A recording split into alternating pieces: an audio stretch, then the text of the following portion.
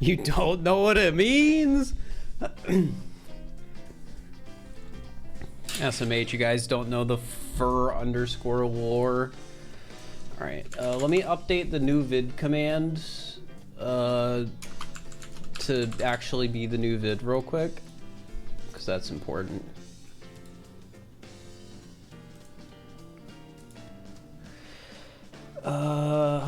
I spent 100 hours shiny hunting in Pokemon Scarlet, and then let me add the link. It's Wednesday? No, it's Monday.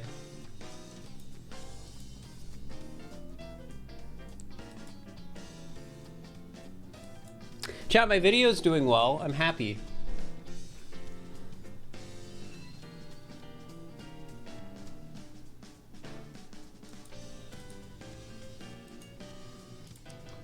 Also, thank you. I'll read the sub in a moment. There we go.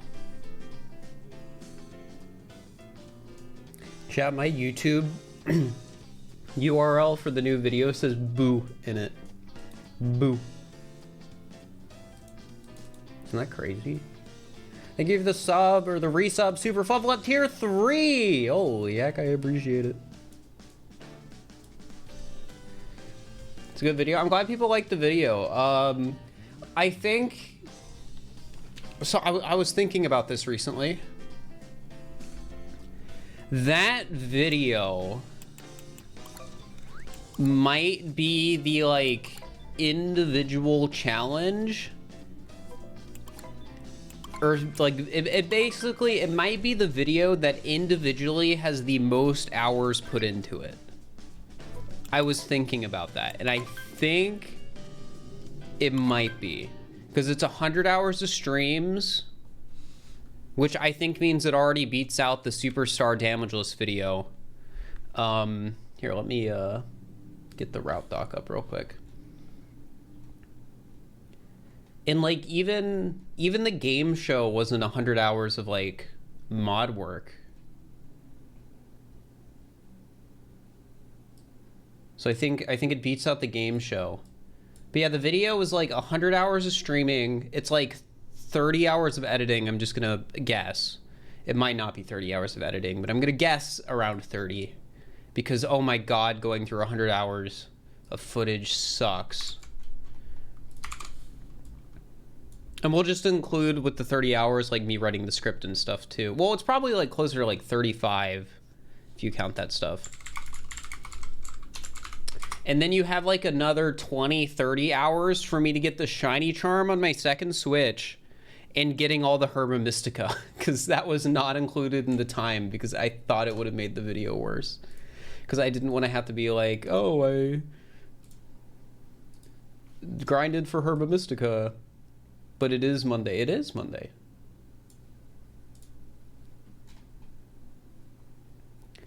All right, let me, where's the route doc?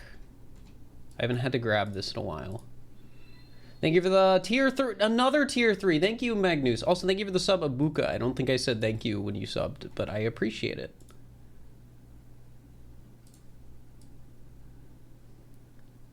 But yeah, I'm glad people like the video. It was a lot of work. It's kind of funny. I'm on the wrong language. I'm gonna fix that real quick.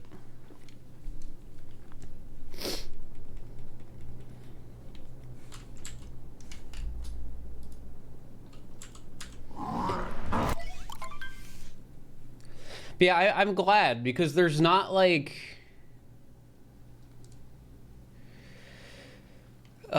there's not really many comments complaining about my script, which is something I was worried about. The main thing I think people, I've seen a couple comments about, and I think this one is justified. I called full odds with the shiny charm. I called it full odds because I couldn't think of anything better to call it, but that's like not the right term. So whoops.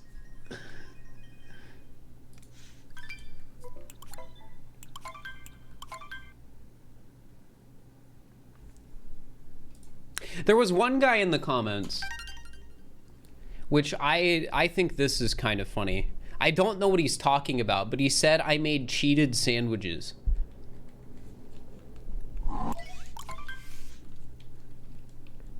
Yeah, full odds with shiny charm is what I said in the video, and some people complained about that, which I think is fair.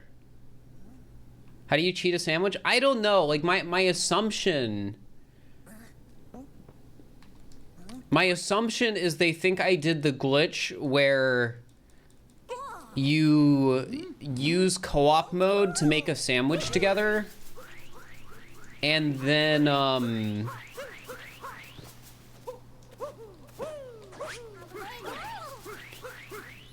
you close your game on like the other switch so it doesn't save you using the ingredients.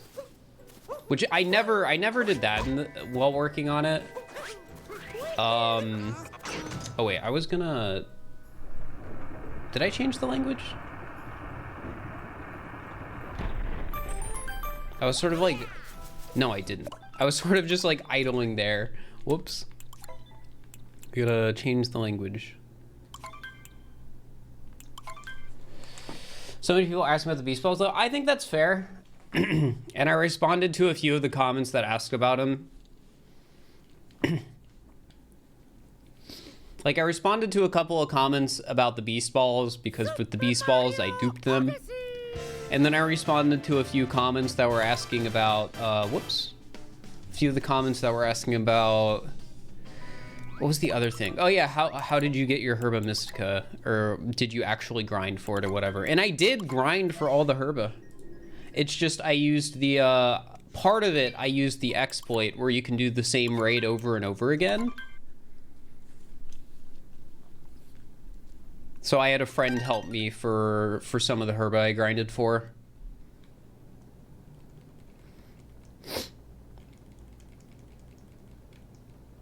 I don't know how much time changing the language saves in all moons, but I know it's significant to where I wouldn't just want to continue the run without changing it.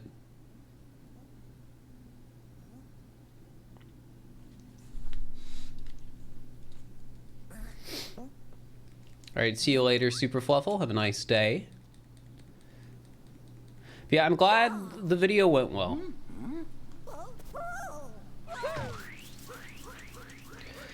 For his friends, I do. I'm actually seeing friends this weekend, so I'm not going to be streaming, which is why I feel bad I didn't stream the last 3 days. But I didn't stream the last 3 days because basically all I did the last 3 days was edit. Because editing took like 30 hours or something ridiculous, because even if you have a full script, going through 100 hours of footage still takes a long time. Especially when your editing software does not like the fact that you are putting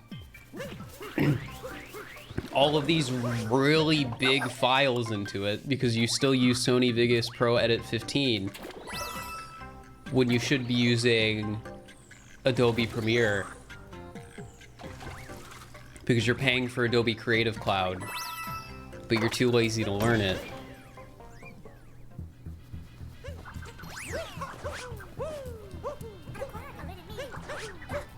I've never done the VR mode in SMO, and I'll be honest, I don't think that's an experience I need.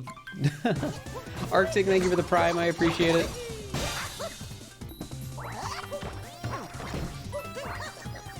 Man, I haven't done an all moons run in like a month, I want to say. It's been a while. I don't want to try DaVinci Resolve. Like, if I learned a new editing software, it's gonna be Premiere. And that's for like 2 main reasons. One, I'm already paying for it. I already have Adobe Creative Cloud. Like, I use Photoshop all the time.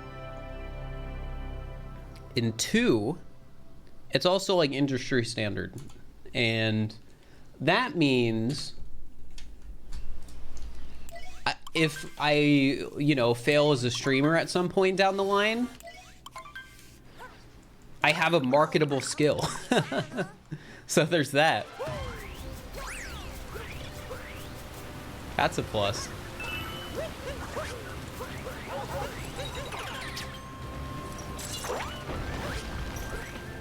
I would assume like some companies use Resolve. I just know Adobe products are really common. Cheese J, thank you for the tier 1 for 48 months. I appreciate it.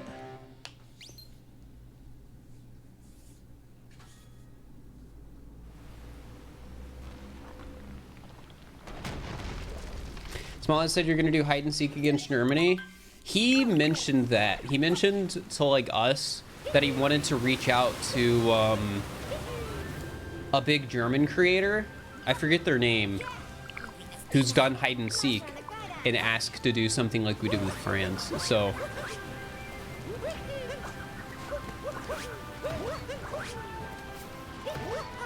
Vic, that sounds right. We're having a great day today. Thank you. I think it's Vic. I don't know when that's happening though.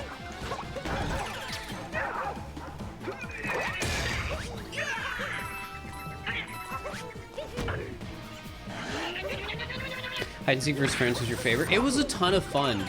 As it turns out, hide and seek in a team format is fun.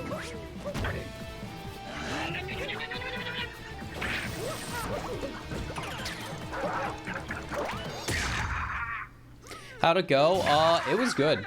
I would recommend going back and watching it. Or, I think CJ's doing a video, so you could always go and watch his.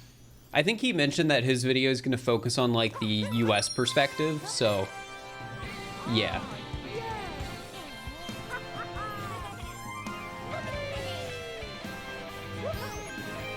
Vanborg, it should be exclamation mark new vid. Did it not go through?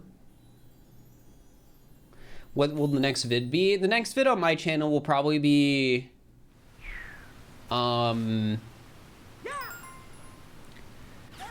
it'll probably be freeze tag.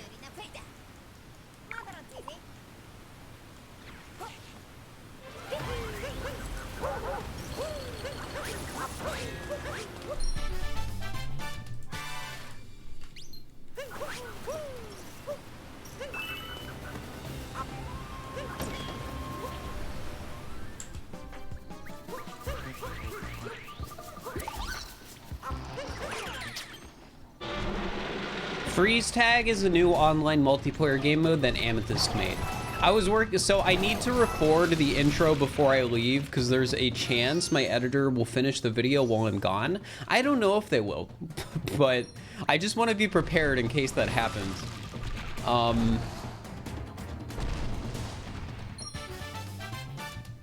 So yeah. Did you see the Winter Wooded Amy made? Did Amy make another stage? I mean, it's good stream content. Oh, that's unfortunate because I can't be on hide and seek this week. I'm gonna miss it. I'm gonna miss the new kingdom.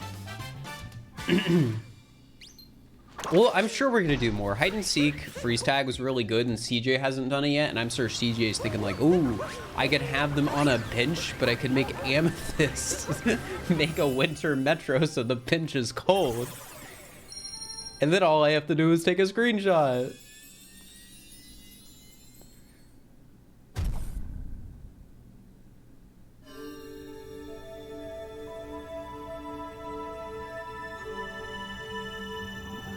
I doubt there'll be a Wintro Metro. Probably not, but you never know. Amy making all the kingdoms winner? I don't know. I feel like if she wants, like if Amethyst wants like hidden freeze tag to be like more regular, I think that's a great way to ensure that it's regular. But it's really her decision at the end of the day, because the game mode's fun as is.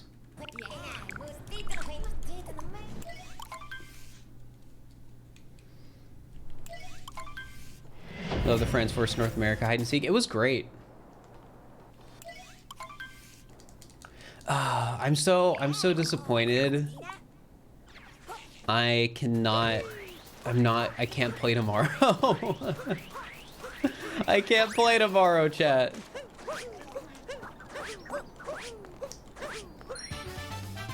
So you think an SMLM but first busy my time may come? I don't think CJ is playing tomorrow.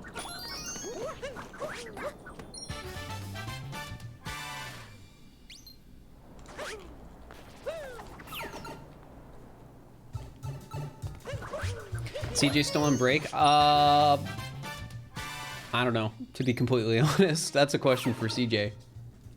Just postponed my vacation? No, this is like my first time seeing like certain friends in a while.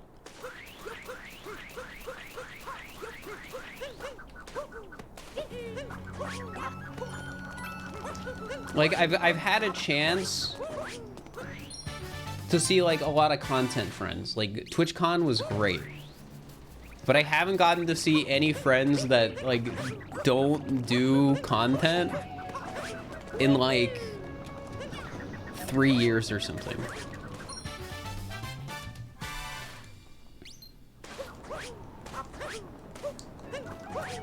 It was probably like AGDQ 2020 was the last time I actually like saw friends that weren't content creators.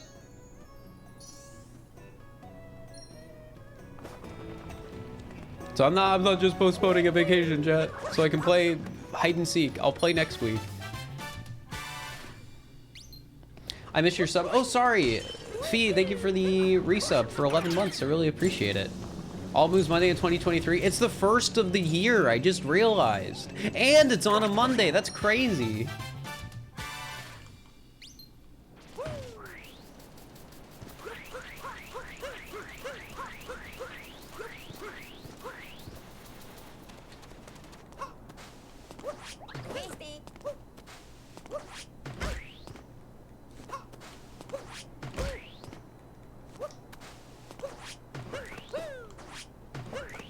You're making me question whether today is actually Monday.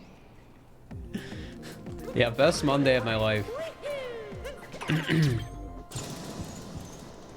Yeah, today's Monday and my flight's tomorrow, Thursday at 6 a.m.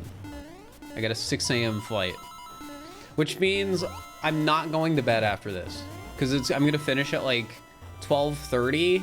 I'm gonna do my double checks that everything in my apartment is fine and good.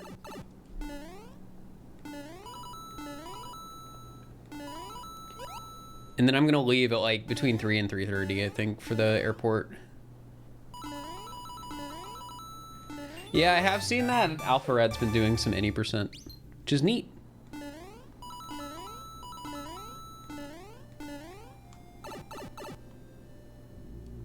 Where am I going? I'm going to visit friends.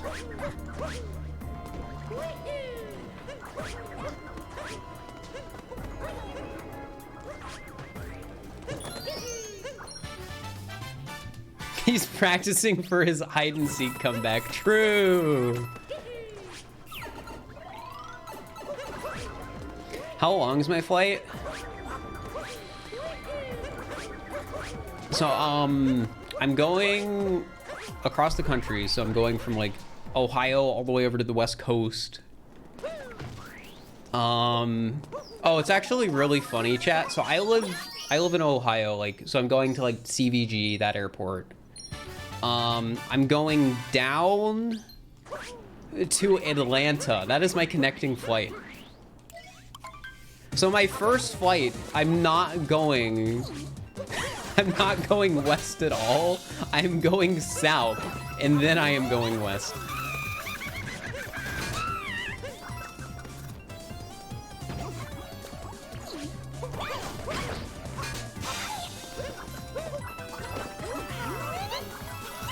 So that is what it's like. It's all Ohio, always has been. So the funny thing is, the CVG airport, which is like, you know, you would assume since it starts with C, it stands for Cincinnati. But as it turns out, it's actually in northern Kentucky.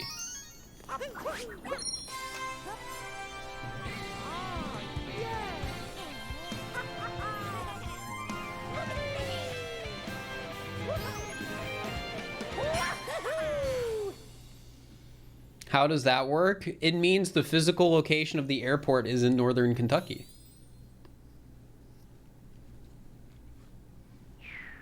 Watched your vid, you couldn't figure out why you reminded me of your cousin, and I just realized it's the Ohio accent. You know, I'd never really considered myself somebody with an accent, but I mean, everybody has an accent in their own way. So I probably do talk like somebody from Ohio, because I am from Ohio. Why CVG then? So I don't know why CVG, but I did watch the CGP, whatever his letters are, Gray video,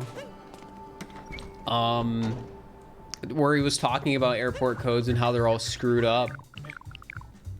So it's probably because the airport things are screwed up.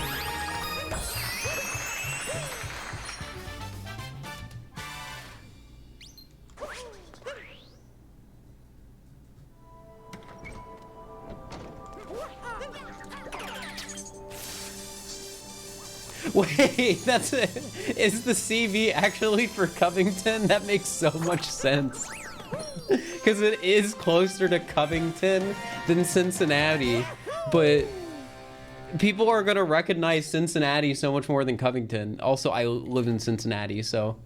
Oh, that makes sense. I never made that connection. That was CV for Covington. I still don't know what the G is.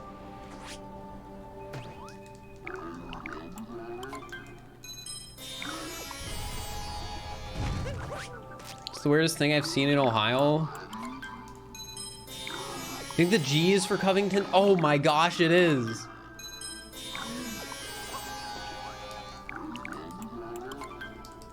Nobody calls it the Covington Airport though. I've never heard anyone call it the Covington Airport. They call it like the Cincinnati, Northern Kentucky Airport.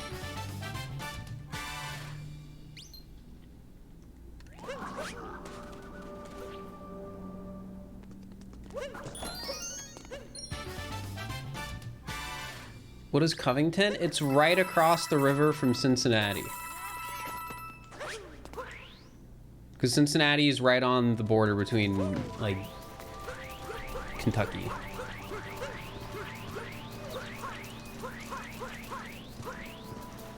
Wait, I'm going the wrong way. Cincinnati Northern Kentucky Airport is a terrible name. Well, I mean, that's just, like, what people call it.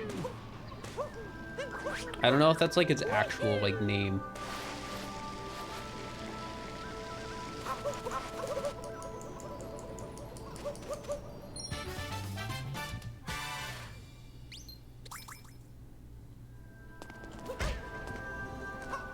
It is actually called that? Okay. How similar is this run to any %? Not at all. You only know Kentucky from KFC? You know, that's fair.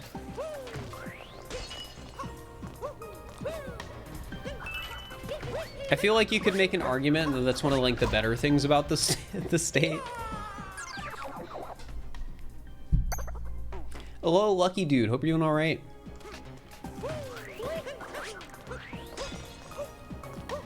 Yeah, it's pretty funny. The Ohio River is like mostly in Kentucky or just fully in Kentucky.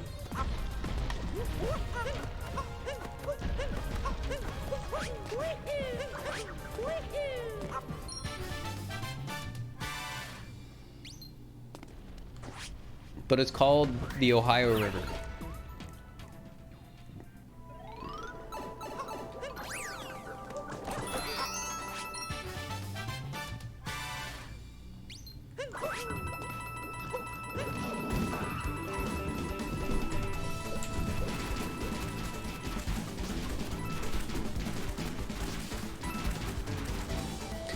The last few hours mining packed ice in Minecraft. Ah, the classic Minecraft grind for packed ice.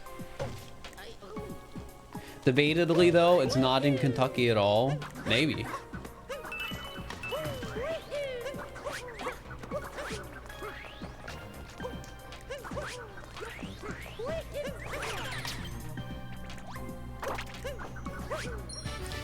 Where many German YouTubers play Mario Odyssey hide and seek together. Yeah, that's what I think Small Ant was talking about, where I only need 2 of those, right? No, I need 1. Where Smollett was mentioning we'd maybe do the same format in like French versus NA as we with like the German group.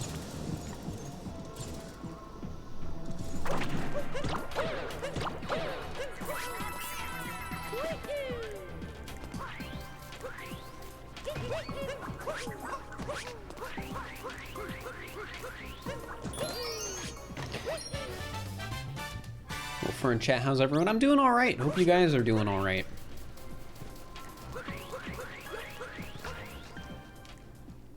You're so hyped. Yeah, I don't know how far that is planned, because the only reason I feel comfortable mentioning it on my stream is because somebody came into my chat and was like, hey, Small Ant mentioned this.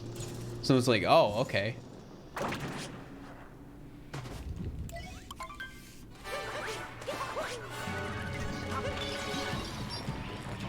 So I don't know, like, what's been planned. Like, heck, I don't even know if I'll be in it. Like, maybe they'll get somebody else.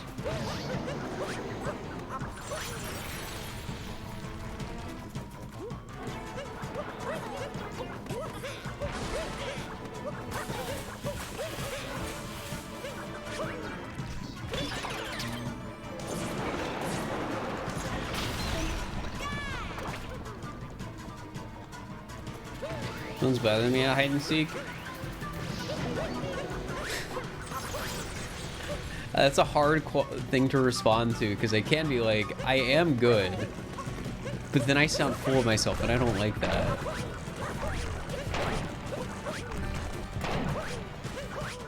I've played this game a lot. Let's just leave it at that.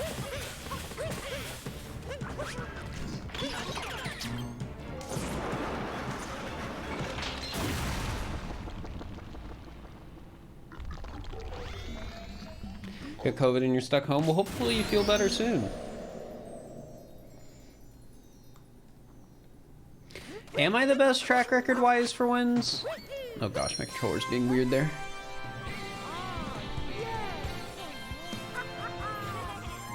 What are your thoughts on SMO2 rumors? Every time, so the last time I saw an SMO2 like leak or rumor, I watched a video on the leak. And it's interesting because they showed a screenshot from the leak, and my first thought was, that's in Cascade Kingdom. I know where that screenshot's from. And then I stopped watching the video because because they're like a leak, like proof or whatever, was a freaking Odyssey screenshot. Taken on like a camera in like an obscure spot so people didn't think they would know where it was, but no, it was on top of one of the poles in Cascade Kingdom. This was like several months ago, probably even longer ago than that.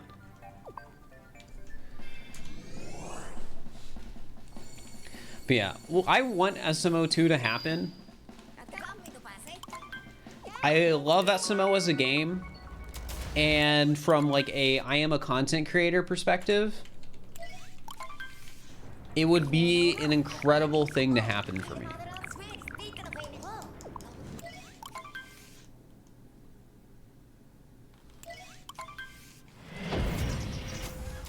But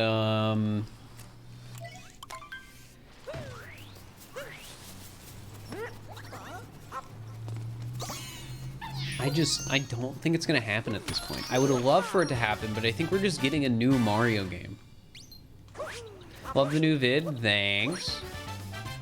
I'm glad people like it. I've said this a couple times on stream already, but I spent so much time on it. It would have sucked if people didn't like it. It would have been bad.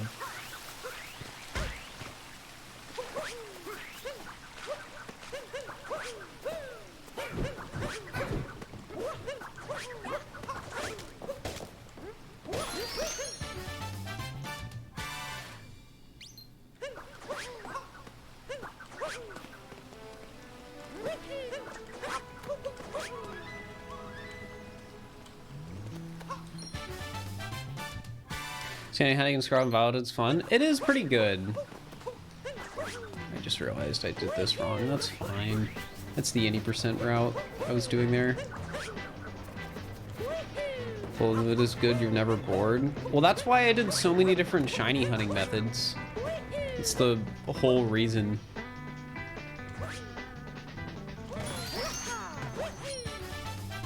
How hard is Nut Clip?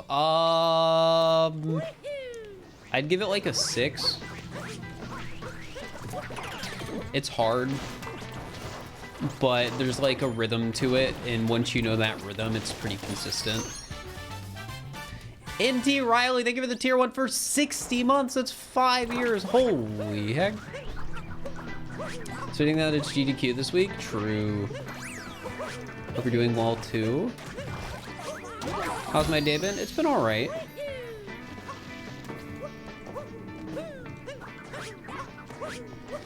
It's kind of weird. Like, GDQ's going on this week, and I guess for people who don't know, it's like a speedrunning marathon for charity. And usually, like, it lasts a week. It's a ton of different speedruns. Usually, they'll raise, like, $2 million-ish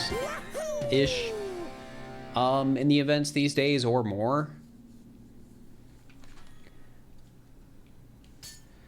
But,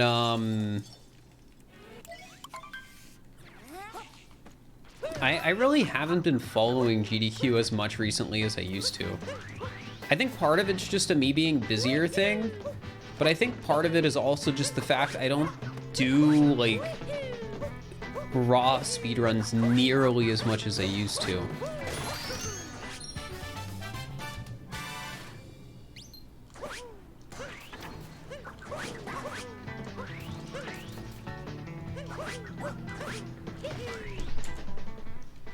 Like, I'll do speedruns. We're doing one right now. And I think, like, the core of challenge runs as an idea is, like, pretty similar to speedrunning. But I don't really grind speedruns anymore. Which I think is probably a good thing for me, because it's so time-consuming.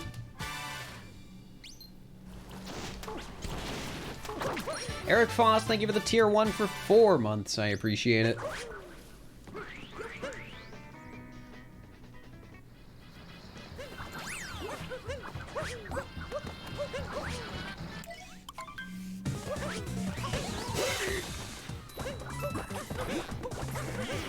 It's my PB for all moons. I think it's a 728. I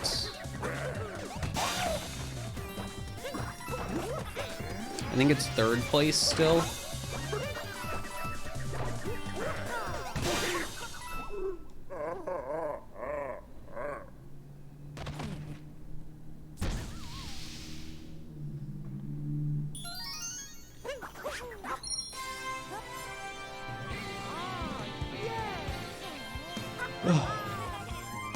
Biggest mistake I've ever made in a run? I don't know. I've speedrun a lot over the years.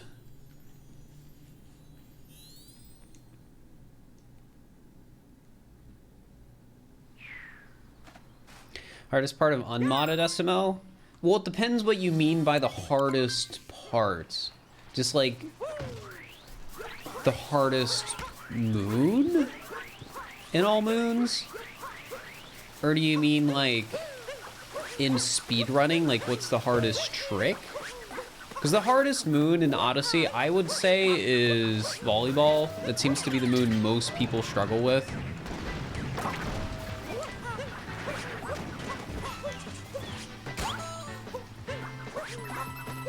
Like, people struggle a lot with Darker Side too, but I feel like people are more likely to finish Darker Side than finish volleyball.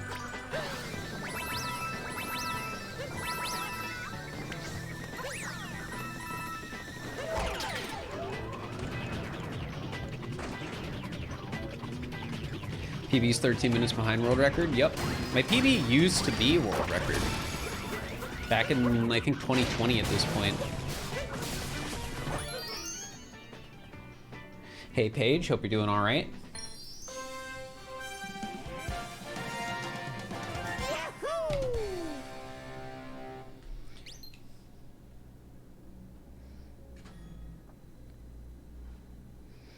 Most trouble with jump rope? Yeah, that's always surprised me that like so many people struggle with jump rope, because that's the sort of thing I've never had trouble with. And maybe it's just because I learned like piano growing up.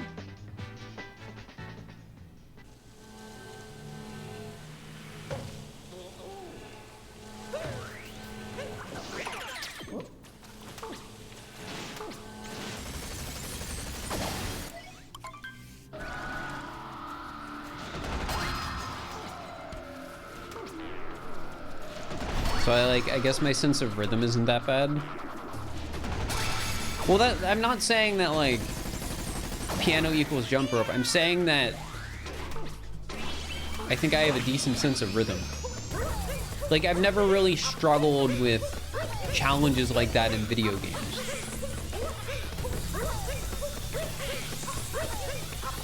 Like I probably got jump rope casually in like 2 tries.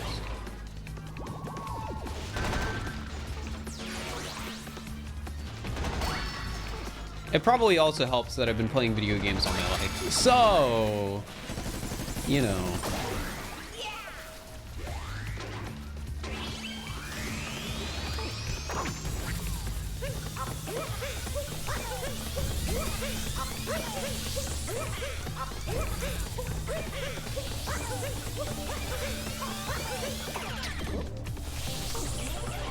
I also have some experience in rhythm games too. Rhythm games are fun.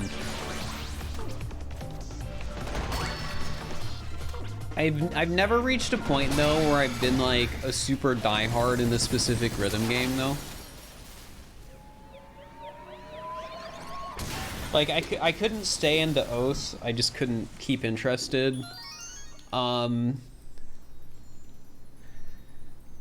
got like decent at one like machine rhythm game, U-Beat, but that's like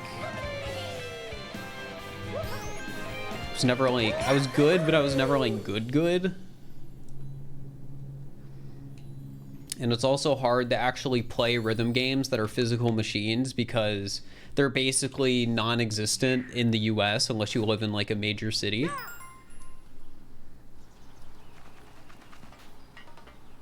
Yeah, we're good with this kingdom.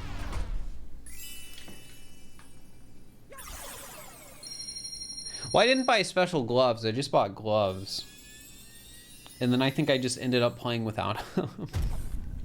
Can't do rhythm games. I think rhythm games are really, really fun. And somebody asked Beat Saber in chat, and no. I had a VR headset for a little bit. I don't anymore because it was my brother's. And now that he's like actually deployed somewhere, he wanted it back, which like obviously I'm not going to say no. So, but yeah, I might get a VR headset. Maybe I'll do VR stream someday. Maybe I'll just play VR on my own. I don't know. I have room like in this room to actually do VR because it's a dedicated office. There's more arm movement than rhythm. It's still a rhythm game. Wait, we don't get this yet. What rank am I in OS?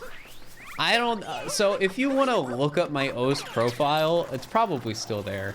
I only played it for a little bit. I was never good. So like, and I'm not saying that like trying to be humble. I am saying that just being serious. Yeah, if you wanted to look at my OS profile, I think it is just Fur. It is one of the few websites I managed to get the name Fur on. Which is unfortunate because I don't play it. I was into it for like a month and then I stopped.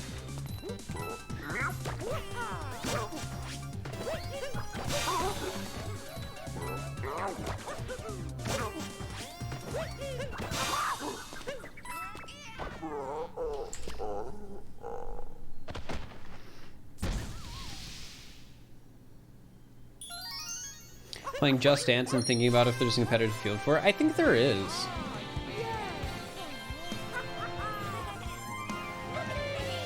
Also, Just Dance blindfolded speedrunning sounds hilarious.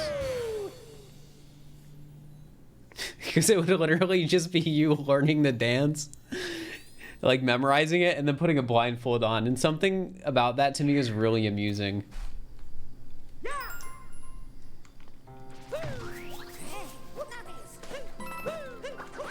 Thought today was Wednesday. No, it's probably a time zone thing. It's Monday where I live.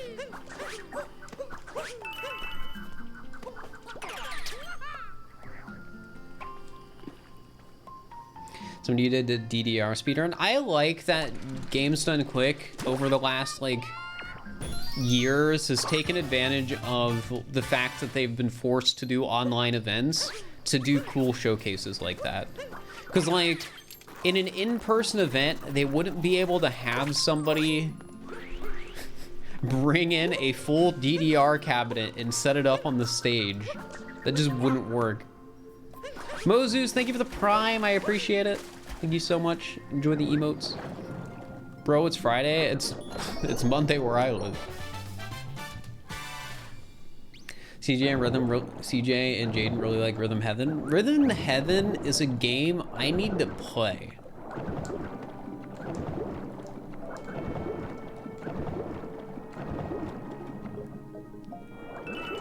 Like, even though I have already seen like people do complete playthroughs of like the Rhythm Heaven on the Wii, I still need to play it. It looks like such a fun game.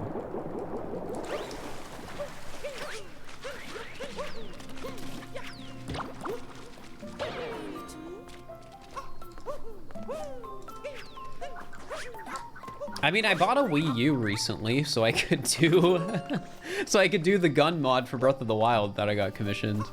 That was supposed to be this week, chat. I'm sorry it wasn't. It took a lot longer than I thought it would to make the shiny hunting video.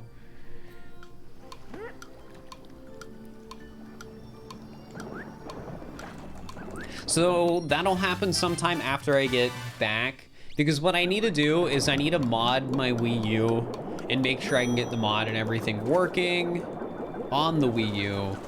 And then after that,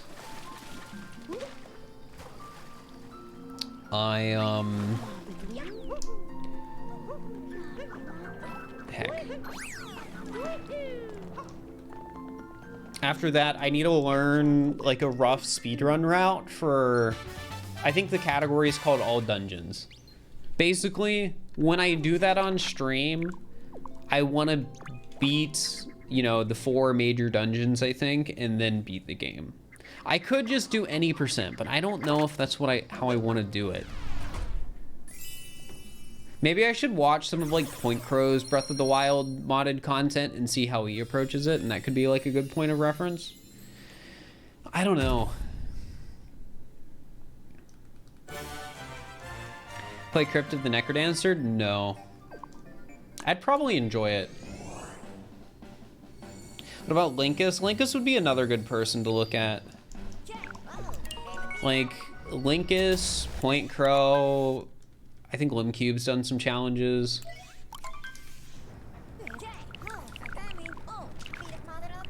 You're excited to see some Breath of the Wild? It'll be interesting, because again... how do I put this? The game's modded so I have a gun.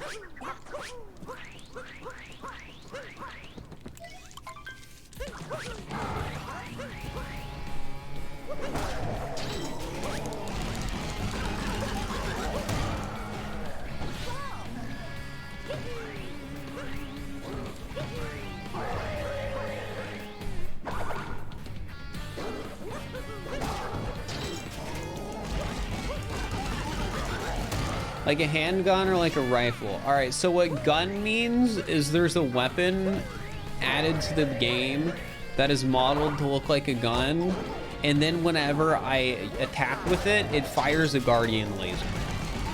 That does like, I think we said it does 250 damage.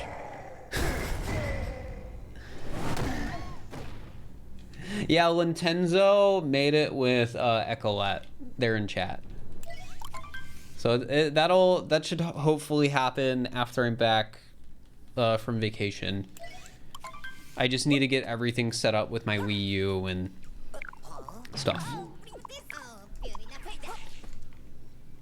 But yeah, it should be funny.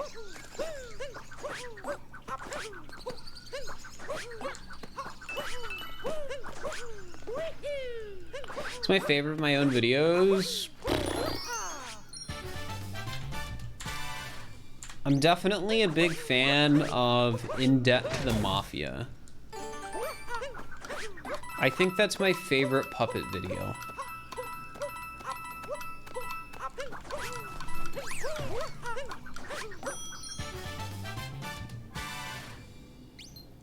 Kirby still be happening? Kirby will still be happening.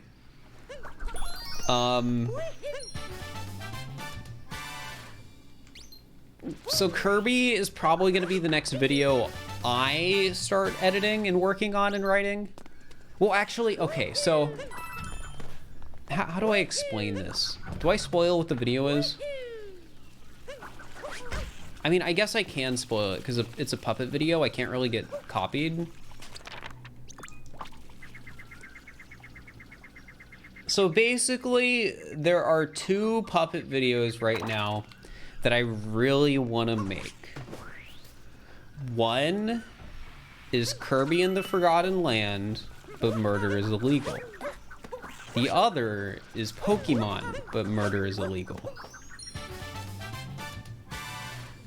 Those are both videos I am planning on doing and will 100% be happening. I just don't know which one I want to do first anymore. Because originally it was going to be Kirby. Kirby does have a fair amount of murder. Yeah, but so the cool thing about Kirby is somebody already, like, there's already a pacifist route. Somebody has made one. And I'm obviously going to credit that person in the video when I make it. Because that video is basically the whole reason I was like, oh, I should do this. But yeah. Wait, does murder happen in Pokemon? Well, the murder would be when you feint another Pokemon. People have done pacifist runs in Pokemon as well.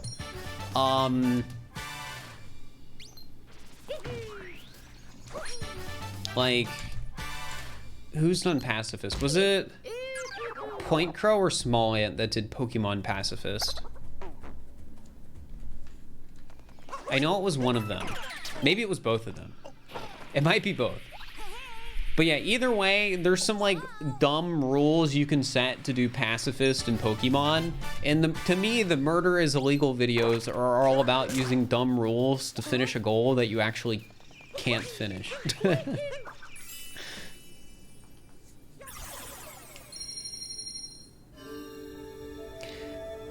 How would you even do a Pokemon pacifist run? So I think the way Small Ant and or Point Crow did it was through like status effects and stuff like that. I need to do some research myself because I think I want to do it for Pokemon Scarlet, and I think there's certain, like, I've already written some jokes. I'm not going to tell you guys the jokes, but there's like certain things that I'm like 100% sure you can't get around. And then there's other things that, like, how I personally want to do it. So I have to figure that out. But yeah, I basically don't know which video I want to make first because I'm going to make both. They're both happening. But I just don't know which I want to do first. To me, like, I feel like I should do Pokemon first because Pokemon feels more time sensitive. Because, like, Scarlet's a newer game, so Pokemon's still a bit, like, hype. Whereas with Kirby, it doesn't really matter when that video comes out. It doesn't.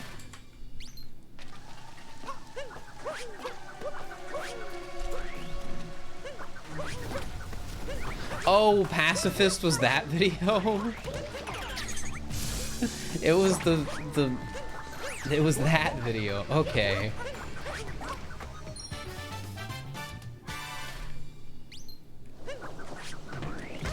Gosh dang it. But yeah, I think both the videos will be fun. I'm still sort of figuring out the premise of the Kirby video and what the script's gonna look like, but I have some really dumb ideas for the Pokemon video that I like, and like how it's all gonna end. So I'm excited. I can't give you guys like actual information though. I can just let you guys know that both of those videos will be happening, and I don't know which one's gonna be first.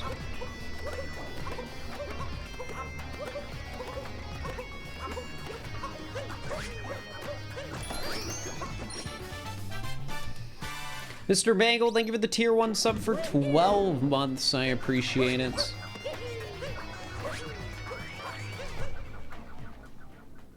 You can avoid unnecessary trainers more easily. You can.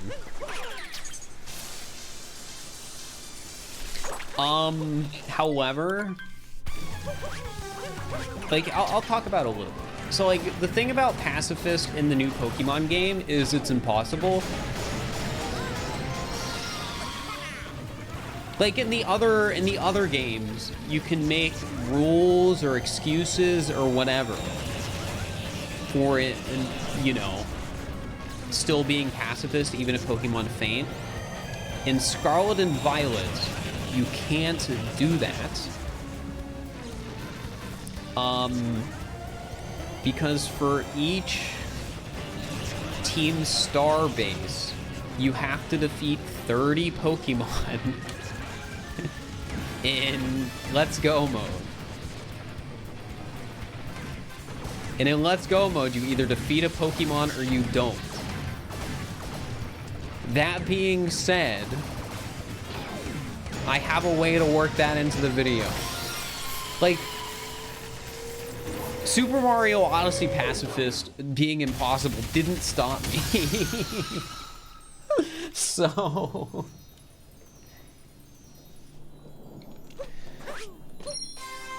you can get around that since you don't actually have to battle them. Can you just wait 10 minutes and you're done? Because I thought the timer there was for losing.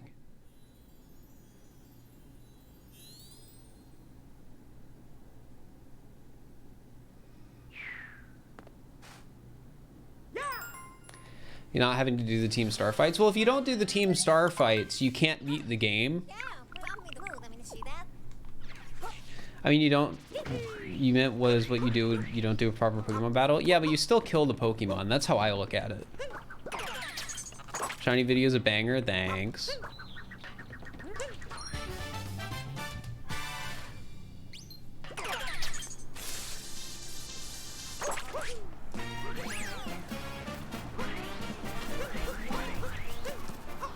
But yeah, I have an idea. I already know exactly what's gonna happen in that part of the video, and I can't tell you what it is because it's a joke. But yeah.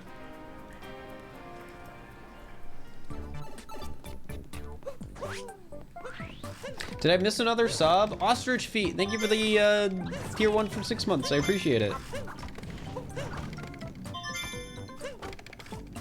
Beat has multiple definitions. In like a pacifist run, to me, defeating something is what makes it like what counts as breaking the rules, right? But the catch is, I'm not doing a pacifist run. I'm doing a murder is illegal run. And if you guys remember what that meant when I made the Mario Odyssey but murder is illegal, it meant killing people but Cappy not seeing, so there being no witnesses, but then at the end I go to jail anyways because somebody actually witnessed the crime. But like during the actual video, I'm trying to like justify it through dumb reasons. So that's what's gonna happen. Probably.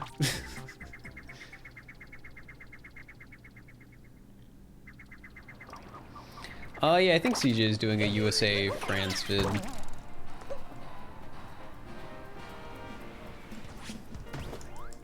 Hi. Oh.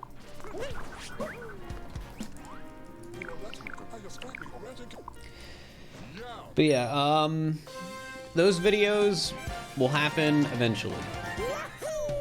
I don't really want to talk about them too much because I don't want people to like get me to spoil stuff.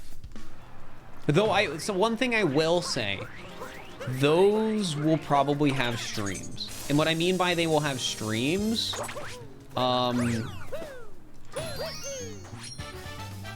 is How do I word this? It'll be like I'm just playing through the game. I'll be talking to chat, you know, the normal. Except the only thing that will be recorded is the actual, like, gameplay. I won't have webcam or anything.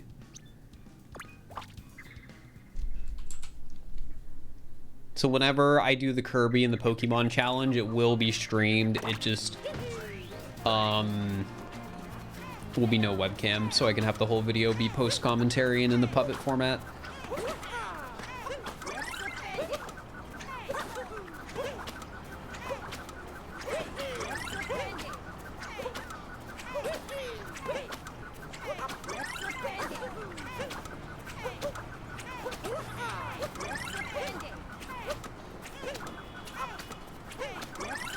Do a Douglas style voice recognition Pokemon video.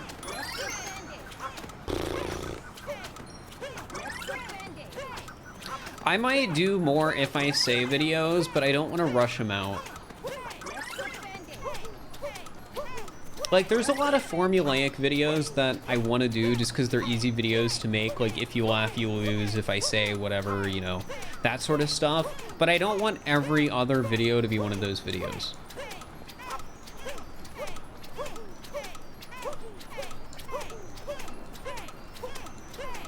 Like, there needs to be a gap.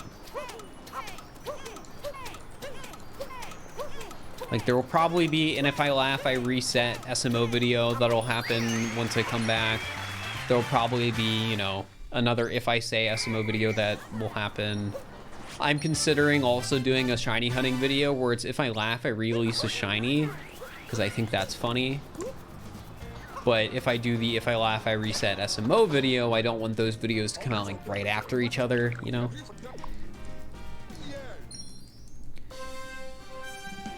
We're not gonna make a paper puppet about his chatter? No, because the whole thing with the puppet videos is I don't like it when I incorporate the stream into those videos. Like, I made the horror mode video, but I didn't really like how that video turned out. Right now, the one exception for a paper puppet video where there would be live segments would be when I do a Nuzlocke. Because I want to do a Nuzlocke. I want it to be a paper video. But Nuzlocks, you know, are the like narrative is driven around me and not some weird thing that I'm making up. So in that instance, it would be appropriate to have like webcam footage and stuff like that, I think. Do if you laugh, you surprise trade a shiny. I mean, I might end up surprise trading him. I don't know. I just know the vague idea is if I laugh, I am losing a shiny.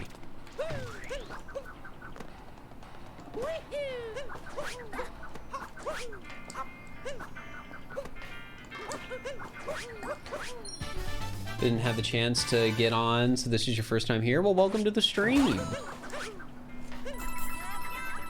Glad you like the YouTube stuff.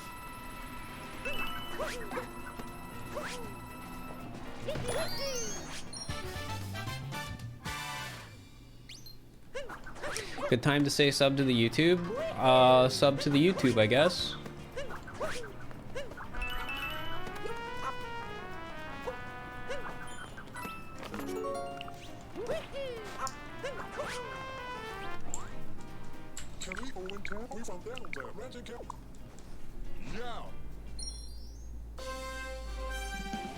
So you can cut in half those innocent Pokemon stripes? True, I could.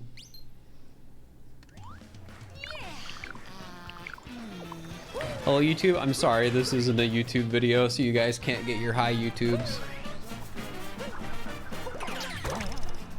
Speaking of the new YouTube video chat, did anyone who typed hi YouTube during those shiny hunting streams actually see themselves in the chat during the video? Like, did your hi YouTube make it in?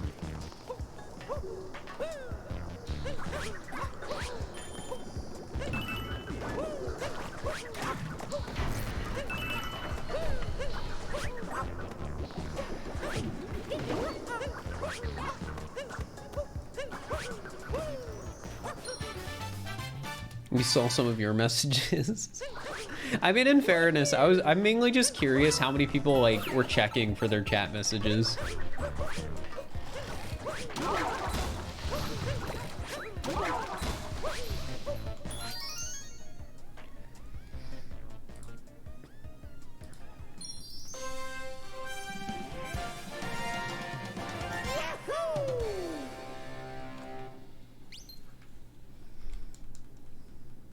Was using your dark side superstar mode VOD as background while you studied earlier? Nice.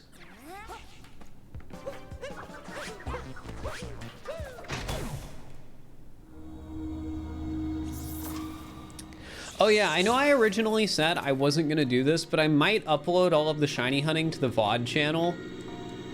Partially so that there's like an official backup of them.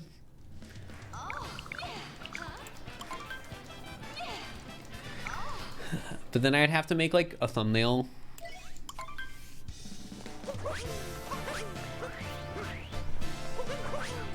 Well, I'd have to make 11 thumbnails.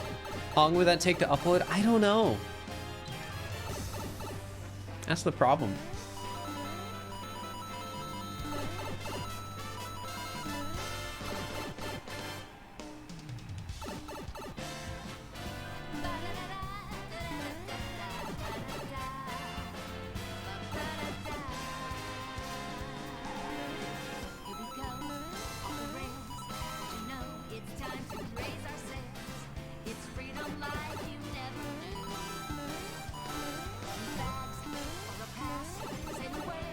VOD channel is saving your life. There's like nothing on my VOD channel though. I feel bad because I have a ton of VODs I could upload, but it's a lot of work.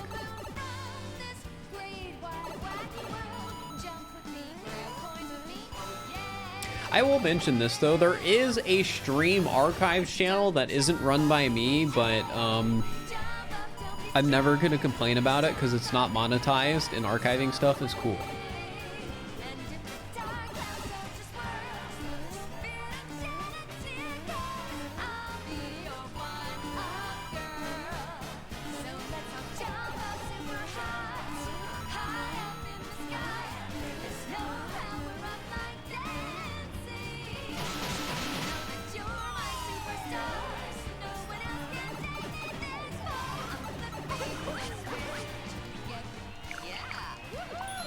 You like that archive channel? Yeah. Like, again, I think archiving stuff is good, and as long as they aren't monetizing it, I will literally never have any issues with it.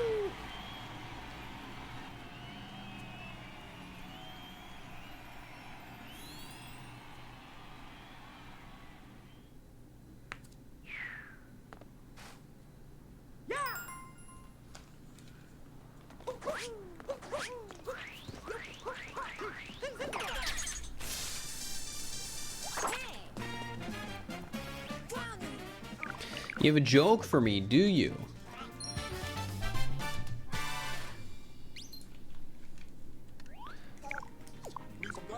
Oh, I finally understand what people meant by the... Alright, let me fix the title real quick. It's new, I typoed it. I typoed the command. Wait, no, it's just new vid. What? No, here. There isn't supposed to be an E there.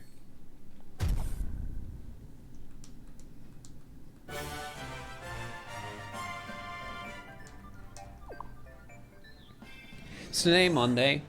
Yeah. It's actually, so since the video finally came out, something that I think is kind of funny, but I mean, it really isn't that funny. I just think it's interesting and I want to talk about it. So originally when I recorded the voiceover for the video, my expectation was that okay, I'm gonna finish the video over the weekend. So I'm going to say that I will be trading away the shinies on Monday, January 11th at 4 p.m. Eastern, because today's Monday. But I was saying I was gonna trade them away on January 11th. But that's what the video came out today, January 11th, so I couldn't do that, and I had to re-record the voiceover for when I'd be back from vacation. Why is there a furry tag? Because I'm a furry. Ooh.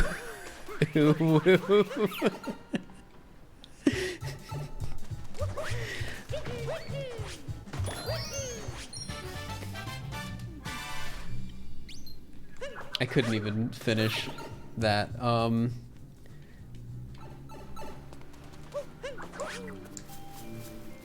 But yeah, so, and also another thing that's interesting about the, me trading away the extra shinies.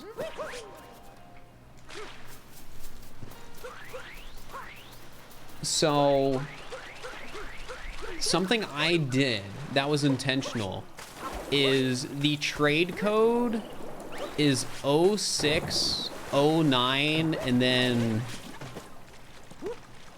18, I think. I forget what the third number is. And then 95. And what that code is F is the 6th letter of the alphabet. I is the 9th letter of the alphabet. The third number is whatever R is. And then 95 is the number you type on your numpad after pressing Alt to get an underscore.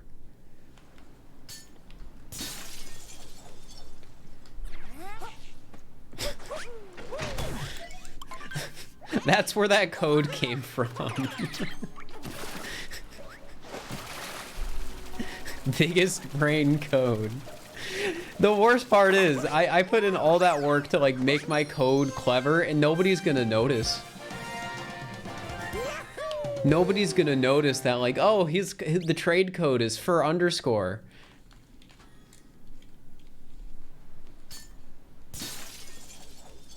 Why stream trading away the shinies? I have no idea. It wouldn't be a bad idea to do that, just so people can find out I'm done, and it technically also gives the stream viewers an advantage. But I don't know.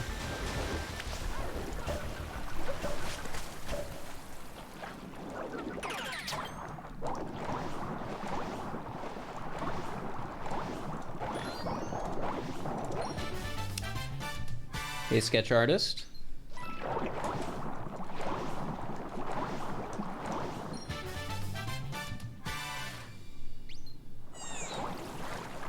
But yeah, I was really proud of that chat because I was trying to figure out what to make the code, and then I had a realization.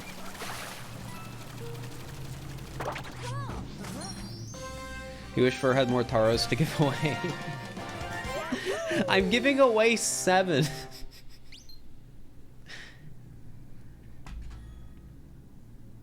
I'm giving away anything that is extra that I couldn't keep towards the shiny decks.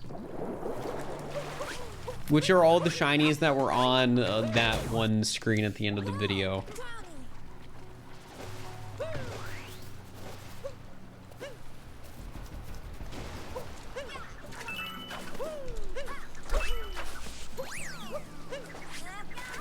And if people who watched the video but didn't watch the streams are wondering why there were Violet exclusive Paradox Pokemon in there, I was originally going to mention this in the video, but I figured it would be too confusing if I did. But basically, when I was doing the Union Circle shiny hunting, I did the dupe glitch to catch 2 of every shiny I encountered, but I didn't count those shinies towards the total.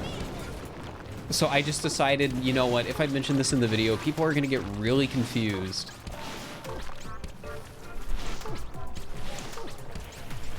So I'm just not going to mention it, because they don't even count anyways. But it does mean I have Violet exclusive shinies that I don't need. That are exact copies of the ones I caught.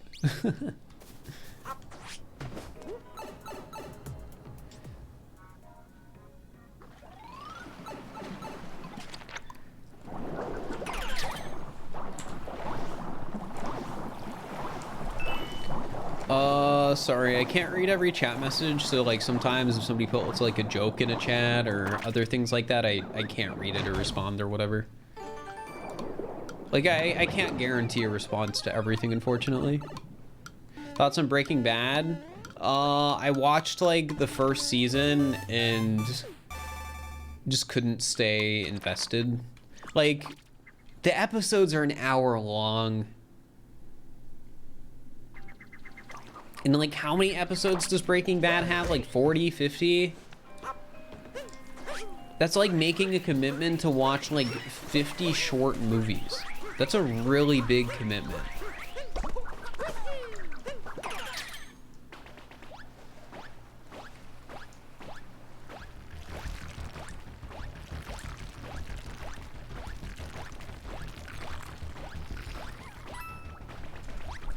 Like, 62 episodes? So I have to commit to watching 62 movies?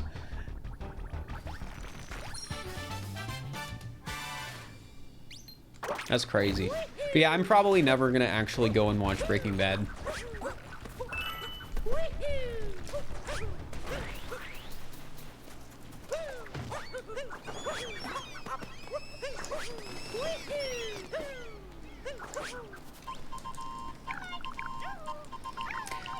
And I also know a lot of what happens because there was a point in time where I got recommended a, like, Breaking Bad character analysis or some other thing that was like, this is why this show is so great. And I just watched the whole thing, even though they warned about spoilers, so. And then I watched a few more. So it's just like, I think even knowing what happens, I think I would still enjoy watching it. However, it is too big of a time commitment, so it's not happening.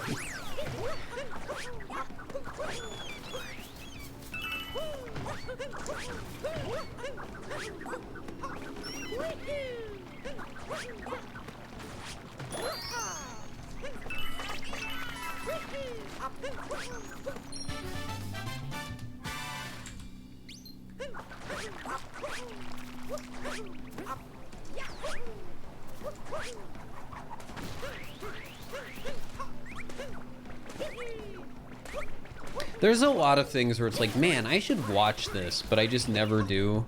Like, it's like that with a lot of cartoons, because I'm a big fan of, like, cartoons. And, like, sometimes I even wonder, like, should I even, like, pick up a new, like, popular cartoon these days? Because they just get canceled. Like, I started watching Inside Job. I was enjoying it. I was liking Inside Job. And then they cancel it. So, like, why do I get committed to any animated show? Because they'll probably just cancel it.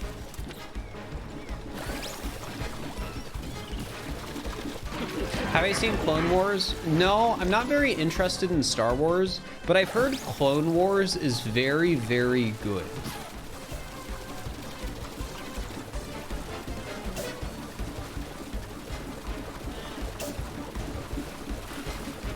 The only shows you watch now are Family Guy, Bob's Burgers, and The Simpsons. Well, at least you know they aren't going to cancel those shows. So, those are never ending. Also, thank you for the 100 bits. Awesome, GMR. Hope you're doing all right. No, I missed it.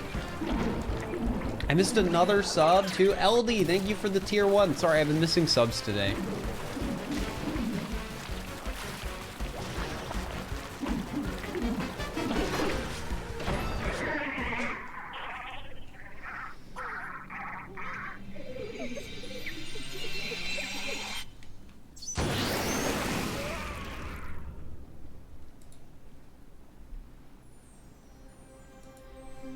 Have you seen Atla? No, I have not. I haven't even heard of Atla. Simpsons needs to end. To be honest, I don't think a show like The Simpsons would really gain anything from ending. Oh, Avatar, yeah, I've watched Avatar. Avatar's great. Last Airbender's good. I also liked Korra, but I didn't like Korra as much as Last Airbender, but I still enjoyed it. Top 3 cartoons? Oh god, I'm bad at picking favorites. Thank you for the 50 bits, GMR. Appreciate it.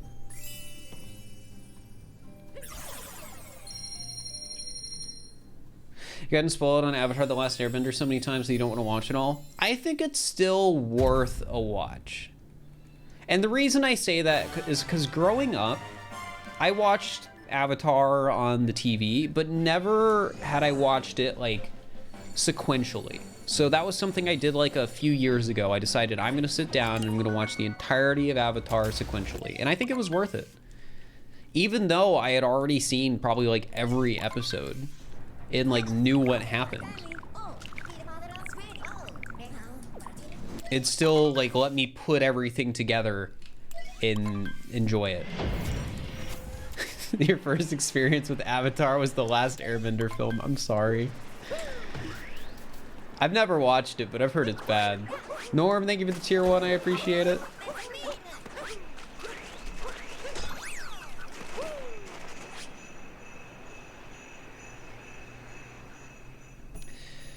Ugh.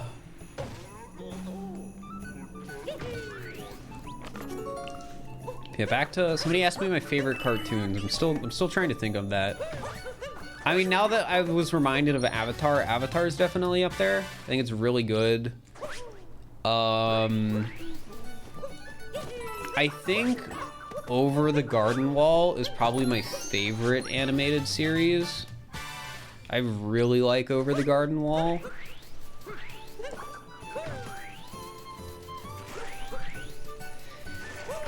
What else would I put on there if I had to put something else?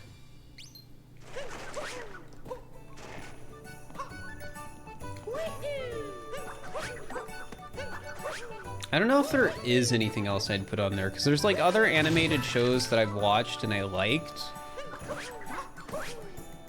But I don't know if there's anything I would definitively recommend to anyone. MLP. I mean, I was a brony, but... Which I guess, fun fact if people didn't know that. But I don't think I would put that on like a top shows list for me.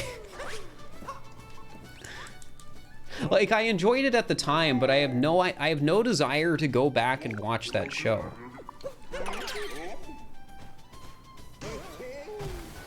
I have no desire to. Like, I don't think I would gain anything from rewatching it. Whereas Over the Garden Wall, I would definitely rewatch. I would rewatch Avatar. Some of the other shows I like, I would rewatch. Like, I don't know if I'd put Infinity Train in my top 3, but I really liked Infinity Train. Another show that got canceled. See, chat, this is why you can't get into animated shows. Gravity Falls. Gravity Falls is up there. I really like Gravity Falls. What about Pokemon? Pokemon suffers the same thing for me that a lot of anime does, and it's that it is way too long for me to have any interest to get invested in it. The only thing I like that falls in line of like anime that is super long that I'd potentially start getting into now would be One Piece, and the only reason I say that is because it feels like everyone is into One Piece, and I also wouldn't watch it, I would just read it.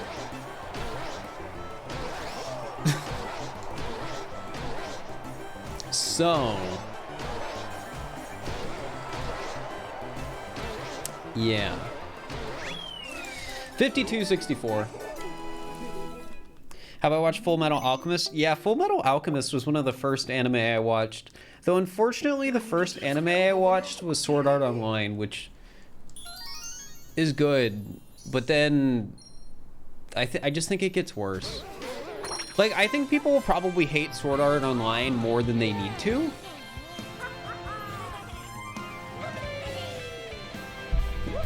But yeah, I think it sort of suffers from the thing of like it just keeps going when it didn't necessarily need to.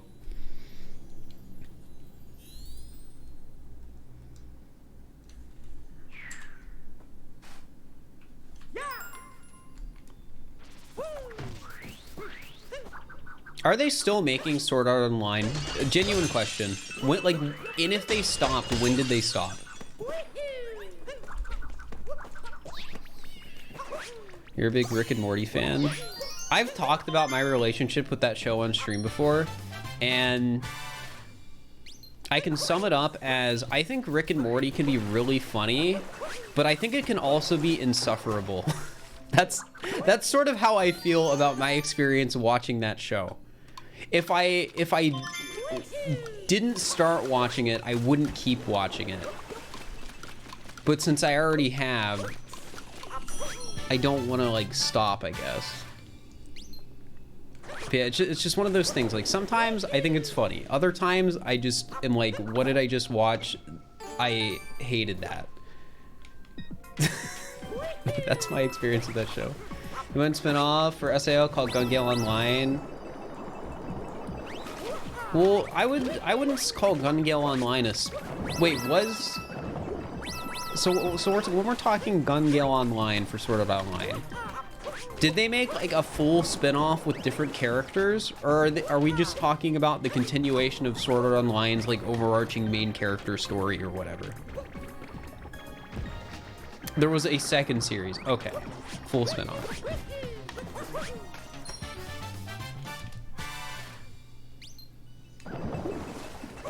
Anime series are so long, sometimes you watch anime movies. I haven't watched many anime movies, but the one that I have watched is really good. I think it was like Your Name or whatever.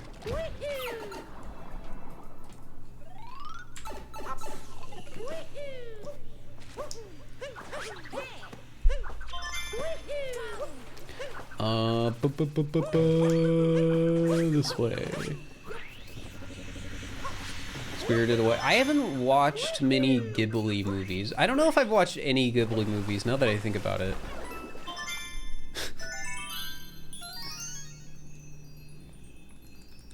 Last show you watched was JoJo's Bizarre Adventure. I was watching JoJo's with somebody and I enjoyed it, but we stopped watching it together and I just stopped watching JoJo because of it.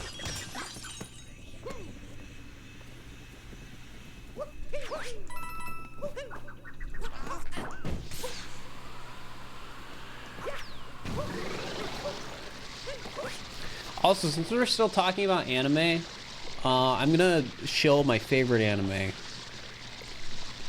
I guess I don't really need to shill it, but I do just want to say my favorite anime is definitely Mob Psycho. I like Mob Psycho a lot.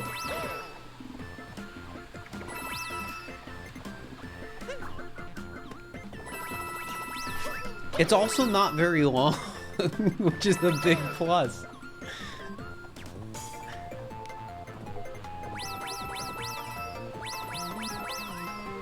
My favorite Mob Psycho 100 character. I hate to break it to you guys, but even if I really like Mob Psycho 100, my brain does not have the capacity to remember the name of any characters in anime.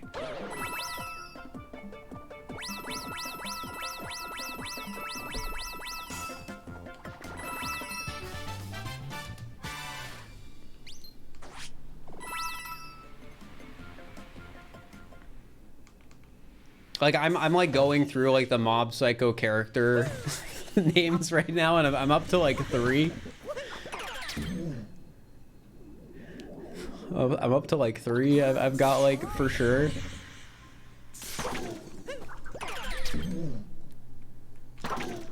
It's like that for a lot of shows though. Like even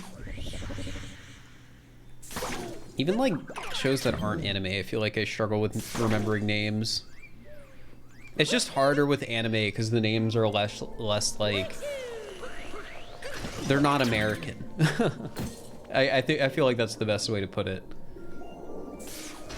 I feel like as an American, it's easier for me to remember American names. So when I start having to remember names like Kageyama and like Ritsu and stuff like that, it's just hard. Not anime, but Samurai Jack. Oh, I watched the Samurai Jack reboot. What was my opinion on it? I think I remember my opinion being I didn't like how it ended. It felt like everything happened too fast. And I just sort of I didn't like the entire, I think, premise of the ending. Was not a reboot. Is reboot the wrong word? But yeah, I didn't really like how Samurai Jack ended. And I can't remember if when I decided to go back and actually watch the original Samurai Jack series before I watched the reboots. I don't remember. Because that was so long ago. And sorry, and I'm calling it a reboot still. Oh, DuckTales reboot? I never watched the original DuckTales or the reboot.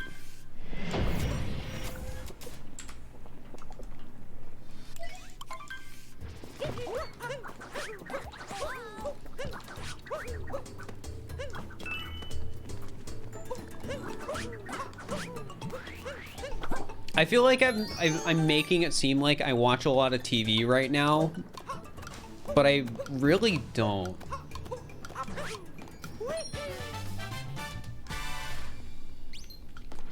Like, it's just every once in a while, the stars will align and I will decide to watch something for better or for worse. Like me deciding to watch Chainsaw Man because it was so hyped up, I think that was a good decision, even though I didn't think it was at first. But there have been other times in the past where I feel like I made the wrong decision.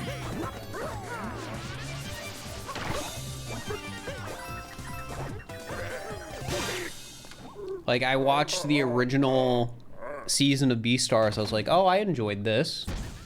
Maybe I'll read the manga. And then I read the manga, and it just kept getting worse. And it was not worth my time.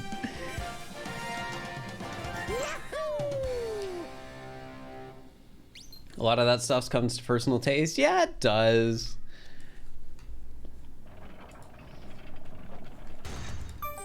Sometimes you like stuff, other times you don't. Like the new Shiny video? Thanks. A lot of people seem to be liking it, which is good, because I spent a lot of time on it. You think the splits are off? Yeah, they are. I'll fix that soon. Gosh, I'm pressing B. Oh my gosh, why are my... What? Here, chat, give me a second. Feel like shows that go on for a long time get worse. I think that's sometimes the case.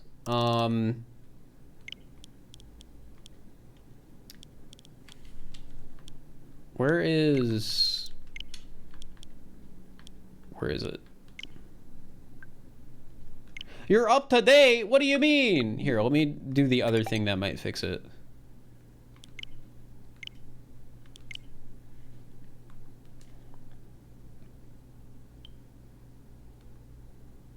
Excited for, am I for the Mario movie? I wouldn't say I'm excited for the Mario movie, but I do want to watch it. I think that is the best way to describe it.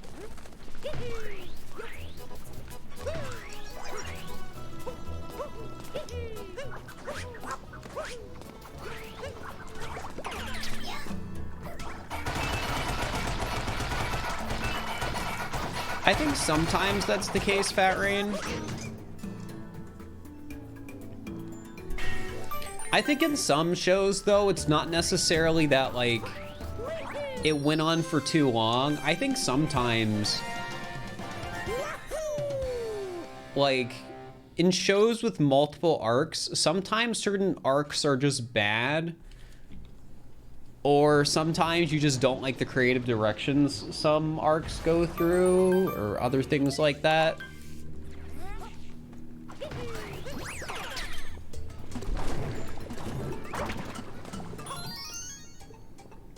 Did I watch the new Avatar movie? No, I don't care to. I'm not gonna watch it. I heard it was mediocre. Maybe it is, maybe it isn't. I don't know.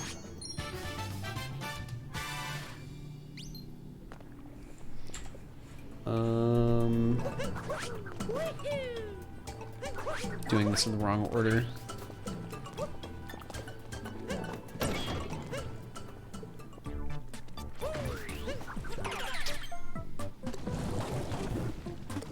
The graphics are basically all CGI, which is the impressive part. I mean, that's the big draw to the movie, right?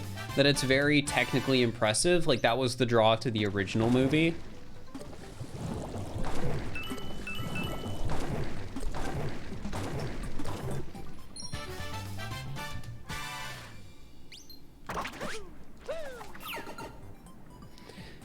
Tears of the Kingdom coming out soon? Yeah, it'll be exciting. There'll probably be more Breath of the Wild content on my channel leading up to it. Wait, I already got this. That's what I get for doing things in the wrong order.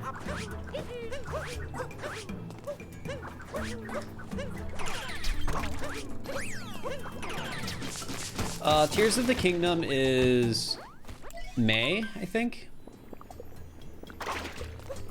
So basically, I have 5 months to make Breath of the Wild content, so that when Tears of the Kingdom comes out, I can make Tears of the Kingdom content.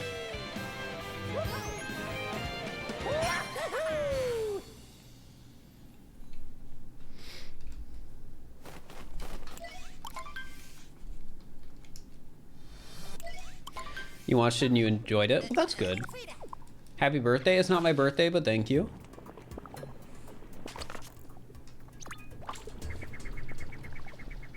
Like, I don't think a show or TV or whatever needs to be the, like, best piece of media ever for you to be able to enjoy it.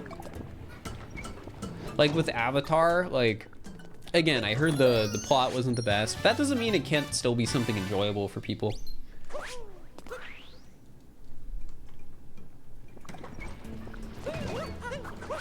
Like, there's some things that I feel like I enjoy that probably aren't, like, the best pieces of media ever. I can't think of a good example right now. But I know there's, like, gotta be something.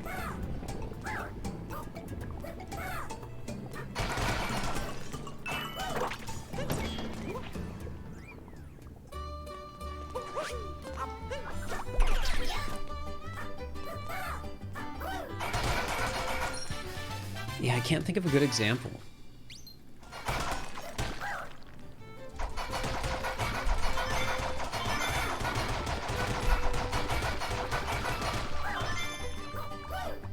Maybe it's because when I like watch stuff, I'm usually not concerning myself with whether or not it was actually good or bad. Because I generally just enjoy it. And there really aren't many exceptions to it where it's like, oh, yeah, I really don't like what they did with this.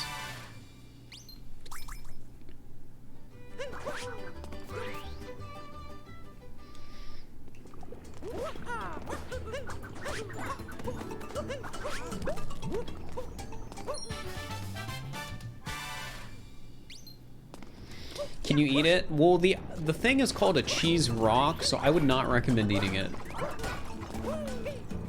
All that matters is if you enjoy it while you're watching it. Yeah. I mean, at the end of the day, it's your time. You get to spend it how you want.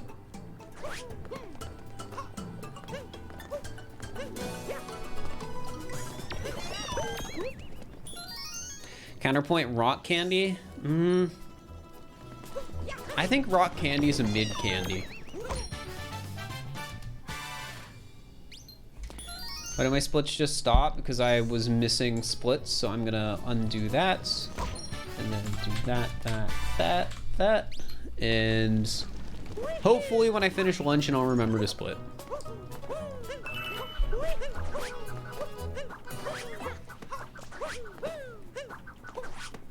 Oh, speaking of candies that are mid, chat, so I was at the store recently buying some stuff, as you do. And I walked by the Valentine's Day section because I was like, ooh, Valentine's Day candy. And I was thinking like, ooh, I like the candy hearts. I'm a candy hearts fan. I know some people aren't, but I am.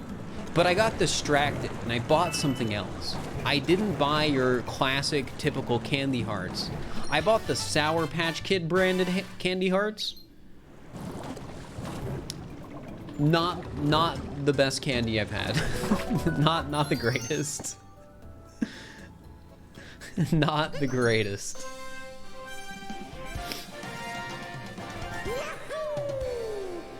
Would not recommend the Sour Patch Kid candy hearts.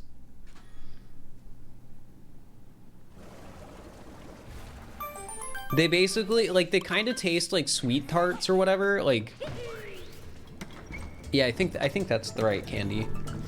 But the catch is, they have like a little bit of sour, and it just it isn't very good. I'm not a big like Sweet Tarts fan or a big Smarties fan, so candies like that just eh. But Candy Hearts, which, you know, are probably in the same category, I think are a bit different. I like them. But it's not what I bought.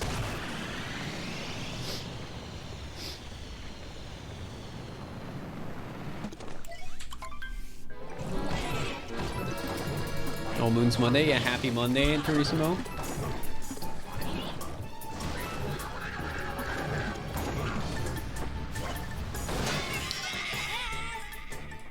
So, saying your name reminded me of something, because I was thinking about how, man, I probably said that wrong for like the 30th time.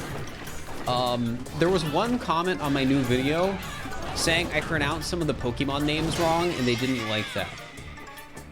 And I don't know which Pokemon they're referring to, because I didn't say Farigiraf in the video, and that was intentional. Because I knew, I didn't want people to be like, be weird about me and how I think it's pronounced Farigiraf. But apparently I still pronounced some Pokemon wrong, and I don't know what.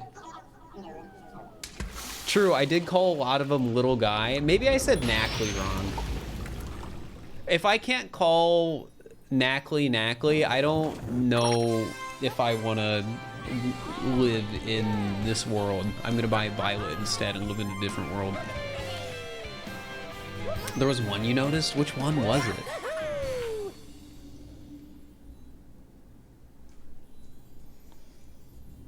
I know I was saying Tauros weird because I would swap between saying Tauros and Tauros.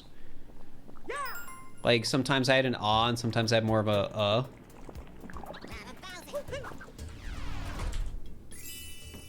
I pronounced Ditto wrong? What the heck?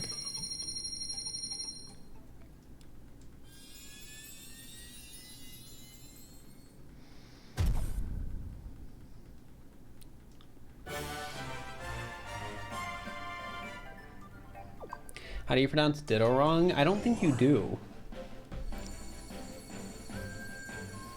Daitu? I don't know.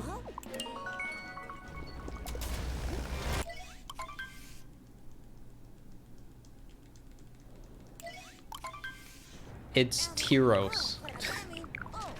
Not Taros. Is it?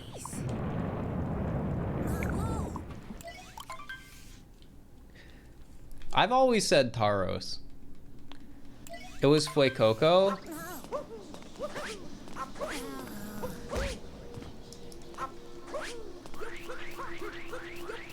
Oh, did I just not even say the beginning of the name? It's like, was I like Fuecoco?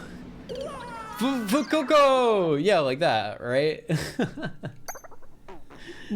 I was genuinely really excited when I got that shiny.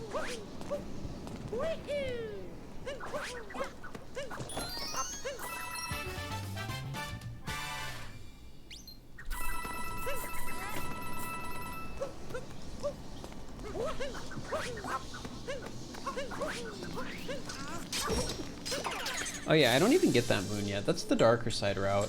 Oh well, I've been getting the route wrong all day, so it's fine. Shaden, thank you for the tier 1, I appreciate it. You get those many moons? Thanks. Did I catch Pikachu? No, I didn't get a shiny Pikachu. We might do some more shiny hunting on stream. I have some ideas.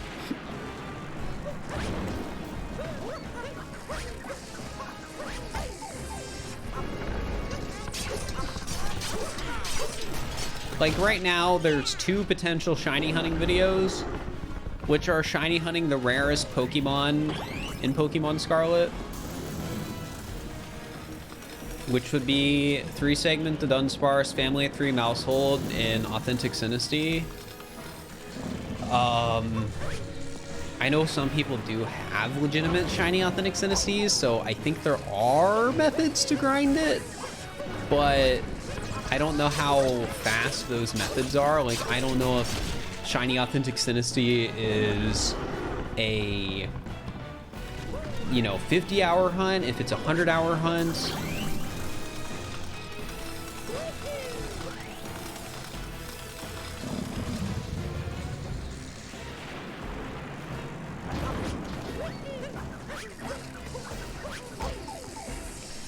Depends how lucky you are. Well, I'm talking about average. Like for me, doing Masuda, I was doing like 10-hour shinies were the average. But obviously it only took like 13 to get all 3, so I got lucky.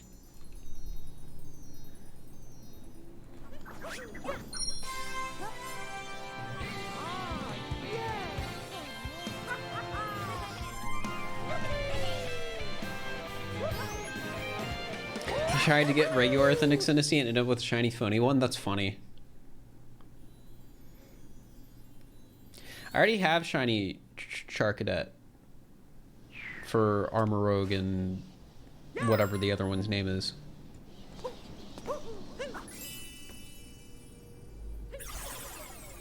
Sucks that you can't use outbreaks or Authentic Synesty. I have a theory. And somebody, you know, data mining the game could probably easily prove me right or wrong. I don't know. But right now, outbreaks in Pokemon Scarlet and Violet are bugged. So that only the default form of a Pokemon spawns in an outbreak. Like I talk about that in the video.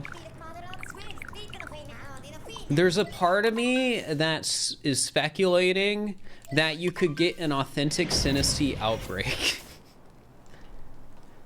But there's no way to know for sure because the sprite icon for normal Synesty and Authentic Synesty is the same. So it wouldn't change on the map. And since outbreaks are currently bugged for, you know, multiform Pokemon, you just can't know by checking the outbreak either. So what I'm curious is if they end up patching that glitch, is if there would be a way to shiny hunt Authentic Synesty by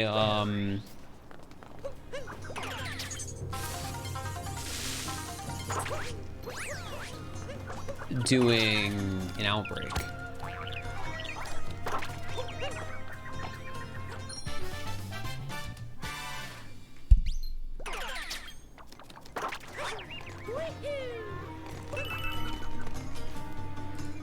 Don't come in chat to advertise, please.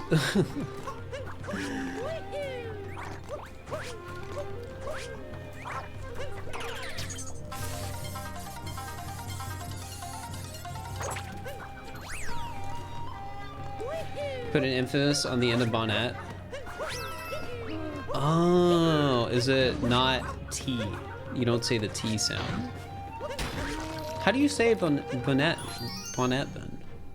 Bonnet? That just doesn't sound right to me. Bonnet. Bonnet. Oh. Oh, bonnet. Brute bonnet.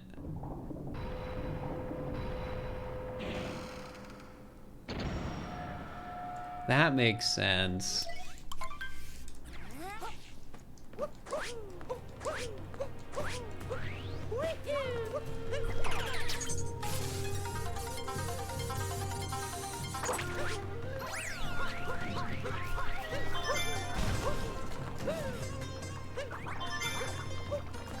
Well, I know it's based on the, like, the hat or whatever. I just was saying the hat wrong.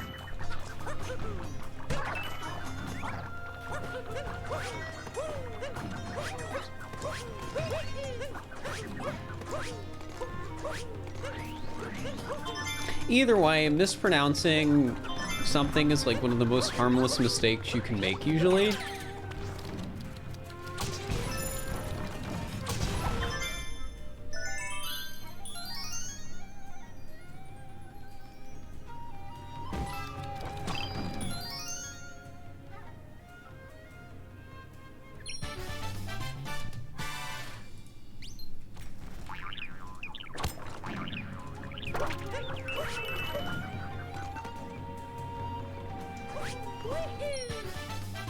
Maximum number of viewers I had. One time I got rated by Games Done Quick for like 30,000 viewers. So there was a brief moment in time where I had like 30,000 viewers. Have you ever heard Wolfie pronounce Pokemon names? Does he say I'm wrong? I mean, in fairness, like, this is in defense of anyone who ever mispronounces a Pokemon. There's over 1,000 of them, so that's like properly learning how to pronounce 1,000+ different names. It's not easy.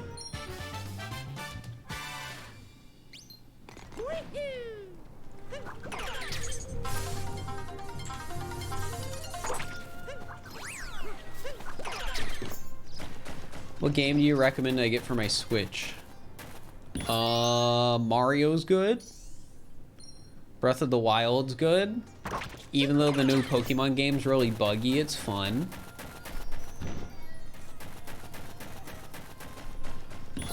He says them wrong on purpose. I would imagine it was a thing though where originally it wasn't on purpose, but then you have to commit to it and make it a bit.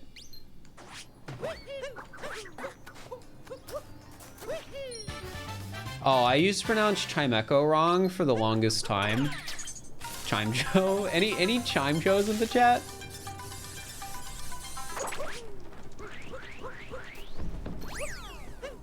Hey, welcome to the stream, Captain Blatzer. Midnight, thank you for the Prime, I appreciate it. Wait, that's wrong? Yeah, here, think about it. The Pokemon is like meant to be like a wind chime or like a bell or something like that. So the Pokemon's name is Chime Echo. Like, it makes so much sense once you hear it.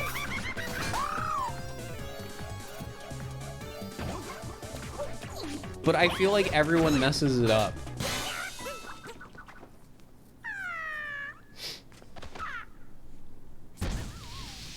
You still say Chime Show, bold. People that don't get pseudo wudo as a pun. I think I used to say pseudo wudo wrong. Or maybe I just didn't get it was a pun, I forget.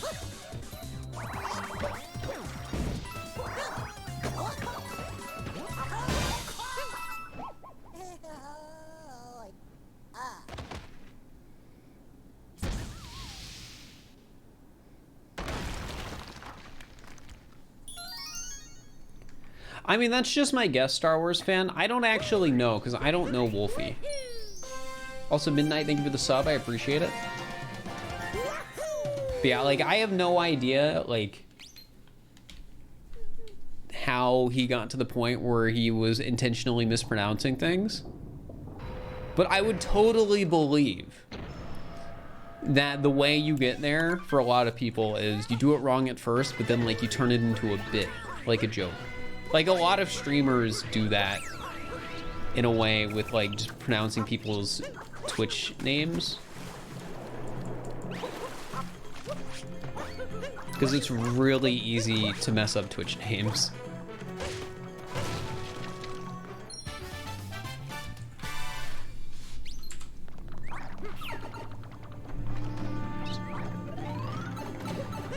This isn't gonna be on the VOD channel, no.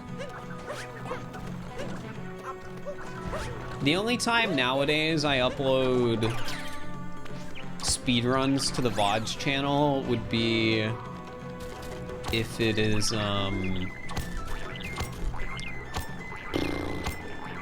like a PB or world record. Like, PB wouldn't even be a guarantee.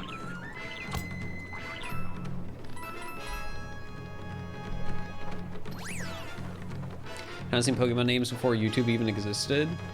Yeah, and I mean, like, with Pokemon, the only way you can really know how to properly pronounce it is if some official source says it. Like with Girafarig's evolution, most people I hear say Farigiraf, which I think is fair, it makes sense. But for me, I feel like it should be Farigiraf.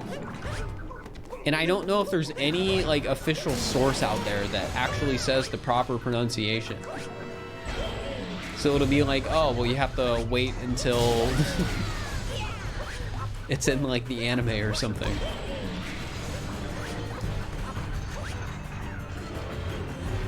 You say fairy giraffe in your head the last time you saw it? What if that actually is what it ends up being? Like, oh, it's a fairy giraffe. Like, that's how they say it in, like, the anime or something, and everyone in chat is wrong except you.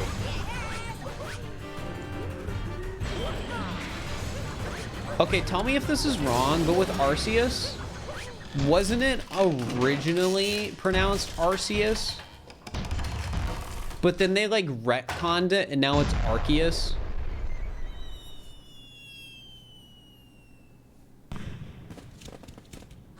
Yeah, but then it would be Arsphone. Yeah, that's what I was told.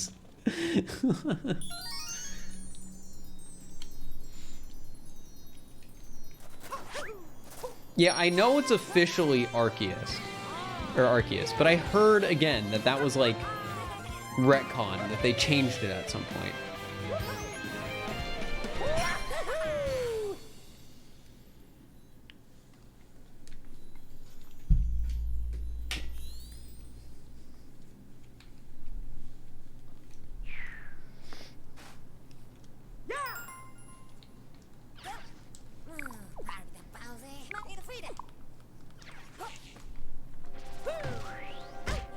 Ow. Oh yeah, just as a heads up, chat, if by some reason this run ends up being like so bad that it's like 2 a.m. and I'm not done, I'm gonna have to end stream. I don't think that'll happen. But I do have a flight that departs at 6 a.m. So I need to make sure I don't stream past like 1 a.m. That's not gonna happen. I know it shouldn't, but I just want to leave it open, up in the air. Where am I flying to? The sun.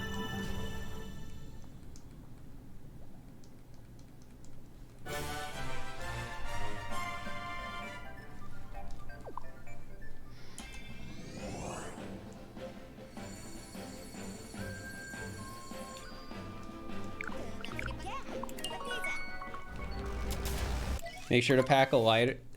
You hear it's hot there? Yeah, for sure.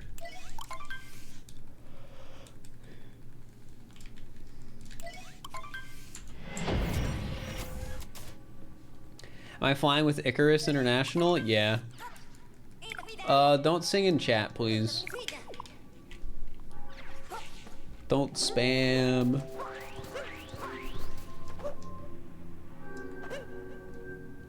See, a lot of progress has been made. Yep, the progress never stops in the all moon speedruns.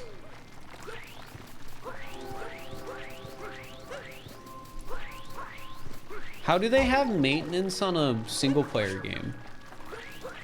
What does that mean?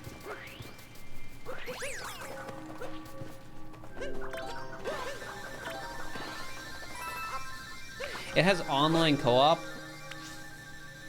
Gosh dang it, I didn't mean to shake my controller there. Well, that's neat.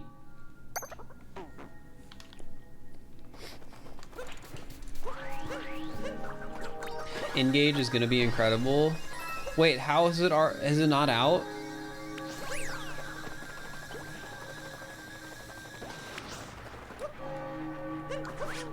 Not yet? Then how is it having server maintenance? What do you mean it's having server maintenance and it's not out yet? That's just misleading.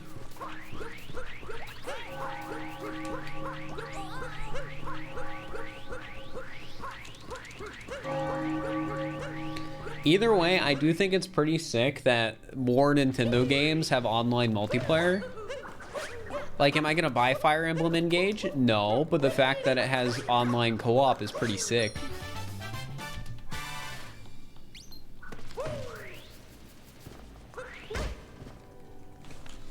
Gosh, why are my Joy-Cons acting up so much today? They're doing that thing where it feels like they're not really connecting to my Switch well, and like things are just freezing. It's not drift. I'm not talking about drift. I'm talking about like their connection to my Switch.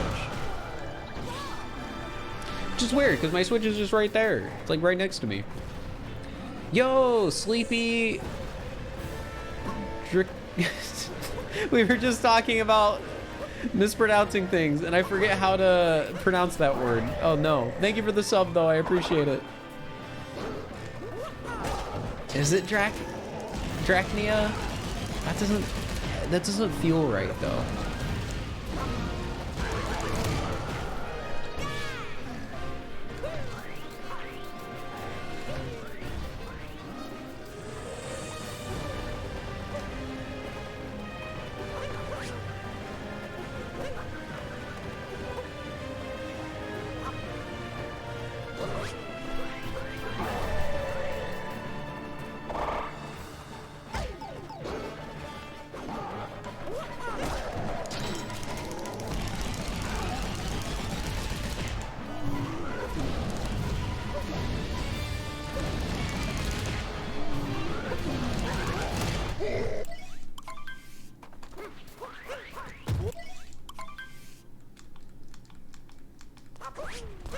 Is the end goal of this to get the All Moons world record? We're just running for the sake of running it. I'm not trying to get world record back.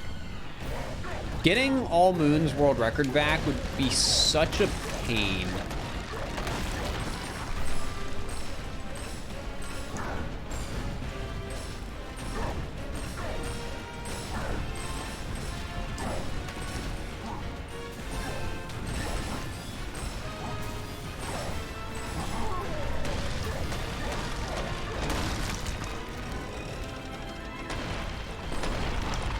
Saying back is such a flex. It's true though. I had the record for like years. I was like the All Moon speedrunner after Timpani, or sorry, after Tippy, because that's what she goes by now. I always feel really bad when I make that mistake.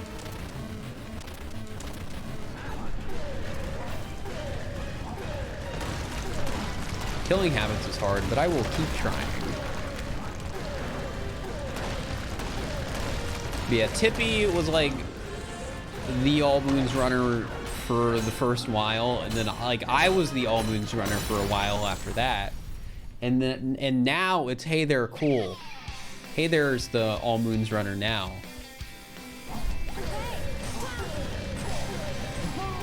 And they have like an 815,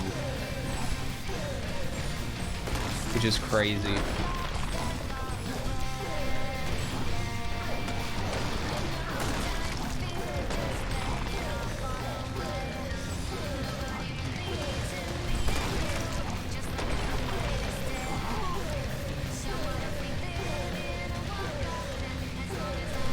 I hate to break it to you guys, fantasizing about Jacob getting any percent world record,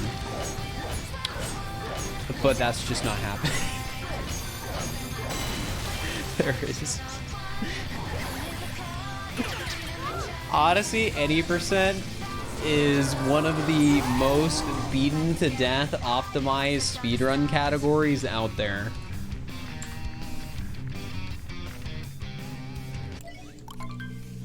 You would have to grind really, really hard if you wanted to beat Tyrone's time.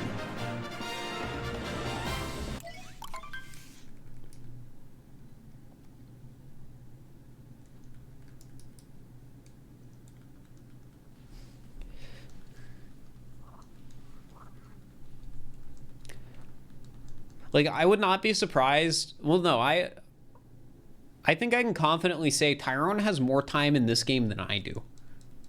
Like, I'm probably one of the people who've played, like, Odyssey the most just in the world. Because of, like, my All Moon speedrunning for how long I did it. And just the fact that I still make Odyssey content now.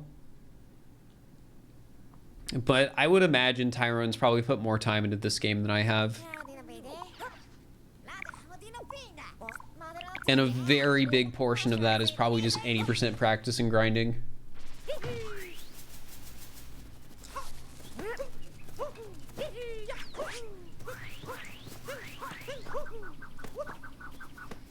It's making a joke about world record. And the thing though is some people seem to genuinely like think that though.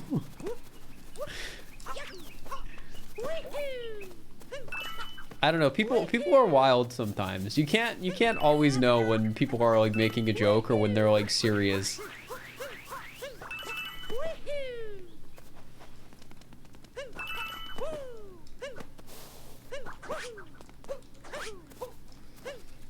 Twitch chat can be wild.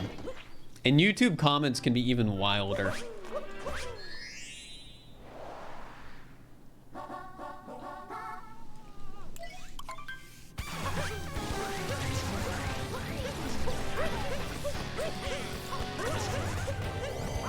YouTube live chat's the wildest. I mean, YouTube live chat is basically just YouTube comments, but you get more of them.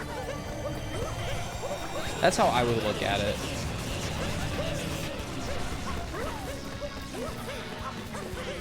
YouTube comments are a great source of entertainment. That's the case until you become a YouTuber, and then you get anxiety over the YouTube comments.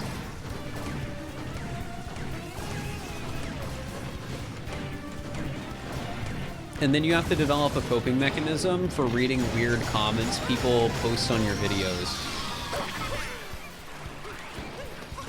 For me, that coping mechanism is laughing at it and talking about how funny it is that somebody on my video typed that they would... This is still, I think, the funniest comment I've ever received. Somebody commented on one of my videos, like, I would subscribe, but you're just too ugly. It was something like that.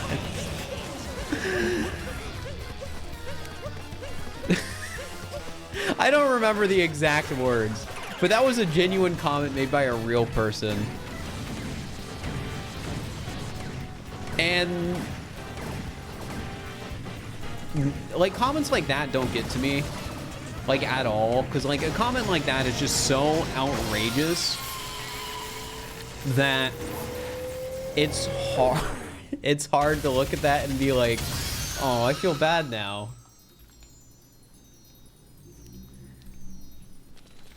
Maybe I'd feel like, when it comes to like me and being insecure about how I look, the thing I am most insecure about, I would say, is my weight. And I'm not even overweight. Well, I think BMI wise I might be overweight, but I'm not like anything ridiculous. I'm like 5'7", like 165 pounds, which is like pretty average, I want to say, for US.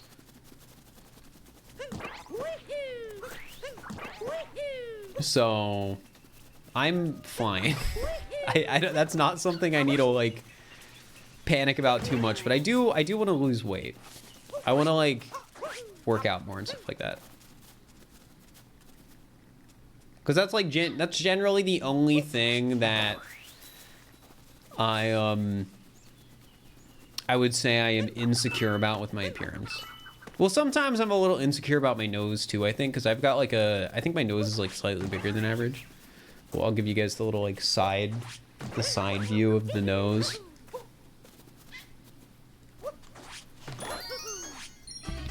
But nobody cares about like your nose size. BMI is a scan. Yeah, I know it's... I've been told it's not like the best thing to look at.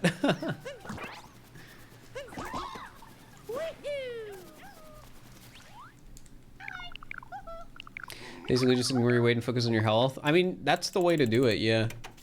And that's basically what I want to do. I keep trying to set dates for like the first day I'm gonna like just go to the gym in my apartment complex and like run for 30 minutes. But it's been hard to set dates when like the last week has been me cramming the YouTube content and staying up till like 4 or 5 a.m. for the 100-hour shiny hunting video. So yeah.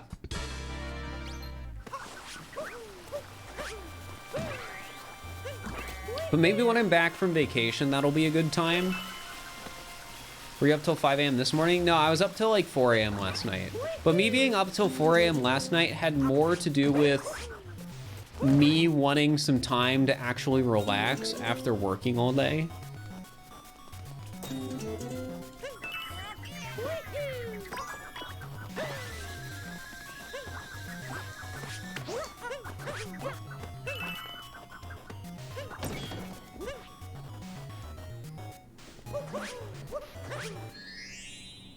What time is it for me? It's 6:22 p.m. on a Monday.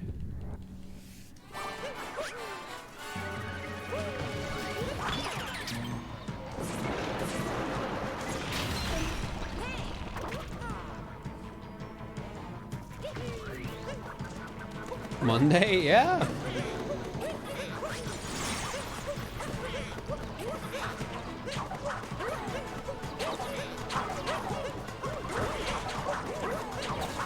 $6:23 on a Wednesday for me. It's so weird that you're like 1 minute ahead, but like 3 days ahead. Time zones are crazy.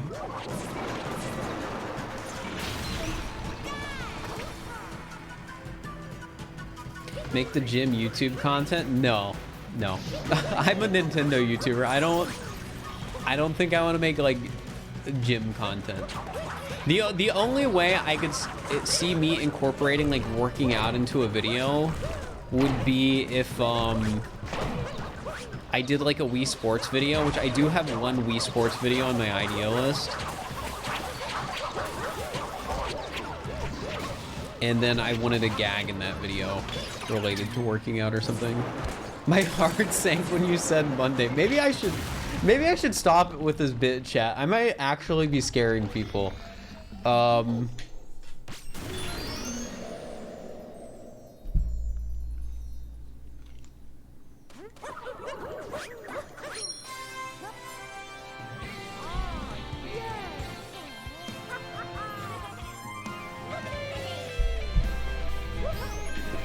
What bit? Oh yeah, good point.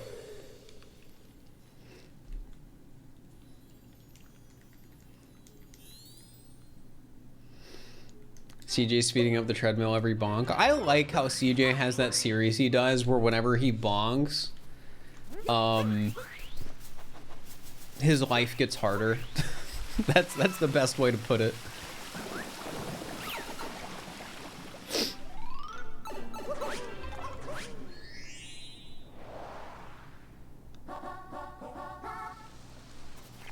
The bit is gaslighting. Okay, so the actual bit is that when I would do all moons every week, it would be all moons Monday, so it's supposed to be on Mondays, but it would never actually end up being on Mondays for one reason or another. Which is what led to me in my title being like, it's Monday.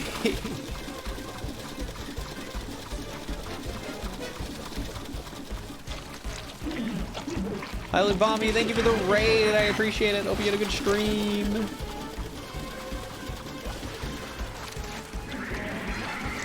Yeah, except for today. Today we actually did manage to do all moons on a Monday.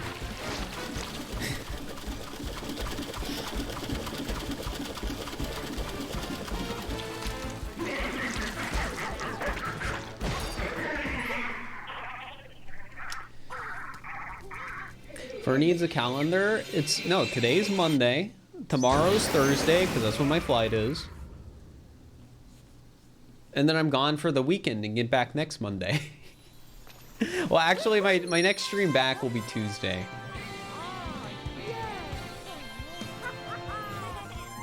So next Tuesday, chat, is when I'm streaming. And just a reminder, today's Monday, tomorrow's Thursday, and next Tuesday is when I'm streaming again.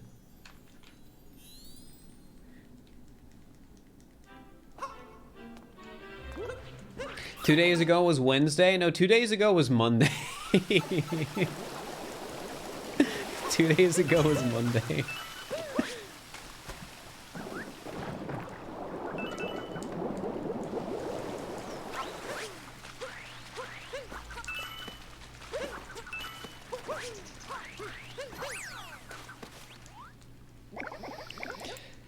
Reedsy, thank you for giving a sub to Wily Bomby. I appreciate it. Enjoy the gift sub. Thank you so much, Reedsy. Also, guys, it's time for the Koopa free. It's time for Mushroom Kingdom Koopa free hunting. So get your guesses in the chat. As always, if you can guess the time I'm going to get in the race correctly, you can congrats to the channel. So get them in, people. Get them in. I haven't done that in a while, so I really wanted to try, and I butchered it like 3 times. But I did get to say it. And then somebody's gonna cheat. 1332, any 1332s in the chat. If not, get your guesses in for round 2. As always, if you guess the time I'm going to get in the race correctly, you win congrats to the channel. So get them in. Skeleman, get it? Did they actually get it? Pog, they did. Guys, get your claps and congrats in the chat for Skeleman. Oh my gosh.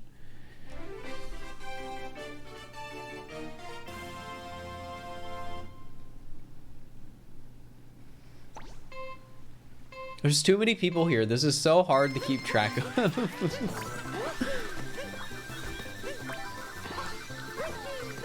This is why I don't give subs anymore. Well, it's part of the reason. One reason was because it was too much money, and now another reason is it's too hard to keep track of.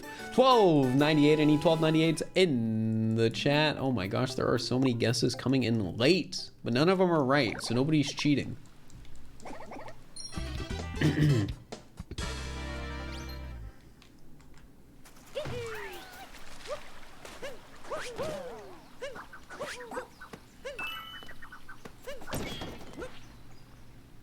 Stream delay? Yeah, though for safety reasons, because congrats are a pretty hefty prize. I gotta cut it off right away, even with the delay. How many days of the week are there? 7. How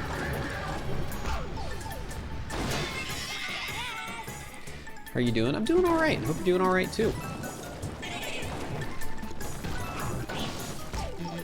Oh, geez.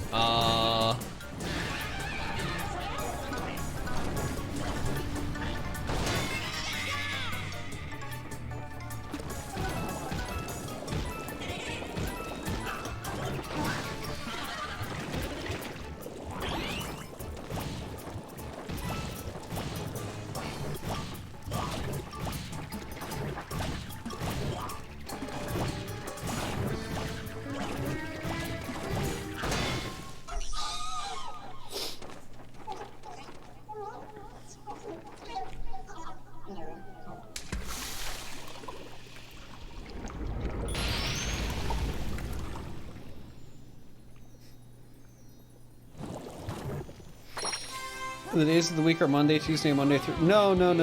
It's Monday, Tuesday, Wednesday, Thursday, Friday, Saturday, Sunday. Today is Monday. Tomorrow's Thursday. 2 days ago was Monday.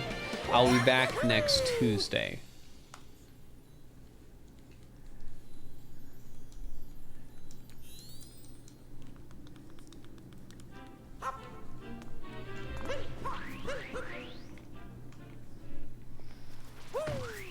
Now you're confusing me? Everything I just said is true. Well, so you, I mean, I can't help it if you're confused.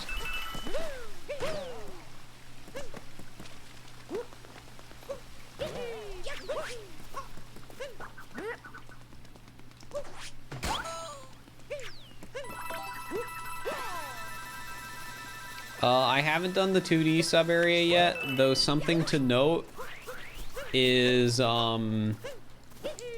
we don't do that sub area until like the very end of the run, so if you want to see it, you're gonna have to wait like 5.5 hours.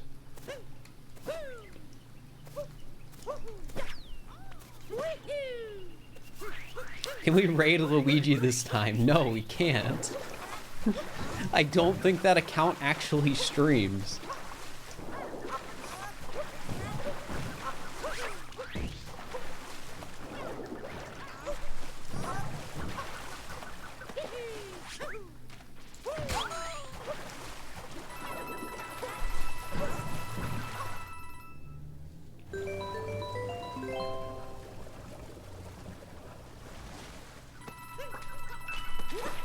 He's got 6 viewers. I don't know the last time I've actually like, okay, actually I do, but it's mostly been like group raids. Like, I feel like it's not often I raid people with like under 10 viewers. And I feel like the reason for that is because I don't like raiding people I don't know. And a lot of the people I know that stream, that have that viewership, I don't know if they would want to raid, which is a weird thing to say.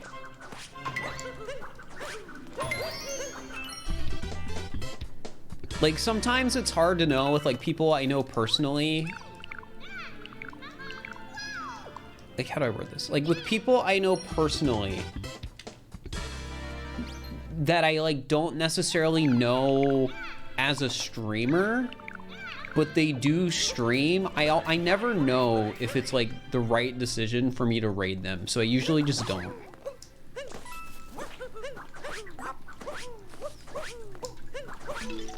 Because, like, I don't necessarily know if that's something they would want. Sorry, Jacob or Span. I still have 6 hours left in the stream, guys. I don't think either of them are going to be streaming by the time I finish this run. Yeah, I don't necessarily know what their attitude toward it is. I don't know if they would suddenly want like a few hundred random people like coming into their stream. Like, I don't know if that would like affect the vibe they're going for, or like if it meshes well or whatever.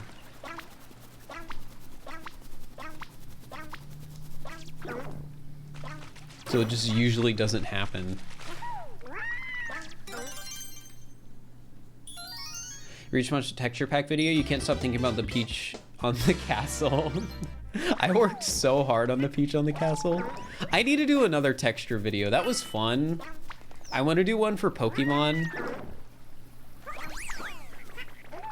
I think that would be a lot of fun.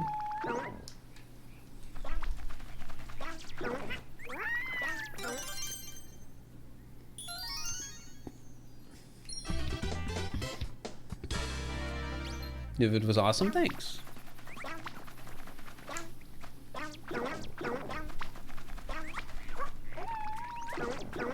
I think the texture video is probably the favorite video I have on my channel that I copied from somebody else. Because like in that video, I say like this is where the idea came from.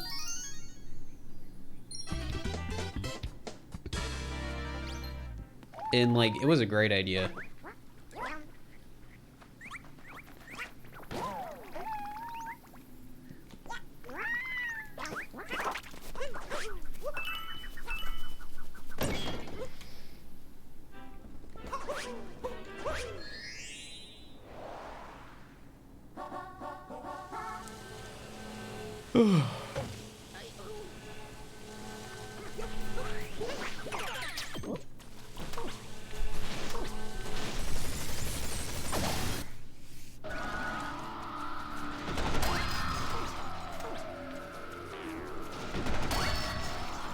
Hello, William Gorin, and hello, Tomato Soup, and hello, Rainbow Gloom.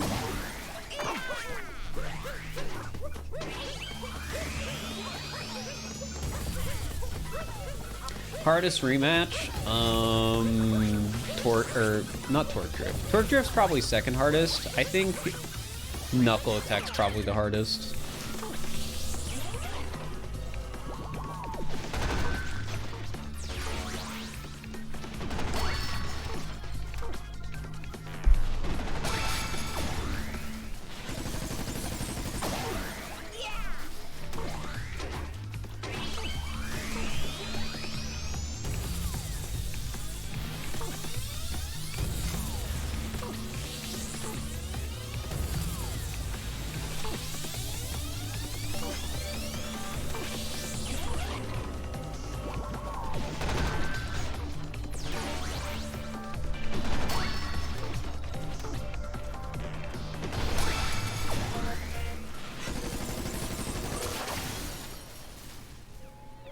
What is my favorite Pokemon?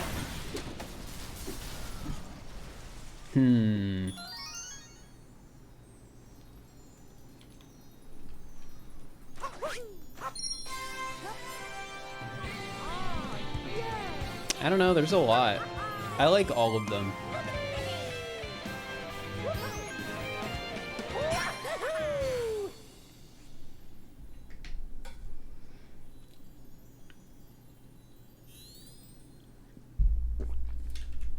Guys, stop asking me to raid people. I'm not ending stream anytime soon. I already said this.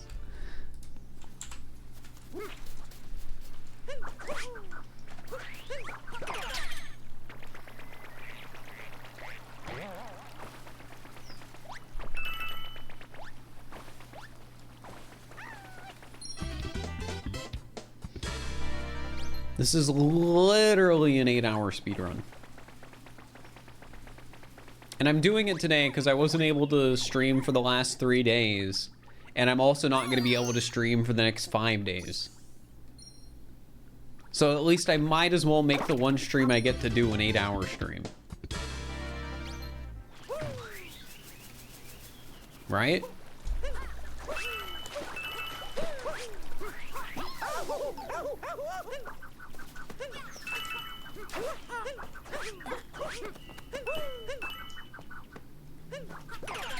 Yeah, it is Monday, so we have to do it today anyways. Just looked at a shiny Gibble and was wondering if you should bother evolving it. That's up to you.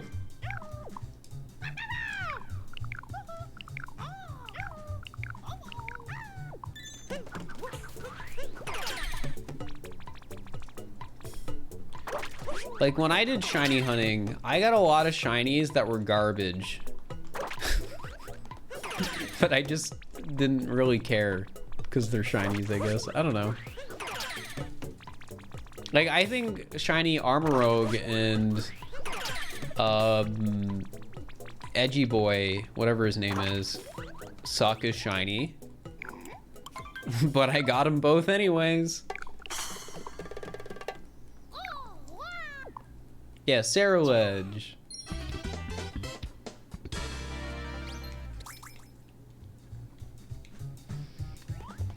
Lemon the Hydra, thank you for the tier 1, I appreciate it. Thank you. I did get a lot of quality Tauros shinies.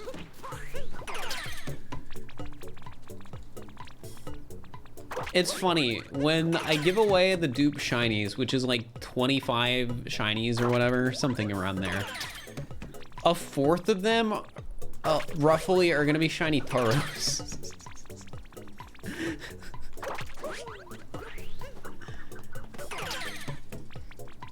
Because I'm giving away 7 of the shiny Tauros.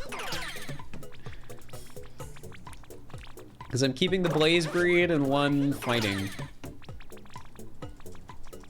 You're gonna get all 7 of them, hopefully. I didn't ask people to do this in the video, but I really don't want anyone to get more than 1 shiny.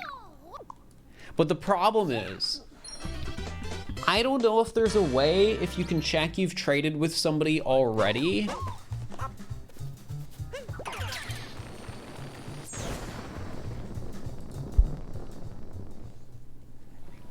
Outside of name, and people might have the same names. Like, how much would it suck if I traded in a match with somebody called Darren, and then I got somebody else called Darren, like a trade later, but it was a different guy.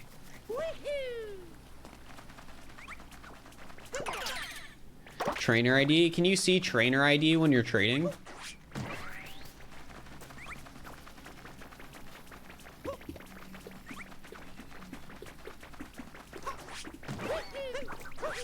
Cal the Wiz, thank you for the tier 1, I appreciate it.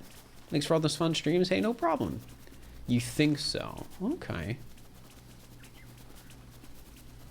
Yeah, I guess I'll just have to see. I have no idea how well this is gonna go. Because I have no idea how many people are actually gonna try and get the shinies. Because I feel like a lot of people would see that and would just be like, eh, I don't really care. But how many people are gonna see that and be like, ooh, maybe?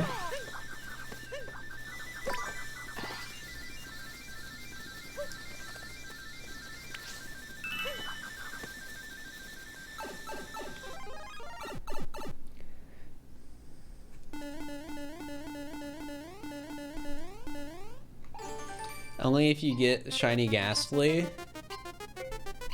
I don't have a Ghastly dupe to trade. Like, I'm only trading dupes that, like, I wouldn't need for a shiny dex, a shiny living dex. So, like, I'm not trading away 2 Goomies. As an example.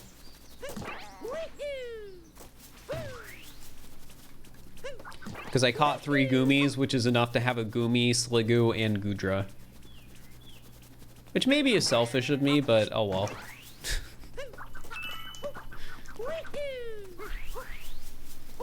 Thank you for the 100 bits, Lemon.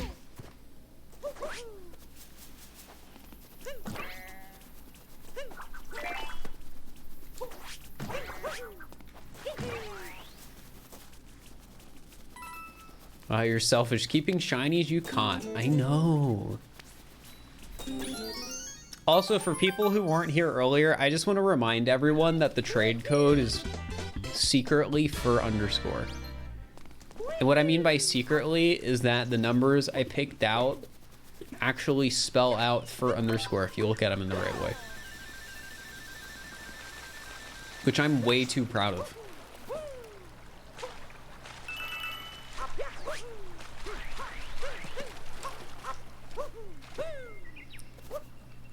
Like 06, F is the 6th letter of the alphabet. 09, I is the 9th letter of the alphabet. And you're probably thinking like, oh, what's the 95 at the end? Ooh, that's, if you type Alt 95 on your numpad, that will do a an underscore.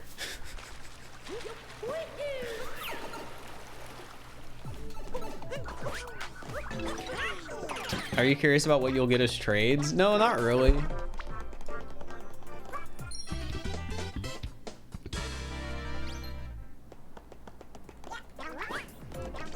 That just spells FI underscore. Okay, well, there's another number in there. I just don't remember what it is because I don't remember what number of the alphabet R is. Is there an all plus number for every special character? I don't know. Probably. Maybe. At least a lot of them. I only know underscore because I think it's cute that I know it. Like, my Discord number is 0095 for that exact reason. It used to be 001, then I stopped paying for Nitro, and now somebody else is 001.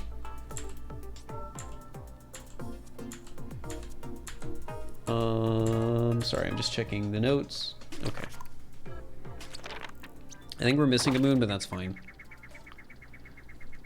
Also, just because I said my Discord name doesn't mean add me on Discord for people in chat, because I will reject it. And then if you send me multiple friend requests, I will block you. I've only ever had to do that to one person, but I only accept friend requests from people I know outside of stream on Discord.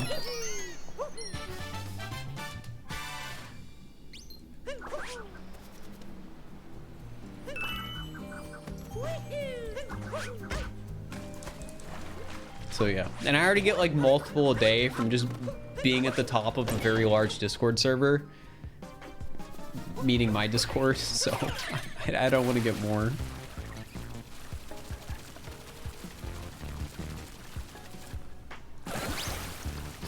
Well, the whole reason mod mail exists in the Discord is because I don't want my mods to have to take DMs. People friend you on there, why? I think sometimes it's like younger people just trying to like make friends. But I think other times it's just because I'm a streamer slash YouTuber. And when I say younger people trying to make friends, I mean there's a lot of people who join my Discord server for reasons unrelated to my stream because of my emotes. So I think in a lot of those instances, it's just people sending out like random friend requests trying to make friends. And they might just be picking me because I'm at the top of the list and they're like, oh, well, this guy's cool. He runs the server. Maybe I can be his friend.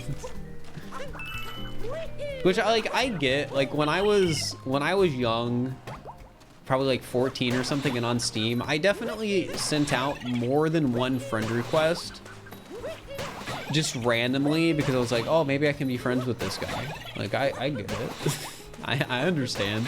I was 14 once. That being said, since I'm no longer 14, getting multiple friend requests a day is kind of annoying.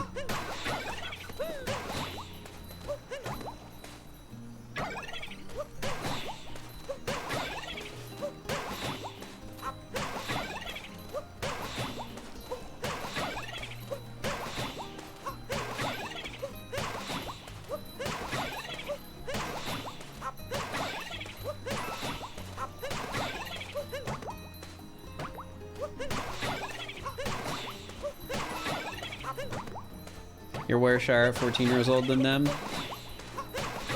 Yeah, thinking back on it, How did I manage to do that? Because I wouldn't really have considered myself a very outgoing kid. How, on multiple occasions, did I decide, hey, this person I was just playing a game with, I'm gonna send a friend request to them and we should talk and like play more games. Like, and in some of those instances, I'm pretty sure there wasn't even like a voice chat to back it up. It was just like, oh, I like your icon. It's a Pikachu. I like Pikachu. You know, something like that. How was I bold enough to do that? It's probably because I was dumb and young.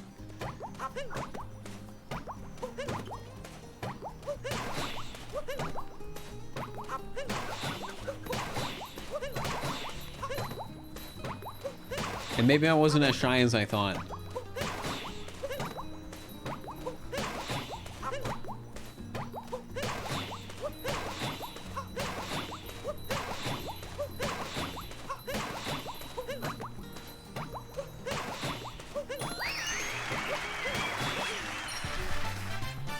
"14-year-olds fear nothing, not even God." So true.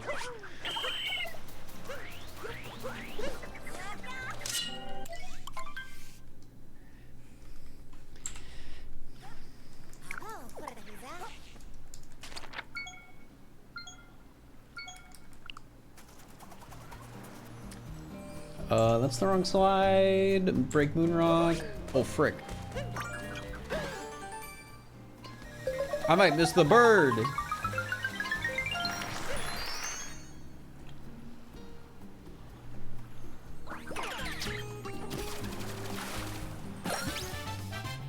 There it is.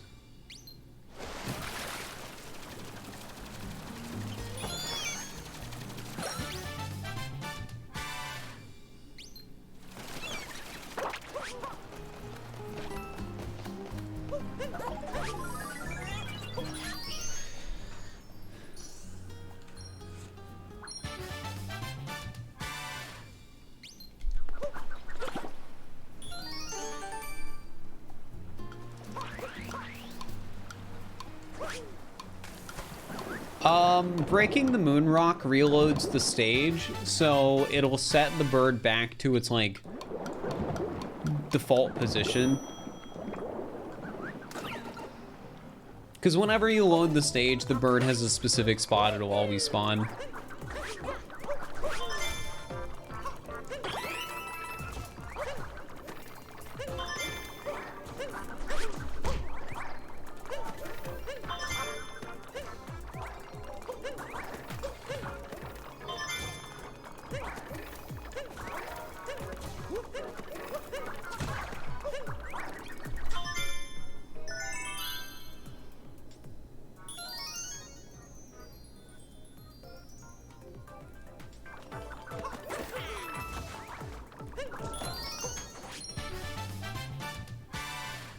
Has the new policy change affected me on YouTube in any way yet? No, but I don't want to bring any attention to it on my channel because I am afraid that there are some videos that I like swear too early. Because there are definitely a few instances where I was just like, no, I don't need to worry. And I like swear early in the video. It's a new policy change. Basically, YouTube seems to be having a more aggressive approach to people swearing in YouTube videos. And now this is mostly fine for my content because I don't really swear that often in videos. But I do swear sometimes because I think it's funny. I think it is funny to sometimes say the frick word, but you know, with an uck. I think that's just humorous at times. I did it in my most recent video. I think I swore once. Because I thought it was really mad to just get frustrated about I think that's how to best sum up how I like swearing in videos. I think it's really funny when me gets, you know, mad or like annoyed or whatever over something that does not matter at all and is like so insignificant and not important.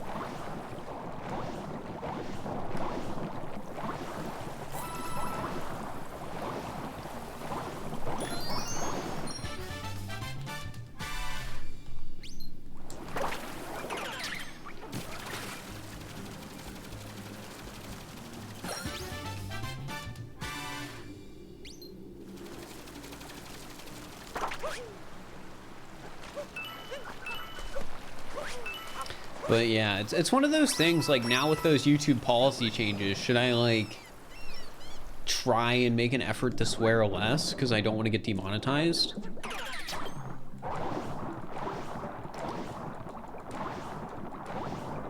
Because like that is something I've been considering, like, and this isn't necessarily just like only because of the YouTube policy change. I warped to the wrong spot, that's fine. But I have been considering like toning back swears when I feel like I don't need to swear. Like if I can get the same point across without swearing, or swearing won't make it any funnier, I don't want to swear. If that makes sense.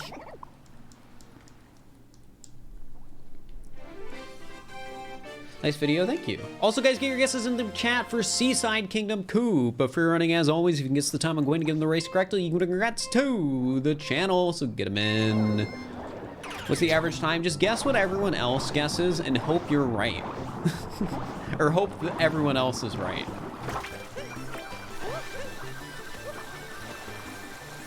That's the strat. But you can counter that strat if you guess early with confidence, but you know you're wrong. That's how you like trick the rest of chat, and then nobody wins. 2729, any 2729s in the chat. Which, by the way, 24 wasn't a bad guess there. I was just slow.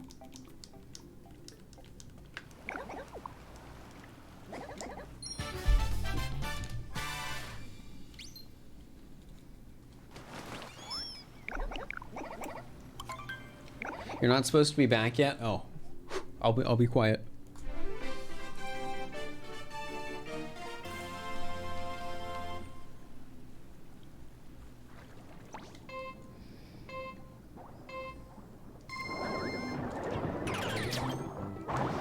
What's my day going? It's going good. People are enjoying the Pokédex video, which is nice because releasing that video was scary because I worked so hard on it.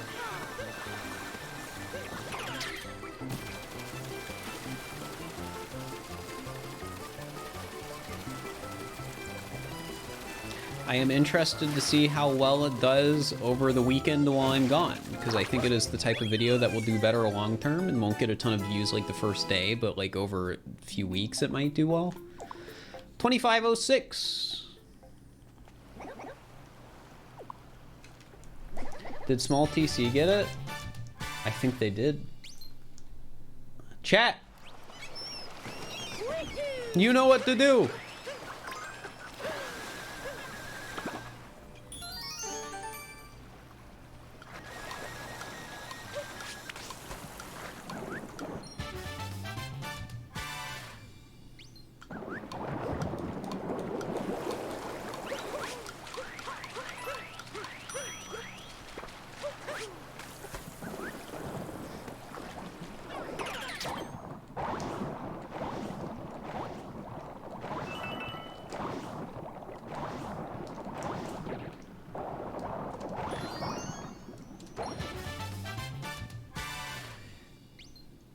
Do what now? Clap!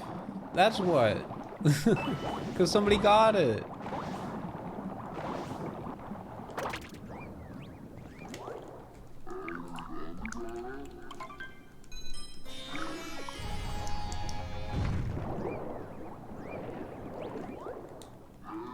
Wait, 2 people got it? Did Captain Blaster get it too? Or did they guess late?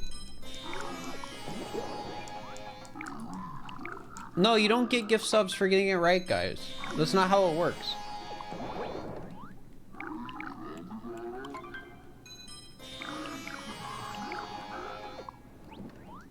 They guessed late, and so they're, oh my gosh. They guessed late, and they're trying to get a gift sub out of it. We can't have that. Can't have that.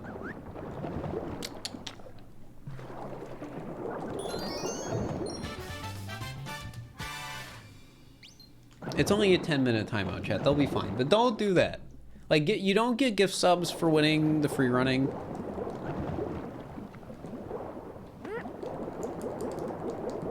So, like, don't ask for subs.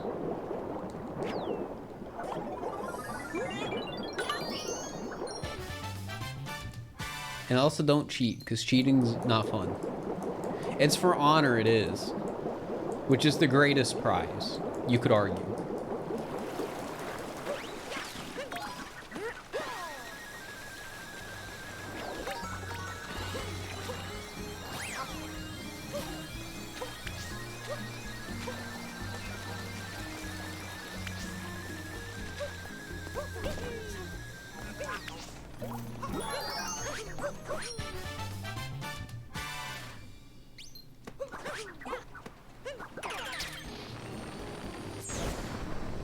All right.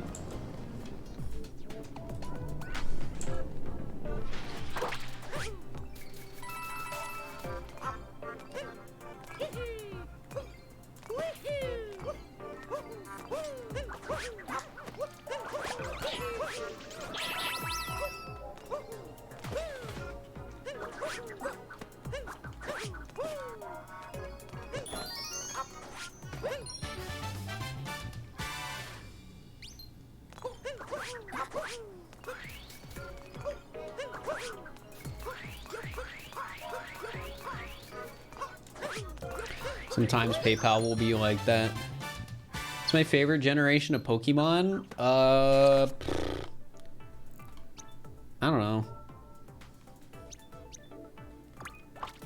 The thing about picking a favorite generation of Pokemon is that, like,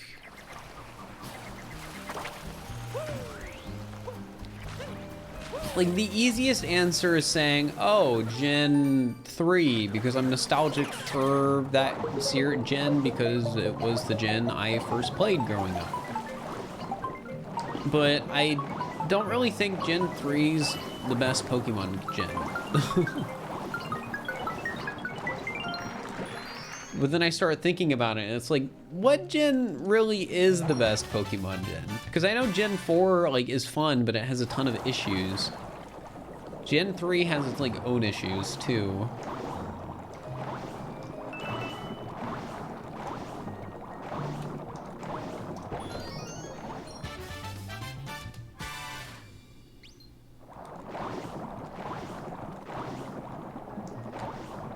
I never played Gen 5.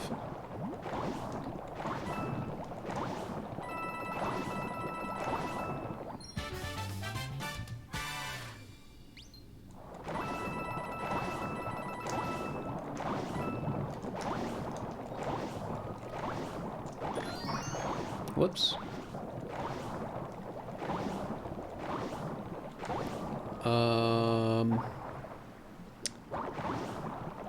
Okay, I know what I did wrong.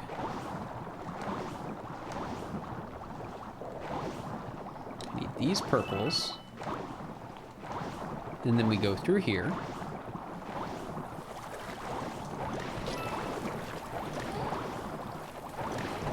Yeah, I heard people like Gen 5's story a lot.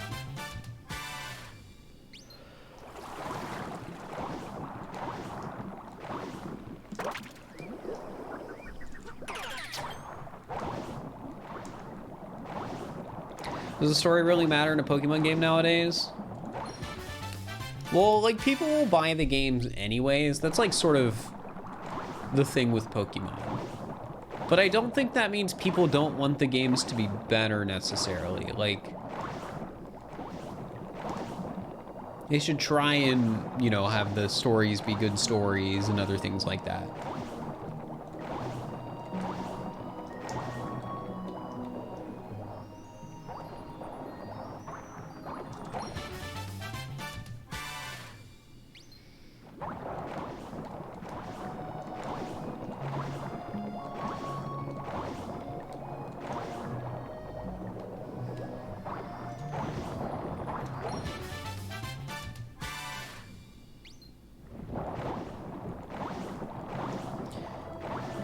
You loved Omega Ruby Alpha Sapphire?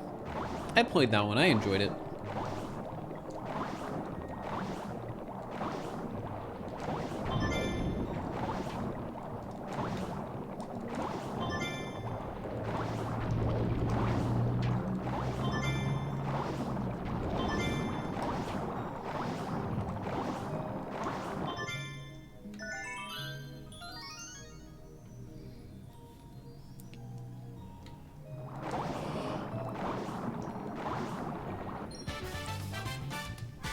All right, where do we warp? Hot Spring Island.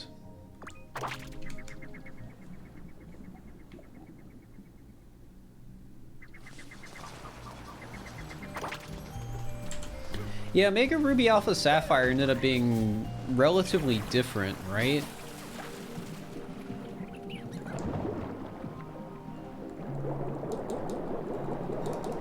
I remember there being that like whole plot point with that girl in post game or whatever too.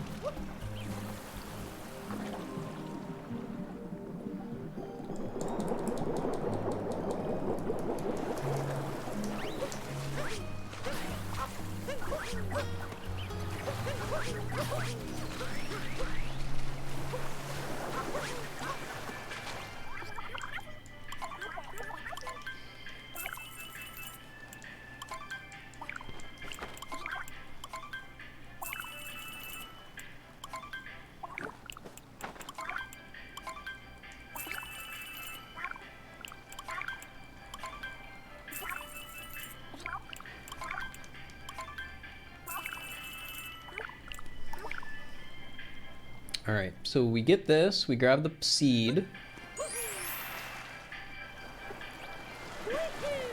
Okay.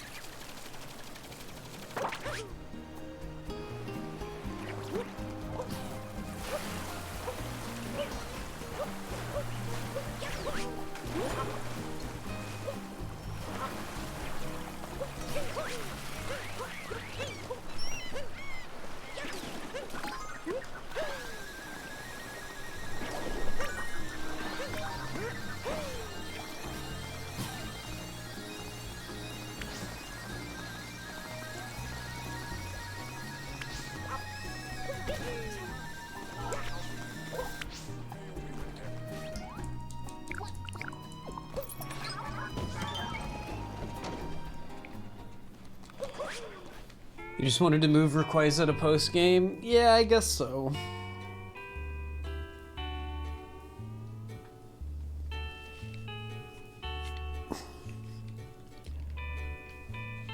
Better coast in the US? Who cares?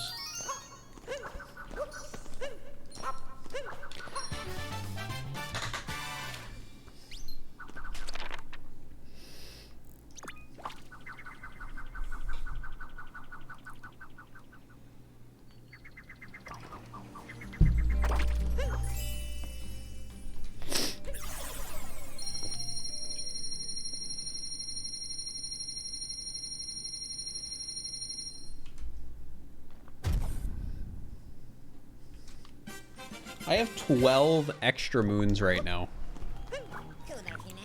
I have gotten so much garbage I just was not supposed to get.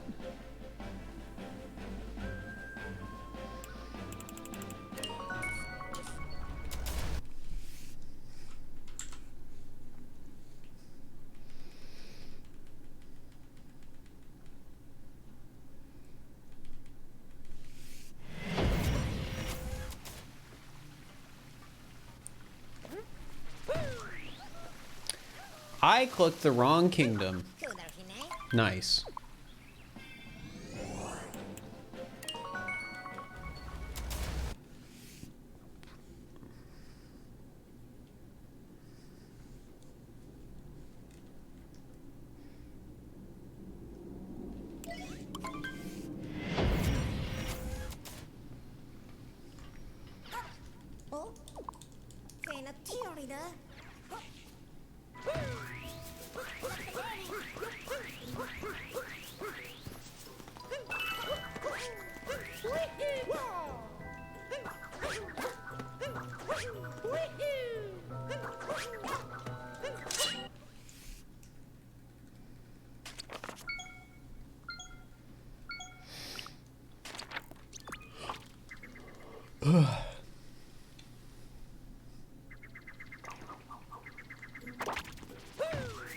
Sorry for yawning so much.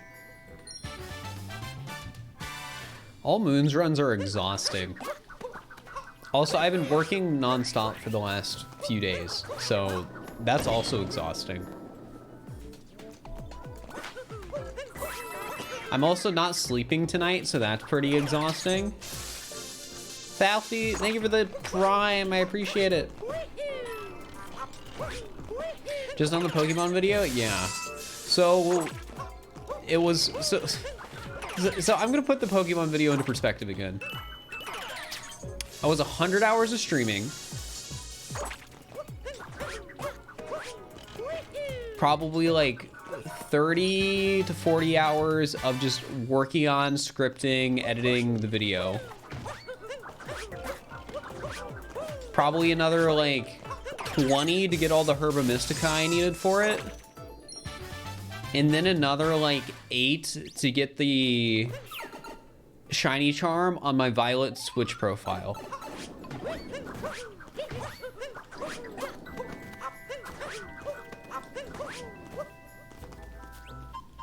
Oh, true. I have been doing tax stuff as well. But yeah, it's mainly been the video.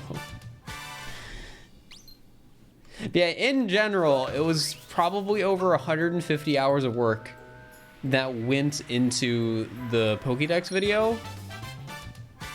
Just because of how much was required to actually be able to do 100 hours of purely shiny hunting.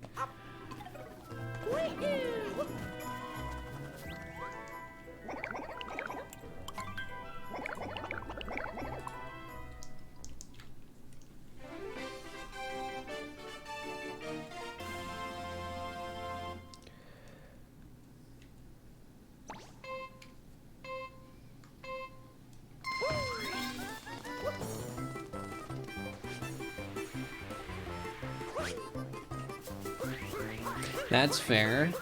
That is fair. I think it's understandable to like want to just play a game on your own and avoid content from it.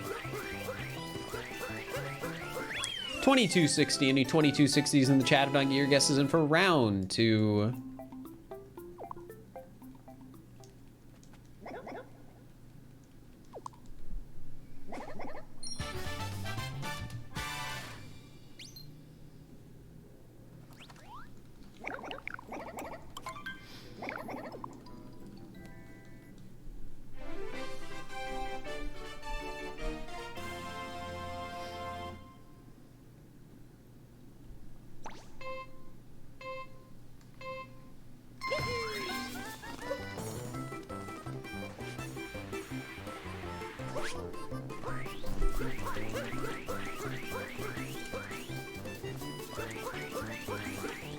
Oh yeah, this is sort of random chat.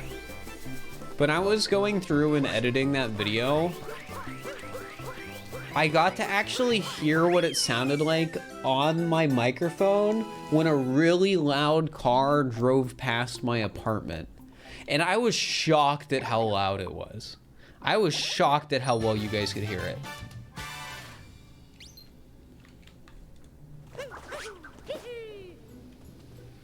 Yo, did Mitochondrion get it? Pog? Did we get another winner? Or are people wrong? Because I haven't really been paying much attention in chat. Alright, I'm gonna trust you guys. Congrats to Mitochondrion! Pog!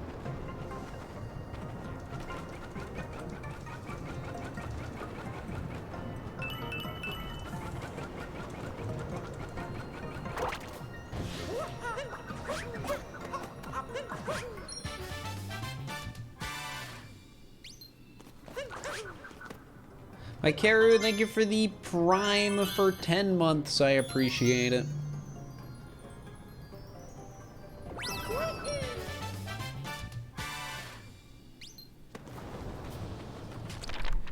Go to the next slide, please. I need to know where to go. Oh, frick, I split for cap. I didn't mean to do that. Do you have any big upcoming projects? We were talking about it a bit earlier.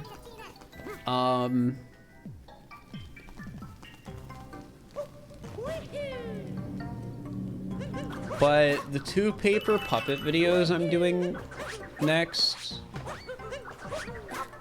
I am down 1 purple. That is a concern. At least I think I am. Yeah, I am. That is concerning. The next paper puppet videos I'm going to be working on are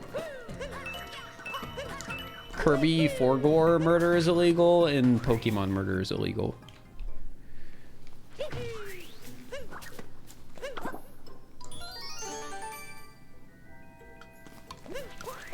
Yeah, I have a PowerPoint for the route.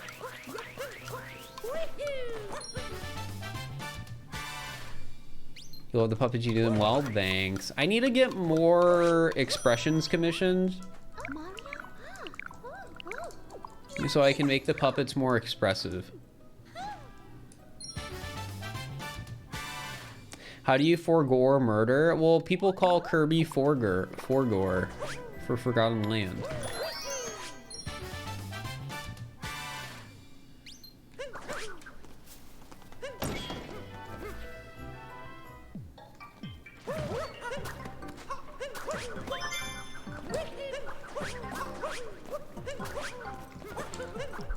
Yeah, I will be interested to see when I finish those videos in like 6 months from now.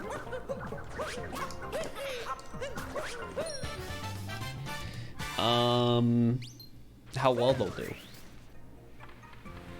So Mario Odyssey but Murder is Illegal is the best performing video on my channel. It might eventually get beaten out by if I say tank because the algorithm.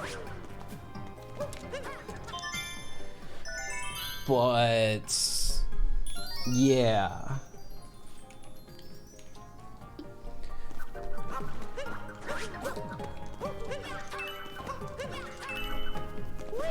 It would just be interesting.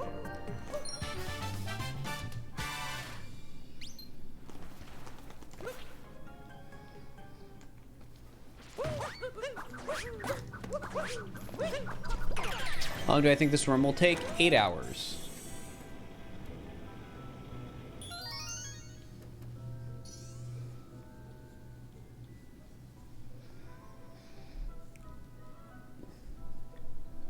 My cutoff point, though, is around like 1 a.m. So if we reach a point where it looks like this run is going to go past 1 a.m., I might kill it. But I think for that to happen, I'd need to get like, what, an 8.5 hour time?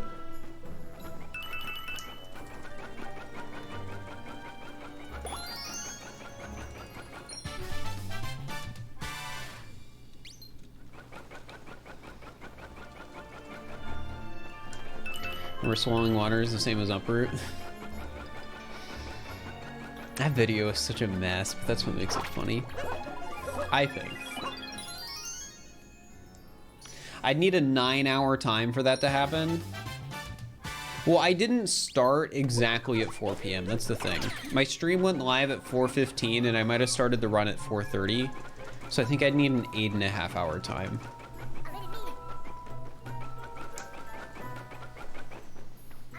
Not watched the stream since 2019. Well, hello again.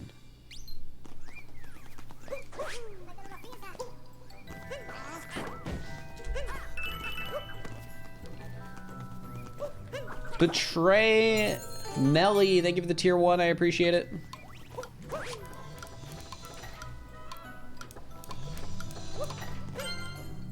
Wouldn't be the mess that it is without the text-to-speech bot. That's true. I do think it would be really funny to hire a court reporter though and have them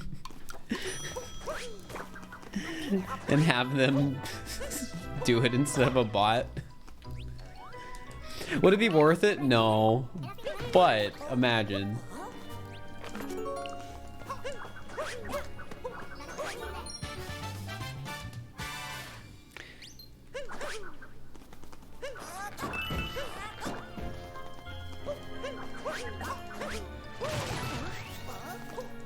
Feel a lot more boring. I think it depends on the words for how boring it would be.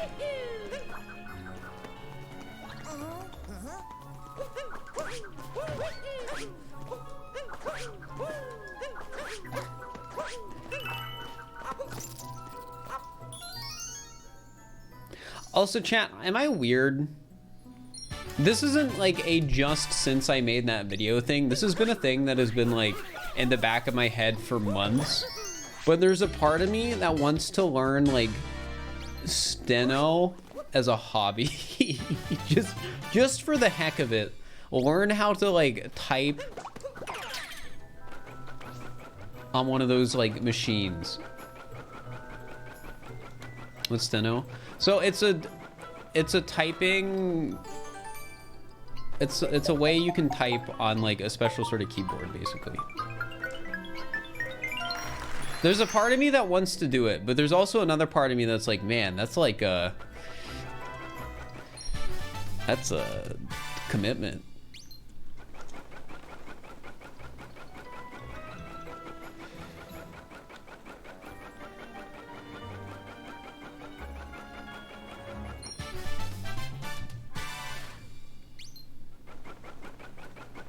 As a hobby, yes, that's weird. Well, so is watching Twitch streamers. That's a weird hobby. Go play a video game yourself, loser. I'm just kidding, chat. Don't,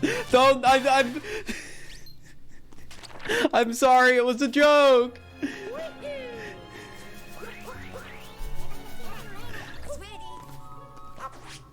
This is literally like watching. I know it is. This is my job. I've heard all of these things before. I'm aware. I am aware.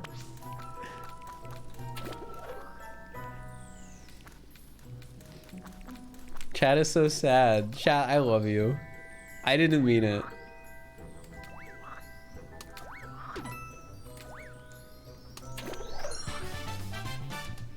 If I did mean it, then it wouldn't make much sense for this to be my job.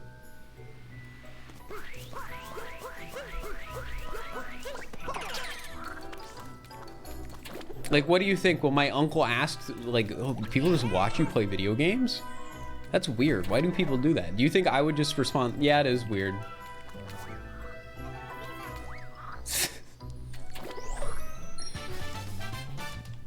No, I've had to compare it to football before. Except the catches, chat. When I compared it to football, one of my uncles was like, well, I think that's stupid too.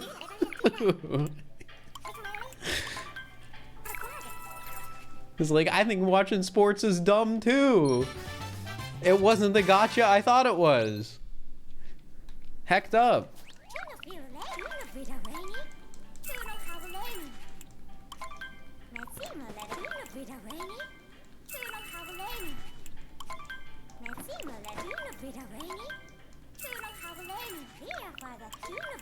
Are you telling me I should leave stream? No. There's nothing, chat, there's nothing wrong with getting your entertainment from Twitch streams or whatever. As it turns out, I watch a lot of Twitch streams too, and YouTube videos.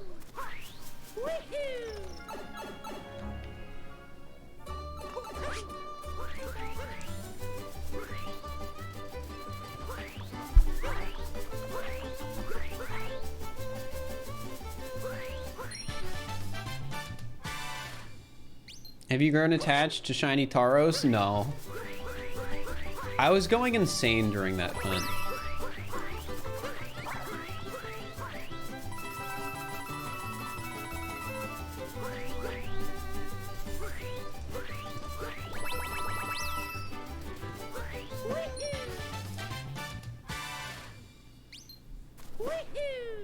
Oh.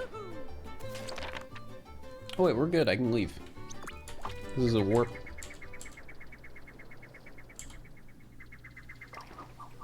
You watched 300 hours of gaming content last year on Twitch? I think my Twitch said I watched like 5,000 hours of content, which doesn't seem possible.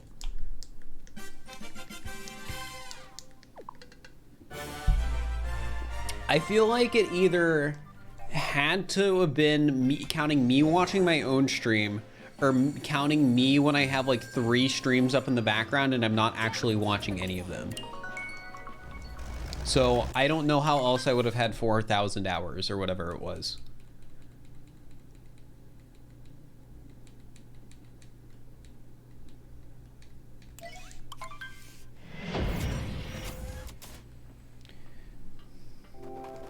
But even if I counted myself, wouldn't that only be like an extra like 600 hours or something? I don't know. Also, I have heard about the Running with Speed documentary. I don't know if or when I'll watch it. Like, I'm sure it's a good documentary. Like, speedrunning's cool. However, I've heard it's like 2.5 hours, something like that. Like, I've heard it's long. It is hard for me to commit to sitting down and watching something that's long.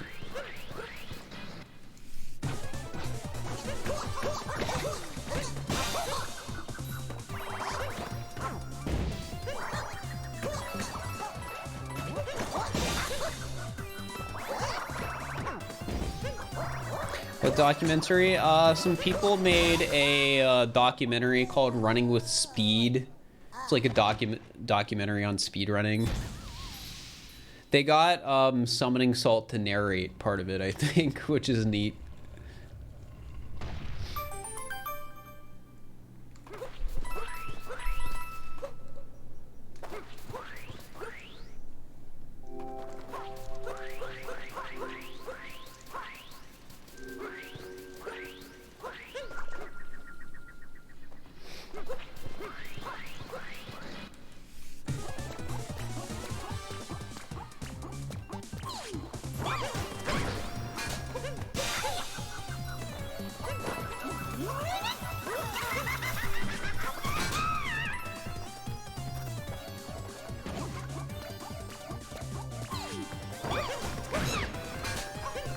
What's my opinion on New Zealand?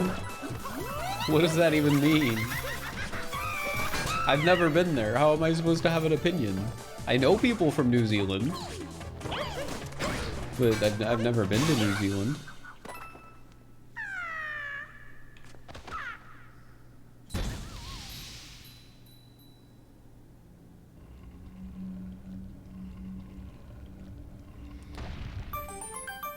Guys, before you all start asking me questions about do I like insert country here, I have never been outside of the US.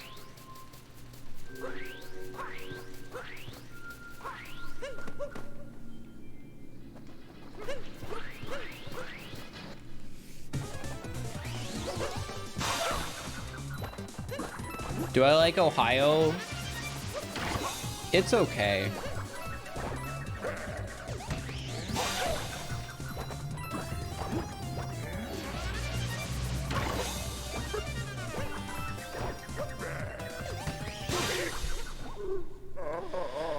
Do I like insert country here?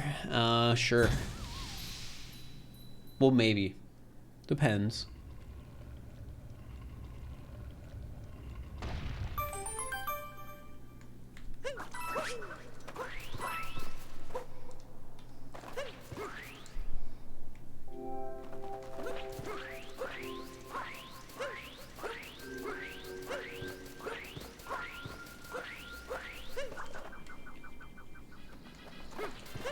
Is that where rich people buy, like, doomsday shelters, New Zealand?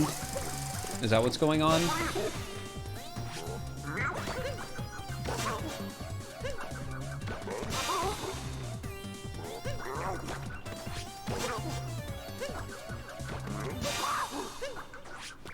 What I don't get is if you're buying a doomsday shelter in New Zealand, if the world's ending, how are you gonna get there? I don't know, that just seems like a flaw.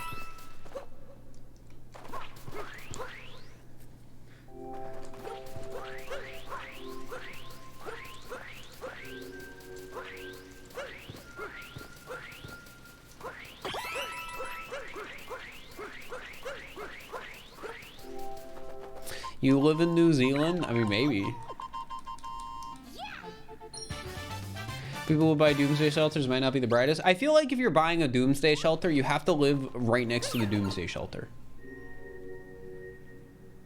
Like, it's gotta be, like, 10 minutes at most.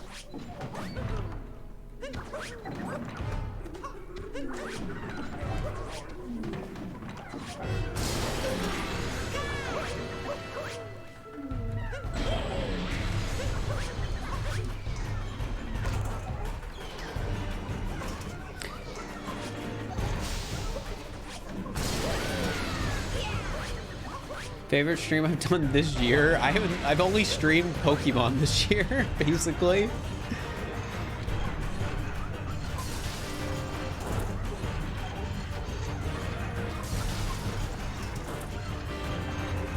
Chat, did you know you can steal money from Jeff Bezos if you use your Prime sub on my Twitch channel?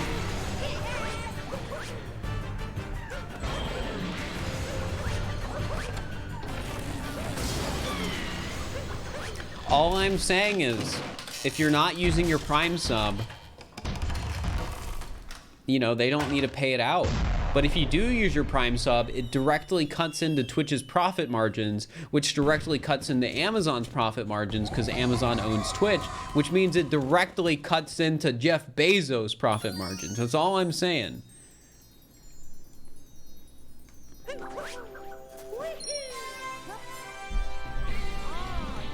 You're like basically stealing money from him.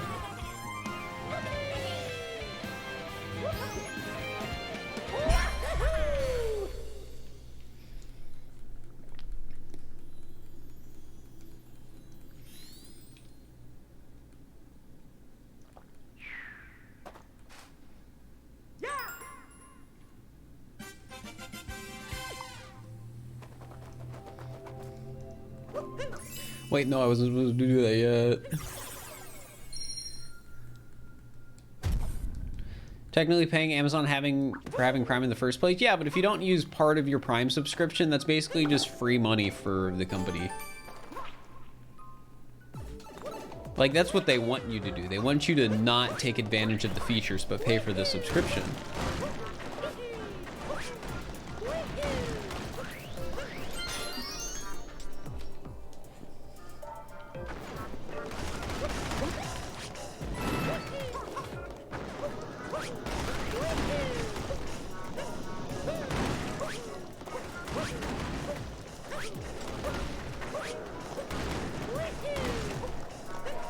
Streamer arrested for telling people to commit theft? Well, I'm telling you to commit, not theft, but taking advantage of the perks with the subscription you're paying for.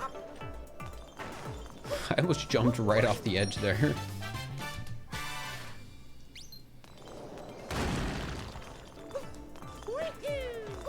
You're on a 6-month free trial for Prime because you're a college student. You want to know something that sucks about that? And this I learned from my own experience. You only get one Amazon Prime sub during that 6-month subscription.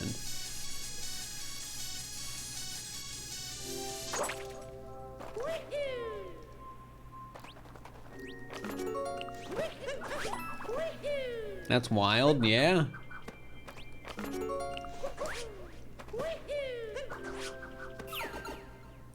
I know this because I was paying for Prime and then I swapped to a student Prime account and they gave me 6 months free because I swapped to student or whatever, and that's just what they do.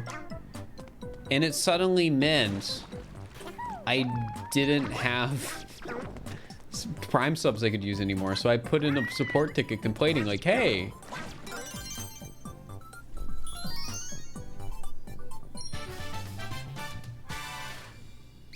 did I get Captain Toad? Yeah.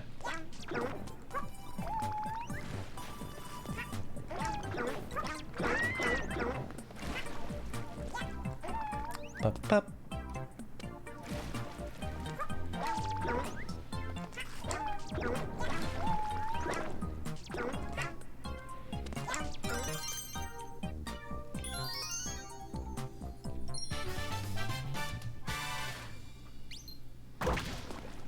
Must have missed it. It's also more confusing because I accidentally deposited my moons, so my moon count's really weird.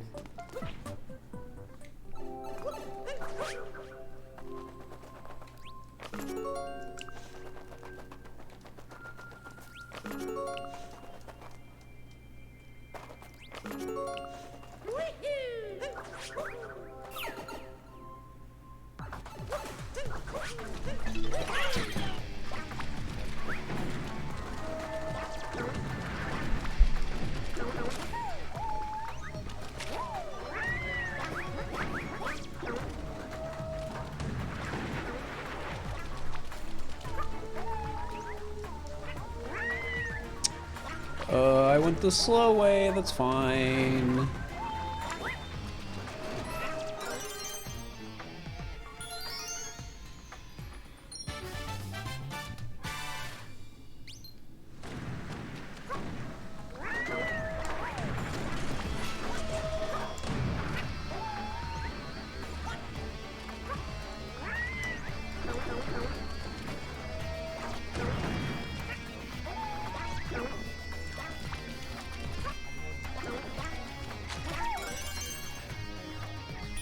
One is one of the few you point hate. I dislike all of the Yoshi sub areas. I think Yoshi controls poorly in this game. What are my thoughts on insert literally anything here? I mean, I do like Mario.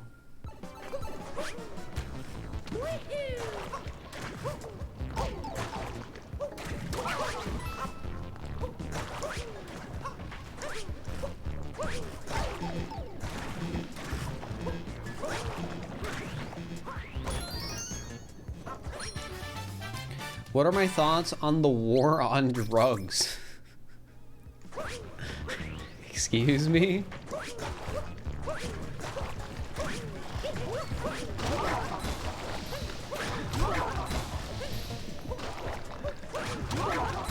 I don't know if a Twitch chat is the place to have a discussion on that.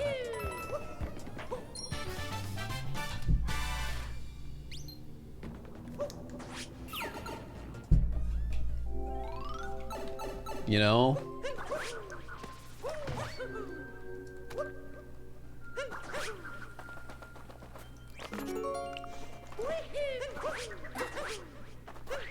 It's a song by a band. Oh, true, true.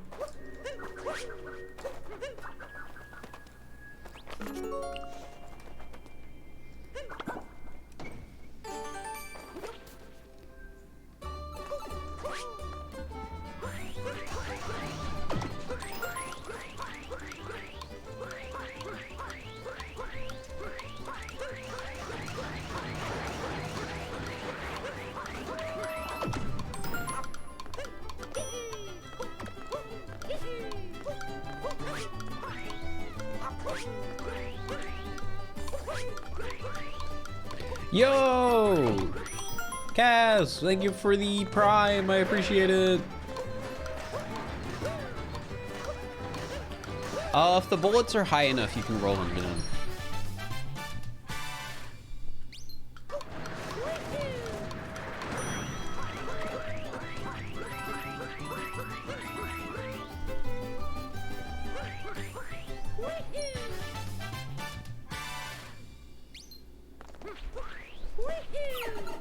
It's my favorite sub area. I don't know. There's a lot of sub areas.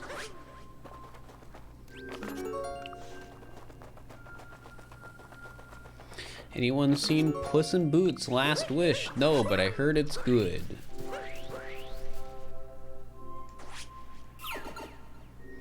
Tier list of sub areas. There's a part of me that's considered doing like a full like Moon tier list. But I feel like a lot of tier list content is boring, except when that one guy who does like TV review content decides to tier list every episode of The Simpsons. Then it's pretty good. Because I can respect somebody putting making a whole like 6-hour video of them tier listing every episode of a really long running TV series. But I don't know if all Moons feels like too low effort. Especially since, yeah, people have already done it.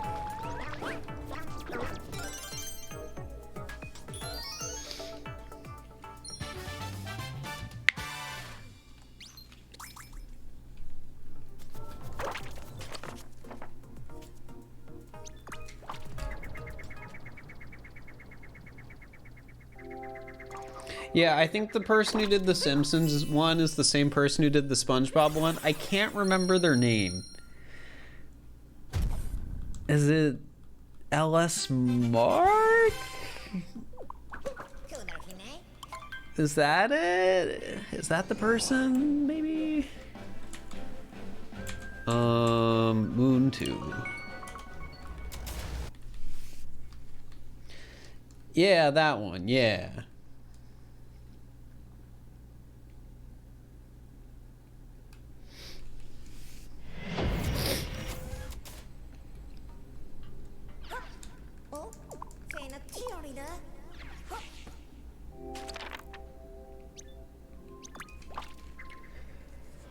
Ooh.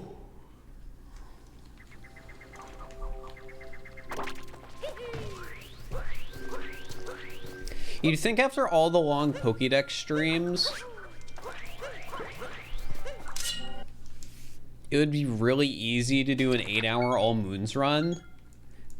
But I'm gonna admit it, this is not easy. My least viewed vid has reached 1K views. Maybe one of these days I should unlist all my really old speedrun VODs. But Chat, wanna know something weird I've considered doing? Making another YouTube channel, but all the YouTube channel is my unlisted videos. So it'd be for the weird people who want to see what content is unlisted on my YouTube channel. There's a part of me that just really likes that idea. I think it's dumb, but in like a good way.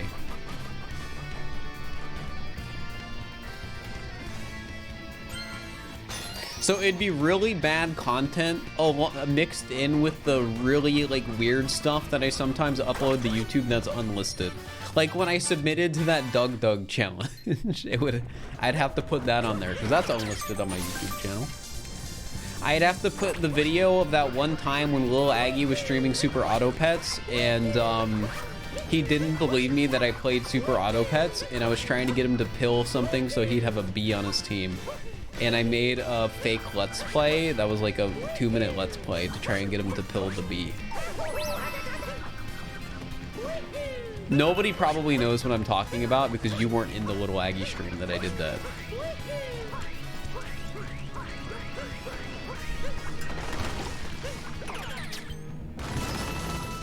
Did it work? I forget if he pilled the bee or not. Or he didn't pill the bee. He pilled something with honey on it to get a bee.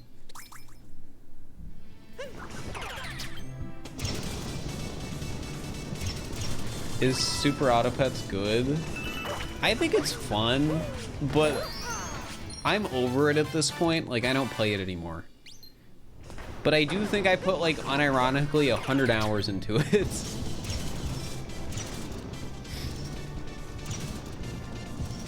That sounds super weird out of context, because it is super weird out of context. He pilled the bee. Alright, so a pill is an item in Super Auto Pets that kills the animal you use it on. And for context, Super Auto Pets is an auto battler, so you're like building a team. And if you pill something,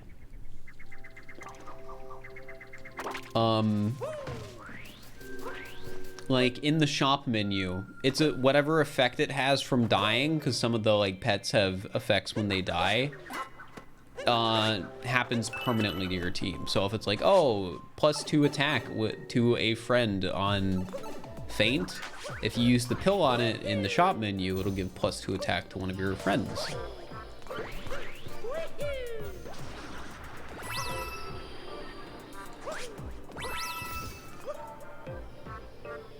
I think it's kind of funny that the only auto battler I've ever gotten into is Super Auto Pets. I don't think there's any other auto battler I've played that I've really gotten into. Or even played at all, for that matter.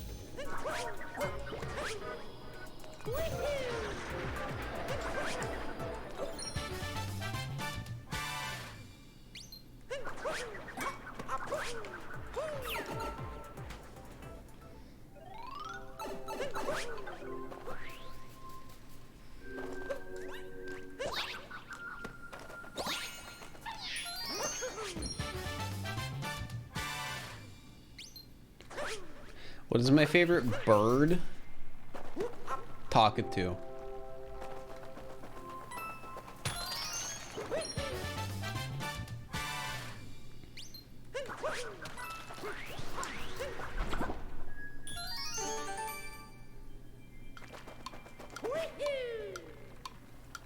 Oh yeah, AFK Arena is like a mobile game, so it's like pay to progress faster, I guess would be the way to put it. It's like you can progress without paying, but I'm assuming you can pay to like go faster. Because I've seen AFK Arena in YouTube ads, so I'm just assuming it's a game where you can like do that. Work to Odyssey. You're free to play though? Yeah, that's what I assumed.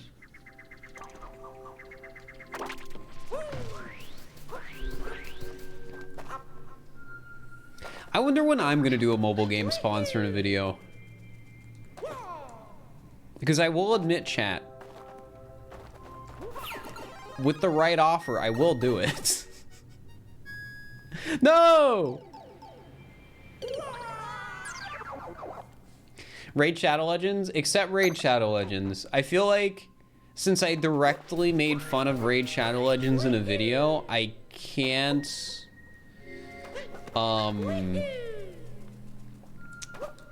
take a sponsor from them. Like I could, they probably don't care, but I feel like it would be the wrong decision, right?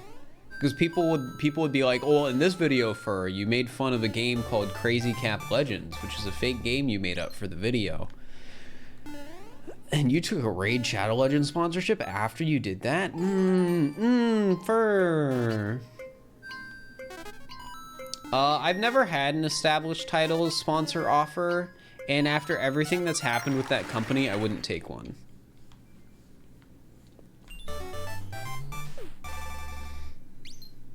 Like, established titles is literally just like buying stars. It's like the same thing.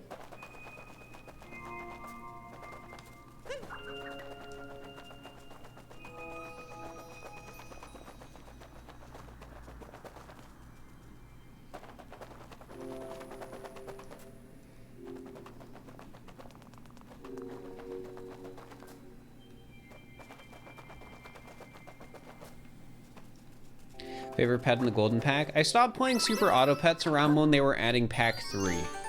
So I don't know what the golden pack is. Feel really bad for people who got a established title sponsorship. Well, I mean, at face value, it looks pretty harmless. Like, it's just like a funny gag gift.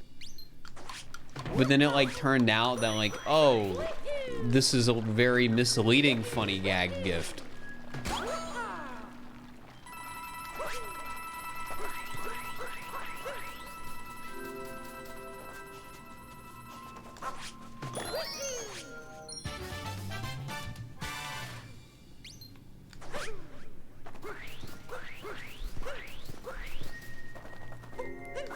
So established titles, like the whole gimmick behind like the company or whatever was that, frick, I missed 3 purples. Let me grab these. It was that you were paying for like a small plot of land in Scotland, and that like they were saying would make you a lord, so you could call yourself a lord, and you know, so it's like a gag gift. But as it turns out, like what they were basing that whole gag gift thing on was completely just false and not true. Something like that. So it was it was like basically very misleading marketing.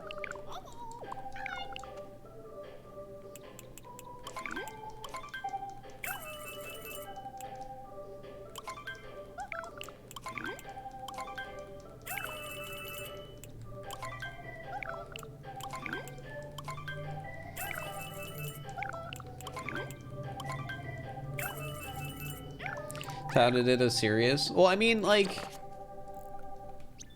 I think even when you like tout it as a serious thing, it's still a gag gift. Oh yeah, I gotta do free running.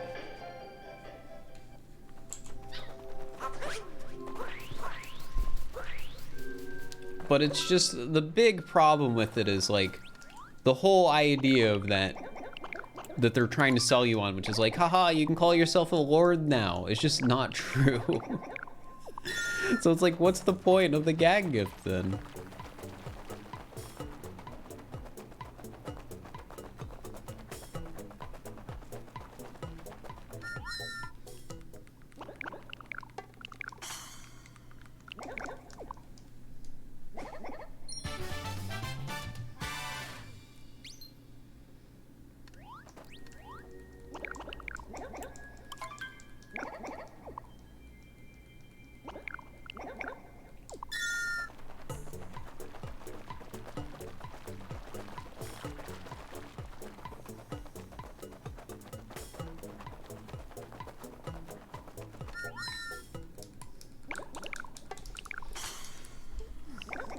You can get as much value for someone making it entirely in Photoshop? Yeah.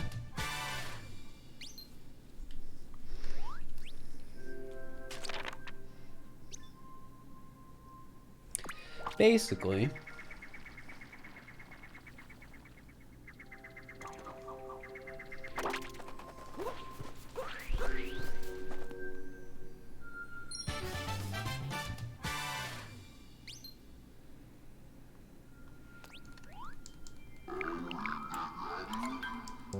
Whoops, that was the wrong one.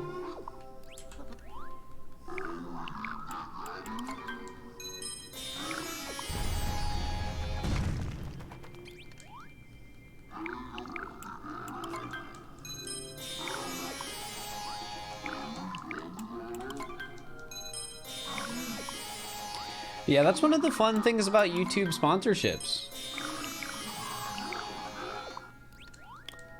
You never know what product might end up being misleading. Or at least more misleading than you expected, or whatever. Thagazant, my PB is 8:28 something. So it's, or sorry, 7 hours and 28 minutes and something seconds. Something around there. Like, honestly, that's one of the benefits, I guess, about a mobile game sponsorship, because you know you're at least selling, you're selling a gacha game. Like, that's the thing. You already know you're selling a gacha game. Whereas with other things, you might not realize, like, oh, this is actually sketchy. Or at least with, like, mobile games, you know that, like, the business practices are already, like, in this big morally gray area. At least you're aware. And then on top of that, you're getting paid more because of it. Which I'll say it since I haven't mentioned it yet this stream. I generally don't think gacha games themselves, like, shouldn't exist. I just really think they should be more regulated. That's generally my opinion on that sort of stuff. Which is why if I got the right offer, I would be willing to do, like, a sponsor for a gacha game. But it depends on a lot of things.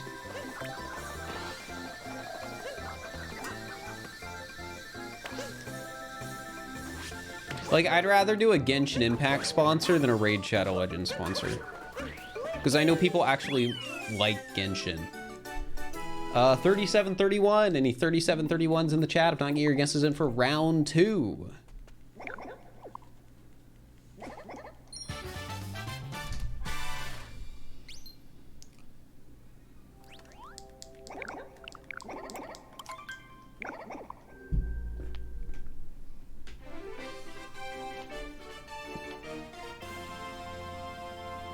What about League of Legends?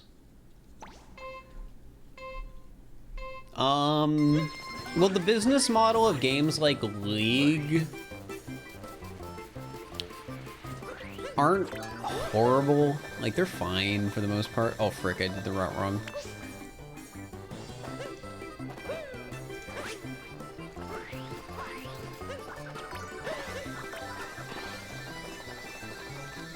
Like, especially nowadays with, like, Riot's partnership with Game Pass, the fact that you can just get all the, like, heroes in Valorant or League or whatever just from having Game Pass, gosh dang it, is pretty good.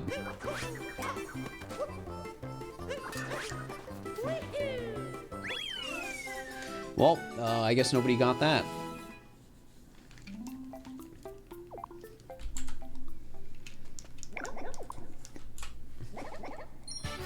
Like, if I still played Valorant ever, I would probably be willing to get Game Pass just so I could have all the heroes or whatever they're called in that game. Overwatch is the last shooter I played, so that's why I'm calling them heroes.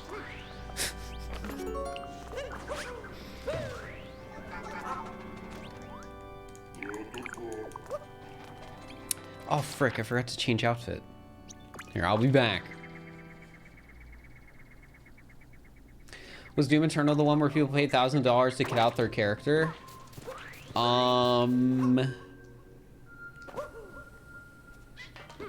I don't know.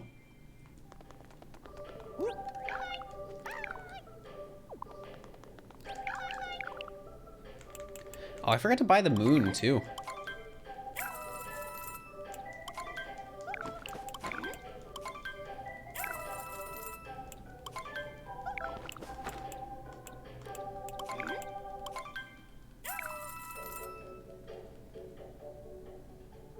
Yeah, when it comes to free-to-play games, I do think the monetization of games like League and Valorant isn't the worst.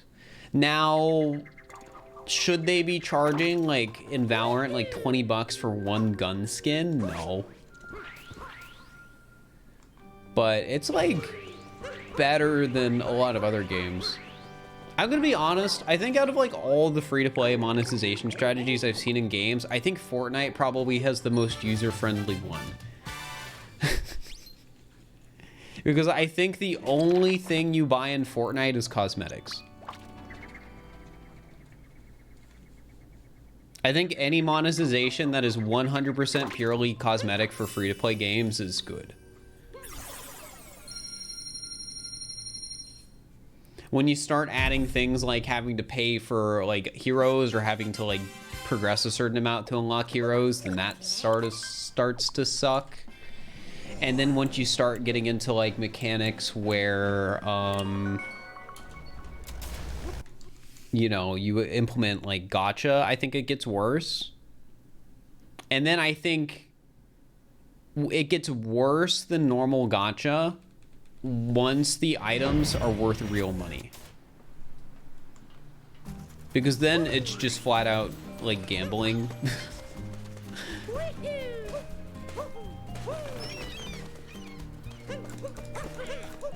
Which is something I have really like mixed feelings about. Like, what is even the solution for stuff like that? Because it's not like I don't think trading card games should exist. Because that's like gacha with stuff being worth real money in its like rawest, simplest form.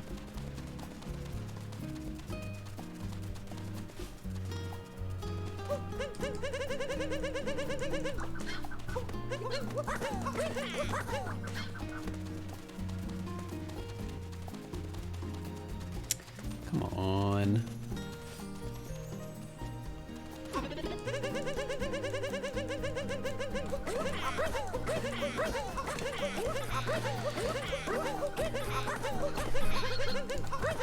All right, we should be good. I'm gonna be right back, chat. Behave while I'm gone.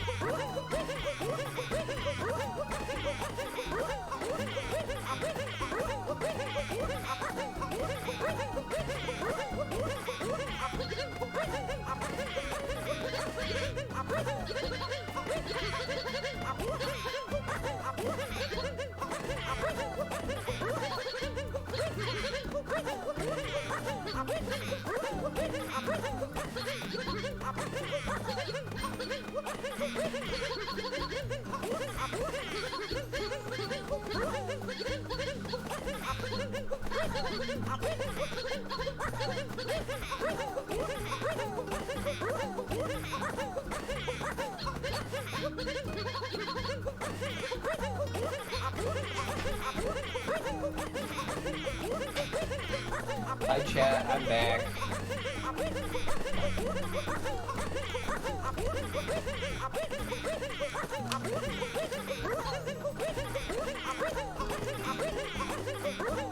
This is a genuine strat, by the way. This is like something you actually do in all moons, because it is the fastest way to farm cap throws.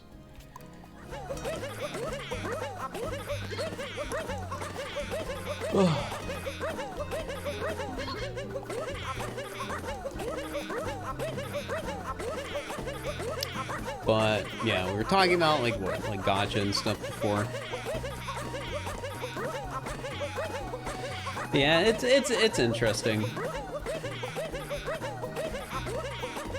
I feel like with online stuff, you could probably make like really player-friendly ways to do like specifically TCGs.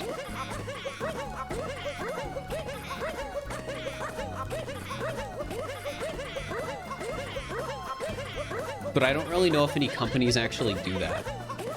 Is it because it's so much more profitable to make people open card packs?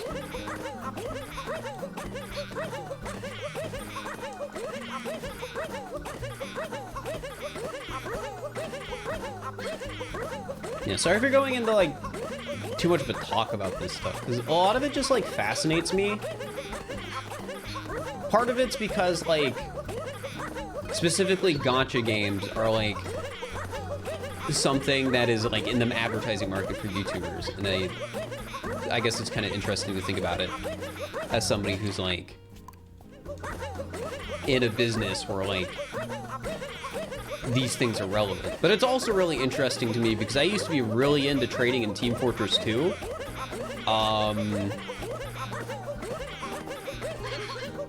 Which is a game that had a loot crate based economy with everything being worth like real money. So essentially like the same thing you have with like physical trading cards or whatever.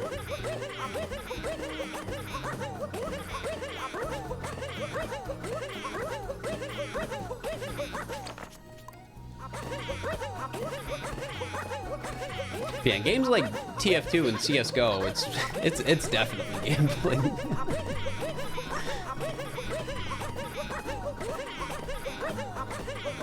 Oh, what's craziest about some of this stuff, chat?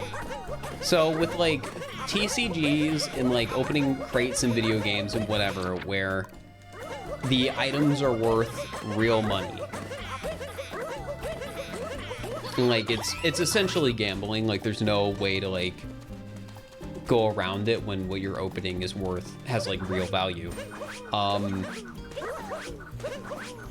I think it's really interesting that from like looking at it at a purely perspective as it's gambling, the return rate you get from like a pack of cards or, you know, opening like a crate in one of these games is so ridiculously bad. Like, I think slot machines usually have on average like a 90 to 99% like return rate for a customer. So like you're gonna get like 90 to like 99% of the money you put in back. Whereas when you're opening like a CSGO case, you get like a 30% return rate on like your value of what you spent. Like not only is it like, it's just like very blatantly gambling. It's gambling with a horrible rate of return. Like, it's just so shockingly bad.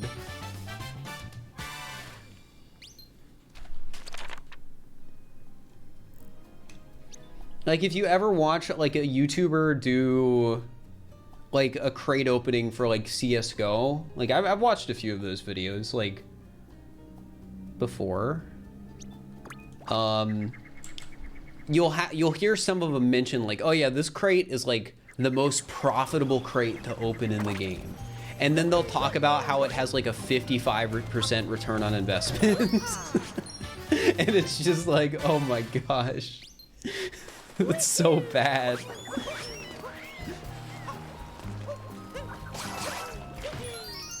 But it's like, oh, this is the best one to open.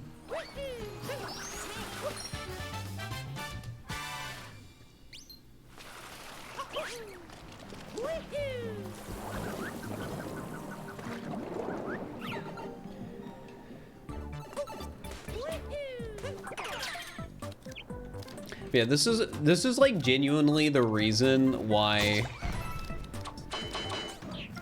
it's like detrimental for me to like open games like TF2 and whatnot these days, because if I do, I'll just want to open crates, because I used to be just like so invested in this like space because I spent like so much time and money in it. I don't know how many crates I opened in like Team Fortress 2 specifically, but it was probably like a few $1,000s worth over like the 5 years I played the game. That being said, I'm one of the lucky ones in the sense that the money I got when I stopped playing TF2 from selling all my items was definitely more than the money I spent playing the game. Like, just to be blunt about it, like, this was so long ago, I don't need to be like weird about it anymore. When I cashed out of TF2, I think I got around $6,000 for the items I had. So even though I had spent like thousands on the game up until that point, I did get more than I put in.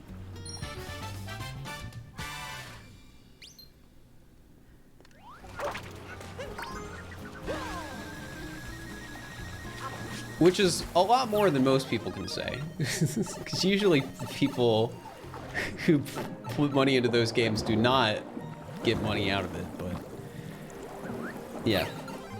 That's nice. Yeah, what's especially interesting about it though, one of the items I used to have, back then it wasn't like it was a rare item, people wanted it or whatever, but nowadays it's, I think the item has the like most expensive sale in like the history of the game on it. Because I used to have an item called the Poison Shadows Antlers, and I think recently, like within the last year, that item recorded like the biggest sale ever for a TF2 item, and I think it was around $25,000, which is ridiculous to think about. Because it was an item like I used to have. But I don't like regret selling it at all. Like, for whatever I got back in the day. It's just one of those weird things to like learn about, like down the line. It's like, oh, I had that.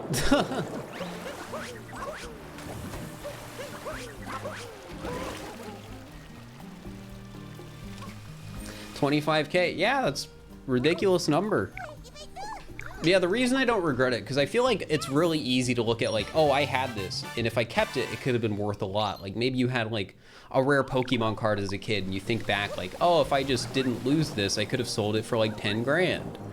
Well, the way I think about it is when I cashed out of TF2 and sold all my items and all of that, it opened up the like option for me to pursue like new things in life. And had I never cashed out and I just kept those items and sold them for like tens of thousands of dollars today instead of like the 6K I got back then when I stopped playing, I just would not be where I am in my life now, and I wouldn't want to change that for, you know.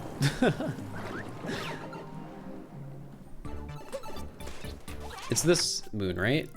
Which one did I forget? The secret? Yeah. But yeah, that's how I think of that stuff. That's how I sleep at night, knowing that I used to own like what is nowadays the most expensive item in TF2.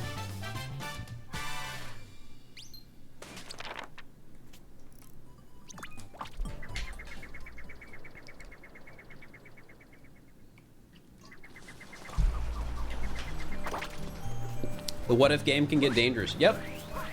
Like specifically, the reason I like say this, where it's like, oh, what if I kept these items? Like the fact of the matter is, if I kept my expensive TF2 items and sold them for like the tens of thousands of dollars they'd be worth today instead of the 6K I got back then, I probably wouldn't be a speedrun streamer. Because the money I got from cashing out of TF2 paid for my flight to go to my very first Games Done Quick event. So the first time I really just like got into the speedrun scene and like really started enjoying it, getting into it was after I got out of TF2 and sold all my items.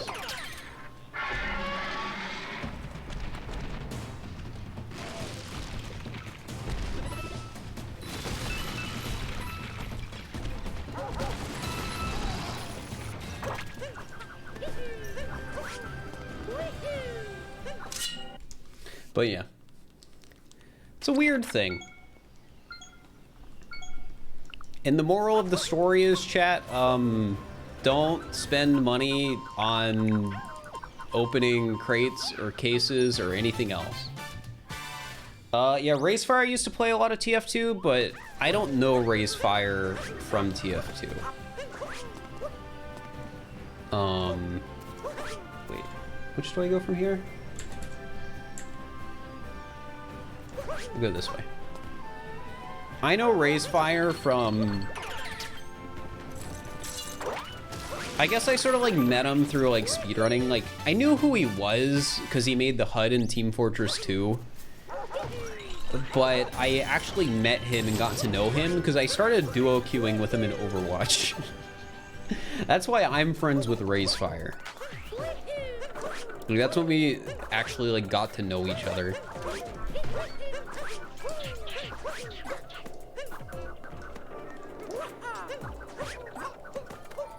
RT Game also used to be a TF2 player. It's funny, like, I at least recognize a lot of, like, the big creators nowadays that are, you know, doing non-TF2 content that used to do TF2 content, but I just don't recognize RT Game at all.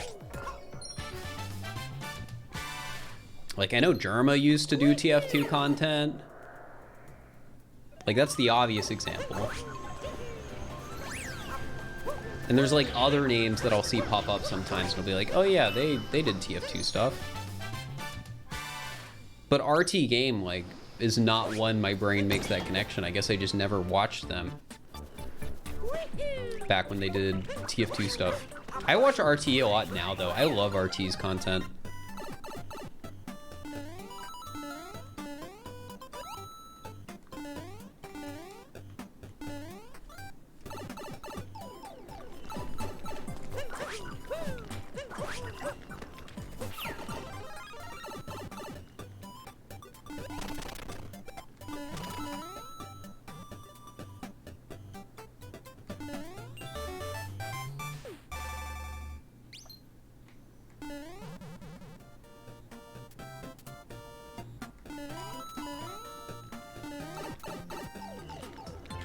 Your friend got engaged, pogged them.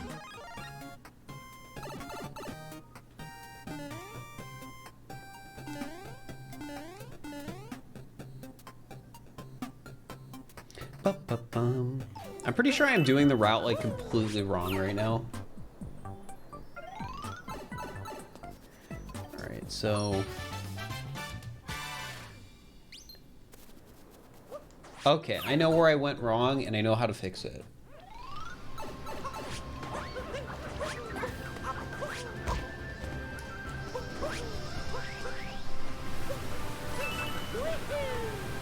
I hate to break it to you, Skyloft, but the people who buy like the expensive rings in video games that they have to do engagements or whatever, usually aren't people that are actually getting engaged. Sometimes they are, but a lot of the time they're not. What games have those? Doesn't WoW have something like that?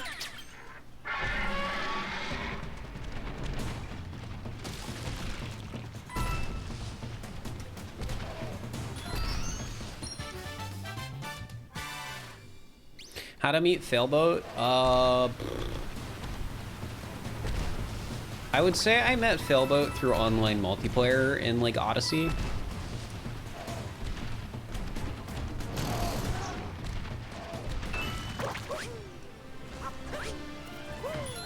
WoW doesn't have the expensive wedding ring? It doesn't? That surprises me. WoW seems like the game that would.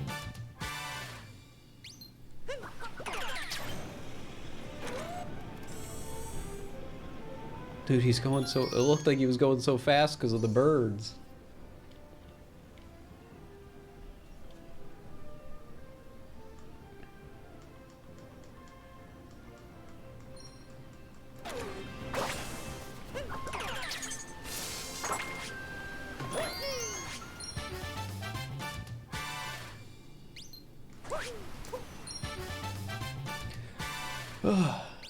Alright guys, it is time for Cascade Kingdom Coop. Free running, so get your guesses in the chat. Get them in.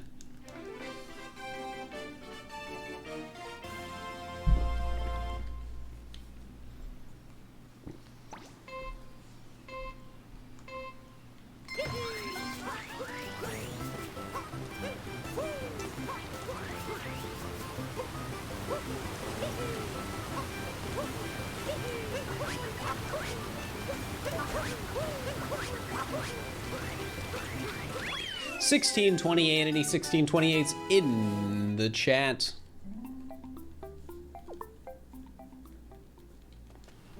If not, get your guesses in for round 2. Get them in.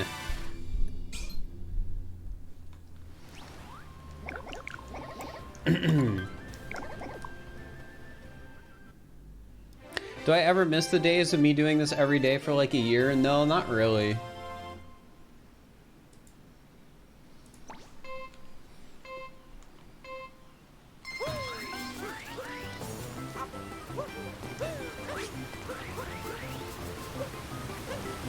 I barely have the energy to do this once a week anymore.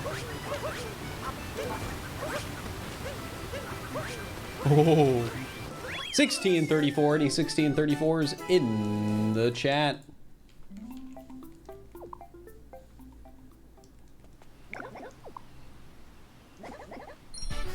Gosh, we're almost 4 hours in. I am behind, aren't I?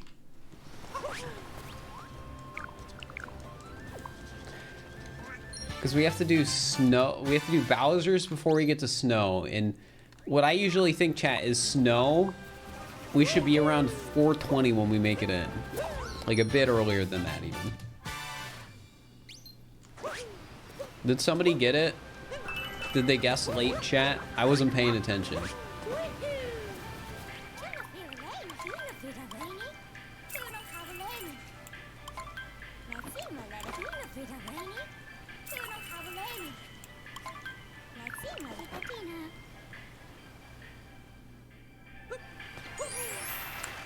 All right, well, congrats to SSJ3 Zach.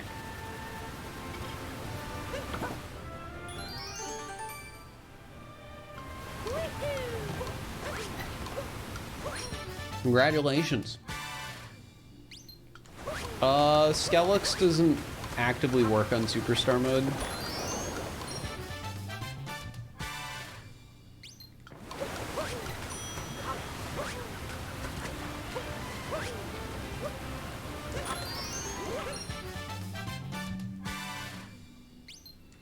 Terrius, thank you for giving a sub to SS. I appreciate it. SSJ.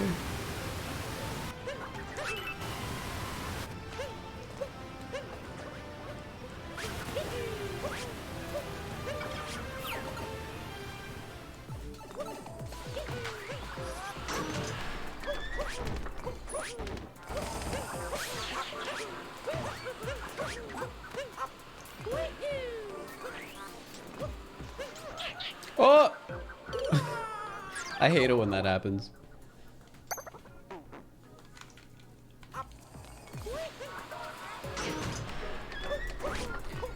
Yo, Emo Trash Can, thank you for the prime. I appreciate it.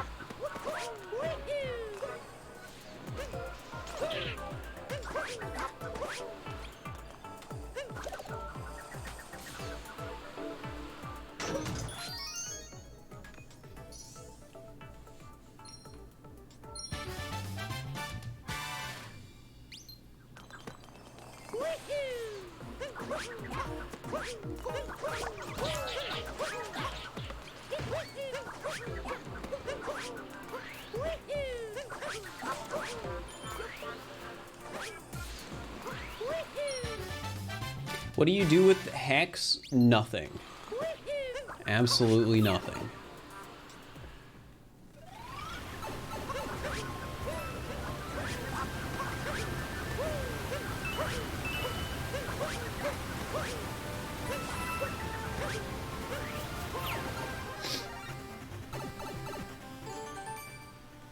Yo! Cynics are redeem a smile, guys. We get some smiles in the chat for that. You all have to type smile now. That's how it works.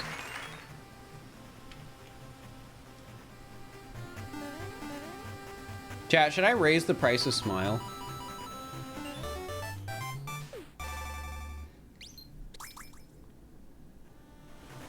No. I don't know. There's been a lot of inflation this year.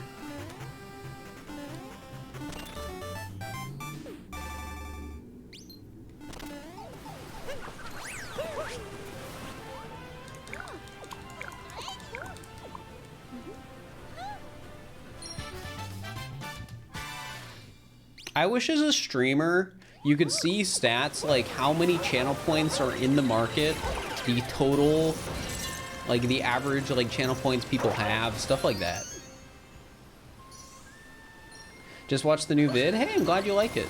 It makes me happy that a lot of people are saying they liked it because I spent way too much time working on the video.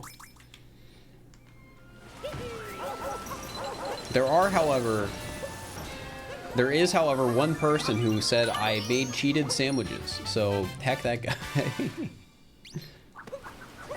Why would you make your stream a part of inflation? I've joked about this idea a few times, but running a program that like tracks channel points and how many people are spending and how many people are gaining and using that to adjust the price of items. So simulating inflation in the channel points economy.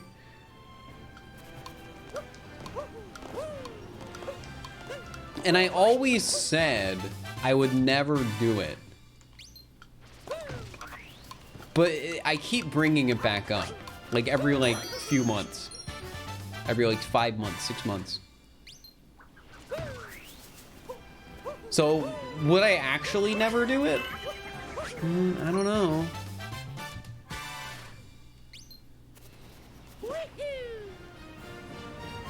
You got my balloon? I don't remember placing a balloon in Luigi's Balloon World. I'm sorry.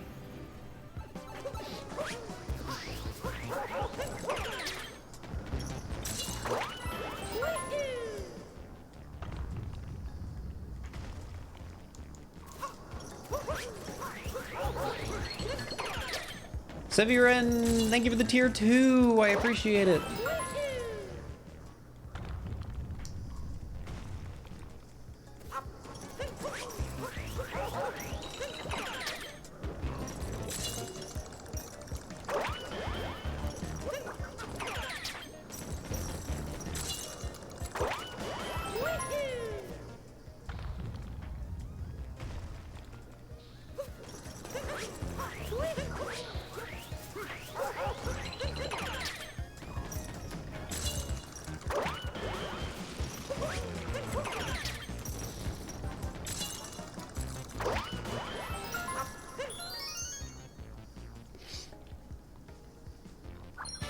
You got a scam train? Unplugging? Level 2?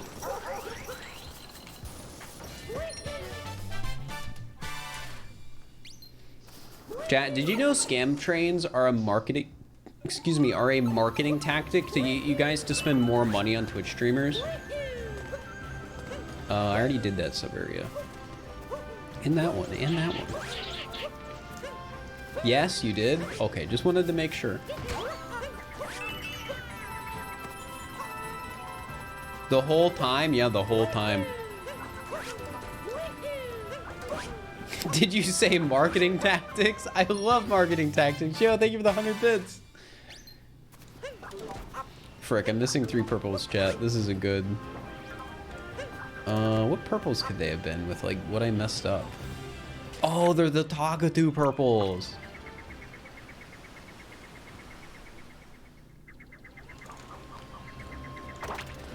You also love marketing tactics? Dude, oh, I didn't miss the Tagatu purples. Any marketing majors in the chat?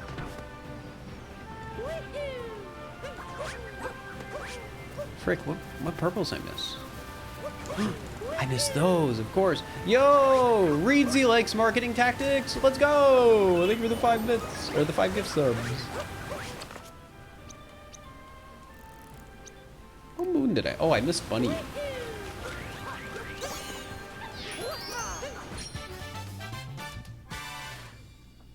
You work at a marketing company. Let's go!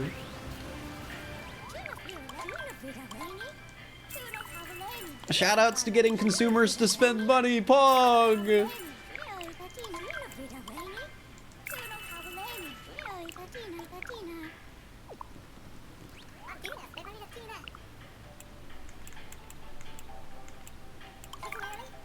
It's so crazy.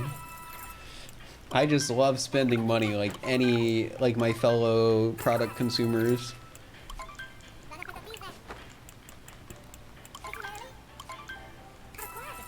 See, that's how you know when a streamer is a disguised marketing person. When they ask you, like, oh, you guys spend any money today? I love spending money. That's how you know. That's how you know.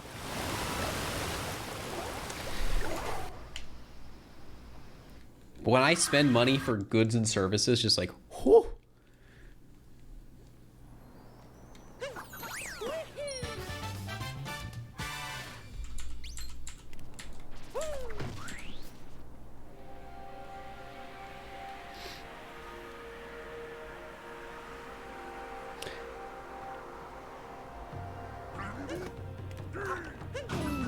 Chat, the trick is I don't actually like spending money. I learned about this thing that called rent recently, and it ruined the whole money spending experience for me.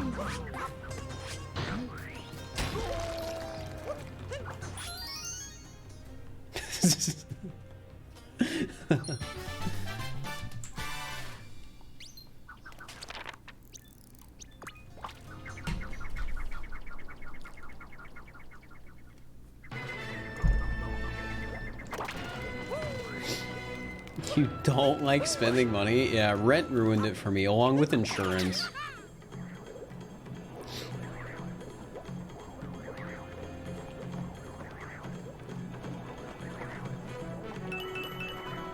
I could buy a car, chat. That would be a pretty positive money spending experience. But then I'd have to pay insurance, which is not a positive money spending experience. So, like, what do I do? I think the solution is to not spend money.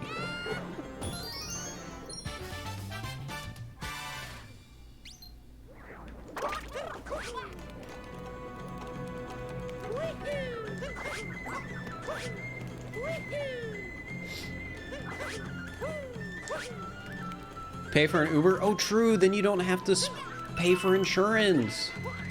The money spending experience. It's positive again. Pog. Except I still have to pay rent, so.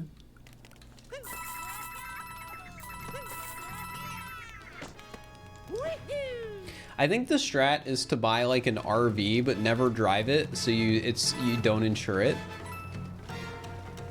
And then you don't have to pay property tax, not tax advice.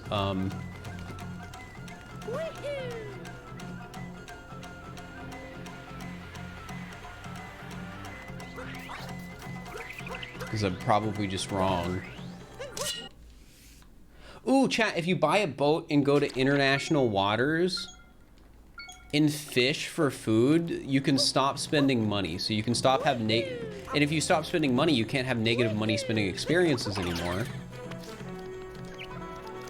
It works out.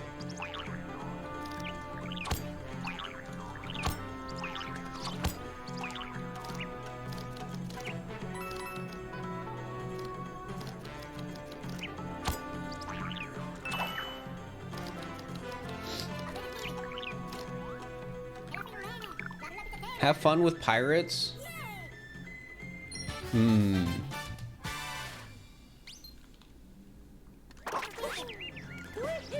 Your brother got his driver's permit. My mom's car insurance went up by $700 that month. What the heck?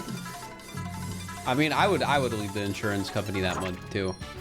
Recently, so one of the few things I still don't have to pay for, thankfully, is car insurance because it's technically not my car.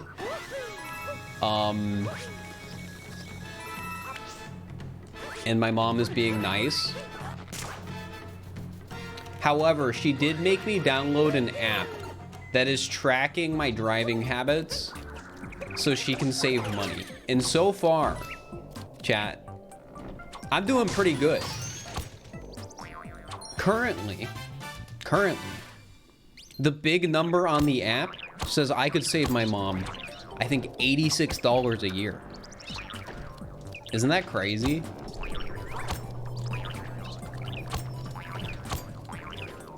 It did say 100 at one point, but then it docked me for braking too fast because so what happened, chat, is I had to get off the highway and there were a lot of cars backed up on the exit, so I had to brake fast, but it docked me for that, so it went back down to like 90 something or whatever. Pretty hecked up, if you ask me.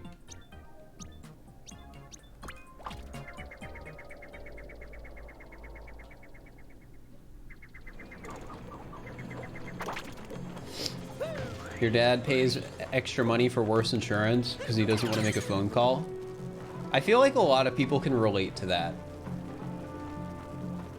Where do I go from here? Frick, I didn't mean to do that.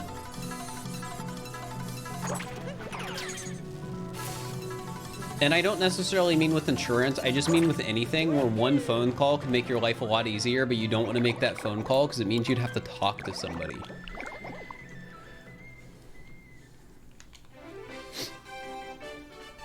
Like, I'm going through all of these. Oh yeah, get your guesses in the chat for Bowser's free running. Like, I'm going through all of these hoops to see if there's a way I can, like, do a support email or something with,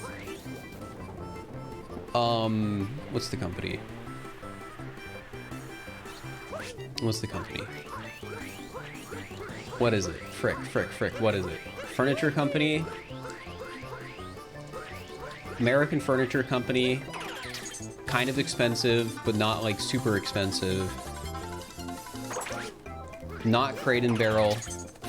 Pottery Barn, yeah. There's a support phone number, but I really don't want to call it. So I've been trying to figure out if there's a way I can open a support ticket on their website through my account. But I can't find one.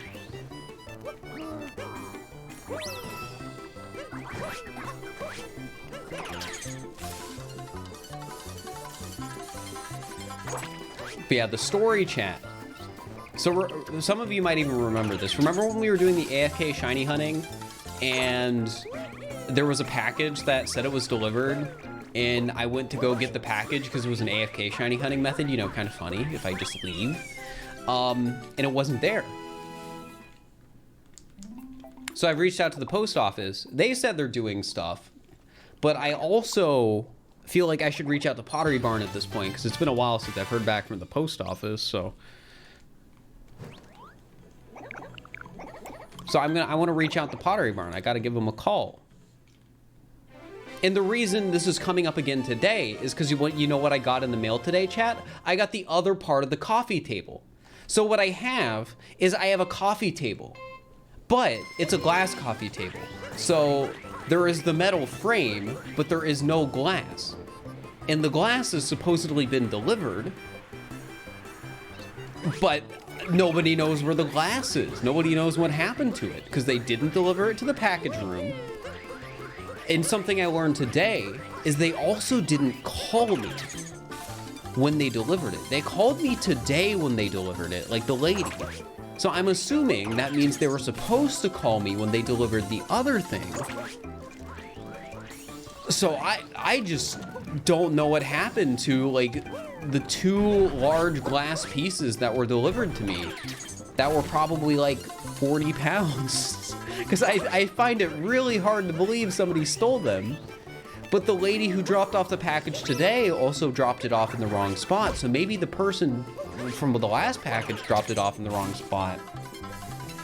Like maybe they just left it outside and it got stolen. I don't know.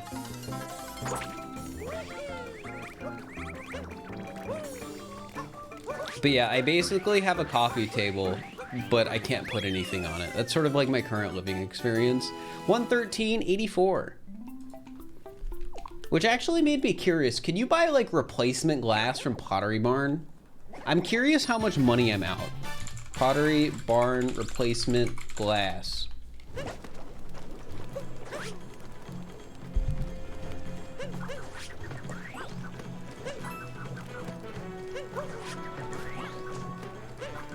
So I would assume furniture companies let you buy replacement glass in case you like break it.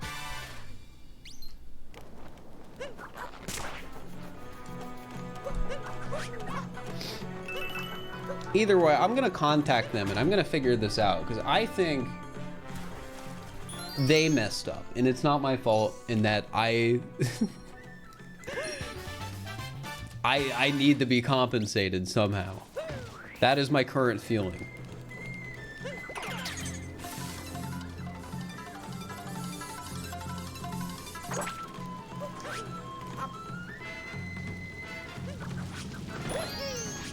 But yeah, I hope this gets figured out because it was an expensive coffee table, chat. Since I live in a small apartment, I splurged a little bit on the furniture. So it's like a $600 coffee table we're talking about. It's like $600, $700. Something around there. I forget the exact amount. And the glass is nowhere to be found. And like I've had like packages go missing or get stolen before, and like before it didn't really matter because it'd be like a $20 Pokemon card or something that got stolen or disappeared. But right here we're talking about half of a like $700, $600 coffee table.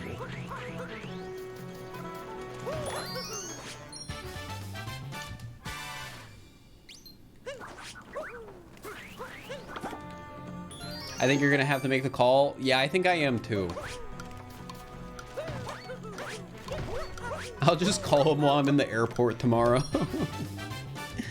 You took it by accident. It's okay, I forgive you. Oh yeah, and Ellie, I feel pretty good about the video. People seem to have enjoyed it, so that's good. Why is it only that in America packages get stolen? Well, I don't even know if it was stolen. That's the thing. Because again, like I get glass is expensive, but it was like a 40, 50 pound package and like not a small package.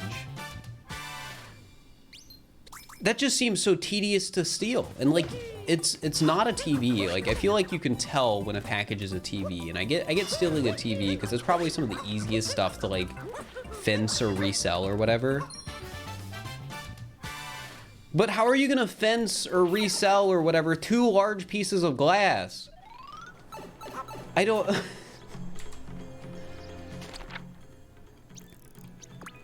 I don't know, man.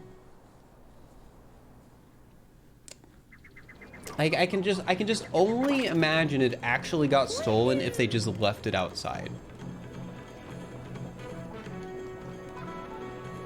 Because I can't imagine somebody stole it if it was anywhere in the apartment complex. Since, like, things are generally pretty secure.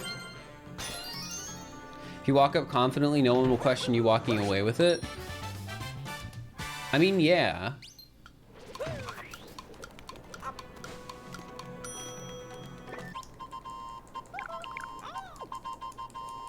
Easy, you sell it to the people you stole it from. True!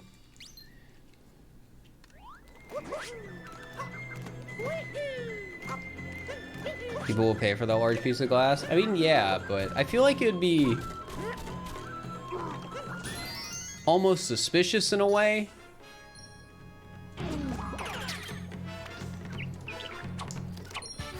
Like, I don't know, where did you get these 2 large identical pieces of glass?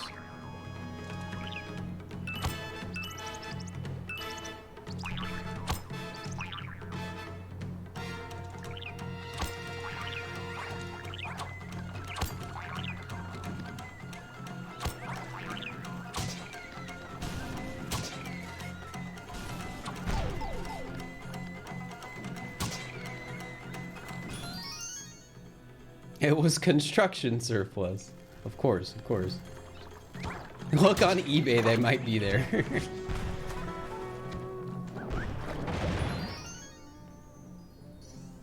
Like, if I were to genuinely guess what happened to it, I feel like it was just delivered to the wrong place.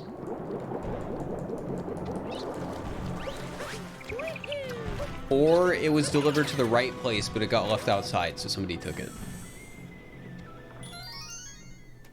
Because it's marked as delivered, but it was delivered to other.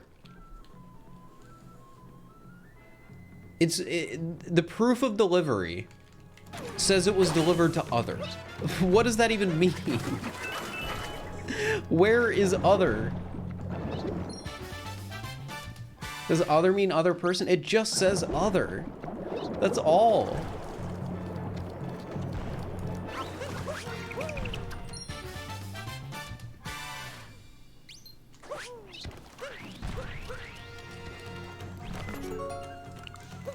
Maybe they broke it? Maybe.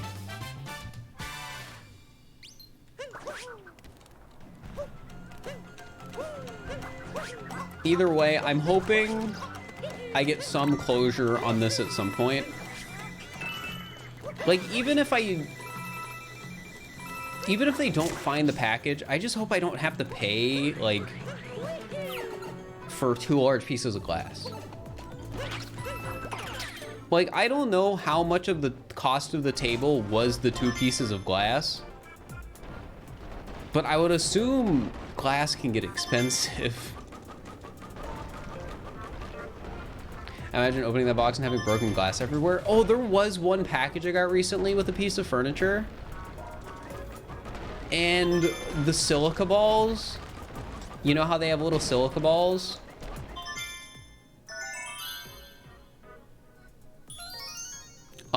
One of the packets was open and silica balls fell all over my floor.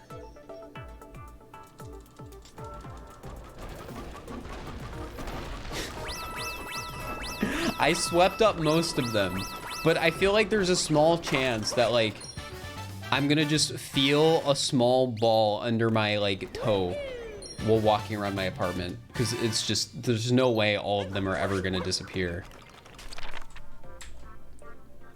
Warp to 3rd, courtyard, rear. They should reimburse you for that. I would imagine, like, I feel like I have a good enough case to, like, hey, this thing was improperly delivered. You know, help me out here, Pottery Barn. I purchased other things from you. Sure, I returned one of the things I purchased from you because the couch from you that I got sucked. But I really like the pillows that I bought.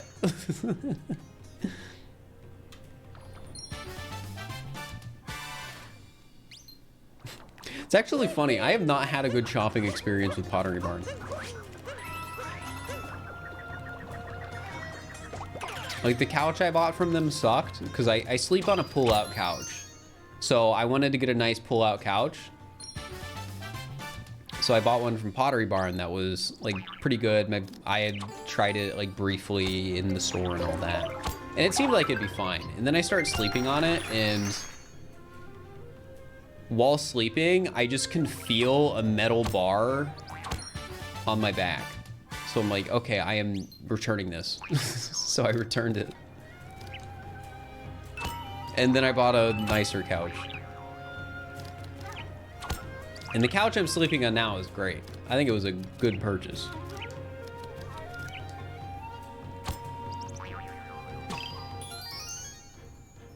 Are you thinking maybe you shouldn't? It's fine. Like, overall, like, I like the coffee table I got from them. It's just I'm missing half of it. Yeah, Pottery Barn is like up. I don't want to use the word upscale because I feel like upscale is like too expensive, but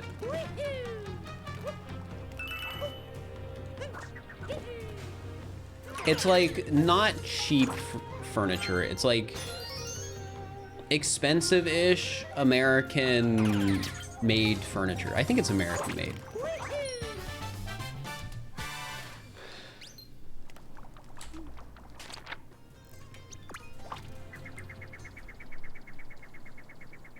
It's like mid-scale. Yeah, I think mid-scale might be the right word.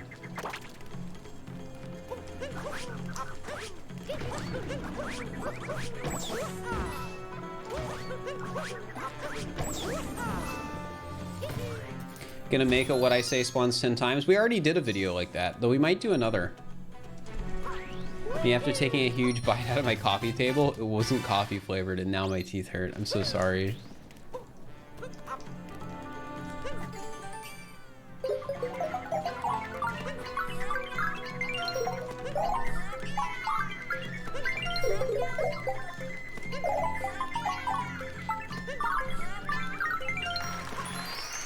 The places are either upping their prices or lowering quality slightly. A shame, but I guess that's just what happens sometimes.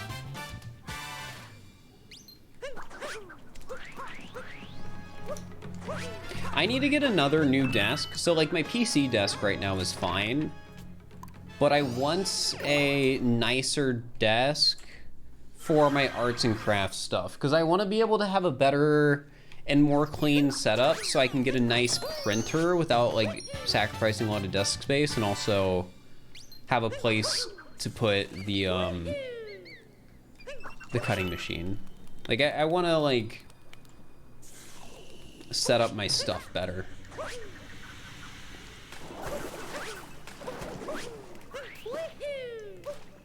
Accused because pillow around Halloween was $70 and you just couldn't. Yeah. A lot of furniture stuff is expensive. Chat, I went to Bed Bath & Beyond because I wanted like new pillows. And there were like some cheap pillows there, but I got a gift card for Christmas. So I was like, all right, well, I don't need to get the super cheap pillows. But the pillows were like, I think they were on sale and they were still like 60 bucks. It's like, what the heck? That's crazy. But again, they were nice pillows. And since I got that gift card for Christmas, I was like, all right, I'll splurge a little bit, you know?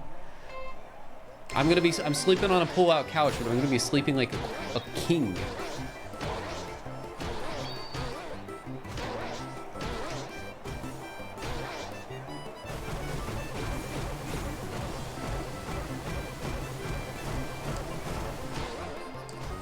Also, guys, get your guesses in the chat for the Ice Burn Circuit.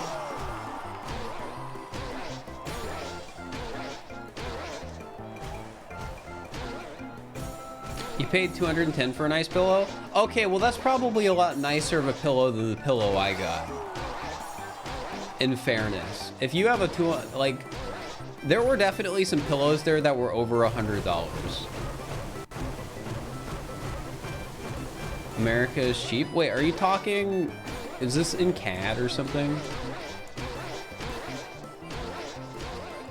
Because I don't know what 210 CAD is in USD. I think expensive sheets and towels are worth it. You'll buy crappy pillows sometimes. I like the new towels I have, except for the fact that when I put them in the dryer, there will be a ton of like fluff. Like not like a ton, but there'll be fluff. And then I have to like clean it out. Get $100 for your pillow, you don't even like it that much after time. You have to, it happens. Like again, that couch I bought, chat, the old one that I was sleeping on that sucked, that I replaced. $135.69, by the way.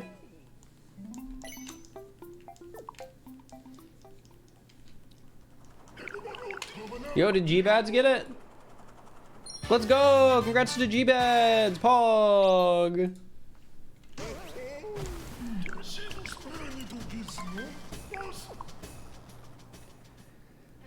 But yeah, chat, that first couch I bought, because I was like, oh, I'll get a super nice pull-out couch, so when I sleep on it, it won't be that bad. I bought it and like it sucked. It was a freaking like $1,900 couch or something like that, and it sucked. Like the couch part of the couch was fine, but oh my god, the pullout was horrible.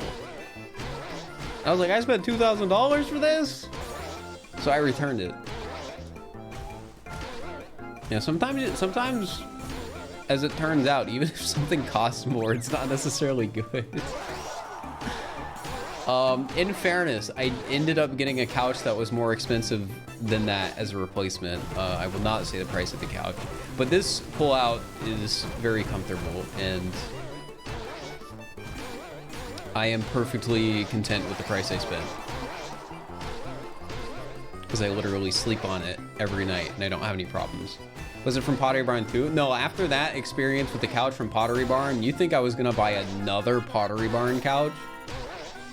No way. Sure, I'll buy a decorative pillow or two from them and maybe a throw blanket, but I don't know if I can trust them with a couch after that experience. Subscribe to first so we can get working furniture. It's actually crazy. I've had some bad furniture experiences with like every piece of furniture I bought.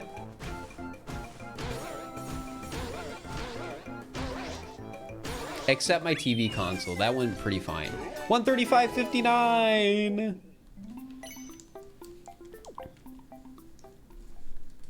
Like the desk I bought, chat, one of the screws, well, actually two of the screws, it was like multiple of the screws would not screw in because the holes they drilled for the screws were not big enough. So what ended up happening with my desk is for a few days, those like screws were just not in all the way, but they weren't like vital screws, so it like wasn't a huge issue. But I contacted the company, and it turned out, and I didn't even realize when I purchased this from them, that they were located in Cincinnati, and the guy literally, like I think it was one of the owners too, drove to my apartment complex to help me out, which I think is wild.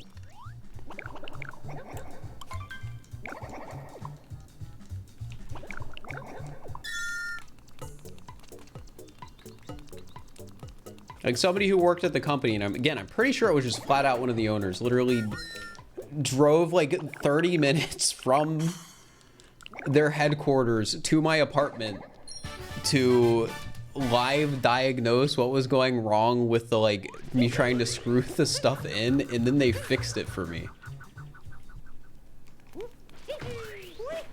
which was crazy. That was a pretty good experience. I feel like that's how you you sell me on getting another desk from your company, you know? 10 out of 10 service. Yeah, it was pretty good. And then they gave me replacement screws because they kind of had to screw with or mess with the screws a little bit and like drill them in at like weird angles to like make the hole a bit bigger to get it to work. So it's just like, hey, if you ever need to move this, we're gonna send you some replacement screws. What if he was a fur fan and trying to find your address? He would have had no idea it was me before coming to my place.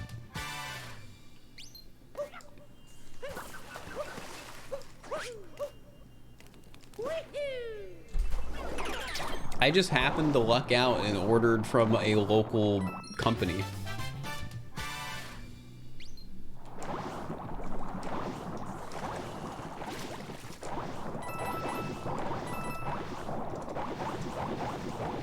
Frick. There we go. He'd be watching the stream right now. He could.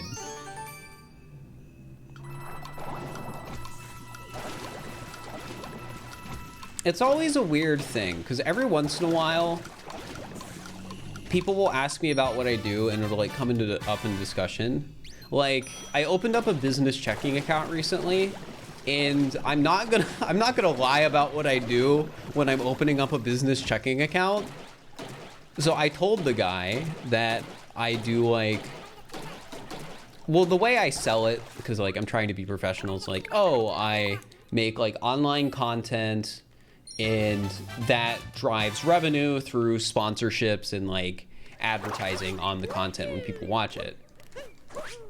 Also, get your guesses in the chat for snow free running. But yeah, so I told him about that, and it's funny because he mentioned that like, oh yeah, I like some of the Mario stuff, and he mentioned that like one of his friends, like he would go over and play like through like Mario Maker with him, and he said that his friend watched a Mario Maker person, and there was a part of me that was hoping so much that he was going to be able to tell me the name and that it was going to be Grand Pooh Bear. But it wasn't Grand Pooh Bear. But it was funny. The person that his friend watched was Ryukar. And it's like, oh, I know who that is, but not like personally. But yeah, it was really funny to have that happen where it's like, oh yeah, my friend watches some Mario guys.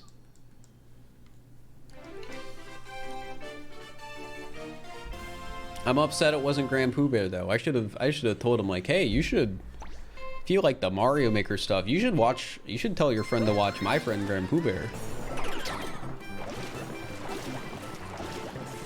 So maybe Carl Sagan 42. I mean, if it was Carl, I could have told the guy, it's like, oh, I was on a bus one time with that guy. And before people get confused, because Carl Sagan is also the name of the scientist, there's a Mario Maker YouTuber that has their alias as Carl Sagan 42.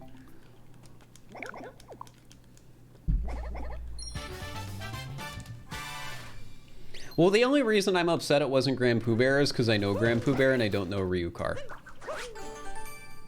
I was just, when they said Mario Maker, I was hoping so much it would be somebody I knew.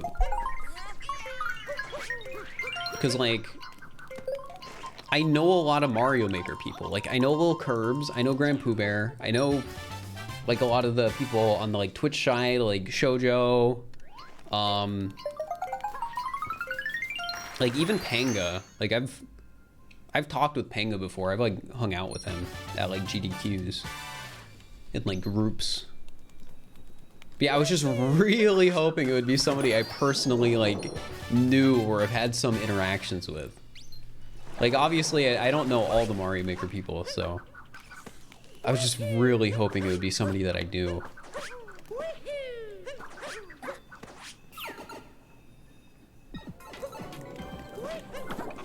Yeah, a new personally as compared to know of. Yeah, Feeny would have been another one.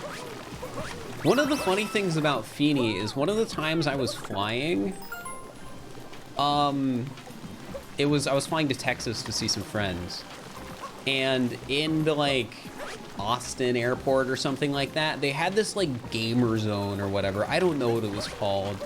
And on the TVs, they were playing what were recordings of Twitch streams, and one of the streams was Feeny, and I was like, oh, what do you know? I think that was before I knew Fiend at all, though. It was just really weird to see, because it's like, oh, huh.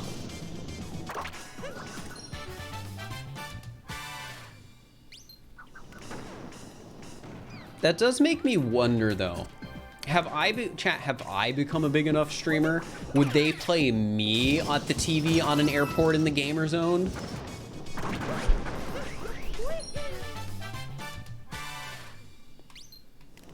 I didn't do the fake scare, sorry, I was distracted in the discussion.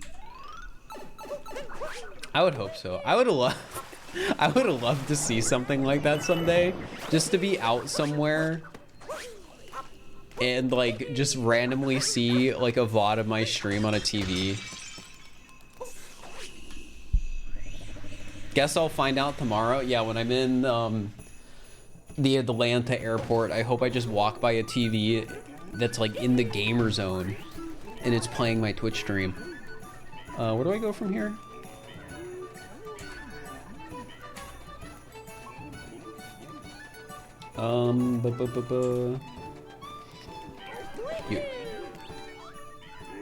You DoorDashed a lot of Cold Stone tubs? The future is great, honestly.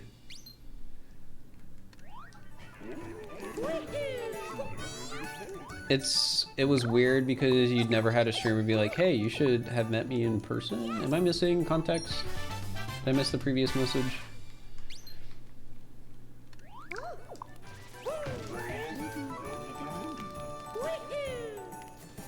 Barb's a fun streamer. I like Barb.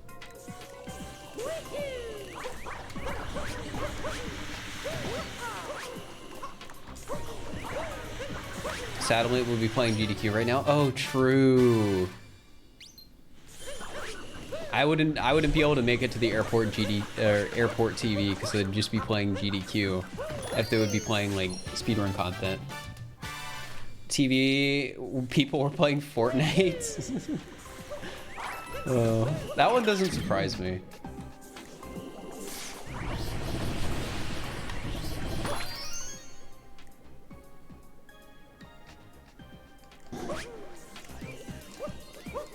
Fortnite was like the biggest game in the world for a long time, and it's still huge. People like to say Fortnite died, but it really didn't.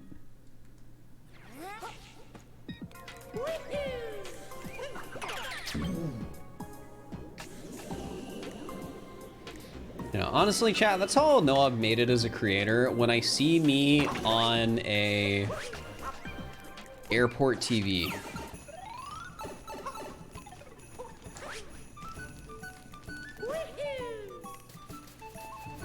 Watch Chrism all the way back in 2016 when he was oh wait, I was just in this room. I went to the wrong one.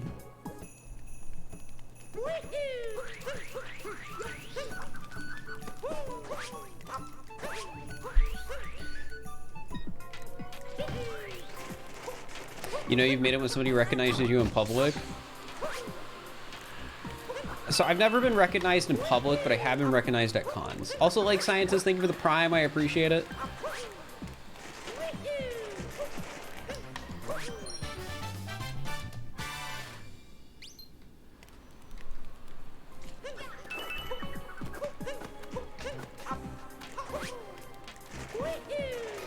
This runs 8 hours usually.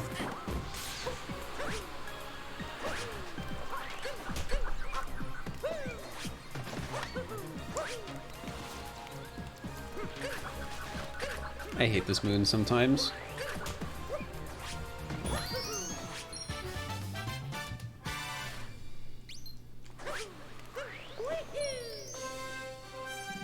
For me, Calc 2 wasn't that bad when I had to take it before I swapped out of engineering, but Calc 3 was my breaking point.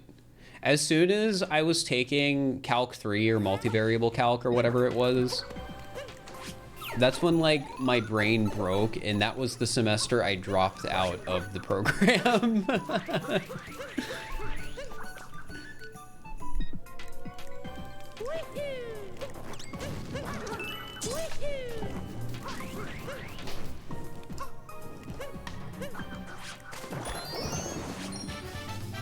But I also had like no motivation to actually do work in like engineering.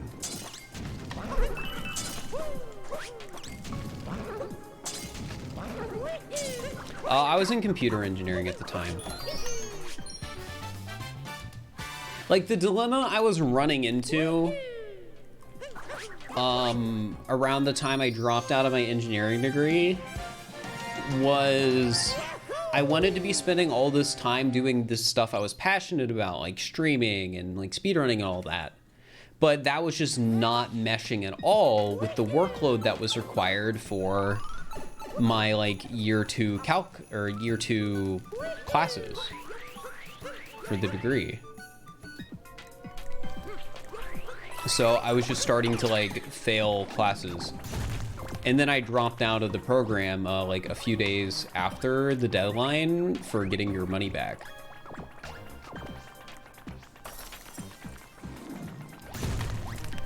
Which I think was a $6,000 mistake.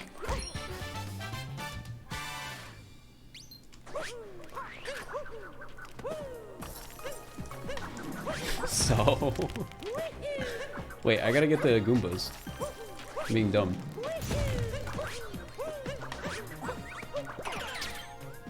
The nice thing though, chat, was I was able to pay back all of that like money I owed from that semester because I just basically the money I was making during streaming at that time, which wasn't a lot, but it was still like significant, went to like paying back school stuff.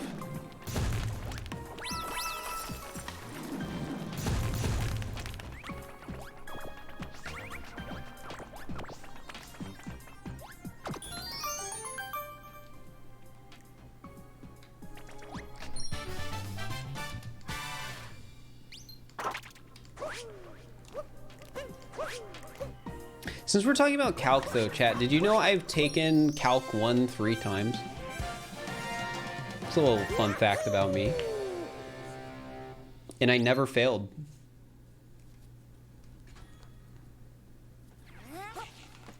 That's gross. So what happened was when I was a junior in high school, I took regular calculus. So it wasn't an AP class, it wasn't anything, it was just calculus. And I passed it. I think I got like a B. Maybe I got a C, I don't remember. The next year I'm like, okay, you know what? Maybe I should take calculus, Calc BC I think it was, so that I could get Calc 1 credit for college. So I did that. And I think I got a 3 or a 4 on the AP exam. I don't remember. I didn't do the best on the AP exam. I think I got a 4. And when I went into college, they were like, since you're in an engineering program, we really wouldn't recommend using a 4 for your calc credit or whatever. They just wouldn't recommend that you skip calc 1 and use the credit, which led to me taking it a 3rd time.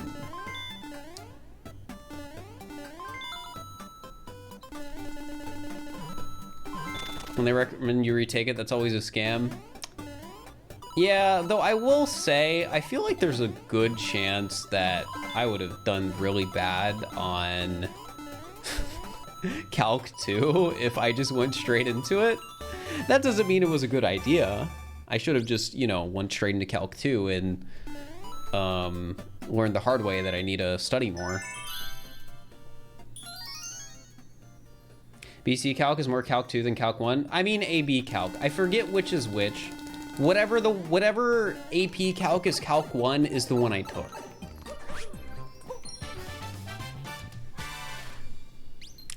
I can never remember which is which. Because it's AB or BC, and neither of those mean anything to me. They're just letters. AB becomes before BC. Yeah, but I was told, like, at one point, or my brain had convinced me at some point that, like, oh, it's like, oh, it's weird though. It's not how you'd expect it to be. So I was thinking, like, oh, that must mean BC is the one that's first. Jump farm? I'll go back and do it in a sec.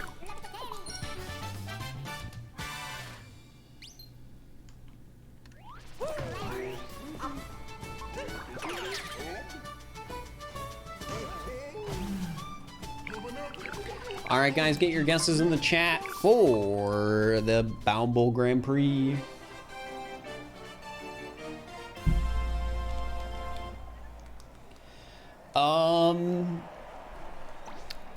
I know Calc 3 is multivariable calculus, which I think would be consistent across like different countries, but I don't know exactly what Calc 1 and Calc 2 would be to like explain what, you know, they are.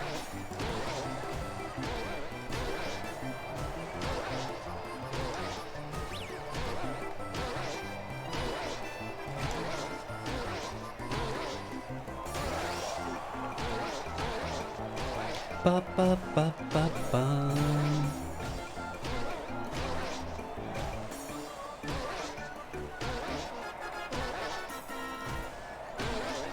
Dude, I'm doing so bad right now.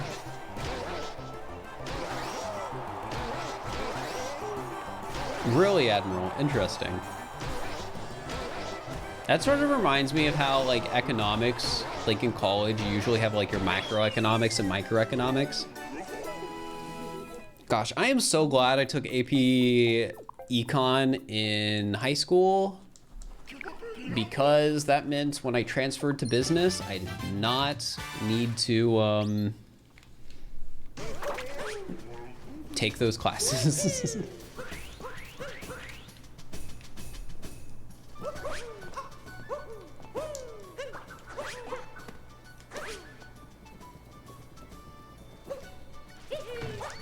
Was I at a liberal arts college?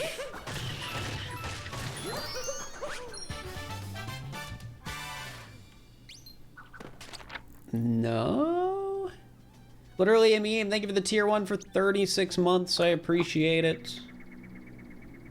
I don't want to specifically say where I went to college until I actually have a degree in my hand. So I can't have chat look it up for me.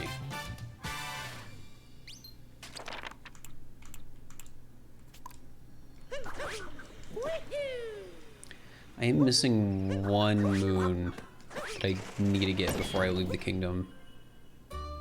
Dude, I thought I was done this past semester. I am, but I don't have the degree in my hand yet.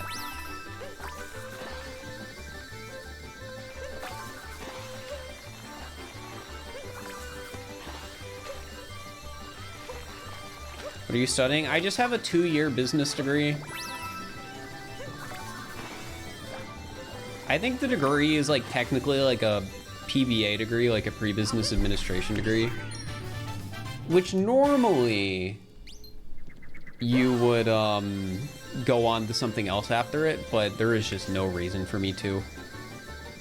But it's better to have, you know, something than nothing is the way I look at it.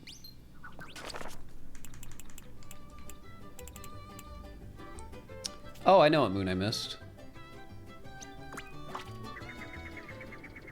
No, Ohio. Chat, I'm not telling you where I went to school. So I cannot confirm or deny whether I went to OSU. Until I have a degree in my hand.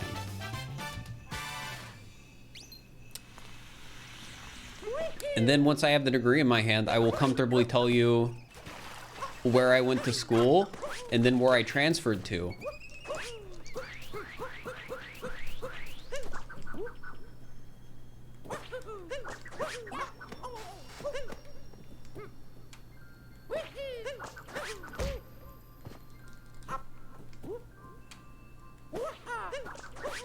Gosh, why have I been struggling with this recently? Like, even during that one hide and seek, I was really struggling.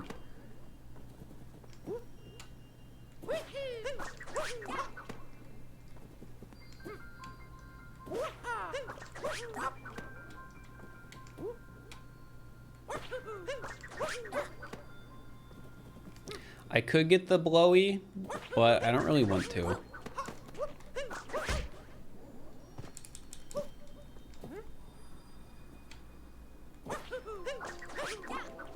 There we go.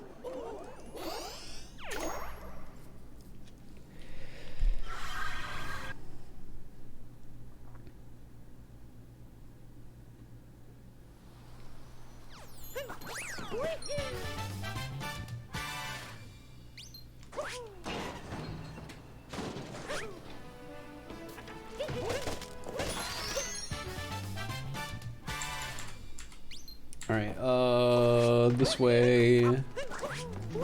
Wait, is it this way? This, because that's darker side. This is all moons. I need to go this way.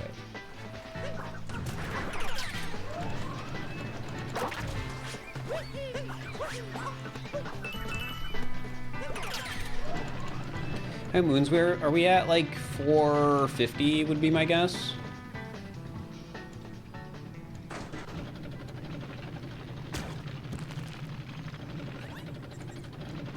By taking a math of Pokemon games class? What does that even mean?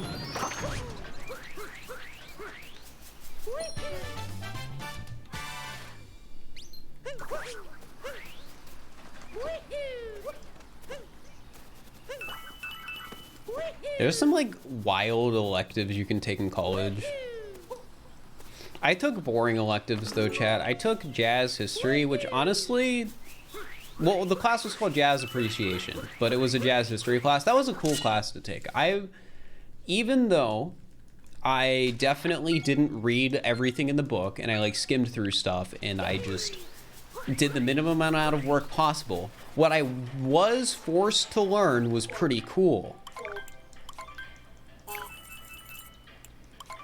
I do know I have to name the white fish after you swim though, but if I name one shiny after somebody, I have to name every shiny after somebody. But yeah, I did do the bare minimum work, but the work I did do in the jazz appreciation class was cool. So I can say I did appreciate jazz from the class.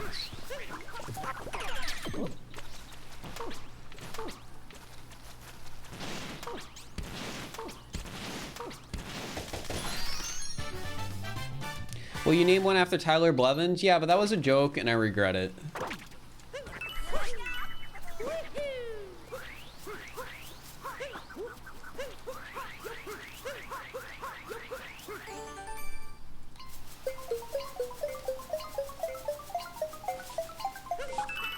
Oh, that was not supposed to be that good of a roll cancel. For regrets giving me mod? I don't regret giving you mod. I mean, there are things you could probably do that would make me regret giving you mod, but that's the same for any mods.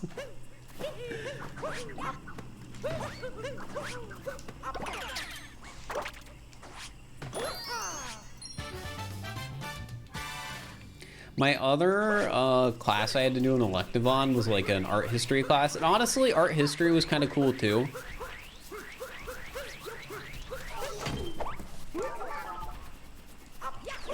But there was one time that was pretty embarrassing where one of the people we learned about that did not concept art,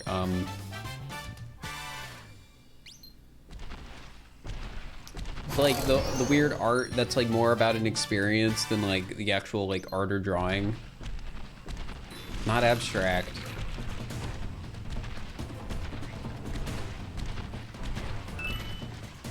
It's not expressionism. It's not a drawing.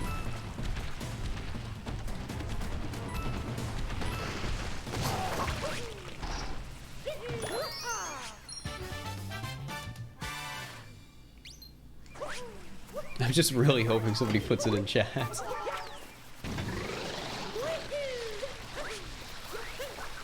Performance art? It might just be performance art.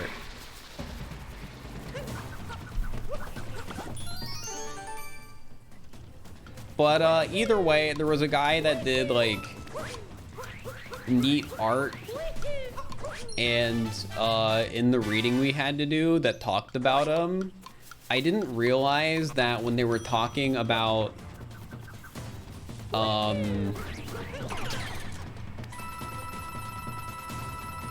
his romantic partner, that he was gay.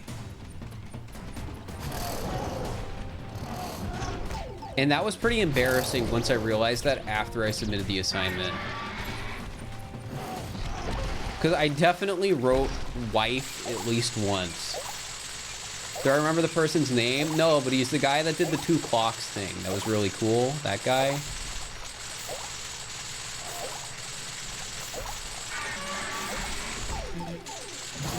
I am going to die.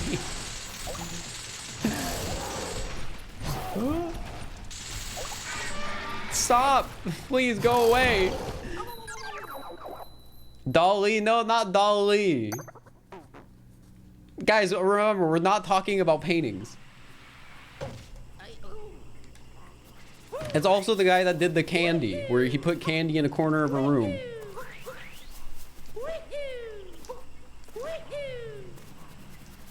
That guy. Him, yes. The first, when I had to talk about one of his art pieces, yeah, Felix, that guy. I forget his last name.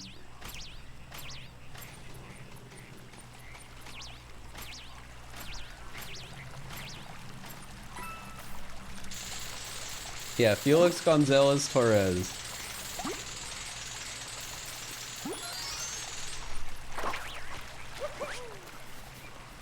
Frick. What moons do I still need in Deep Woods? Because this has been a really messy Deep Woods route. I think I still need to do pipes. Are gonna be more team hide and seek videos? I think people want to do more team hide and seek. Like, people were talking about how Small Ant mentioned there might be an NA versus Germany in the works.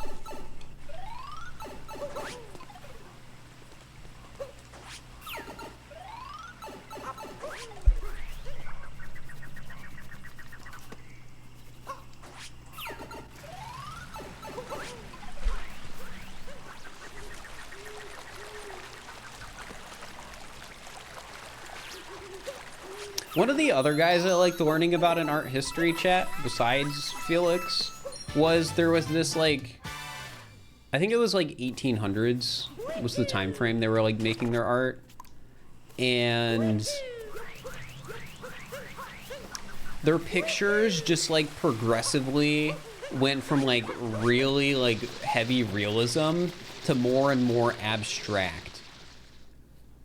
And just like seeing the art pieces and then the dates and just watching the progression to me was really amusing. I'm trying to, I forget the artist's name, but I think they would call their pieces just stuff like composition like 8.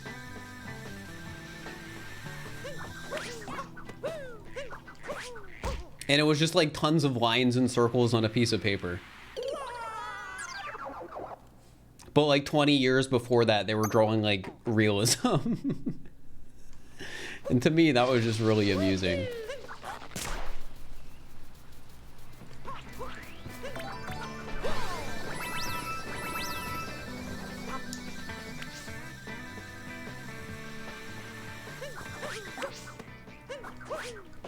Dogs in snow are precious.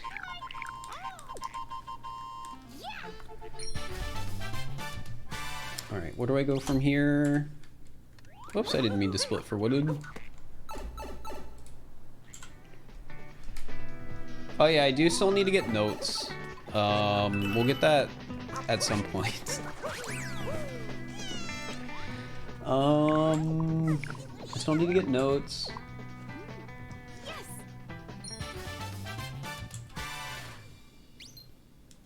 And then we do nut.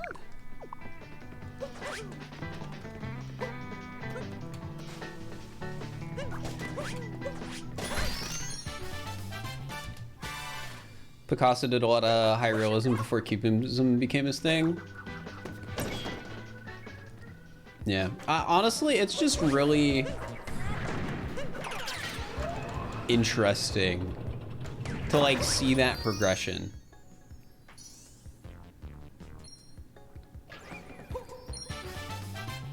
Like the progression of like making, I guess, like generic, like super realistic works to like doing heavily stylized artwork.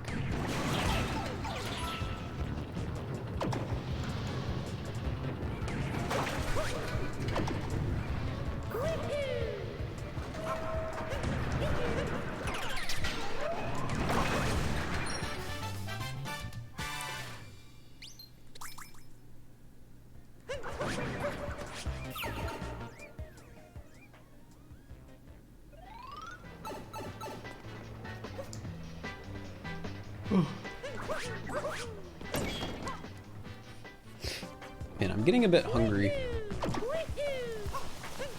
What do I eat after stream? I mean, I still have like 3.5 hours before I actually get to end stream and eat. But what do I eat?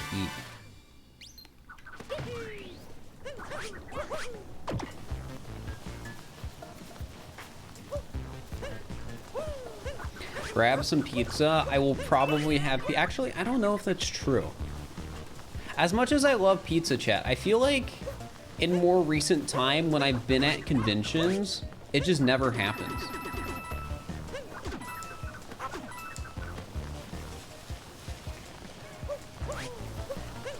As much as I am a degenerate for pizza, I just feel like whenever I've like visited people or been at cons or whatever, it's just never... Pizza just doesn't happen.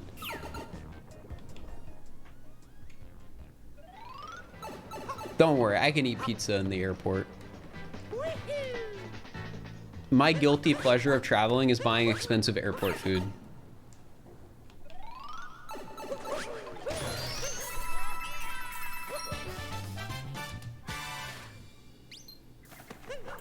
You bring me pizza at the next convention? Don't. I won't eat it.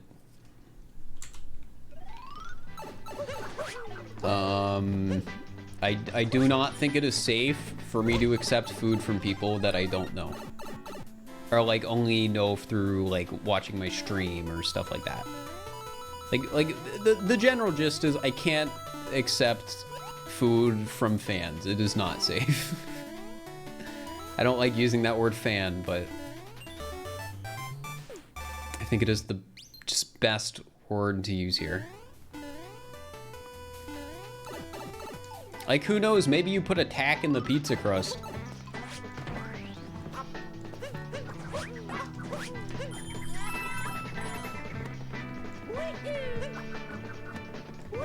Renting or running a house is the next big goal. I believe in you. Get that dog a yard.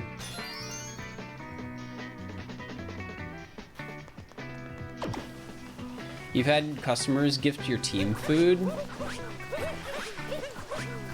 I feel like for me, like if I was in a different industry and I was given food by a customer, there are instances where I would probably eat it. Like if I worked in like, I don't know. I can't think of a good example.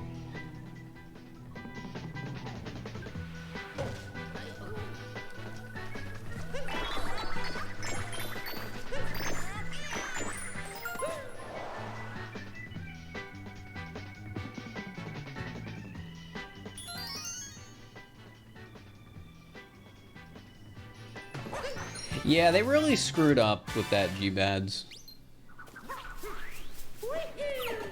When the hotel, like,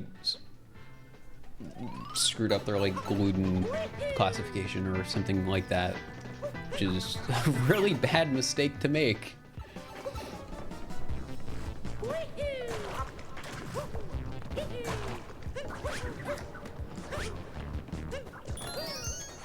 Good luck in the challenge, thanks.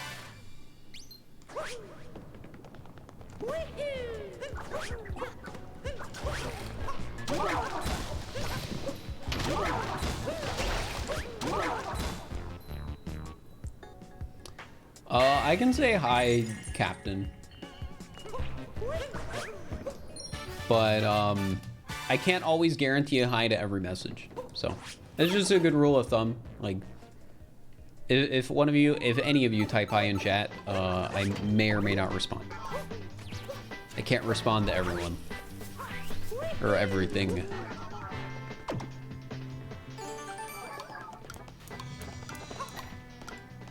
Bought a house at like 8 to 10% mortgage. So when you say mortgage, do you mean down payment?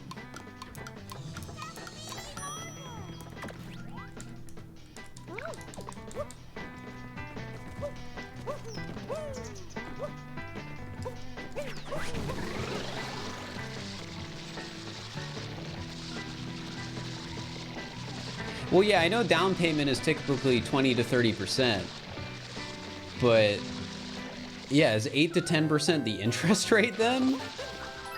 Isn't that high for interest rate on a home? I don't know. I've never bought it. I've never done a mortgage before. That just sounds high. I'd be more inclined to believe they just did a 10% down payment, because I know that can happen. Am I a furry? Yeah. I already did the joke earlier where I said yes, Ubu, so I'm not gonna do it again. Sorry, chat.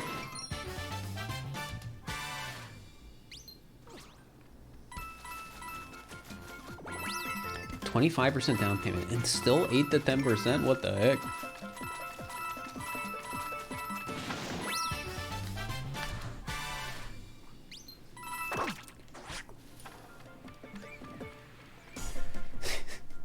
It's okay if you're a furry. You guys, the way that's typed just feels so condescending, and I don't know why. Like, chat, I know it's okay. It's fine. Where am I going next? Looking down on the Goombas. Okay.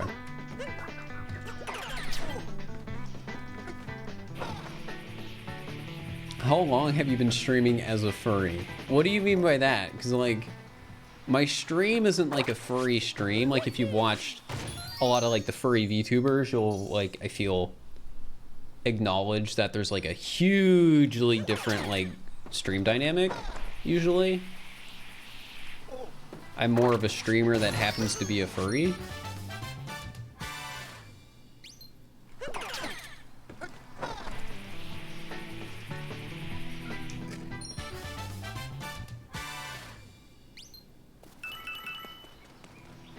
Like, the two things are pretty unrelated.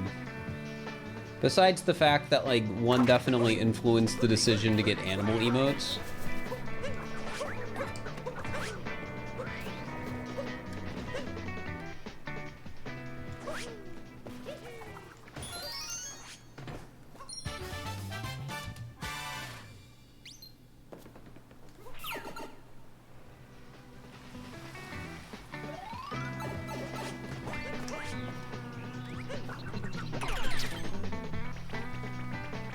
What an interesting chat tonight. Chat's always wild.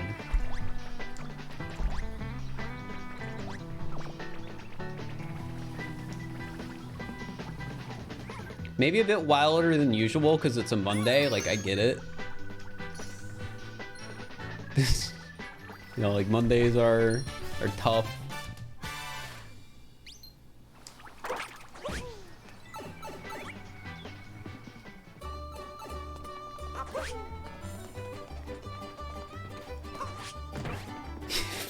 You had me for a second. What do you mean I had you? We went over this earlier. Today's Monday. Tomorrow's Thursday. I'll be back to streaming again next Tuesday. But also, 2 days ago was Monday. Can you please? There we go.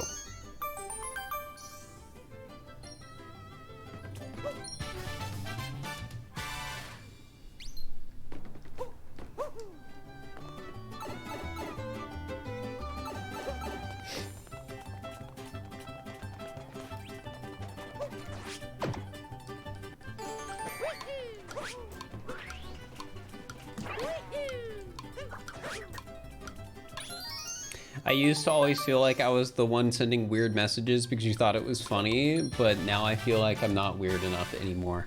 That's fair. I feel like it's easier to be weird the younger you are. And what I mean by that is, I feel like some of the weirder chat messages that get sent are,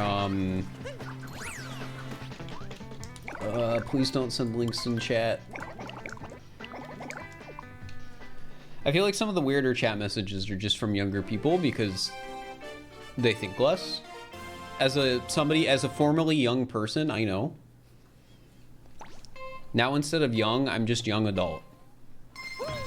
I got an extra word.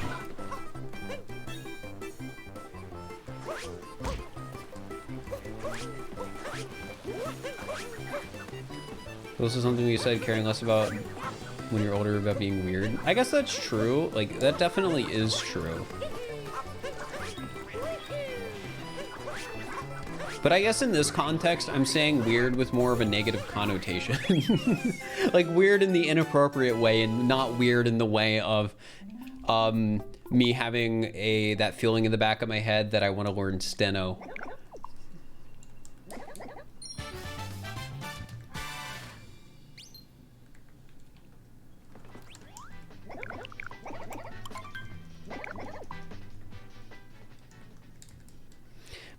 Been a viewer of the YouTube channel for a bit. Glad you can catch a stream. Hey, well, welcome to the stream. Chat, the truth is, the real reason I want to learn stenography is so I can win every type racer match.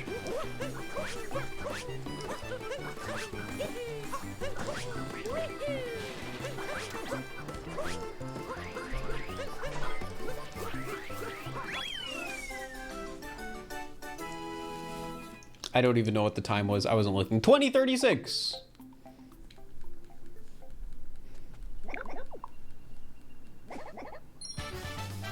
No, it's not Stern. It's Sten. I feel so embarrassed that I messed that up in the video. Duffy, thank you for the tier 1. I appreciate it.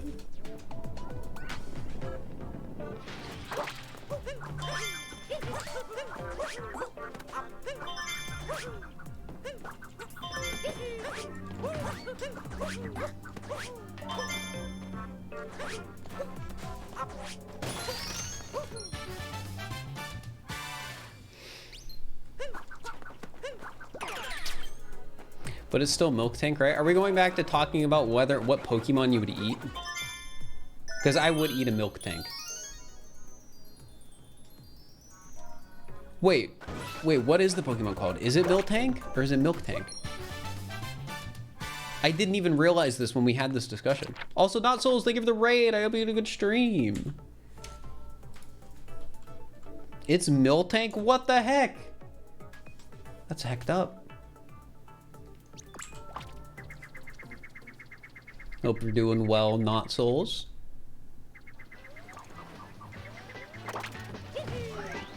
You just finished Violet. Nice. Oh.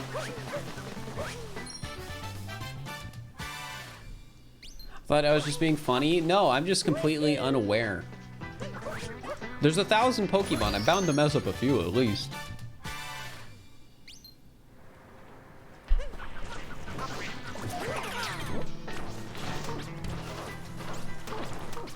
Hope you're having a good stream. Thanks. It's been pretty all right. Doing a long one today because I'm going to be gone for the weekend.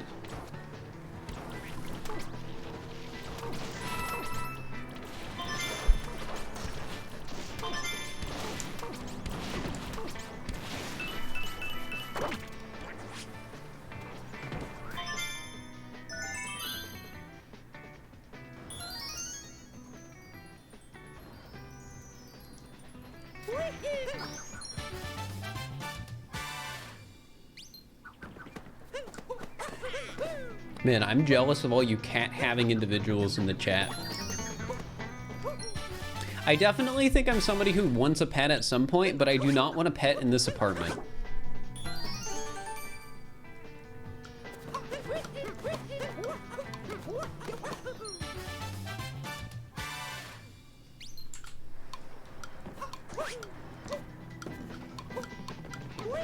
Uh-oh, uh-oh, uh-oh.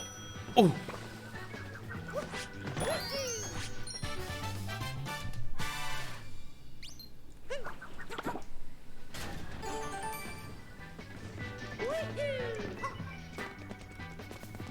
Yeah, I can see me getting a pet once I have a more stable, like a more certain, like, living location and also more space. Like the apartment I live in, chat, I would describe it as nice. I like it a lot. I like the complex. However,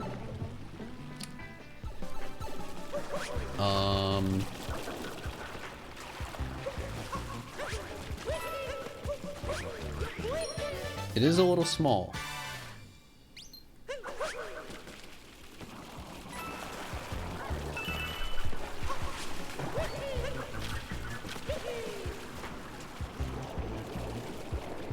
Like, I think the apartment itself is around like 650-ish, maybe.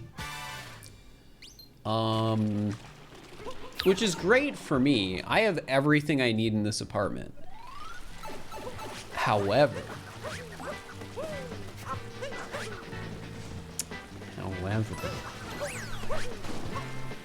I don't think I could fit a pet in here. Except a bed. I have a pull-out couch, chat. It's worth it. No, I didn't say I'm spending $650 on it. I said the apartment is 650 square feet.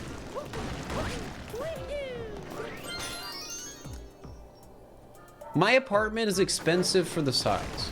I'm not gonna say how much I'm spending because I'd rather keep that to myself, but I am paying more for less, but I really like what I'm getting.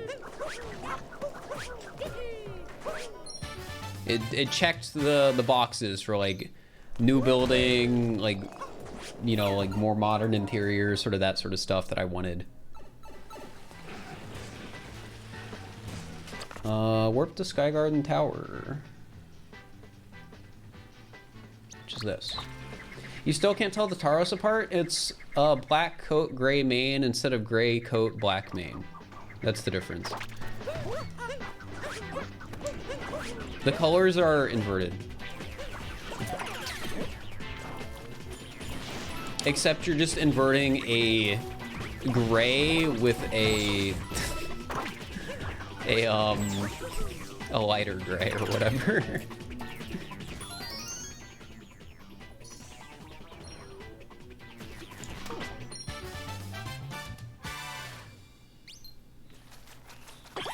Yeah, it's Chris Pratt Odyssey, but I'm not doing an If I Say challenge, so I don't have to say Chris Pratt.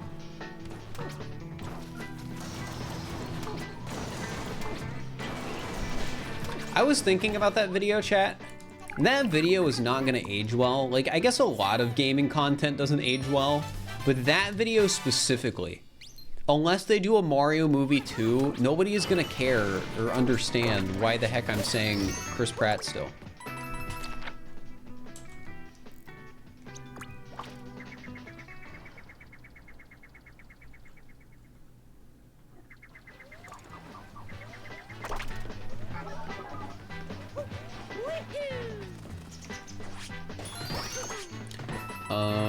Wooded Timer 3.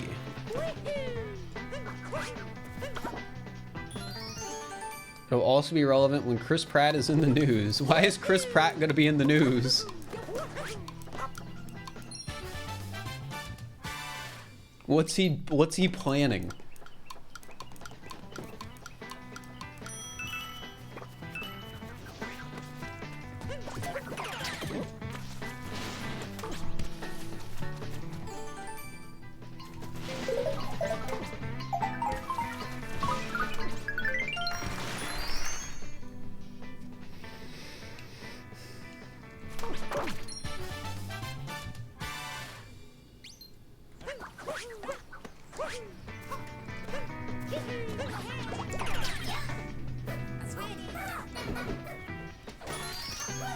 Whoops, already got that.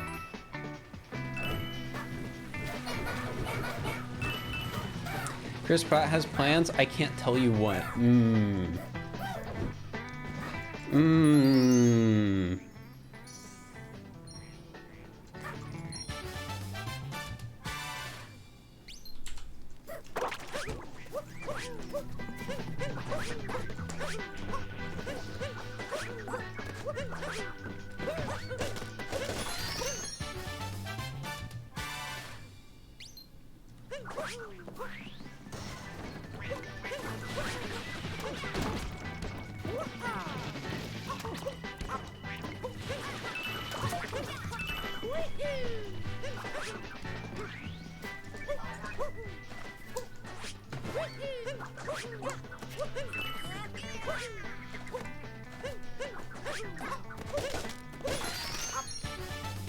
I was watching a video of Atriox when he was talking about what his most successful video is from 2 years ago, where he spent 10 seconds talking about a certain political figure.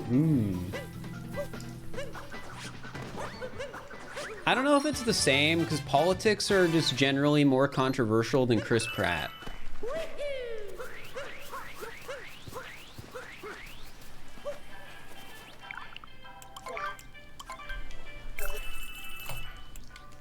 When Chris Pratt runs for political office, you'll get so many comments.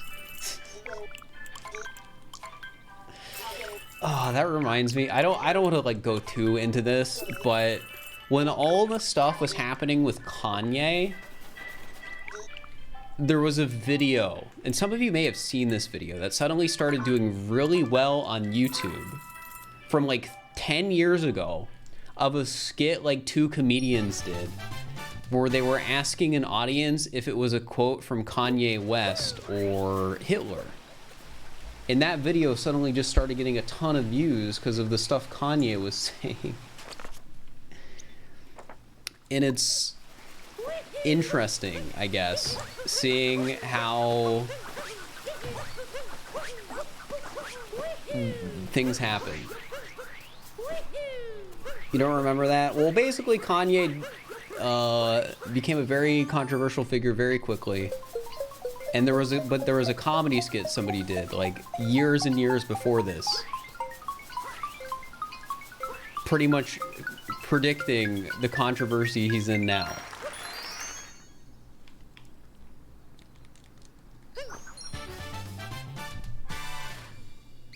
Garfunkel notes, yeah. I am missing a lot of moons.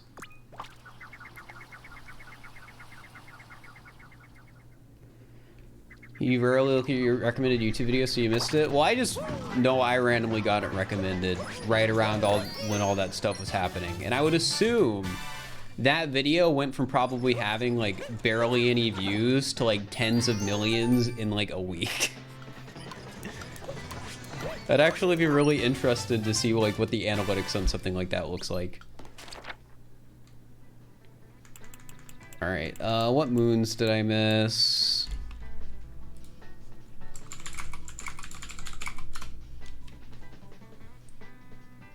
All right, it's not moon 50 because that's in a different kingdom. 52 is Jammin, so I'm gonna warp over there as I Google 35 and 36, which is a sub area. So we just need to find out which sub area I missed.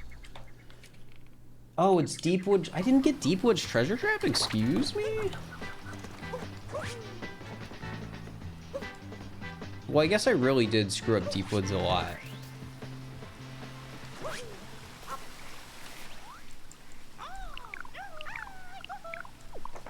My keyboard sounds satisfying. I'm glad you like it, because somebody else probably hates it in chat.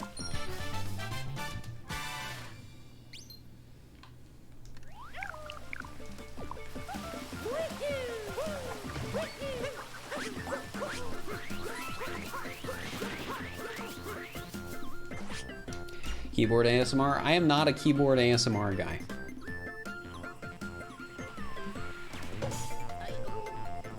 I need to clean my keyboard.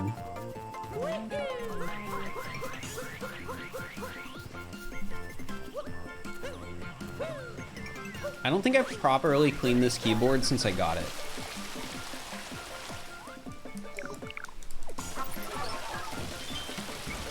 And like, don't get me wrong, I'm not like spilling like pasta sauce or stuff over my keyboard. Like, it's not that dirty. But there's definitely like, it's definitely dirty.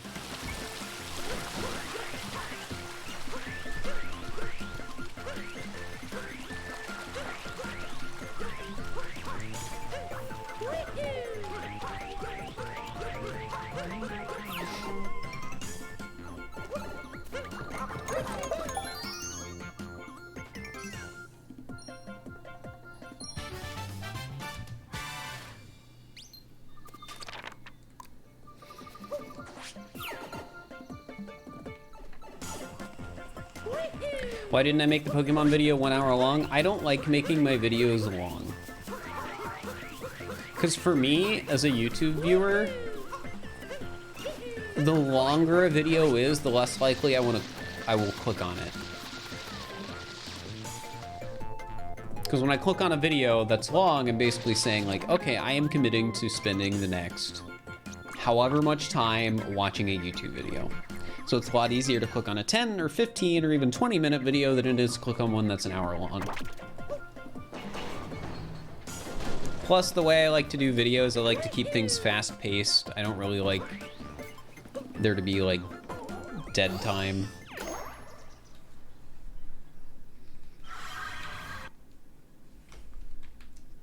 Like when editing the Pokédex video was basically only things that I felt needed to be in the video got kept in. Like there were points where I literally removed parts of my original script just completely while editing because I'm like, I don't need this. This doesn't need to be here. It doesn't add anything.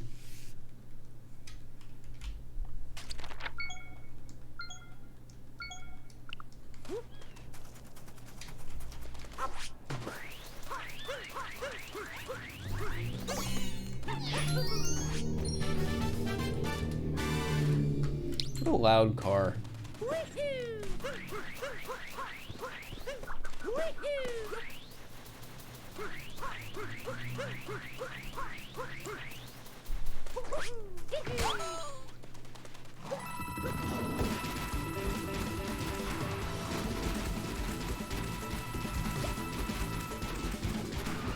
You enjoy long videos? I mean, there's definitely an appeal. But at the same time, I think it's important for me to acknowledge as a creator, I'm not making like a Summoning Salt like documentary or like a Defunct Land. Like I'm not making like the best video ever. My camera died? What? I've only been streaming for 5.5 hours. Did I accidentally have this like thing on overnight? Because I've done that before. Just accidentally kept it on. That is weird. I'll be able to fix it. I'm just gonna have to let it charge.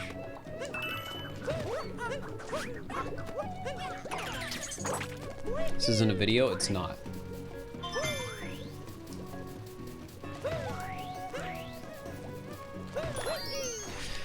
Alright, so let's turn my camera off and then in like 10 minutes, it'll probably be fine.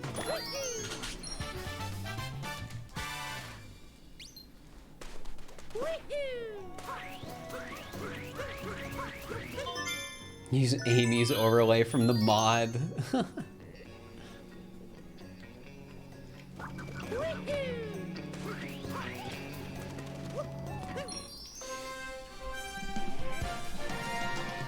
I don't have that image on hand. I'm sorry, guys.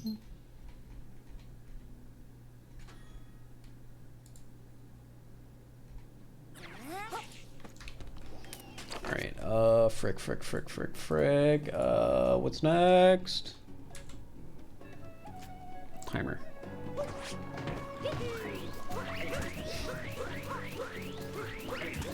Amy's video was great with the HUD mod. It's good people like it. It's always fun to be like in other people's content.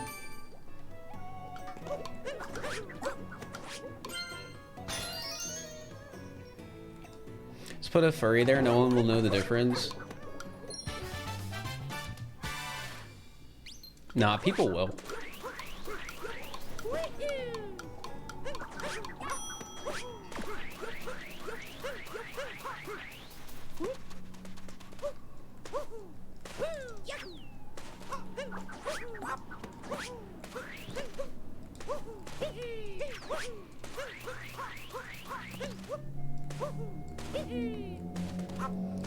Same, the shiny didn't have failed sandwich encounter.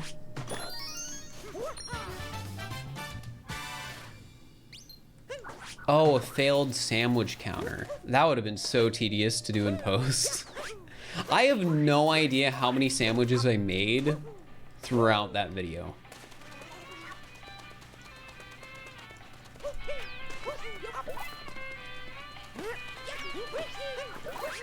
I do, however, know there were a lot of comments asking, "Hey, Fur, how'd you get all those beast balls?"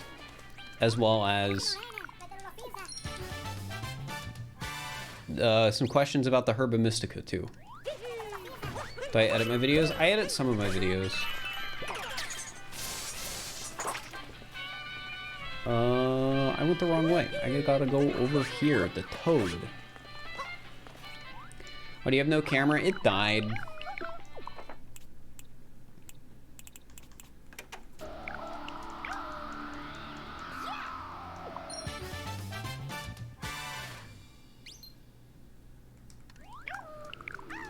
I almost mentioned the beast balls in the vid, but I decided it didn't really matter, because like the only real concern about the beast balls would be people thinking I modded the game. But I think enough people know about the dupe glitch at this point to where you can figure out that that's where they came from.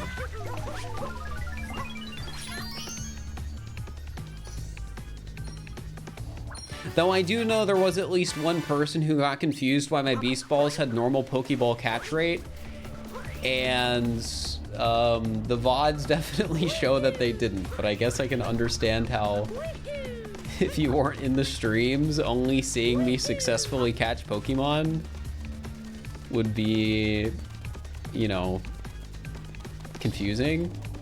But if you look at the timers, it tells a completely different story. Like, there's points in the video where I say, like, 20 minutes later, I catch this other shiny, and that's 20 minutes after I caught the Pokemon in the Beast Ball. So the clip you see on stream of me encountering it might actually be 40 minutes before the next shiny encounter, but it was 20 minutes after I caught the shiny. There were moments like that where I noticed that in my script and was like, how did I get this so off? And it's like, oh, because it took like 15 minutes to catch some of these Pokemon in Beast Balls. That's why.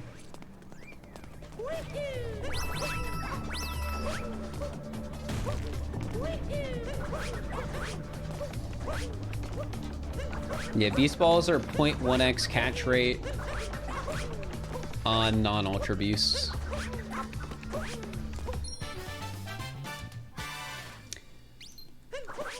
There was one thing I noticed in my script that was blatantly wrong because I remembered something wrong when I was writing my script. I don't think anyone's gonna notice it though because I edited in a way to make it essentially impossible to notice. Chat, you want to get let in on the juicy secret of where I had an error in my script? Tell us. Oh, I'm sorry, chat, but with shiny Iron Hands, it wasn't two sandwiches later after the Iron Bundle. It was only one sandwich later. I got confused because I used 3 sandwiches during that hunt. And I thought Iron Bundle was on after the first sandwich, not after the second sandwich. Yeah, I'm sorry. I let you down.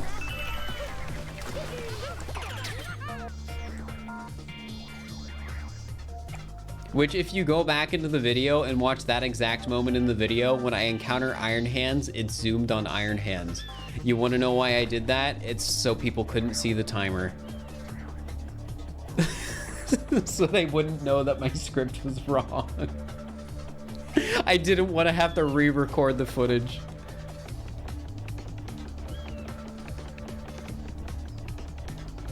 What's up with the webcam? It died because it ran out of battery because I probably left it on at some point. I'll turn it back on soon once I feel like it's charged. Because it's a camera and sometimes it loses battery while it's running. Because it charges faster than it uses battery. Or it uses battery faster than it charges. But normally it takes like 12, 13 hours for it to run out of battery on full charge, so it probably just wasn't on full charge this stream. I could have edited text over in the video explaining the error in the script. I could have, but it's such an insignificant mistake.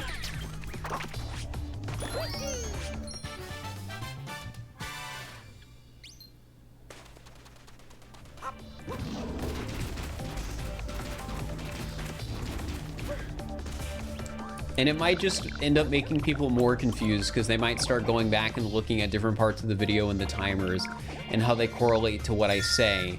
In those instances where I'm like 20 minutes later, the timer might not say 20 minutes later because of how long it takes to catch Pokemon in Beast Balls.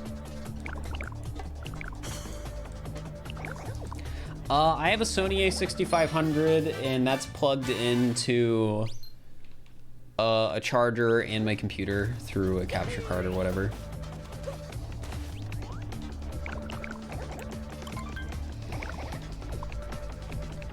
I just need to find like a better battery if there is something like that. So hopefully it lasts longer. How do I feel about alpha running this game again? I think it's cool.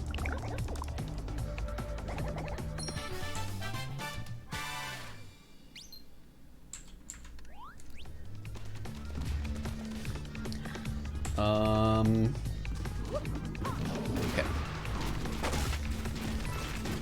Why were you using Beast Balls in the first place? Because I like them. I also spent like 5 hours off stream at one point duping Beast Balls because I like Beast Balls. So I had to use them somewhere.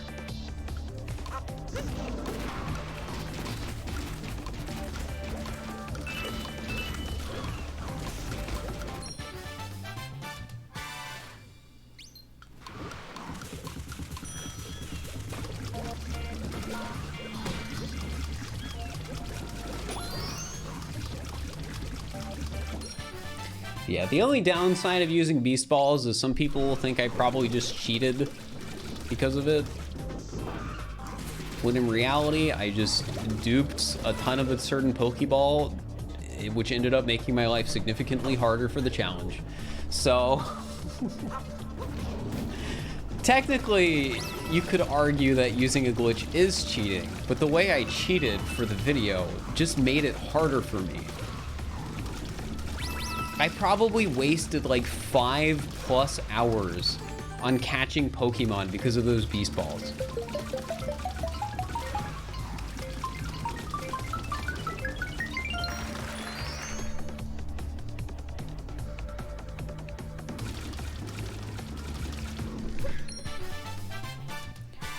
Yeah, webcam died.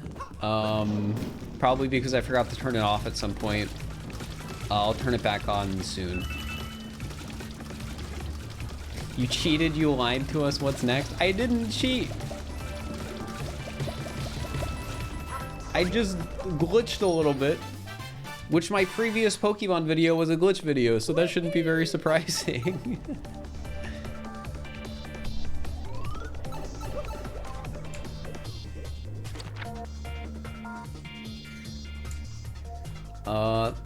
Oh, I didn't get Ruins entrance checkpoint.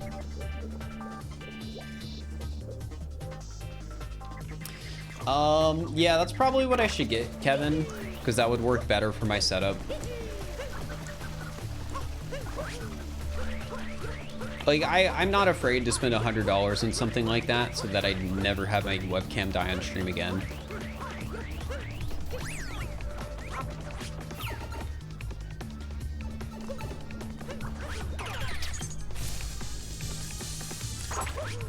There was a point in time where I was considering doing a sequel to the SMO game show, but with like only like the best SMO players, but I decided against it.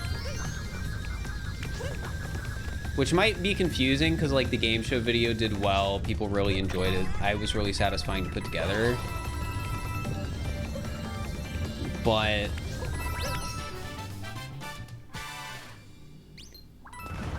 I don't think that gimmick would be enough.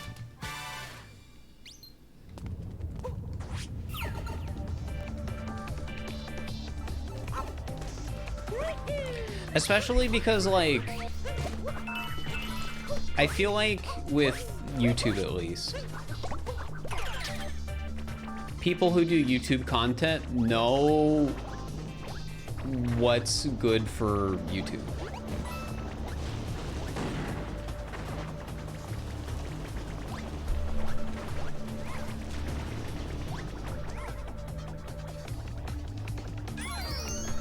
So they probably, like, in general, just act in a more content-y focused way.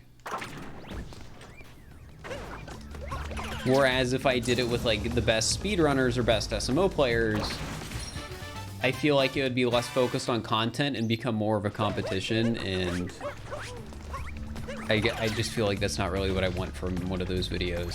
Like, it's a competition, but I want it to, like, be casual.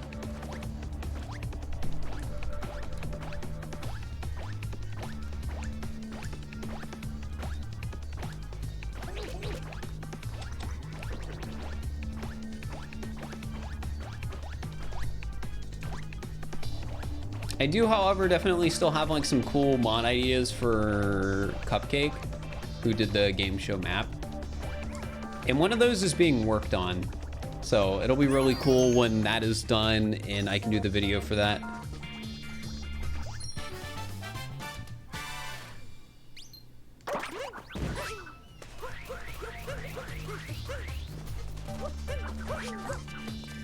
Also, I just realized I literally just did a thumbs up to the camera, but the camera is still off. Here, I'll turn it back on after free running, and then it'll probably be fine for the rest of the run.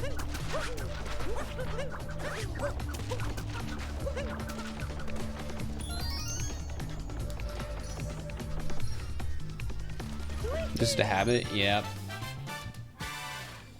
I don't even know where I did the where I got the thumbs up camera habit from. Part of me feels like it was Ludwig. Like I saw Ludwig do it once, and then my brain was just like, yes, and I started doing it. All right, guys, it is time for Sand Kingdom Cooper for running. So get your guesses in the chat. Do I get tired from making videos? Yeah. I mean, making videos is exhausting. It's a lot of work. Like, you're putting a lot of creative energy into something. Well, I guess it depends on the type of video. Because you're either putting a lot of creative energy into something, or you're doing a lot of, like, more mind-numbing editing, which can just be, like, cutting stuff down. Like, I really don't like cutting stuff down into highlights. There's a reason I do not edit any of those videos anymore. I only edit stuff with post-commentary. All right, get your guesses in for round 2, chat. Get them in.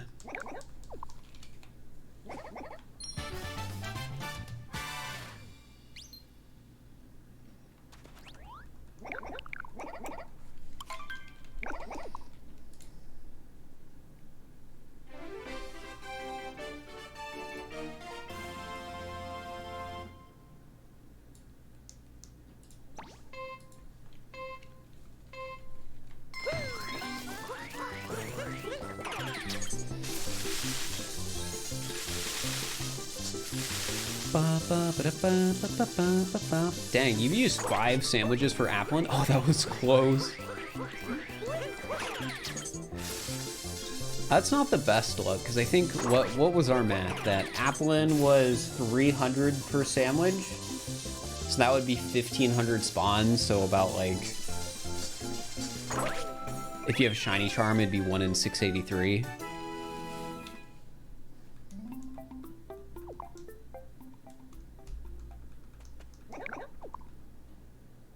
All right, turn the webcam back on. Pog?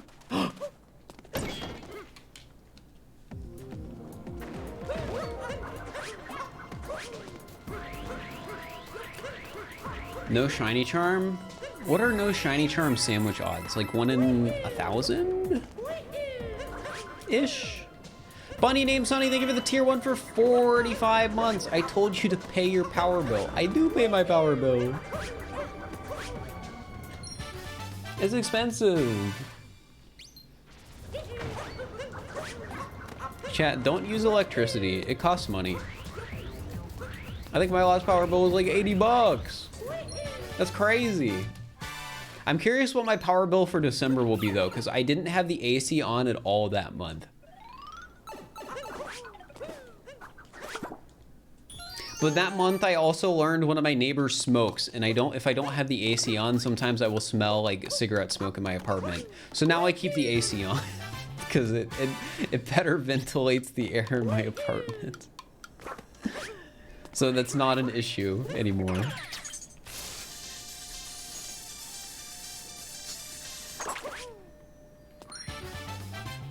Smoking indoors is gross. It is, and I lucked out. I'm next to somebody who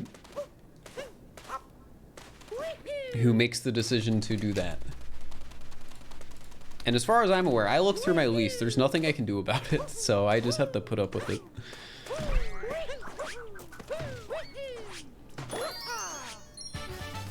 But again, once I turn my AC back on, it's been a non-issue.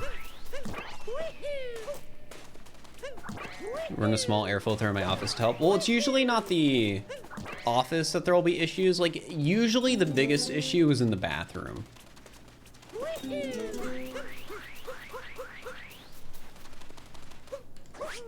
But sometimes I would, like, smell it, like, by some of the, like, vents in my living room. I've never really smelled it in my office.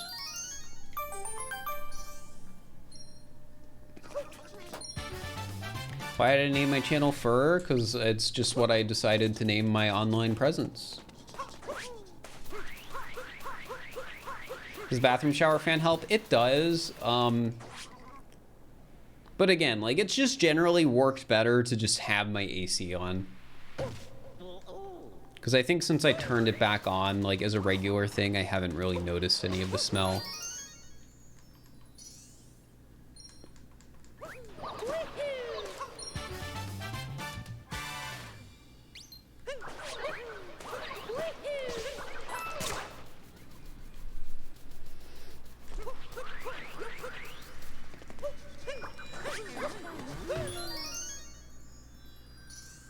Doing all right, Indiegogo, doing all right.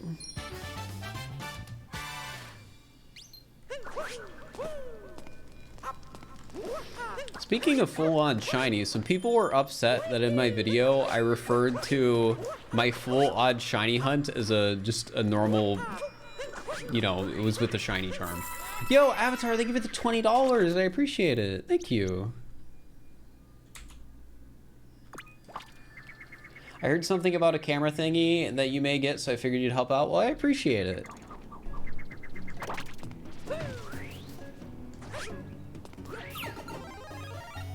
Now I have pressure to get it, so I won't procrastinate on buying it.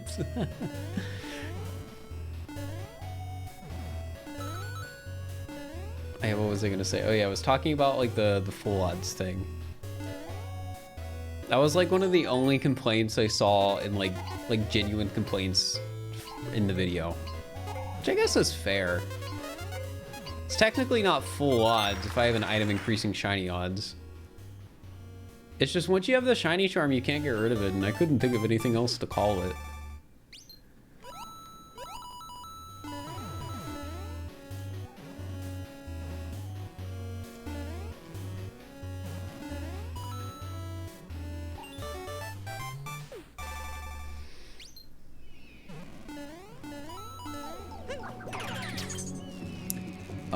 We do take this from here, right? Yeah.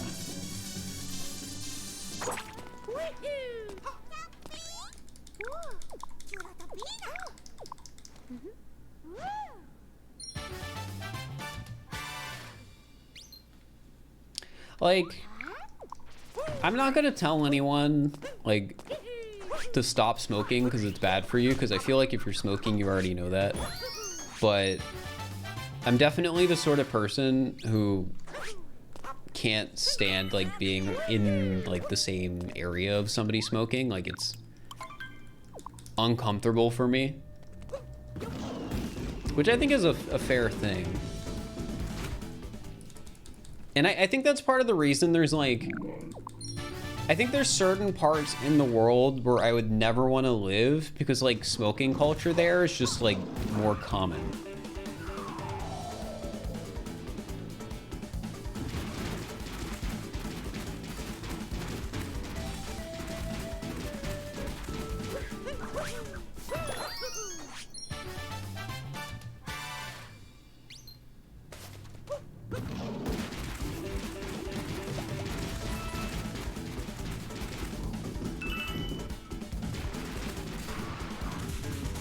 I'm talking specifically about cigarettes.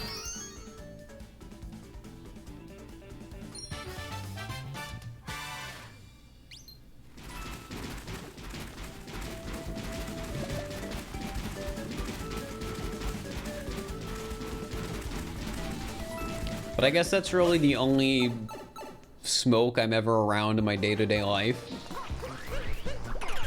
So I don't think weed is legal in Ohio. I heard weed smells bad, though.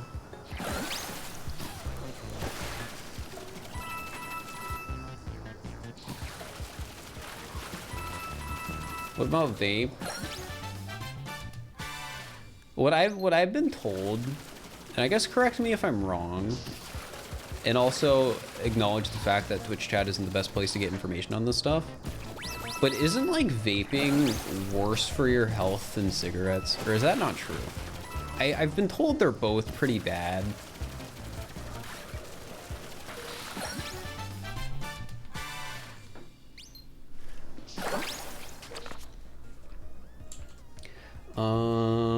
Round tower.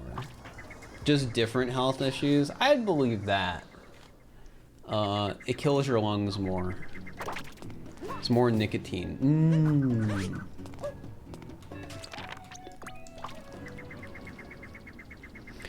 But okay, that's all I wanted to ask. And I'll say it again. If any people in chat like do vape nicotine or freaking cigarettes or whatever, like you're allowed to do what you want with your body.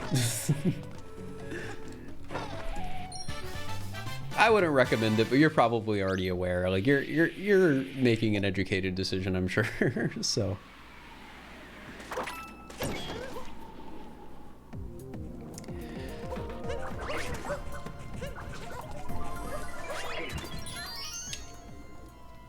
You can do what you want in your life. Yeah.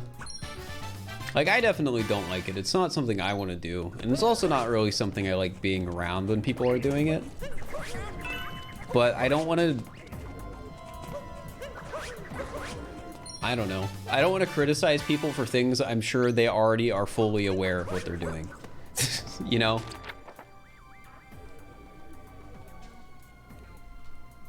Skies above the canyon.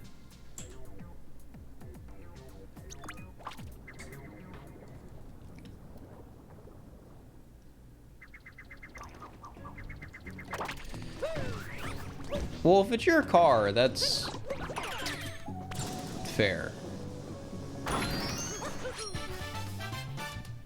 It's the same thing where if somebody comes into my apartment chat, they're supposed to take their shoes off. I take my shoes off in my apartment. I'm one of those apartments. So if you don't take your shoes off, then what the heck? What are you doing in here? Get out. Wait, I went the wrong way.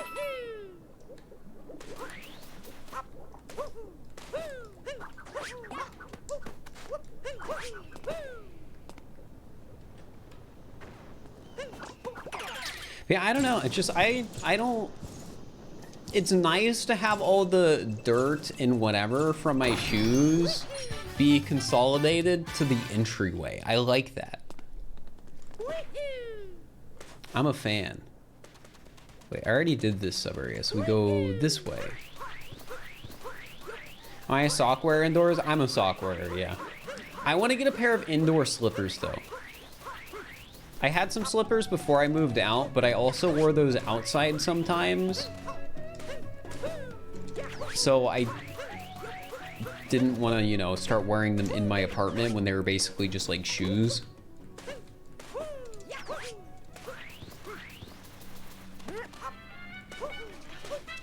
Now whenever I want to go outside, but I don't want to put on like actual shoes, I just get my flip-flops on. Chat, do you think when my like neighbors in my apartment complex see me walking around the halls in flip-flops, they think I'm weird?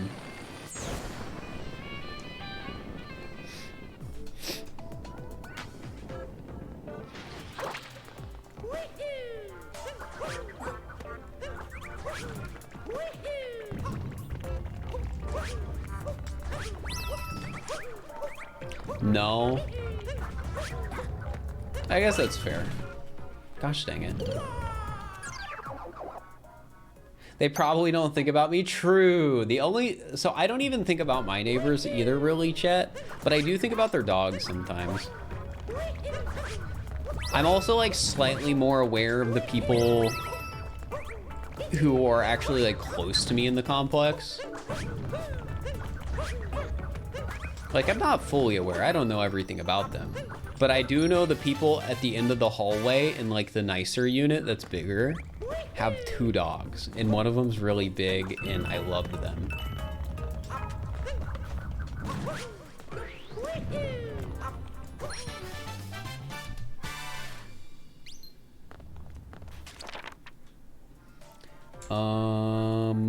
Warp.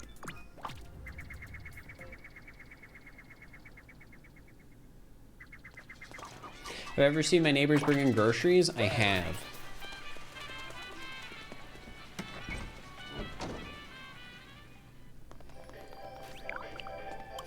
But yeah, I also know that the neighbors like that way have 2 dogs. They're both tiny and very loud. And whenever I'm dragging a package across the floor like I was today, because it had a coffee table in it, they start barking really loudly because they hear something moving in the hallway.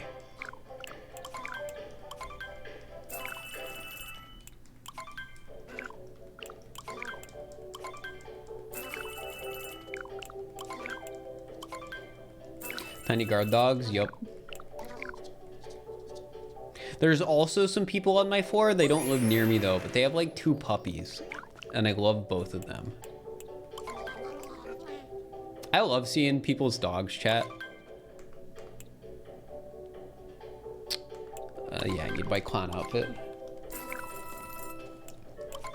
What type? I don't remember. If I saw a picture, I could tell you though.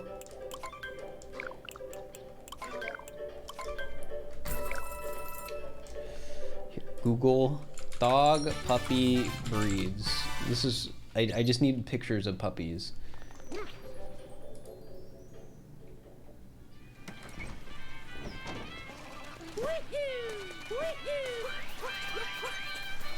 This isn't what I wanted. Alright, well I can't figure it out, chat. Either way, the dogs were cute.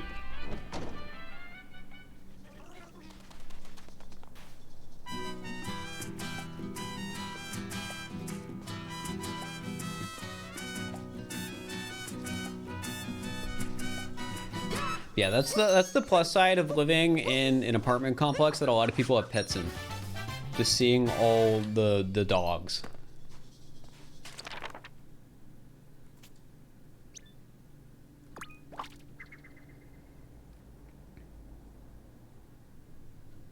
Do I like cats? I like cats.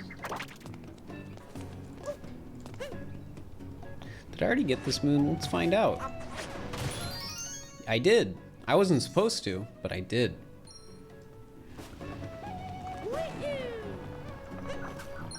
That means we're down 1 moon in this kingdom, which really isn't that bad because we come back here later and I know it's not Peach.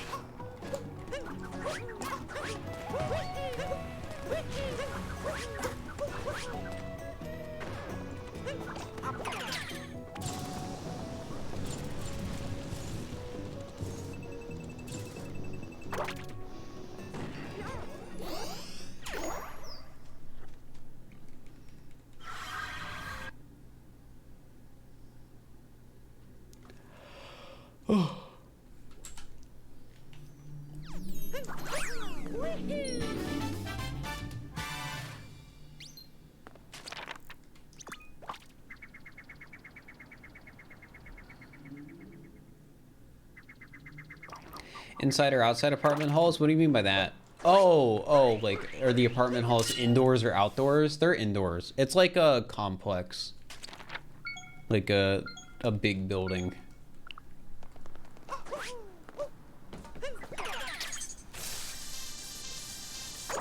Which is nice. Sometimes you don't want to go outside. Wait, did I get the moon rock? Yeah. Oh, I gotta put on the clown outfit. Dub.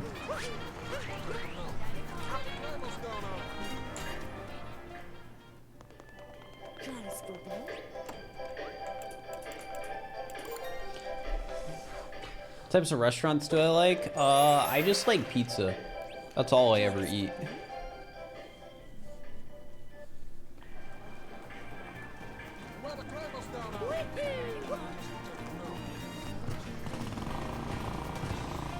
The one food, pizza.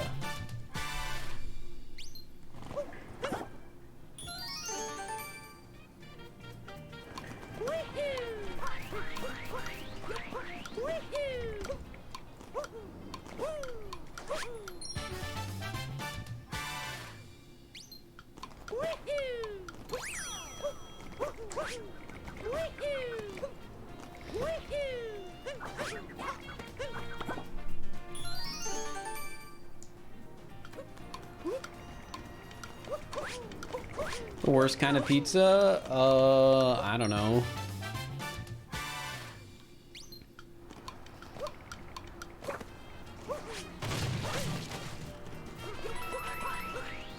Swimming in the hide and seek tournament was amazing. Thanks. Tainted moldy pizza? Yeah, the only bad pizza is pizza that's gone bad.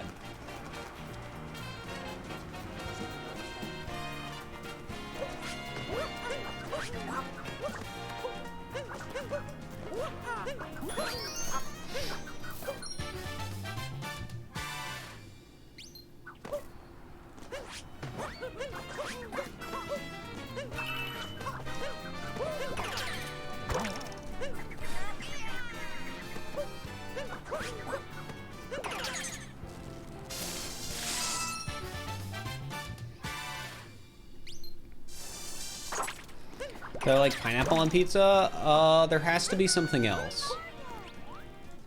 Like a meat or something.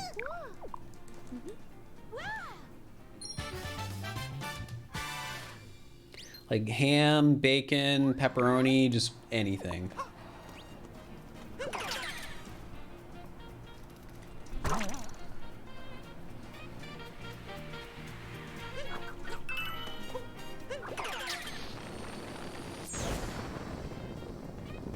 Strawberries on pizza? I wouldn't try strawberries on pizza. Like, I'm sure there's a way you could do it to make it work.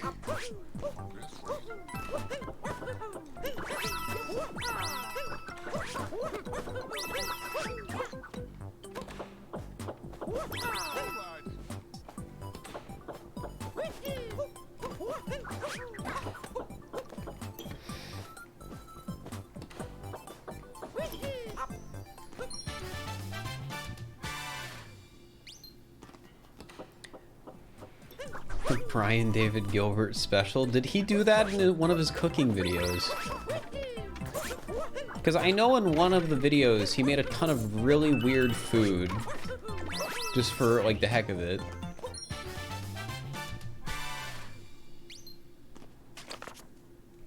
I got the Scarlet vid out? I did! It took really long. So long. I've been working non-stop, basically, but it's out.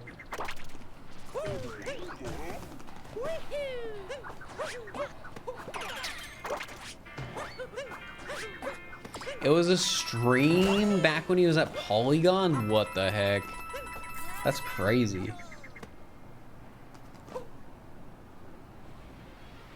Didn't I already get this moon when I wasn't supposed to? Yo, Indiegogo, thank you for the gift sub. I appreciate it. Enjoy the sub, 6+. For my work, thank you.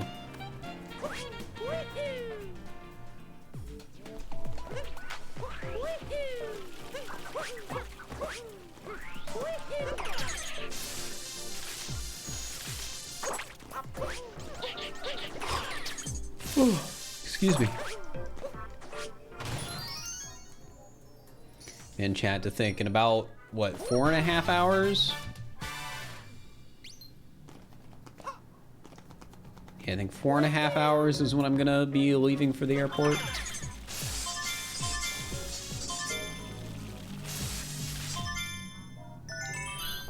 Streaming is my job, yes. This is how I make money. How many streams did I do in total for the video? 11. It was 11 streams, 9 hours average. My goal was 10 10-hour streams, so I was one off of that.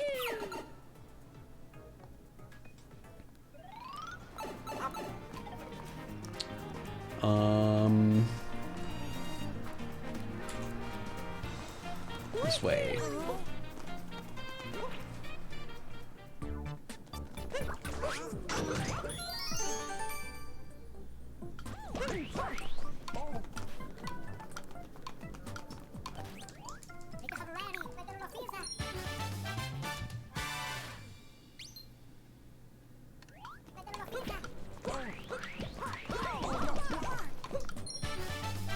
Was the next hide and seek? They're doing some tomorrow, but I'm not going to be in that one tomorrow because I'm going on a trip.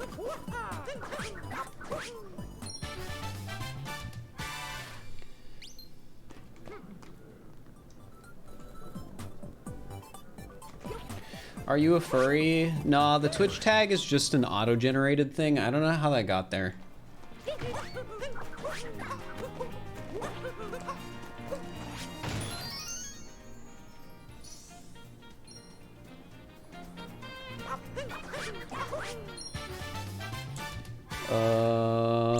Oh, we gotta do surprise clown. Yeehaw. Ah. No, it didn't let me wall jump.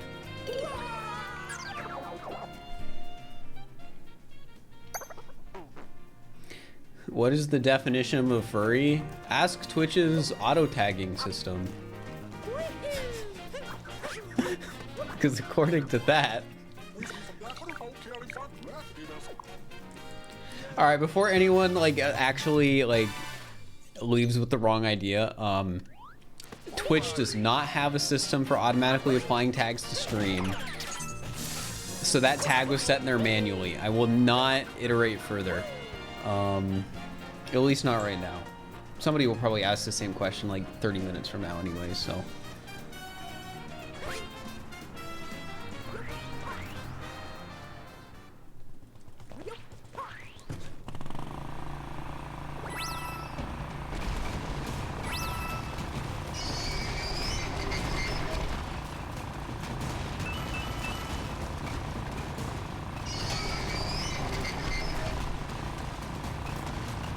It's Wednesday? No, it's not.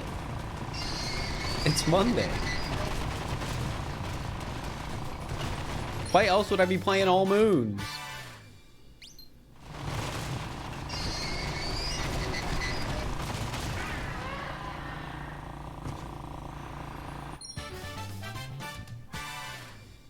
It's Thursday. It's almost Thursday.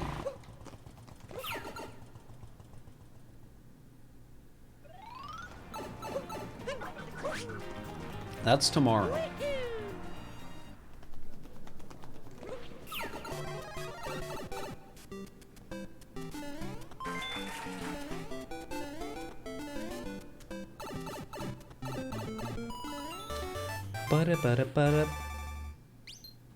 Tomorrow is Friday? Well, that must just be your time zone.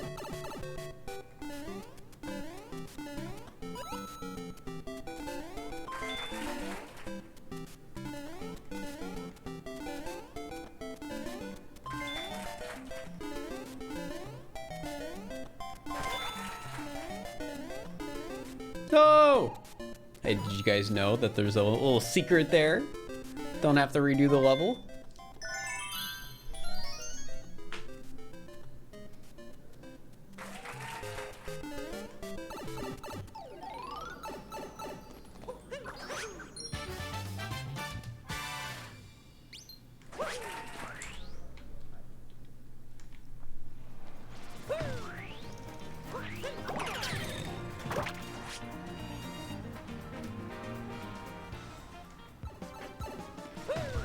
Rebecca Black definitely lied in her song Friday about days of the week. True.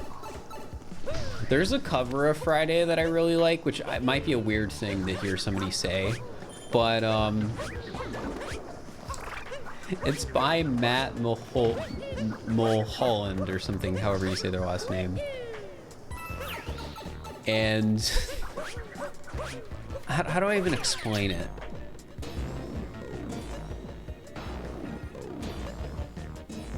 They turn it into a sad song, and I think it's funny.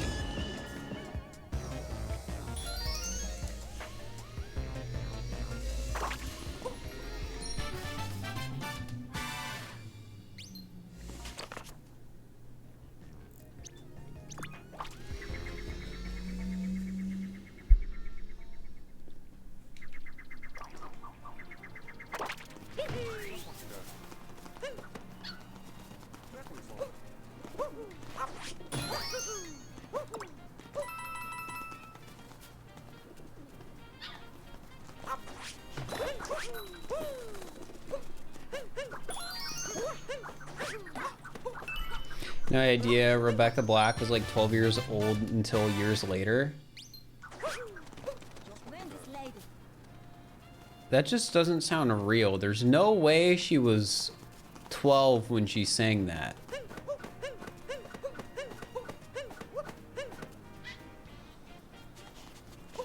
She's still 12? What the heck? How's she still 12? She was 12? She doesn't look 12. What do you mean she was 12? Oh, 13? That doesn't change it. That's like the same thing. I am still just as blown away by 13 as I was 12. I was thinking like 16 minimum. She was 13? I feel like if people knew she was 13, they would have probably been less mean. She was born in 1997. She's 1 year older than me. Wait, does that mean I was 11 when the song, or I was 12 when the song came out? What the heck?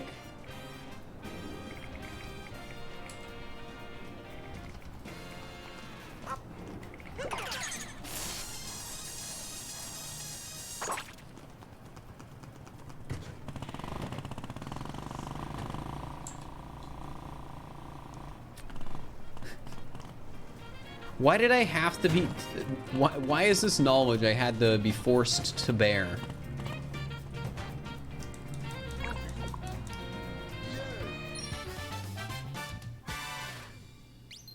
Would you have bullied a classmate for making that video? If they were my friend. I think that's an important clarification. Me as a 13-year-old would have bullied somebody I was friends with over a YouTube video. If I didn't know them, I wouldn't. How you doing, Captain Toad? Do I like art? Art is neat.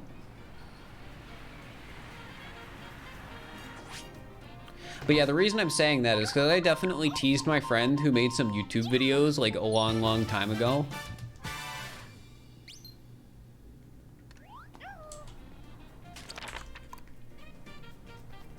Jack, thank you for the raid. I appreciate it. But now that I'm the YouTuber, people get to make fun of me. It happens all the time in the YouTube comments.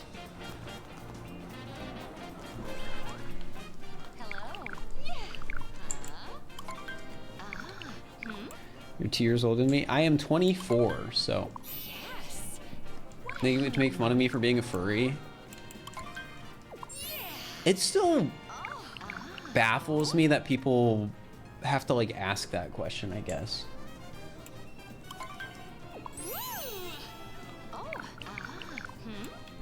Oh no, I thought I was done. Frick, there was another question.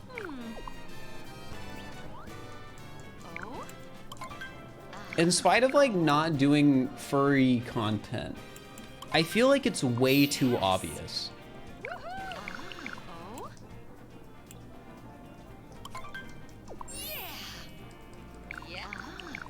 Like when you look at all my branding.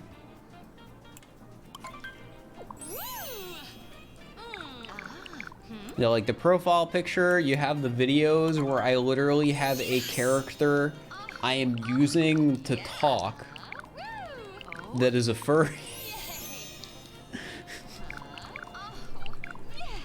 If it was just the emotes, I get it. But I feel like now that the paper puppet videos exist, it's too obvious. And then like you could also make the argument that my alias is fur. And while that has nothing to do with being a furry, I still feel like it gives a hint. It's actually funny.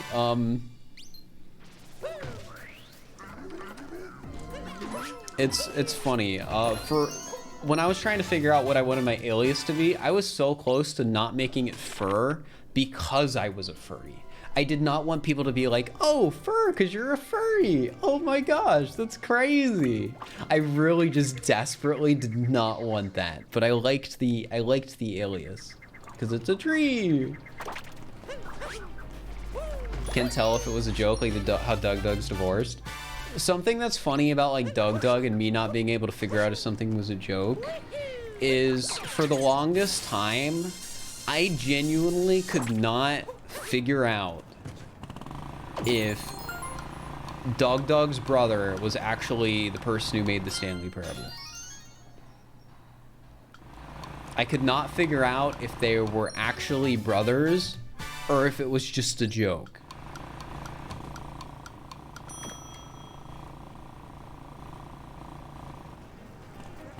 And I mean, to this day, I still feel like I lack the confidence to say that with certainty. that they're brothers.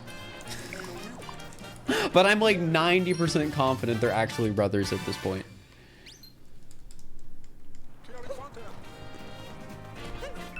But for the longest time, it was just like it's just I don't know. I think the joke is it's supposed to sound like they aren't when they are. And that's pretty funny.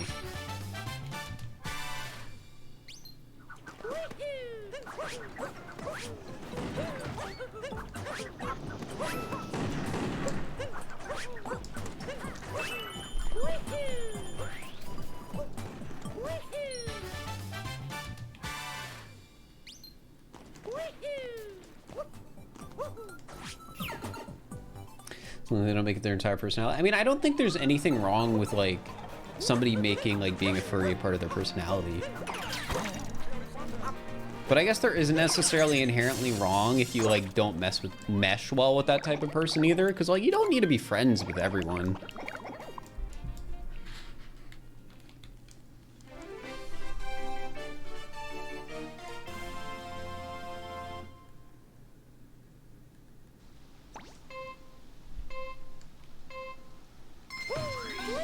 But if it's their entire personality that's a little excessive, people can do what they want. I don't think there's anything wrong with that.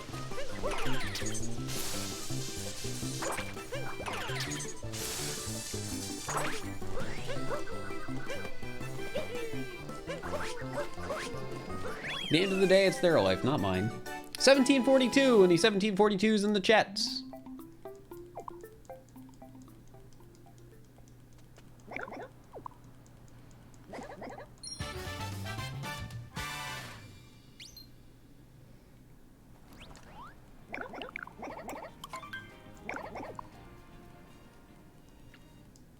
But yeah, at the end of the day, you're allowed to choose who you want to be friends with and who you want to hang out with. So it's, you know, people do what they want.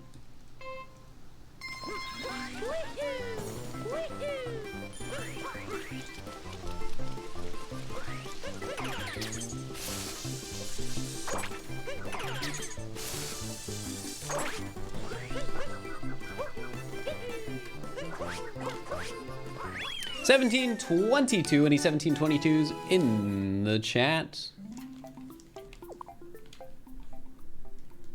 All right, you can't just put the time right after I finish, all right?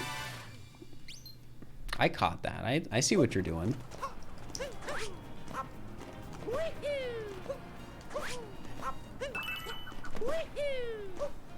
You find it hard to get along with people that have extremely different interests to you? I mean, that's fair. I think that's like the best way to look at it. Like, people are gonna be different than you, and you might not necessarily get along with them or want to be friends with them because of that. But at the end of the day, I don't think most people are doing anything that's worth like explicitly hating. Unless they're like explicitly harming other people, then that's a different story.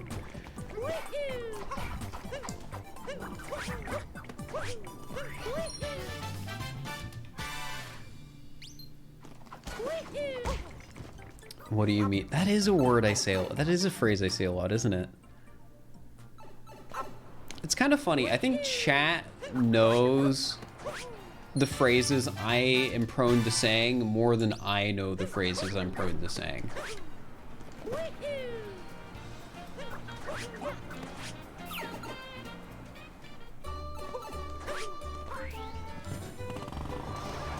It's a habit for you. It's fun for us. Oh no.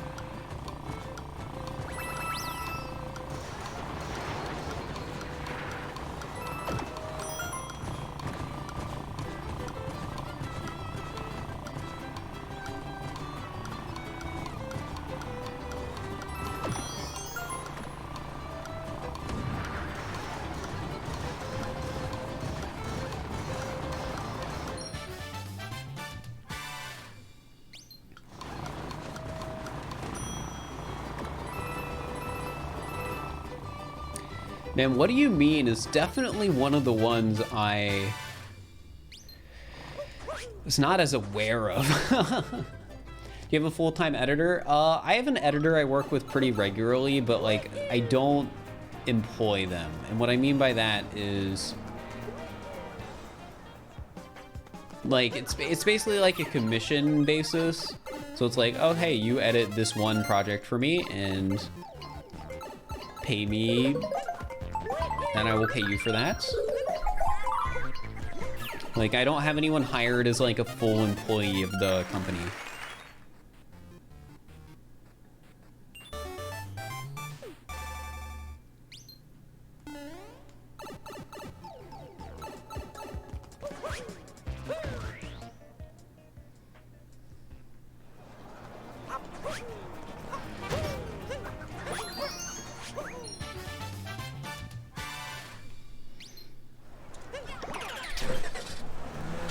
Wait.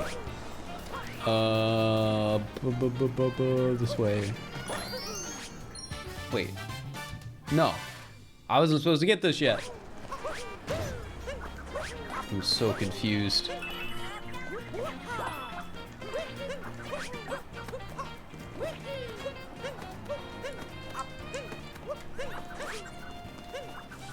No! I hate it when this happens.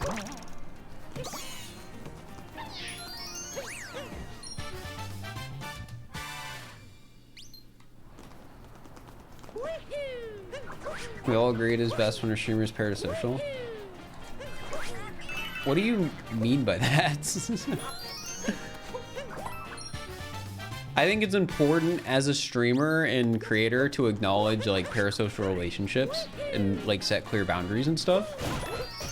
But I don't know what that means.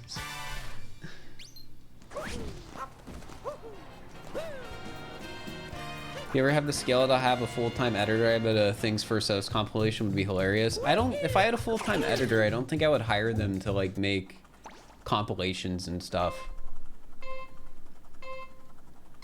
Like when it comes to YouTube content, my content is very focused on not making things that are for existing viewers. And what I mean by that is like compilation videos or like highlight reels or whatever are very focused on like being videos for people who already watch you, because nobody's gonna care about a fur underscore compilation unless they already watch fur underscore. But somebody might care about I spent 100 hours shiny hunting if they don't watch fur underscore, because they're like, oh, I like shiny hunting, I want to see what this guy did in 100 hours.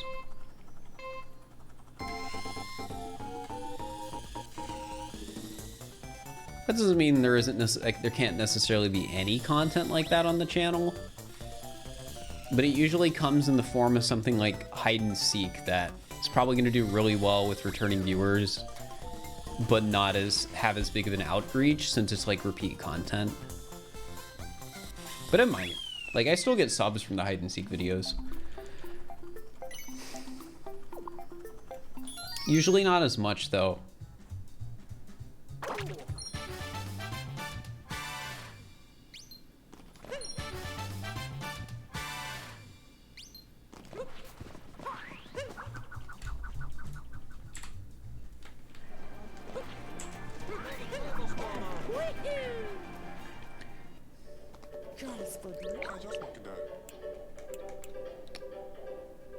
Pirate. I'm playing more freeze tag tomorrow. I will not be, because I'm going to be gone for the weekend. I'm seeing friends, all that stuff. But there is a hide and seek session tomorrow, so Small Ant, Amethyst, Pooh, a lot of like the regulars will be streaming tomorrow. So if you want your hide and seek fix, there will be more freeze tag.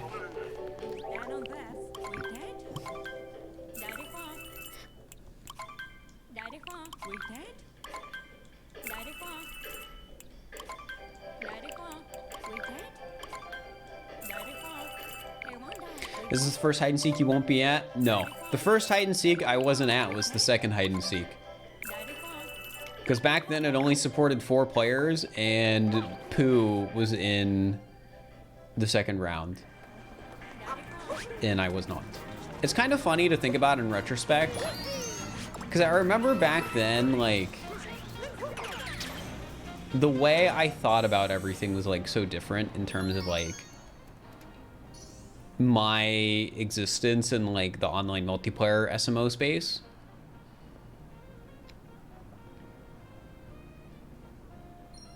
Like, there was, in a way, there was almost, like, I guess you could put it as a fear that, like, I was just gonna be in one and that's it.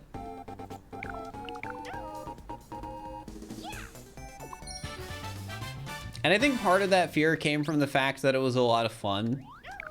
I think part of it came from imposter syndrome, because I wasn't, like, you know, much of a YouTuber at all back then. And I think also a bit of it came from, like, greed, in the sense that, like, after the video came out and it did really well, it's like, oh, I want to do more of this.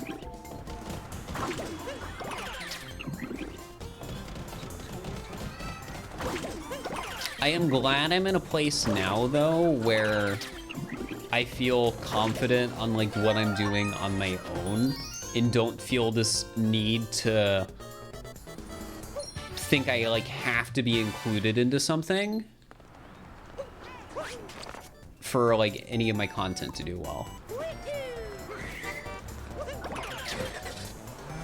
Wait, did I get it? Yeah, I did. Wait, did I get... I did not.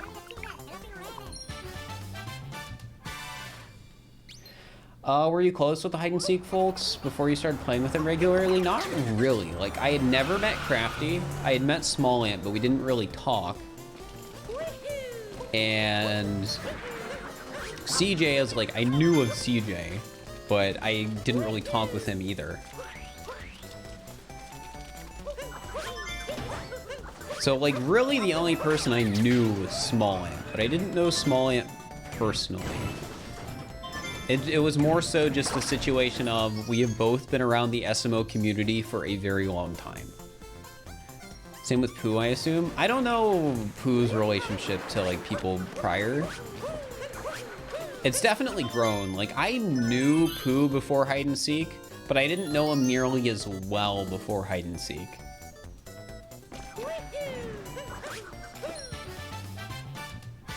We ever do prop hunt in Mario Odyssey? I want to do prop hunt, but I think it would probably be pretty complicated, like, from what I've been told. And yeah. All right, Moon 28.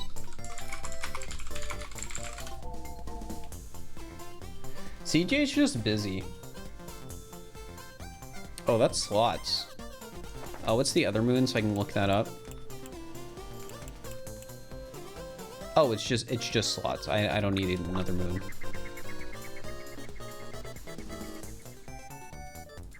Can you do mini again? I think mini is some of people's most hated hide and seek.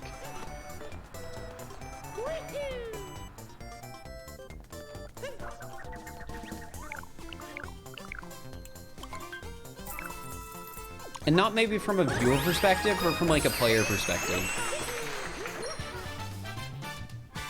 Like, rolling on Joy-Cons and mini hide and seek is, like, actually better for some reason. Like, that's not even a joke. It just, you go faster. Probably because you roll more. And there's just, like, other things people didn't like about it. Also, I'm gonna take a quick, oh, whoops. I'm gonna take a quick time loss so I can fill up my water and go to the bathroom, chat. So yeah, I'm just gonna lose like a minute. I'll be right back.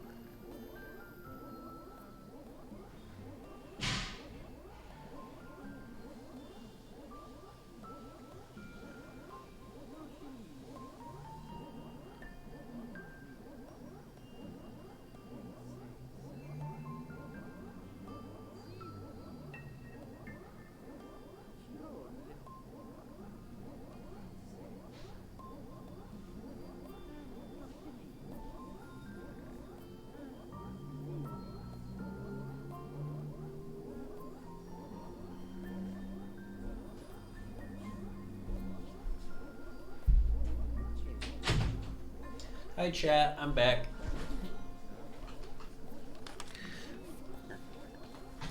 There's actually a part of me that, looking at the time now, is a little worried I won't actually finish before 1 a.m. Because for those who weren't here earlier, I mentioned I might cut myself off at around 1 a.m. It really just depends on where I am in the run.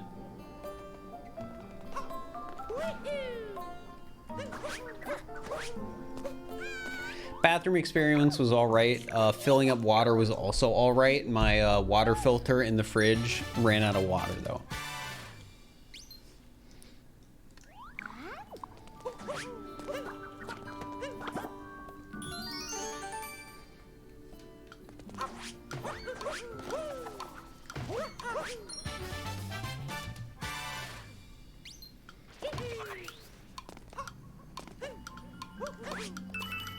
So you can finally catch the end of an all-moon stream? Nice.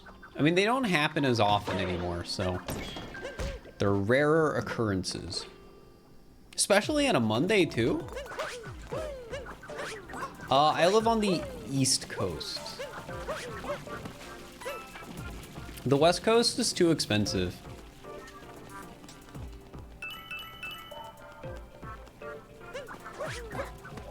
Well, at least the areas I would want to live on the West Coast are too expensive.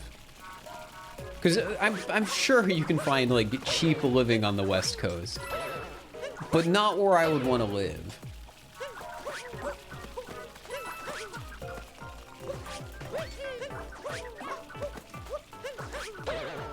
Like, I'd want to live in a city. Preferably near people I know.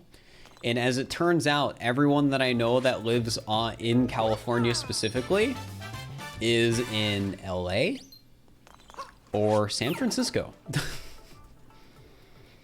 Because they either are streamers that live in LA or tech people that live in SF. And honestly, I don't know if I'd want to live in either of those places, like, in general, but I do know people that live there, which is one appeal. Oh, I'm supposed to warp after Trinity Pirate. Whoops. Tech people in their high-paying jobs and expensive rent. Yeah, but is it even worthwhile to have the high-paying job when your rent is more expensive? I mean, probably to some capacity, but...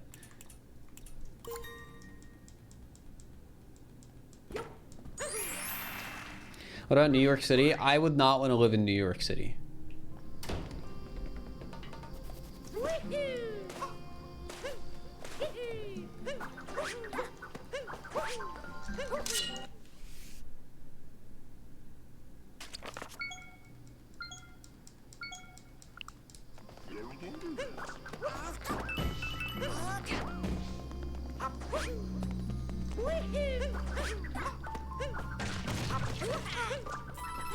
But yeah, that's just coins. I don't need those.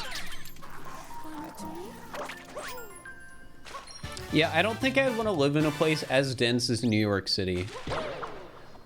Like, don't get me wrong. I love the idea of living in, like, some luxury condo with like a city view.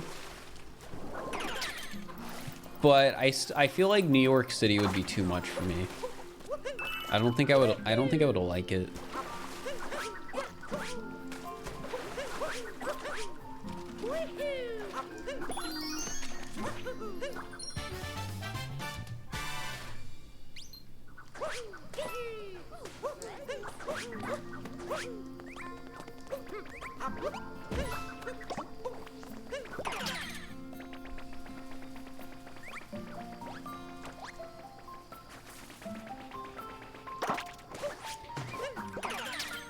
To live in California or New York City.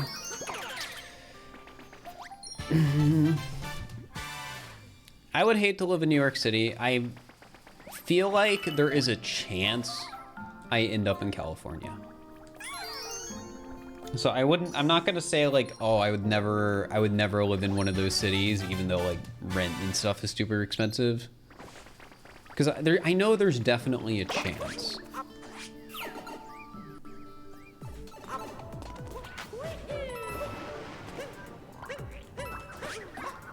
But it's the sort of thing where I feel like when I move out of Cincinnati, because I don't see myself staying here long term, I've always envisioned it as like there's gonna be a reason. Like other than just, I wanna go somewhere else. I don't know what that reason will end up being. That sucks that I bonked. But, I just feel like there will be. Maybe it'll be like, hey, there's these friends I want to live with mine. Maybe it'll be like, oh, I want to move in with somebody I'm like dating. Or maybe it'll be like some other thing where like Ohio is seceding and I don't know.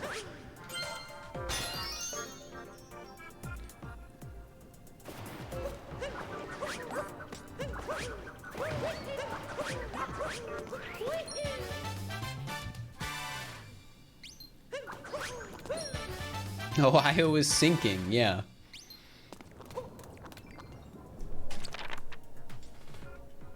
They're trying to cover up Ohio.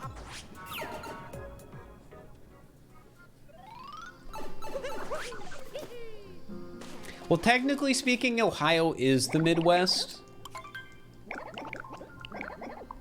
Technically.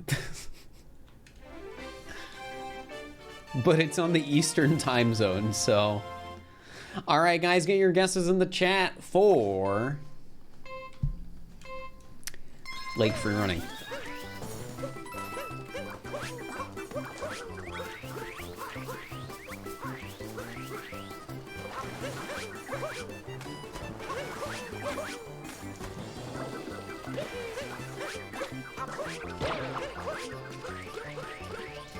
$19.41. Any 1941s in the chat? If not, get your guesses in for round 2.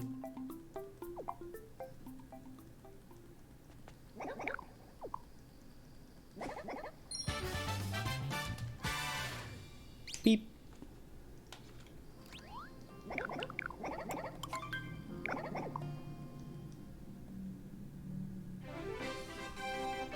I remember there was a point of time where I was like, man, I want to move to Canada.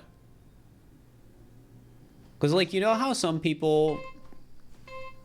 well, I don't know how much I can talk about that. Here's a way to put it. Because you know how, like, there's some people that are like, I want to move to Canada because politics in the US are sucky. And it's always from somebody who knows nothing about Canadian politics. I feel like that was me for a little bit.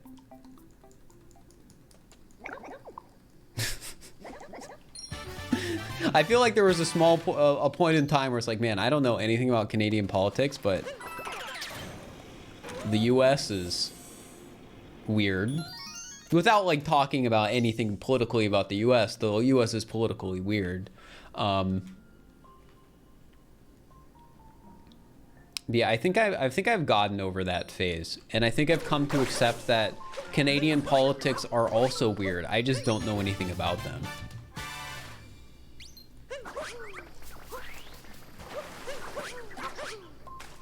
Now, maybe they're less weird. I don't know, though. And I'm not going to get into an in-depth discussion on it on stream.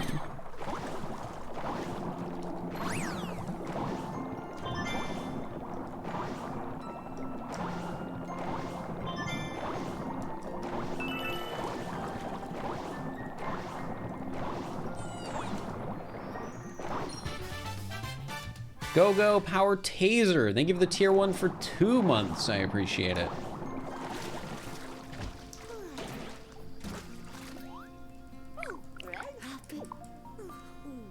The stuff about Ohio? Is the stuff about Ohio politics? I feel like the things people know about Ohio are like the memes where it'll be like, it's all Ohio, and then they're like, it always has been. And then it's the astronaut with the gun.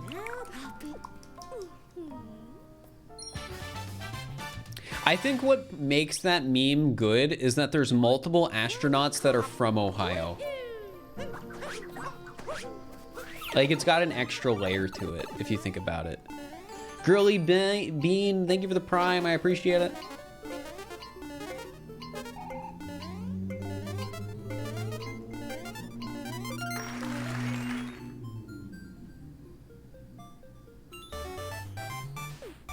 Ohio is the state with the most astronauts. And yeah, that's the layer to the meme that makes it so good. Like, you don't even think about it. But when you do start thinking about it, you're like, oh my God, it all makes sense. The guy wasn't from Ohio, and now he knows too much. Like, that's crazy. If you could live anywhere with no regard for citizenship/residency or having local friends, where do you think you'd want to go? Well, you just removed any reason I'd want to go anywhere. So I don't know.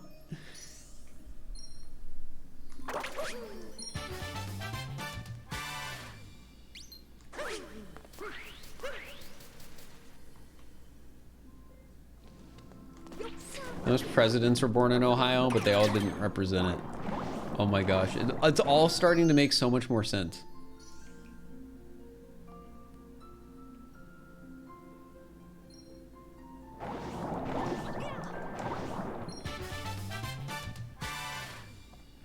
I don't think I'd want to move to Japan because I heard people smoke there more than they do in the US. And maybe that isn't true.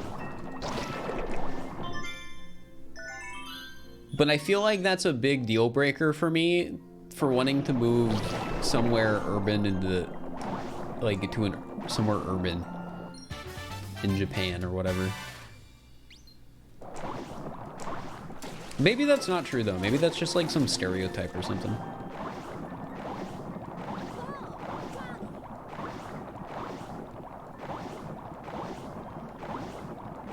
Guys, we're not talking about politics. All right, I gotta delete that message. Not here. I know we briefly went in that direction, but I don't want to talk about like actual politics. Here isn't the place.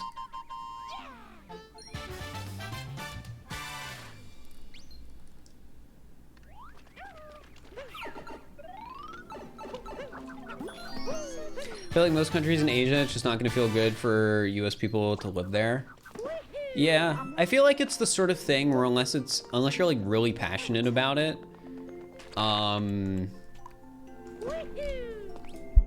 it's probably not worth it.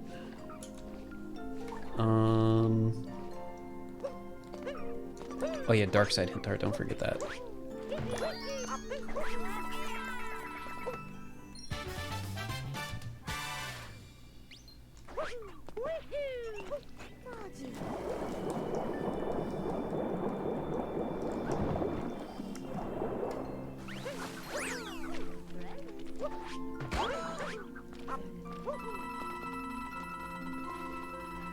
Chinese and SMO is the fastest language, so it saves the most time for speedruns.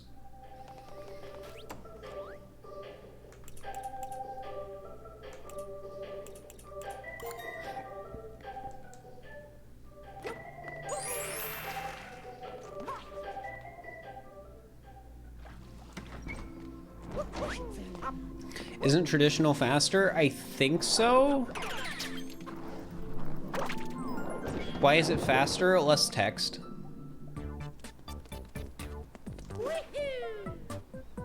That long jump is clean. Oh my gosh.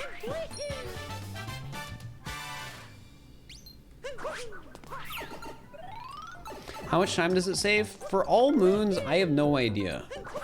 For any percent, it's like 15 seconds maybe? I don't know. That's a guess.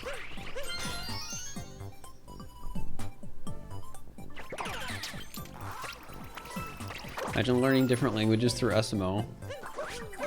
Sometimes I think about how cool it would be to just like know multiple languages.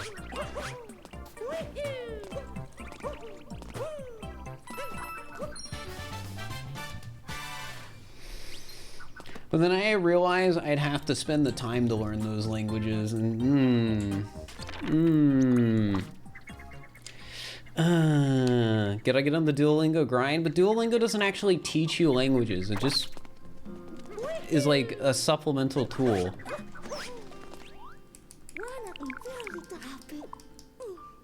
Well, at least Duolingo won't help you learn a language fluently. It's not like a not useful tool. I'm not trying to bash Duolingo. I'm just trying to say you can't just do Duolingo and suddenly you know how to speak French.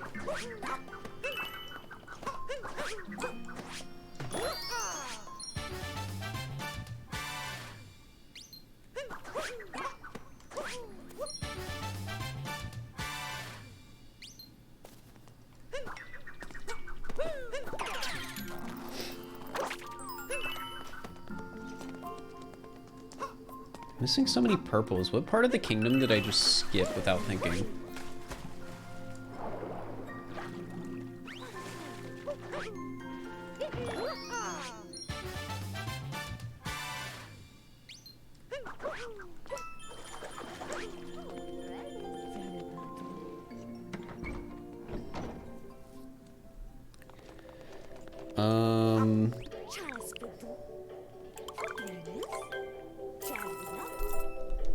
Thanks for the good luck, Mars. Appreciate it.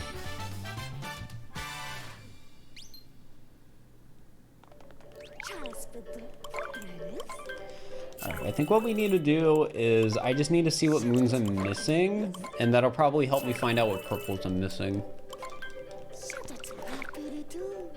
But if I were to guess, I'm missing the 3 purples by the Odyssey, because I always miss those for some reason. Even though they're just like right there. Oh, of course, and I'm missing these 3.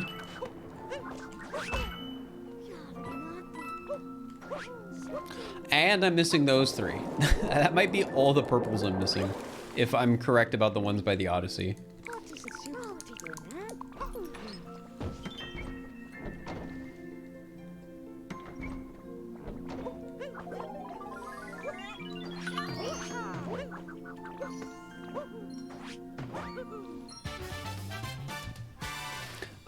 Speedrun, I'm not gonna fret over people accidentally leaking speedrun.com. It's kind of tricky when like you have a no links rule, and sometimes when you just naturally refer to certain things, you're referring to it as the website. Like so many people refer to speedrun.com as speedrun.com.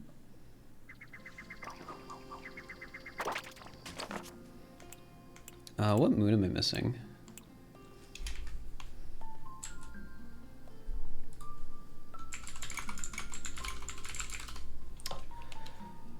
Oh, taking notes.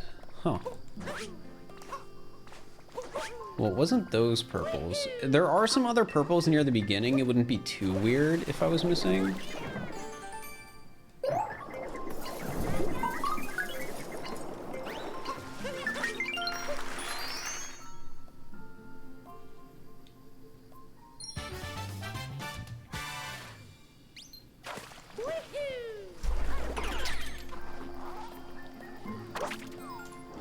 Yep. All right, back to the shop. We have all the moons in this kingdom, so we just need to get all the purple items, then we can head to luncheon.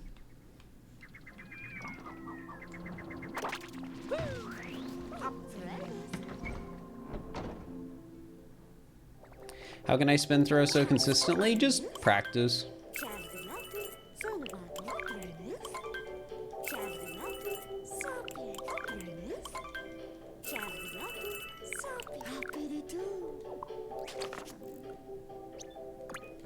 Is this Among Us terror raid in Pokemon giving me so much trouble? Are people using... I feel like what happens with the Among Us terror raids is it'll be a fire type Among Us. People will use Azumarill, and then they'll get one shot by a grass type move because it's still a grass type Pokemon, even if it's terra typed.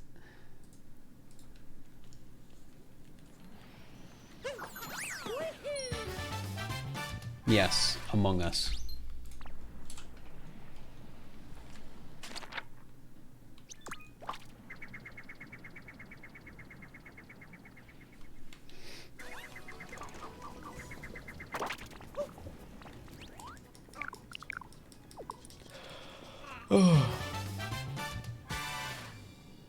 How is it all moons Monday on Wednesday? Because it's Monday today.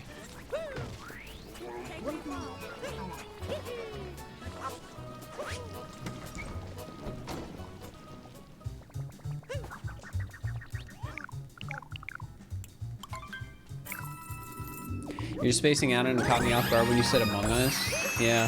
I think it's funny that there's a Pokemon called Among Us. I know that's not actually how you say it, but what do you expect me to do? Say Amogus?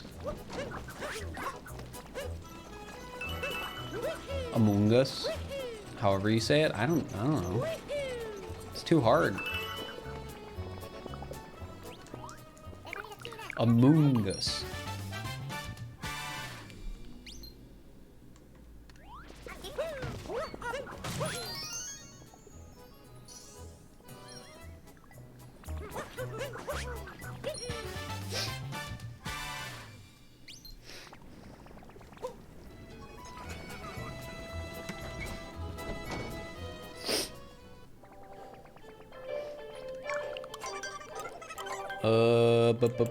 This.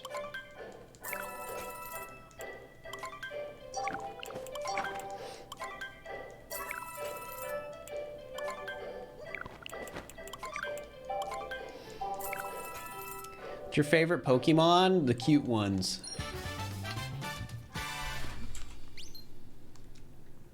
Like Muck.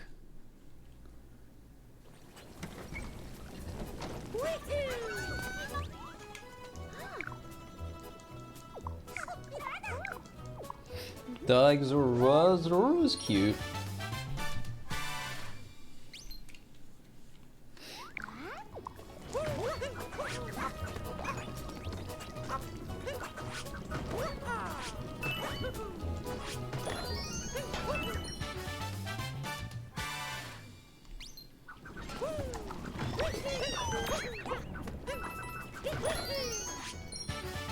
It's naming cute ones, by the way. Yeah.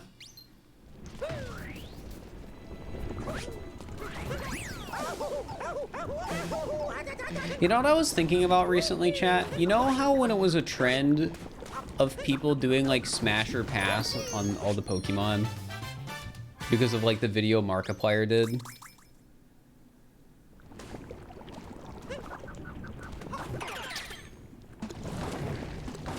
I feel like whenever people did those videos, there were like no stakes, right?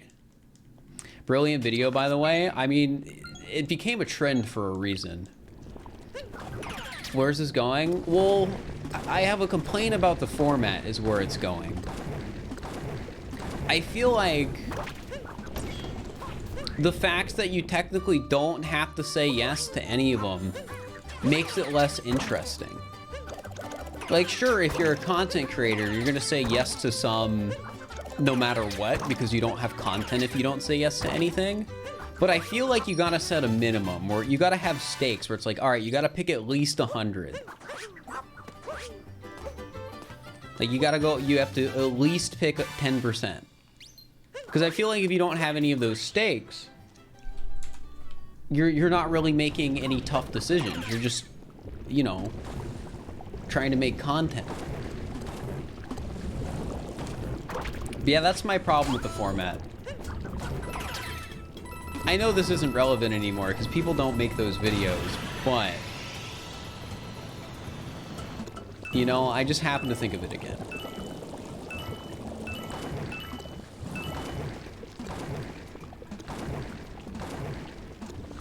No, this isn't the way I go yet. Which way do I go? This way.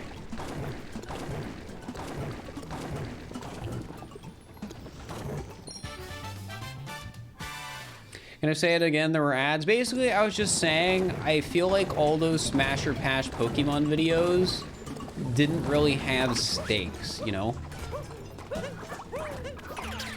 Like, Markiplier was still a genius for doing the original video. However, I feel like people should have been like, at minimum, I gotta say 100 of them.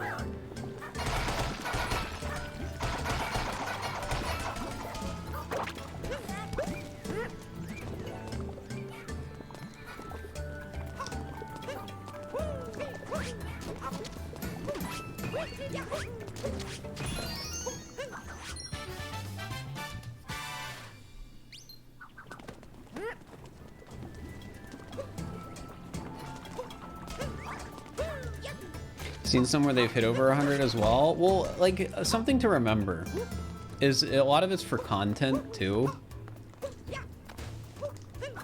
So I don't believe many of those people are answering genuinely, or a lot of YouTubers are just like, you know, I'm not going to continue this line of discussion. Because generally speaking, my stream's pretty safe for work. I don't want to start talking about these topics. I think I've reached my limit. I think I've gotten my point across.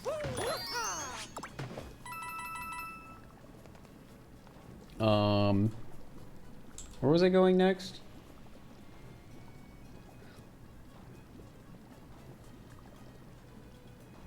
Oh, frick. I was supposed to take the guy.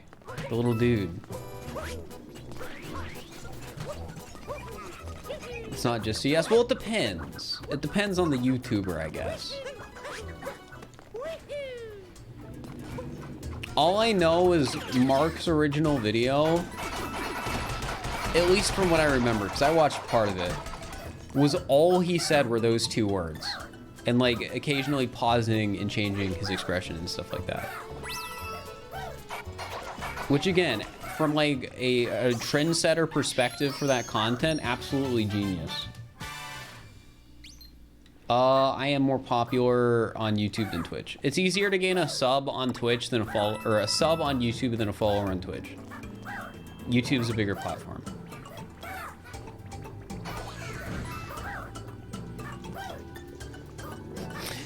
How about a tier list of Pokemon based on how much of a little guy they are? I like that.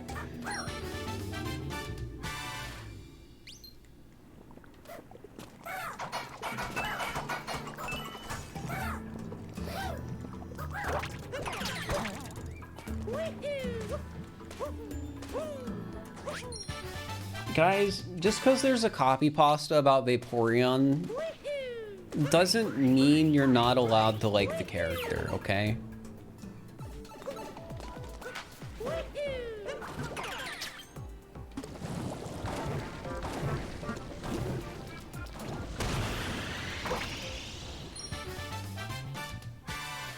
Vaporeon is a little guy.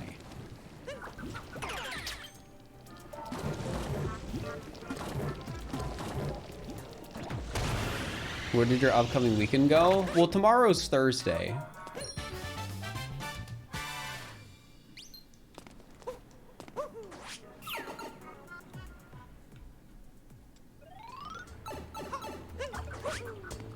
What do you mean, little guy? They're a little guy. Doltic is IRC is the smallest Pokemon, but both weight and height. Well, they're the littlest guy. You mean tomorrow is Tuesday? No, it's Thursday. No, it's... I've went over this. Today is Monday. Tomorrow is Thursday. I'm gonna get back to streaming next Tuesday. Frick, which way was I going? How do I do this part? Oh yeah, I do capture you. I'm gonna get back to streaming next Tuesday. And 2 days ago, it was Monday.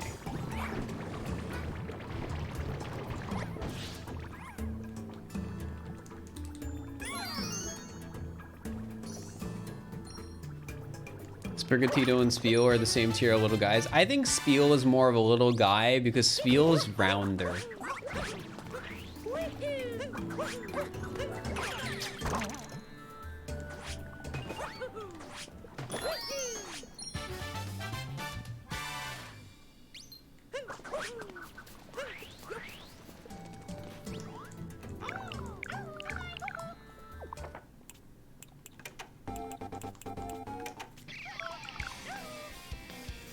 Yeah, Sprigatito is far less of a little guy than Spiel, though Sprigatito is still a little guy.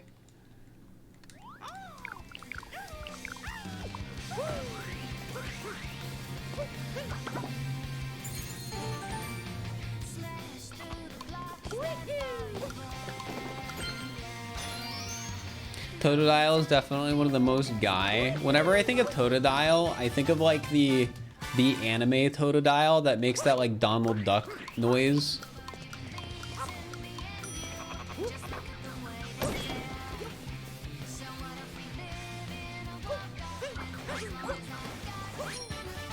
if you want updates for whether Smallland's mom is live, go to her stream. I'm not the person to ask.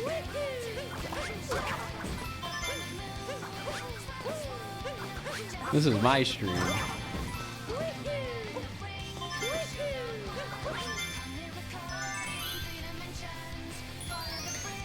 Charcadet feels very guy, but mid the little. I don't think Charcadet's... Well, no, Charcadet's a little guy.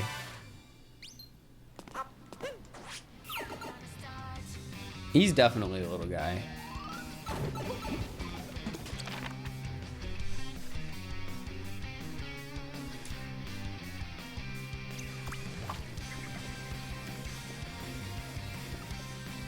He's too angry. Little guys can be angry.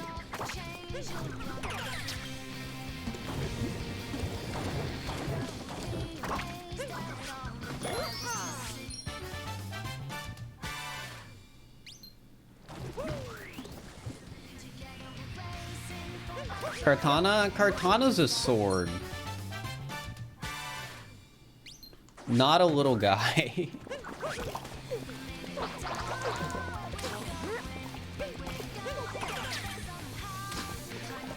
Also, going back to the Pokemon anime chat, I think it's fun to think about how there are a very large amount of people, or just one guy that's been paid a lot of money to say just like Pokemon names, to like be the Pokemon in the anime.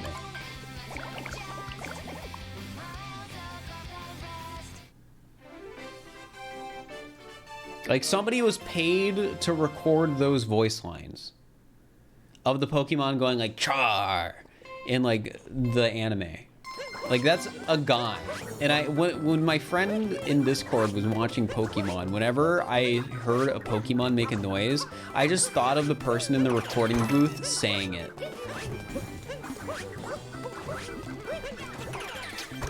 And now that I'm mentioning this, I hope you too, whenever you see a Pokemon from the Pokemon anime say its name, you think of the person in the recording booth that had to say it and got paid for it.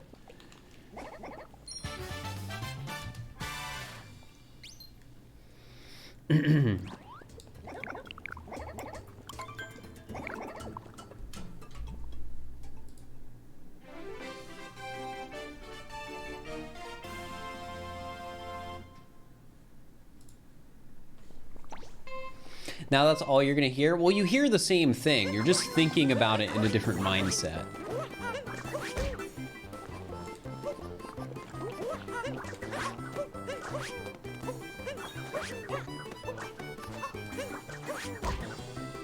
Unfortunately, there's one Pokemon you can't think about that for, which is like Regirock.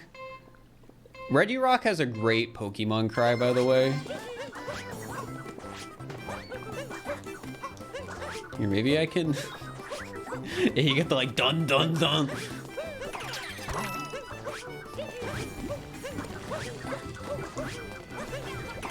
Here, maybe I can play it. Will you guys hear it if I... Yeah, you will.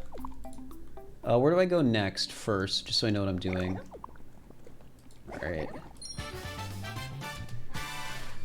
Pokemon Cry Regirock.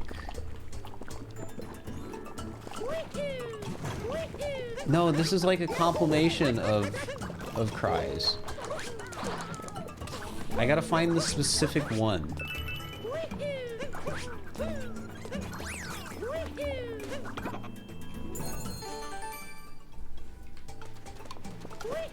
Give me a second, chat. I gotta get these moons.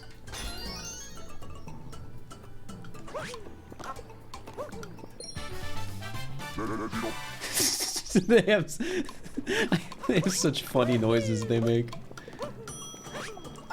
I gotta find specifically the one I'm looking for. Not that one. It's not that one. Where is it? It's somewhere in this video. I think it's right here. Yeah, there it is.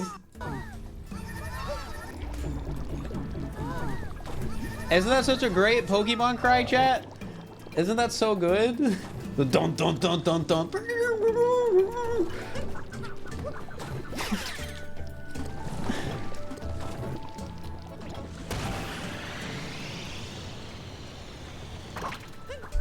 Play it again, I missed it. No, just go to YouTube and watch the whole 47-second compilation. Or compilation.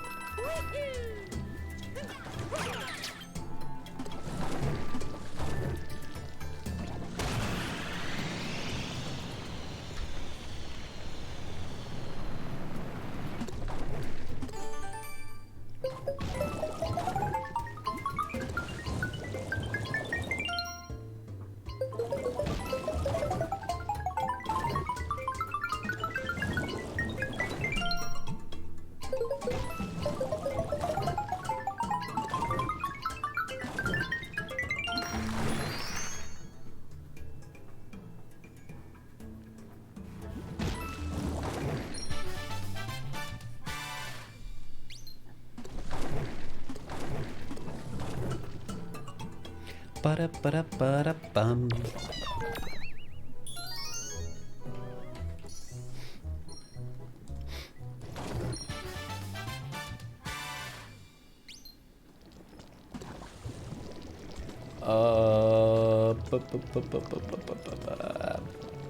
Where do I go from here?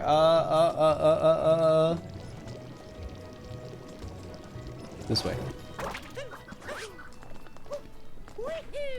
Man, you really do just forget the speedrun routes when you haven't played the game for a while.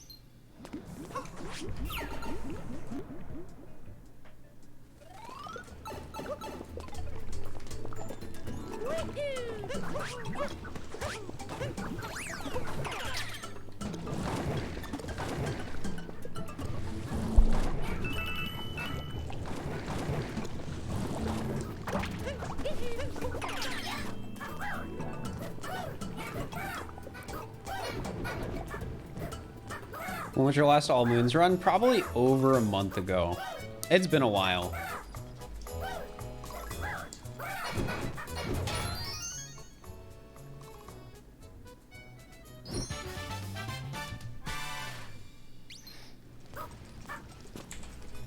No, go to the next slide.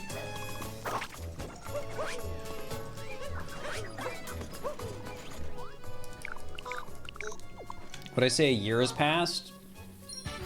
Since what? My last All Moons run? Because if so, no. Because just because it says 2023 now instead of 2022 doesn't mean it's been a year since I've done an All Moons speed run.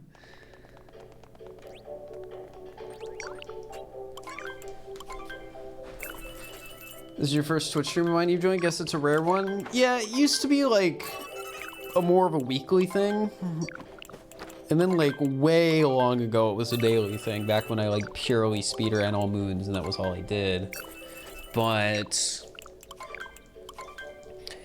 yeah, All Moons is a bit rarer nowadays because it's hard for me to find the motivation to sit down and play Mario Odyssey for 8 hours. Like, I love this game, but I have spent a lot of time in it, so I don't know how motivated I am most of the time to sit down and get all the moons again for the 300th time.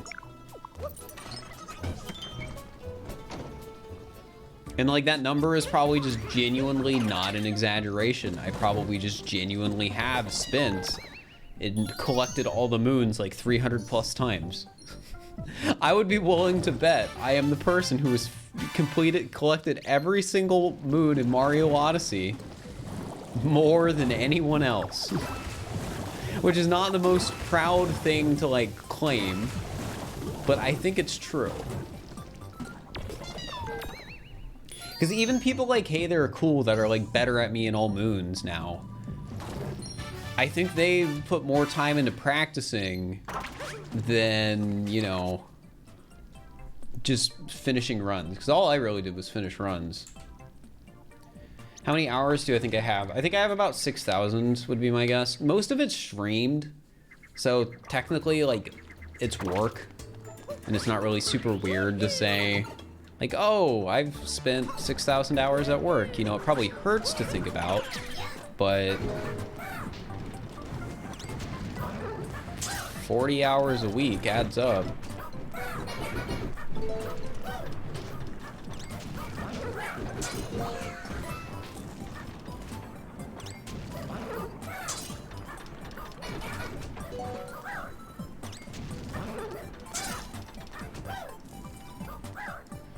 Only 300, I thought it'd be higher. I think it's... I don't think it's higher than, like... 300. I mean, it could be, but... Again, you have to put it into perspective. Like, 300 all moons runs is 2,400 hours. Which is a lot. But then again, maybe it is more than 2,400, because most of my time playing Odyssey is just finishing all moons runs at this point. Am I tired from doing this? Yes, for sure.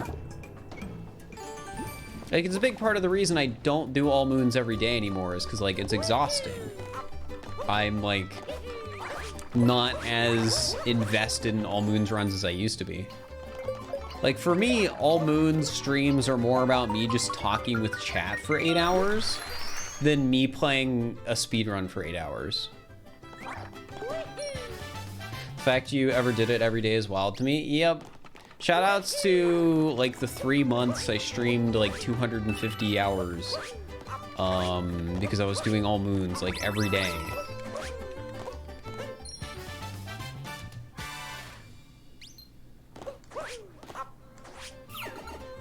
I'm more tired than is the Scarlet stream. I mean, the Scarlet stream is the longest I've ever stayed awake.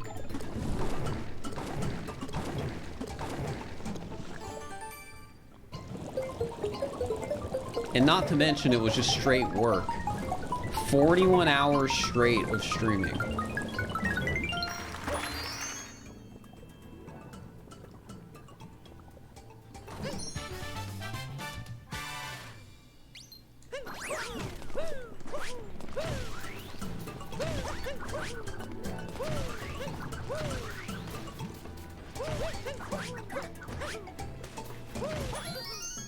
I gotta get the Luigi coins. I'm gonna grab those now so I don't forget.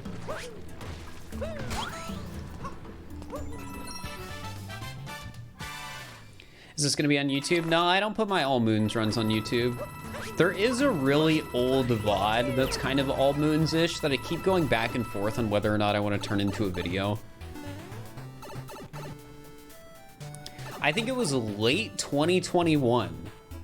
I did an Odyssey run where I played for 24 hours straight and collected as many moons as I could. By the end of it, I had around 3,700 moons, I think, over the course of like several playthroughs.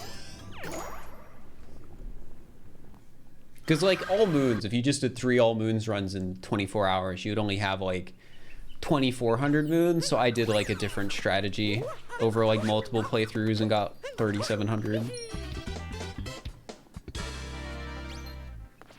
Put it on the new unlisted videos channel. Well, the fact is I haven't made a video, so there's no video to unlist. And I'm not gonna explicitly, if I ever do follow through with doing the Fur Unlisted channel, which is just a compilation of my unlisted content,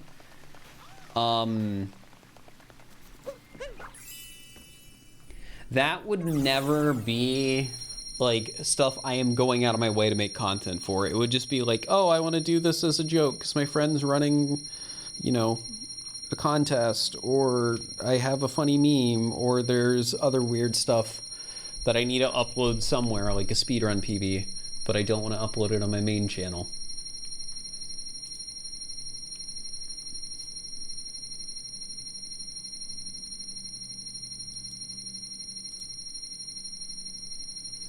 So many moons, huh, chat? Ooh, chat. I looked at my analytics. I told myself I was gonna wait till the end of stream, and then I decided, you know what, it's basically the end of stream. 100-hour shiny hunting video, doing good. It's got 86K views. In 13 or nearly 14 hours. Pretty good. Feel good about that. Average view duration's also, what, 14 minutes in like a 27-minute video? So over 50% on like a nearly 30-minute video is pretty good. Yeah, video's doing well, which is good, because I spent way too much time working on that video.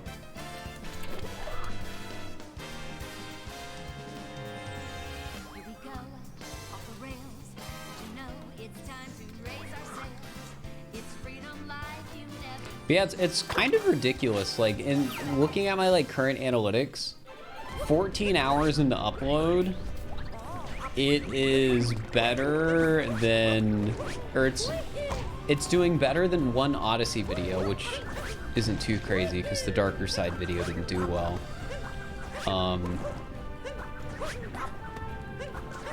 But it's almost doing as well as the If I Say a Mario Character video.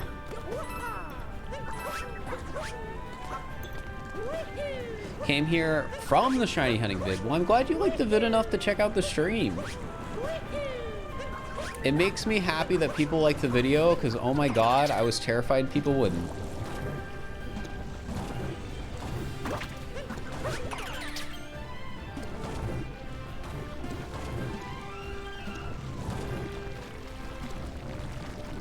And I feel like the main reason I was afraid with this video more than other videos is because of how much time went into it.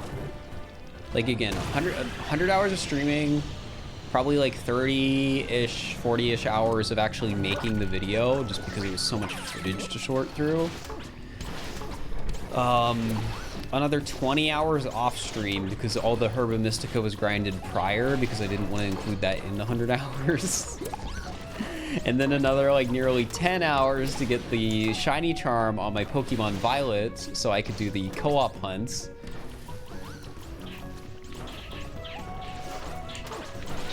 Like, oh my god. Such a ridiculous amount of time went into making that video. It was dumb. You could also count the 5 hours I spent duping Beast Balls because I caught nearly every Pokemon in a Beast Ball, but I don't think that really counts because that's more of a me thing than a video thing. I didn't even talk about the Beast Balls in the video.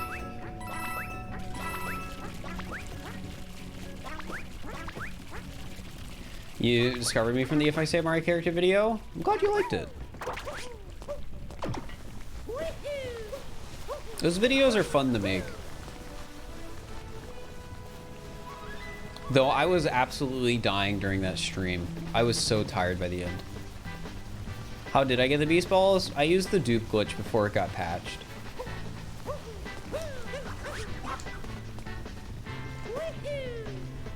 The fact I didn't mention them in the video is the funniest part to me.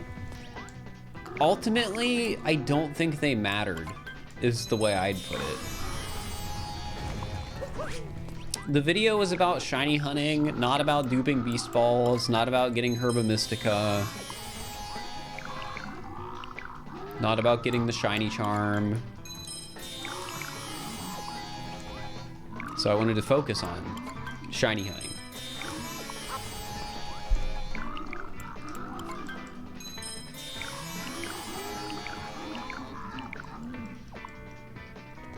I was very close to mentioning it at the end of the video though. One of the like my initial like scripts for the closing had a mention of the Beast Balls in it because I was like, oh, well, I probably lost like 5 hours trying to catch every Pokemon in a Beast Ball, but I still got over 150 shinies.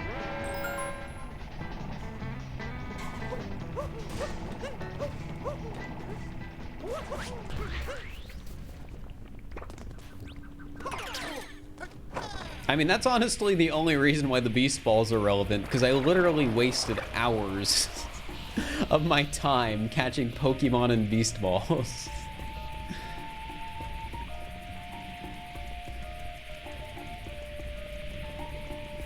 So you get a Beast Ball in the first place by completing the Pokédex. Though you can also get Beast Balls from the Ace Academy tourney. But the thing is, with the Ace Academy tourney Beast Balls, it is a 0.1% drop rate. So whenever you finish a tourney in post-game, it is a 0.1% chance you will get another Beast Ball.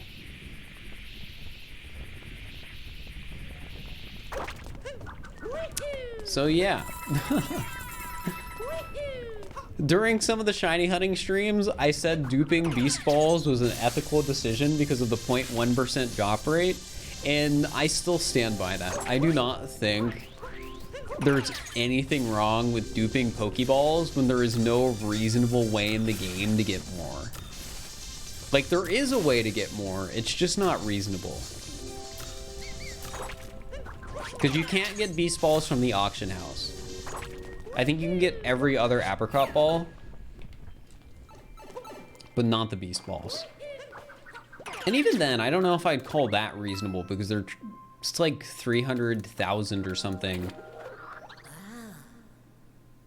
per Beast Ball. Or sorry, not Beast Ball, per Apricot Ball.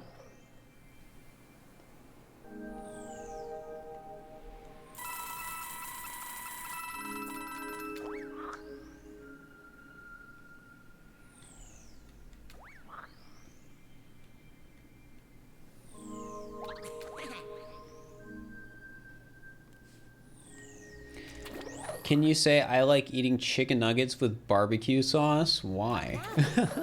I know I said it, but I have to know why. I need context here.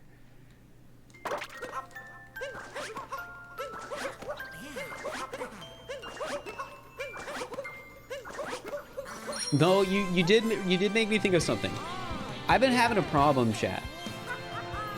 So I'm trying to eat out less, and one of the things I want to eat out less is like chicken nuggets, you know, it's sort of like fast food chicken. Now the problem is I think having a good sauce is an important part of like what makes chicken taste good.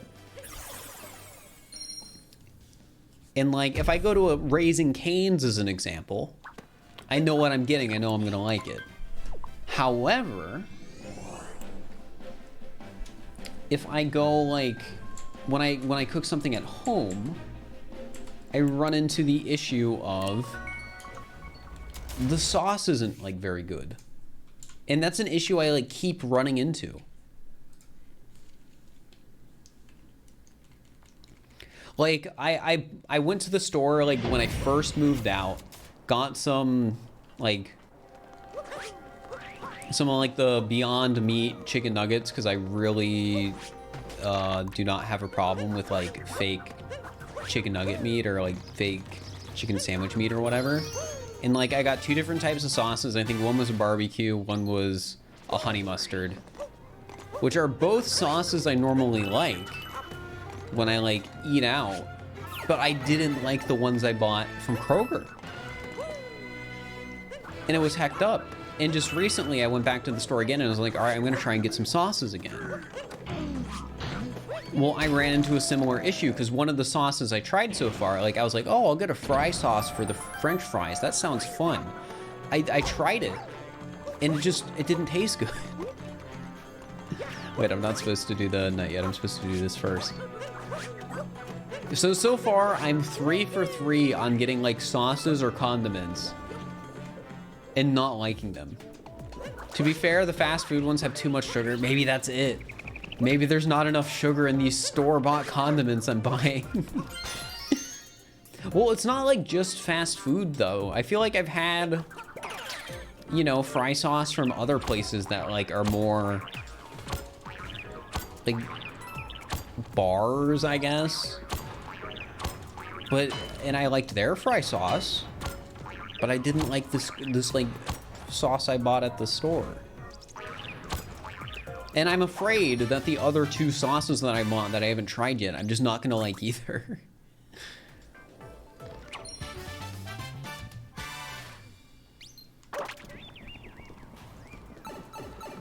And I'm just forever going to be buying sauces and not liking them. There might be some homemade sauce recipes that could be replicas of them. There probably are, but I don't know if I want to put in that effort. Like, I've thought about it, and I just don't know if I want to. Especially since those doing it homemade, they might go bad faster. And I've already had issues where when I buy like a bottle of marinara sauce for like pasta and like other things, I feel like that even goes bad before I'm able to like have all of it. Like, it's hard to buy food and eat it and not have it go bad, especially with like fruit. I only get like 2 weeks if I'm lucky, I feel, with the apples. Okay, maybe I get a bit more than 2 weeks, but bananas, it's like I'll buy a bunch and they'll last like a week.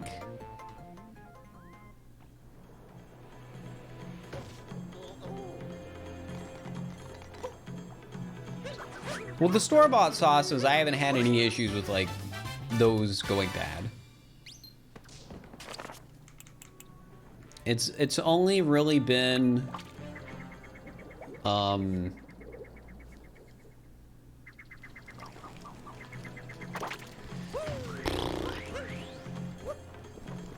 don't know. Try not buying in bulk. Uh-oh.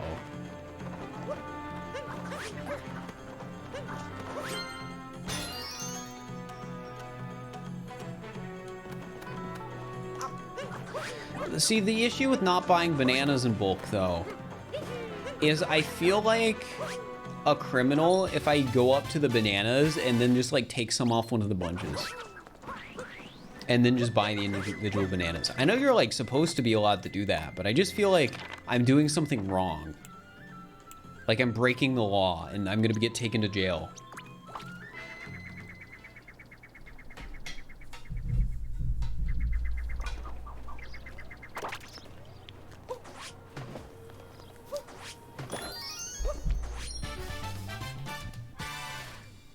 You do that all the time?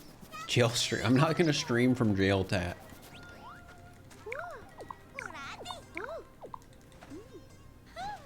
But like, I feel like all the bananas in the banana section at Kroger chat are all like, they all have like a band around like the waist of the bananas.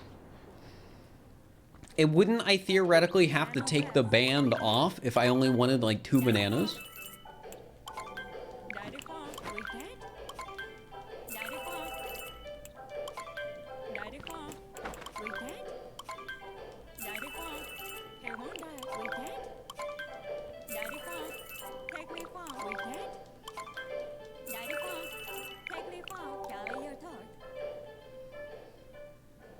And I don't think I found any bananas without the band the last time I was there. Never seen a band around bananas. Maybe I'm remembering wrong and there isn't a band. Oh yeah, it's the organic bananas. That's true. I don't know if I saw the non-organic bananas though. I feel like they have to have them. But what if I want the organic bananas, chat? What if I want to be like, I don't know, an organic guy?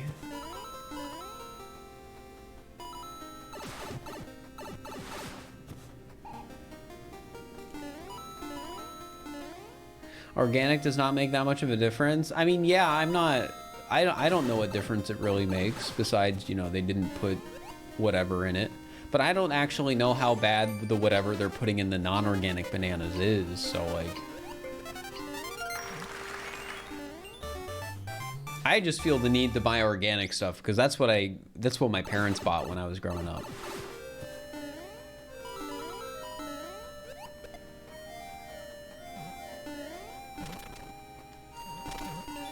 Chat, I think the real solution is I just need to eat a banana a day every time I buy bananas.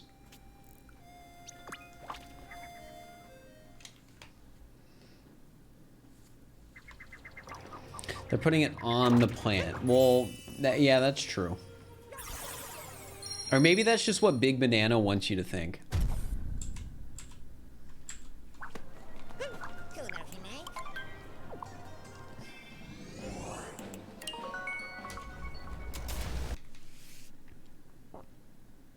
Use them for smoothies. Smoothies are pretty good.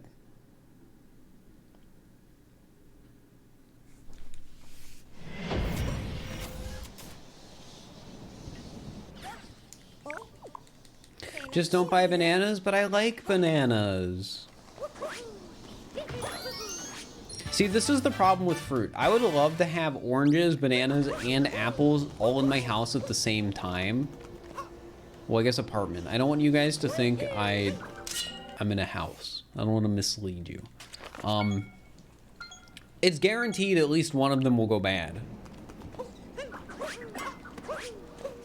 Unless every morning I decide, all right, I'm going to have an apple, I'm going to have a banana, and I'm going to have an orange.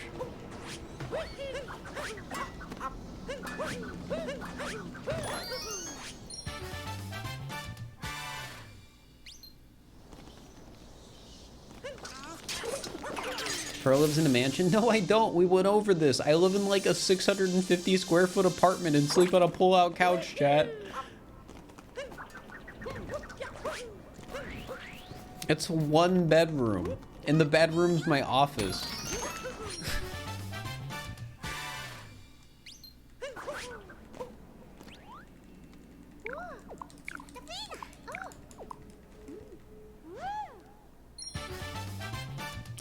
No, there is, well, there is a bedroom. I'm just weird and decided to use the bedroom as an office. So technically, like, we're in the bedroom right now, chat. There's just no bed.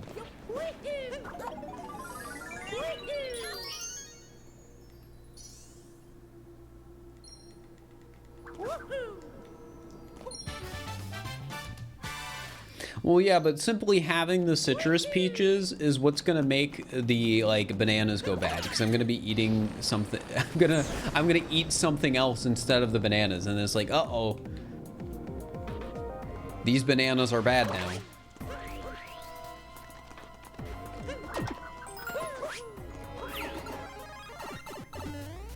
We're in the bedroom, blush. Technically, this isn't the bedroom. My bedroom is the living room, but only when I turn it into the bedroom. Which recently, it has only been the bedroom. I have not been putting my couch away. But I want to put my couch away, or sorry, I want to put my bed away before I leave tonight. I want to wash my sheets and then put it away. Buy yourself a real bed. You wouldn't even be able to tell I'm sleeping on a pull-out couch. That's all I'm saying. It's a pretty good pull-out. And I've got a pretty good mattress topper.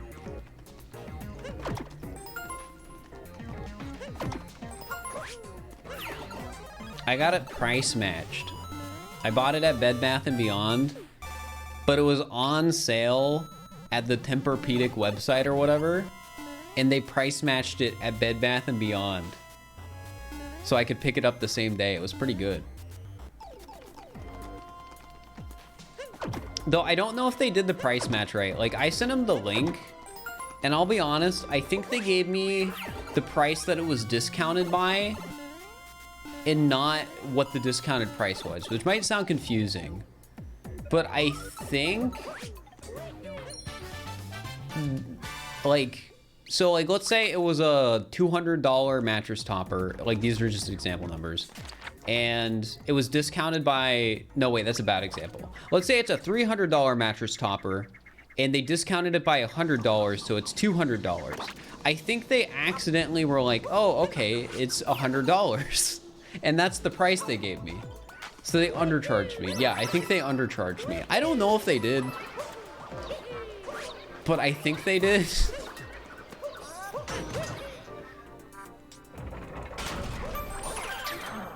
And it was already confusing enough because, like, the way it was listed on Bed Bath & Beyond's website, like, it was given a different name on the Bed Bath & Beyond website, but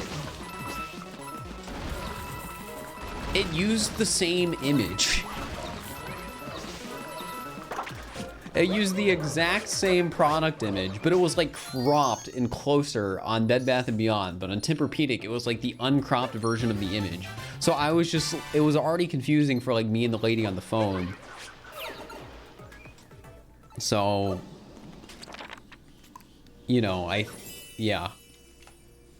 First banana, now mattress Dale? Just making all sorts of crimes tonight? They just, I bought it from them. I paid for it. I have the receipt somewhere, I think. I don't know if I have the receipt still. I did buy it though, chat. I just wanted to take advantage of the price match. If they accidentally gave me the wrong price, that's, I guess, their fault. I don't know. Retail managers don't really care about giving heavier discounts. We just want everything to go smoothly.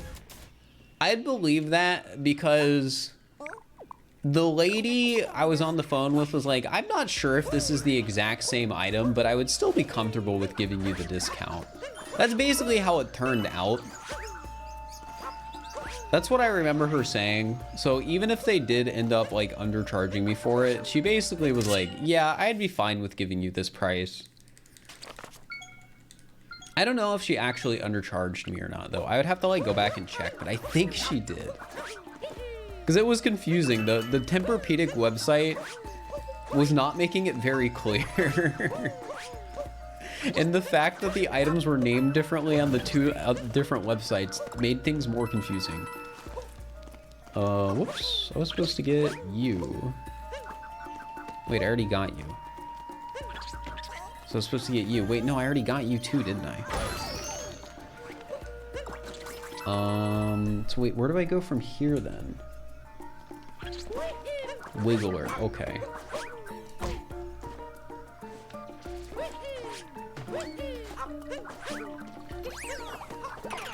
Surprise, she's now in your chat and has enough evidence to arrest you for fraud. Chat, it wasn't fraud. I sent her a link to the Tempur-Pedic website and then she gave me an updated price for the price match.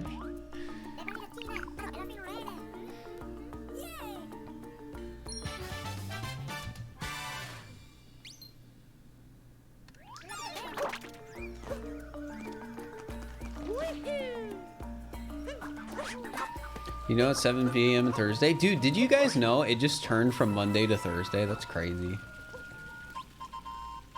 Can confirm you're full of the mattress top roll. I didn't steal the mattress. Chat, I paid like $200 for it still.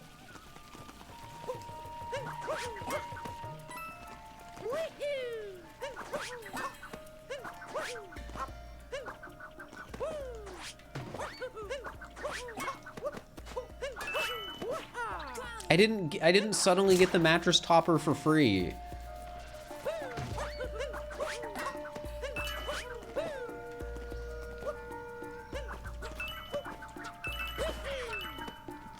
I bet you rip out the tags on mattresses too.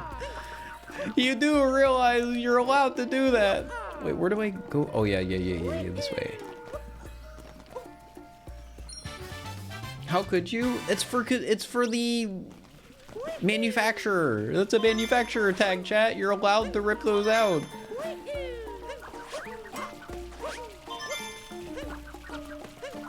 I think it even says that on them now because people were getting concerned.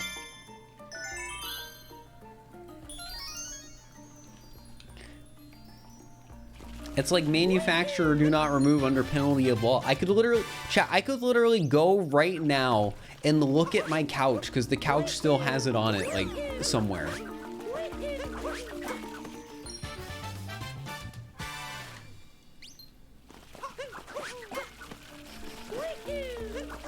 I like how chat's like debating on whether or not I should go to jail for buying my mattress topper.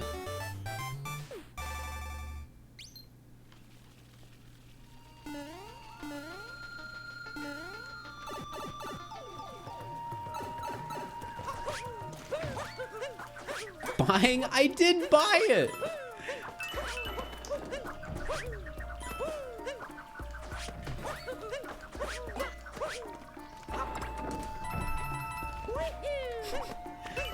Or so you say. Yes, I do say. I literally had to drive to the Bed Bath & Beyond.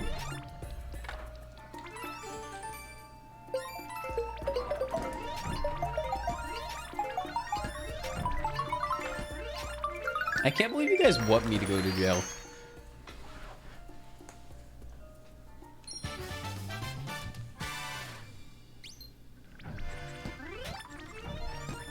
Imagine you went to jail every single time you bought something and they charged you the incorrect dollar amount for it.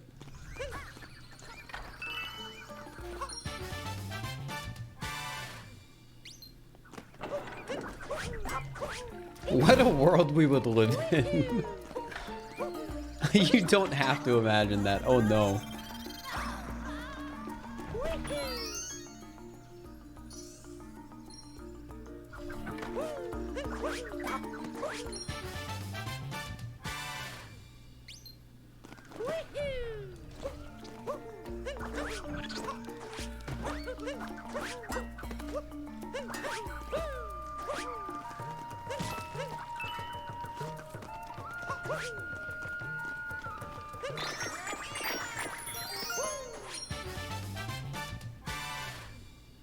Charge too much for shredder's weight. Oh, I mean, I guess it's only fair. If you accidentally overcharge, that means the person selling the item has to go to jail. So it becomes like a game where it's the consumers versus the producers, where the consumers are trying to pay more so that the person selling them the object goes to jail. But the person selling the item is trying to accidentally undercharge the person so they go to jail. It's like it's like competitive shopping, but it's competitive between the buyer and the seller instead of between, you know, buyers and sellers. This is the dumbest iteration of capitalism ever.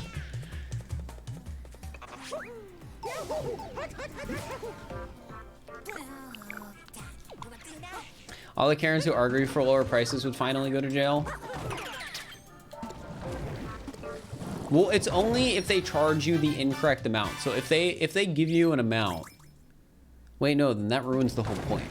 Yeah, so sales are illegal, is what we're implying.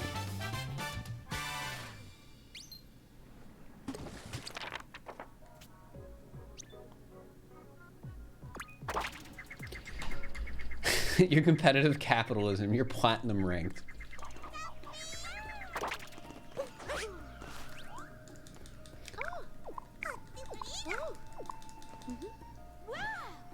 I kind of like the idea of how in competitive capitalism, you, as a consumer, you win by spending more money, and you spending more money makes other people go to jail.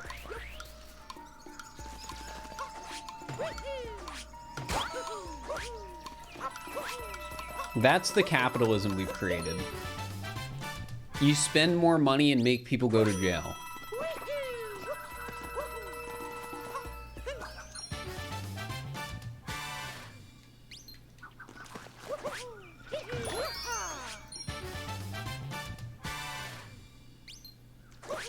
So the rich still win.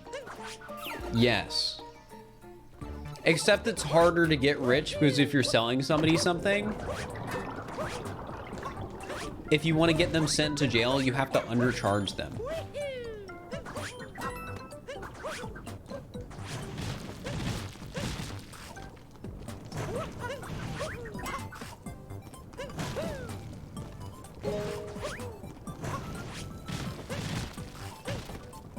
So if, show of ones and twos in the chat. Ones, if you want us to put this version of capitalism into effect, and twos if you don't.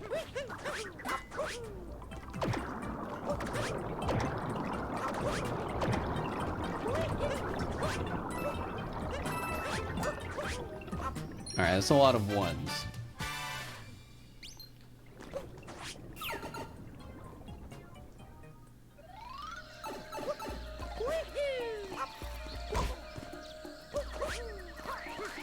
All right, here, chat. Give me 1 second.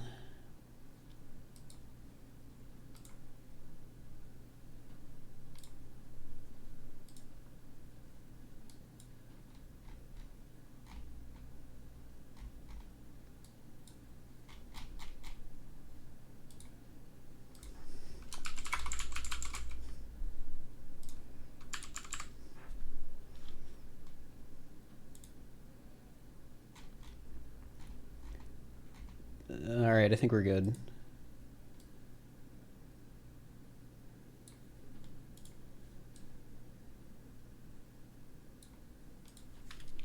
I think we're good. I've implemented competitive capitalism.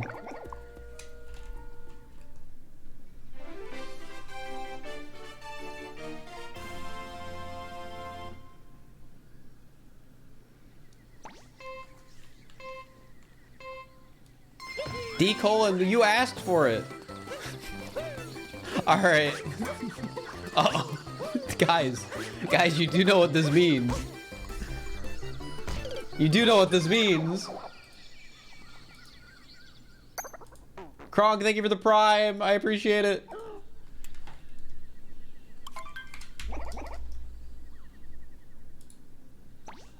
Here, I'll make them 5 minutes. Dad, this is already hard. I can't time you all out.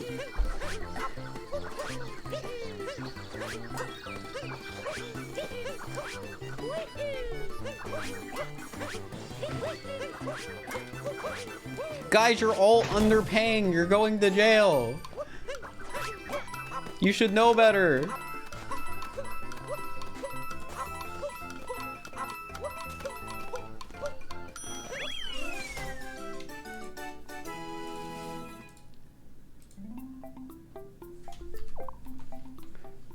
All right, I gotta remove competitive capitalism. This is bad. I can't keep timing people out.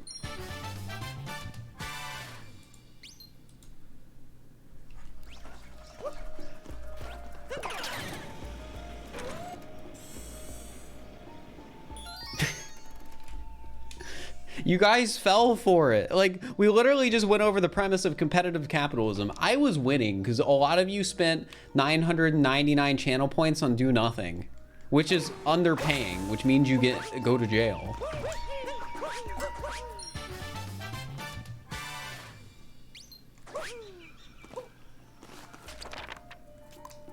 I think I need to do one more free running, right? Yeah. It's overpaying? Overpaying would be if you paid 1,001, then I would go to jail. Fortunately, you guys can't pay 1,001 channel points on do nothing.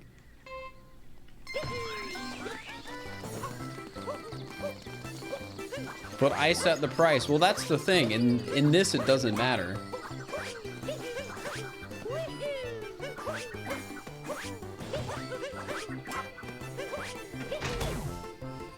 Also, I'm sorry for the brave souls that got timed out, because I normally don't time people out for a joke.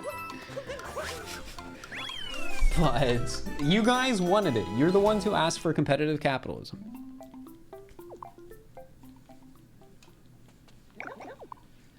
If I'm timed out of my own chat, it doesn't matter. True.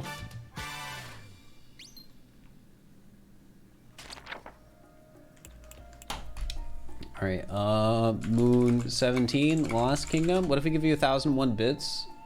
That's not how bits work. In Moon 21, Lost Kingdom.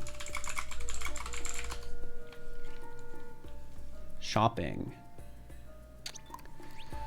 All right, did I get these purples? That is a weird number of purples to have.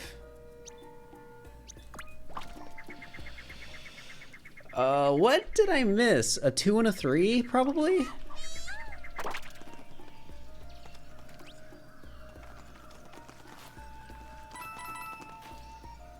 Probably missed the 2 under here. Here, let me get this moon first.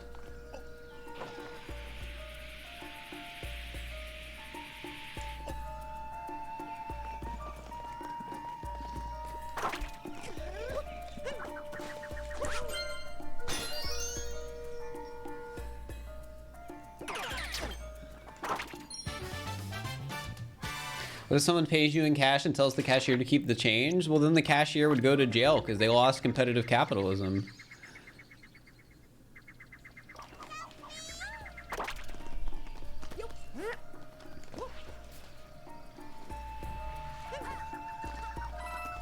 They should really implement skill-based matchmaking, honestly, in the competitive.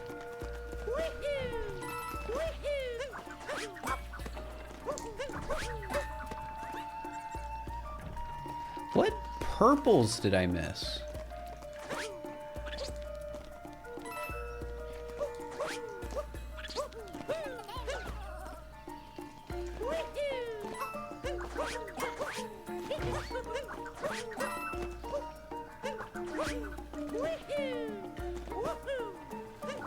Well, do we really need to make it worse? Well, I asked chat and they said yes.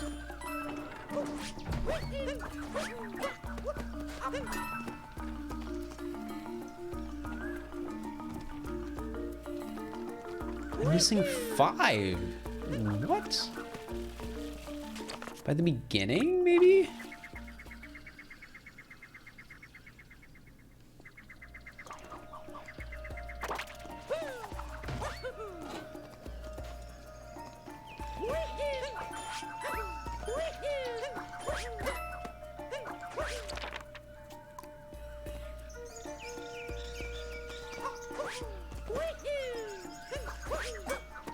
Which ones am I forgetting?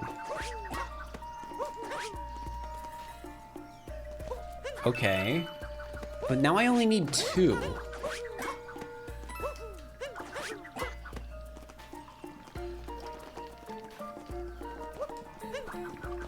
And it's not the obvious ones, because the obvious ones are under here, but I already checked that.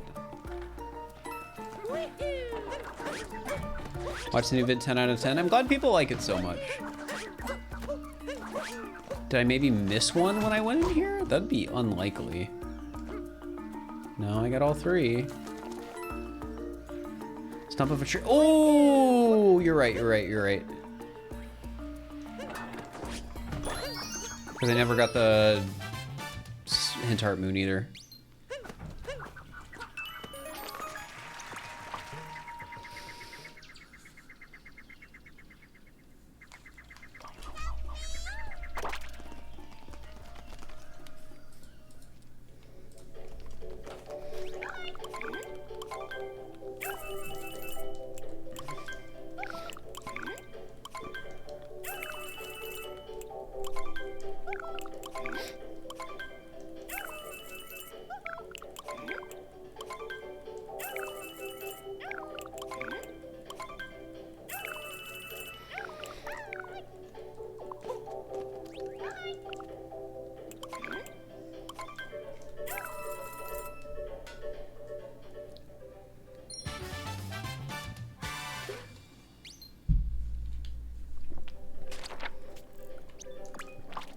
That timeout felt so long. I'm sorry.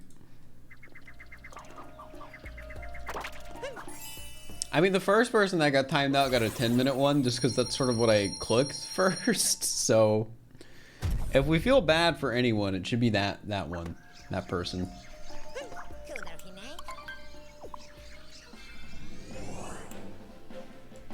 Where do I go next?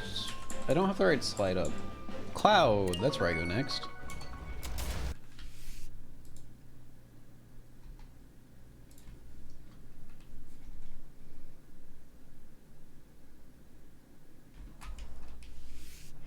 I had to make an example out of him. Well, I mean, we already destroyed competitive capitalism. Like, it's not established anymore.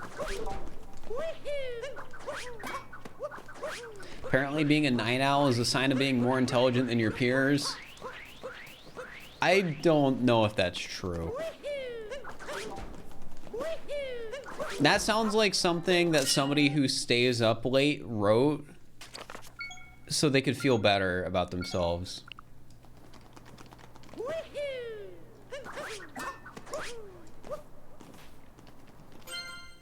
I don't know. That sounds like a Reddit post right there.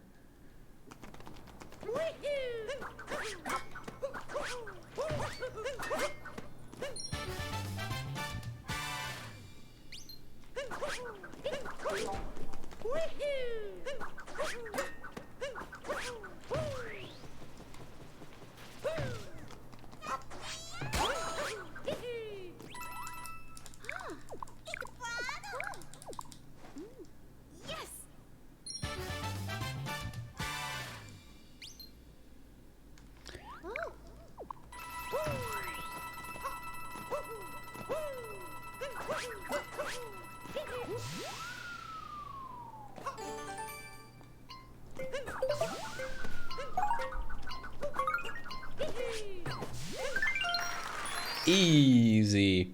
That always feels so good to get.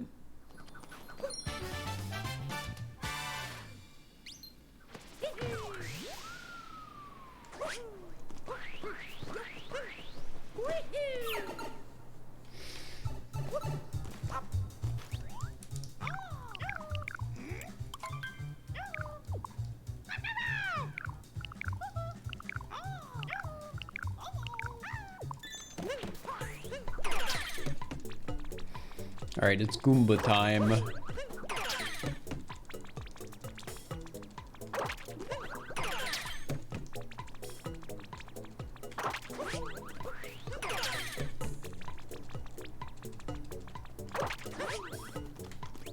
Perfect.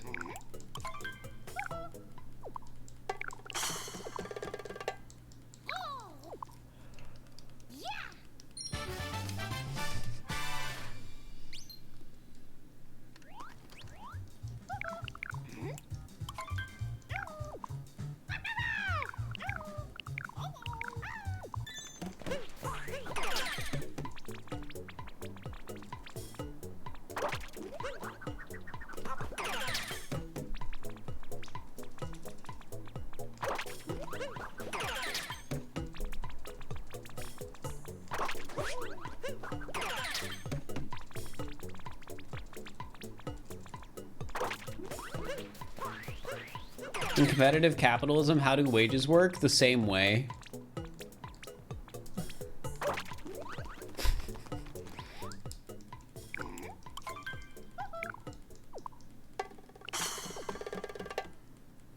Wait, if they work the same way, so you're paying for labor, and if you overpay for something,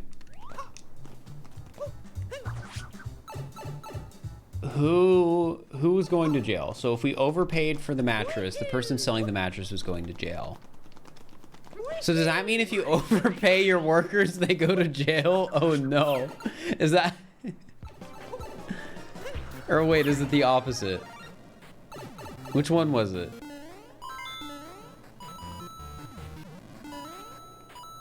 No, it's if you underpay your workers, they go to jail. Wait, no. Because the worker is the product in this case.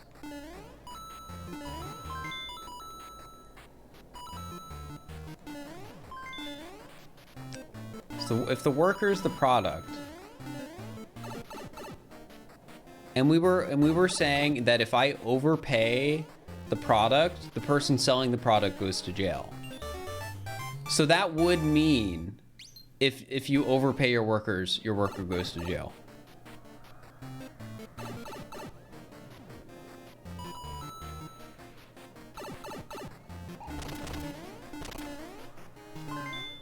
But if you underpay your worker, that would mean the boss goes to jail. So you're not allowed to do overtime or else you go to jail. But if you get underpaid, your boss goes to jail. What a wild world competitive capitalism is.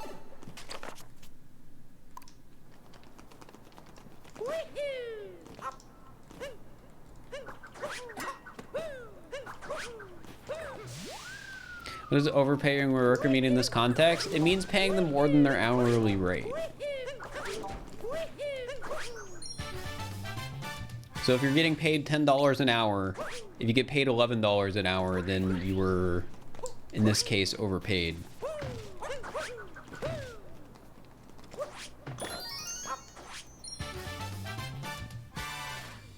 How does it work when your boss goes to the government? Do they send the president to jail? Yes, it's competitive. It doesn't matter what your elo is.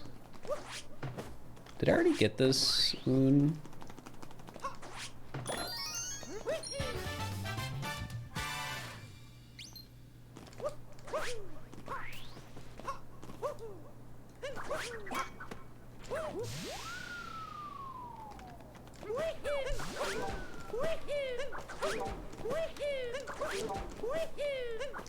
Oh, I already got this moon. Whoops, we're good.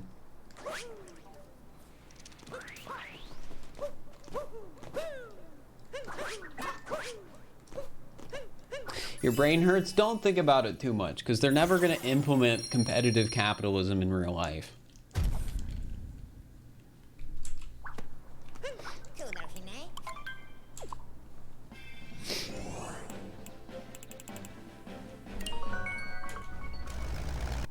You don't know that. I don't know it, but I'm pretty confident with my answer.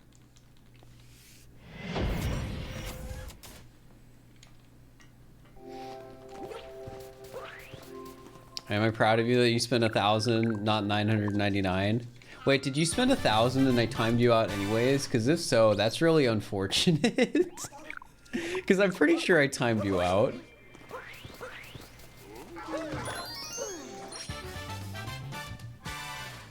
How do you get a get out of jail free card in competitive capitalism? I don't know.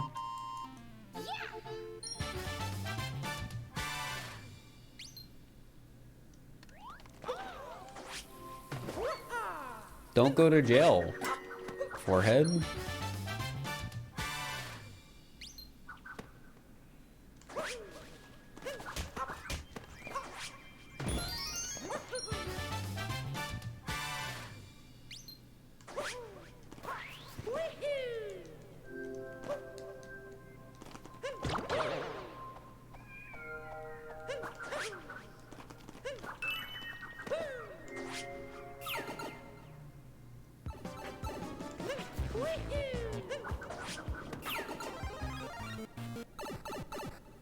Chat, this isn't about, like, competitive capitalism isn't about, like, how people get money or anything like that. It's more about how your goal in competitive capitalism, like to gain ELO, is to send other people to jail. Like, it's competitive for a reason.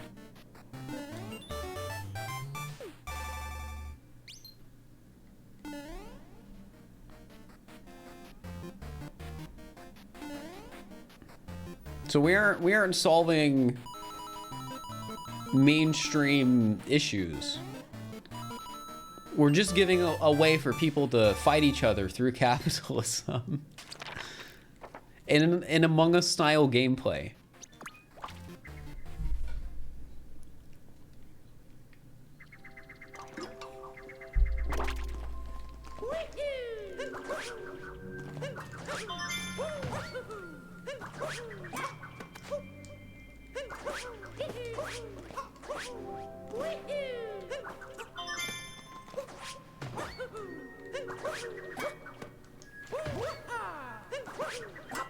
Will there be online multiplayer? I mean, yeah, I mean, we already got online multiplayer for normal capitalism.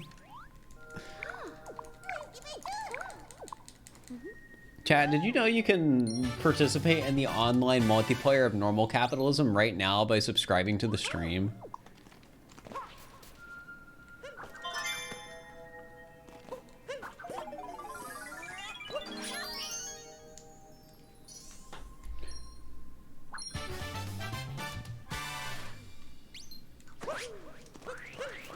And the Go-Go, thank you for participating in capitalism. I appreciate it.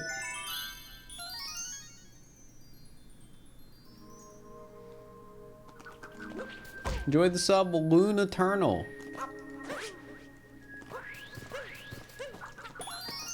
Capitalism is working. LEB, thank you for the gift sub. Whoa.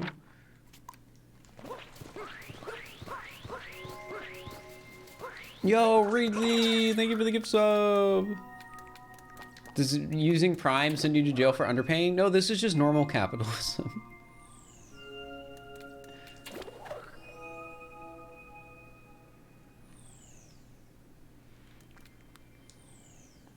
Chat, competitive capitalism isn't real.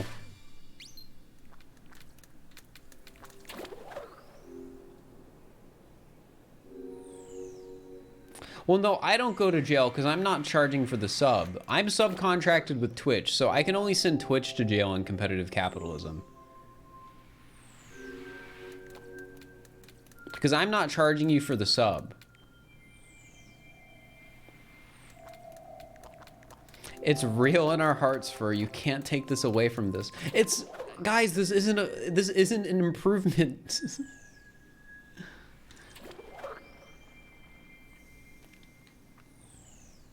Look, the only reason we got into this discussion is because you guys were talking about whether or not I would go to jail for being charged what might have been the incorrect amount when I bought my mattress topper.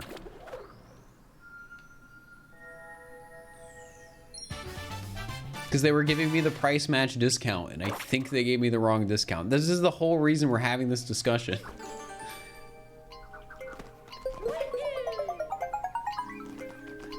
You stole, I didn't steal from them. I purchased a mattress topper. Chat, I spent like $200.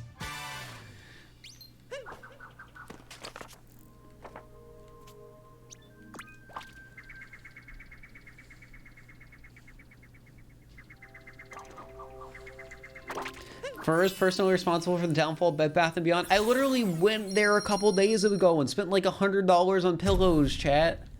Is it a good mattress topper? It's a pretty good mattress topper. What the heck, Super Fluffle? They give you the 5 tier 3s. What the heck? That's some capitalism right there. Oh my god.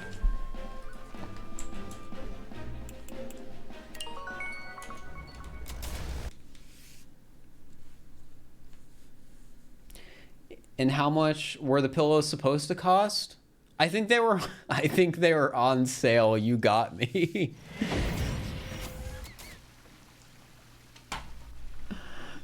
All right, we're getting into like real world politics here. Can we chill? What the heck, Super Fluffle, with the 10 more gifted? I don't want to talk about real world politics in my funny haha discussion of of competitive capitalism. I'm sorry. You're almost at 150. That's crazy. I really appreciate all the support. It goes a long way. Thank you for the 2 subs. Thank you.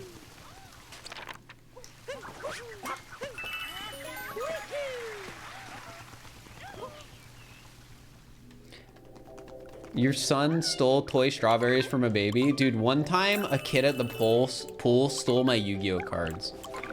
And I knew he stole them, but he was younger than me.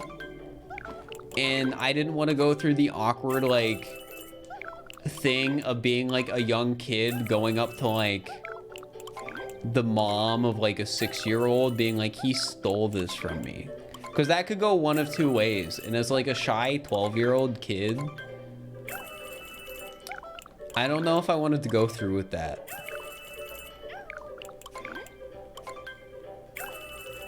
That was a pretty sad moment, though.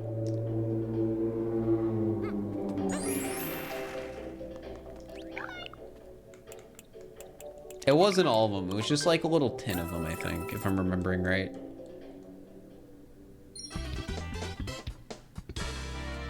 That kid is in your chat now or in jail? I don't think they are. You're 21. The kid was 4. I don't know how old I was. I don't know how old the kid was. Chat, this was like a long time ago. I was a child, and this was a younger child. I was probably like 10 and this kid was probably like 7.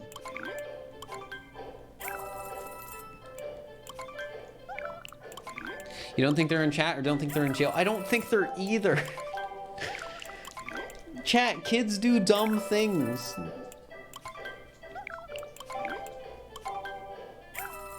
One time I opened up a pack of Yu-Gi-Oh cards before we paid for them and I cried because I got in trouble. Yeah, it's more Yu-Gi-Oh card stories.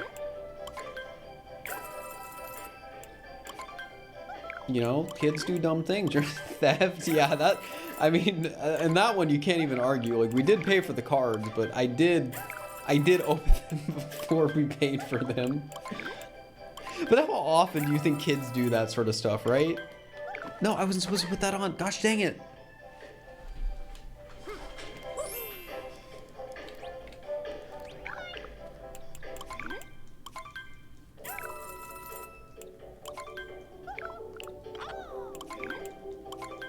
Would you rather meet 100 10-year-olds or 10 100-year-olds? So from a moral standpoint, the second option, you're beating up less people. And beating up people is wrong.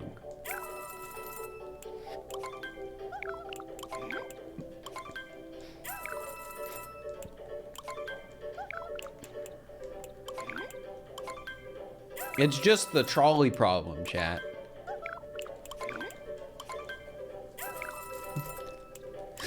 No hesitation. What do you mean no hesitation? I don't want to do either.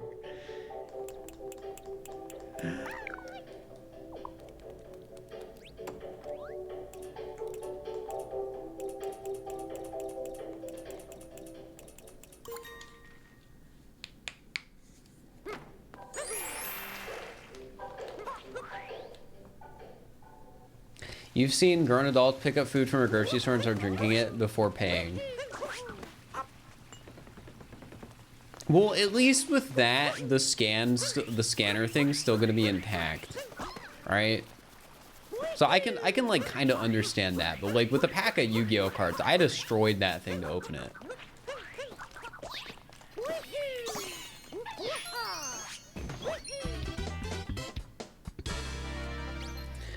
That being said, I do think that's a little weird. Even if you're gonna pay for it, just like pay for it first. You can wait like 2 minutes.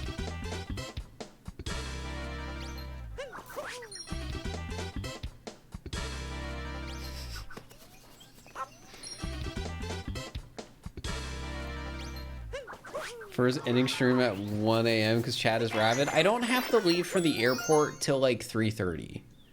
I'm probably gonna leave closer to 3 though, just because it's my first time driving to the airport from this apartment. And technically the drive is easier from here than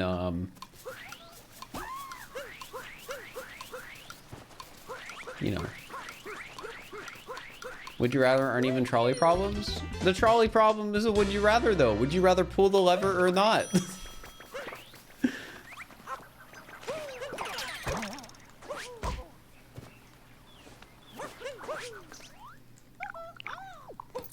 Would you rather pull the lever, saving 5 people and killing 1, or not pull the lever, killing 5 people?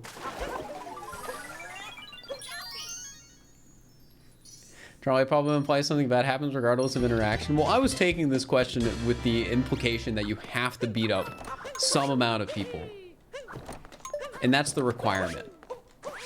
Like, I'm being held at gunpoint, and if I don't beat up 100 kids or 10 100-year-olds, they will shoot me.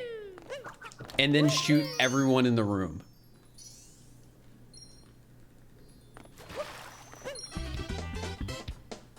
Including the kids and the 100-year-olds.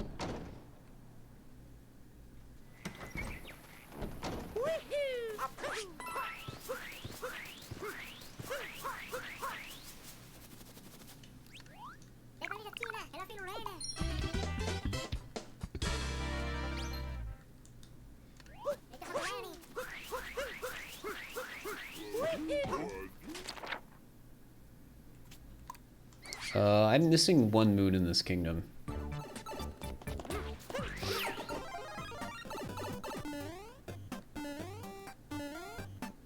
think chat is the weird right now. Chat's the one that asked me this question.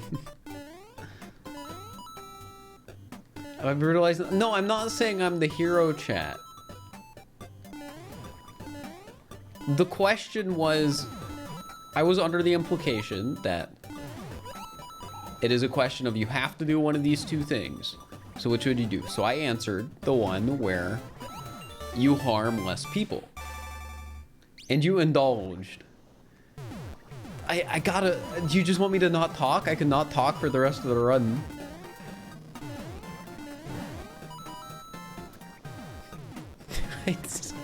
You guys are the ones getting mad at me, and then there's people in chat like, I'd do the kids. Like,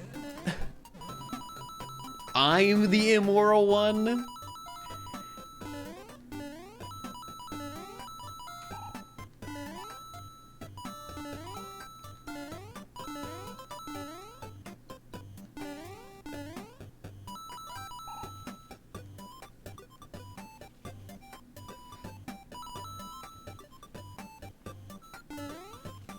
The kids can recover. All right, you're... Well, you know, I don't know if I want to have an in-depth discussion on this. But you are making a point, and...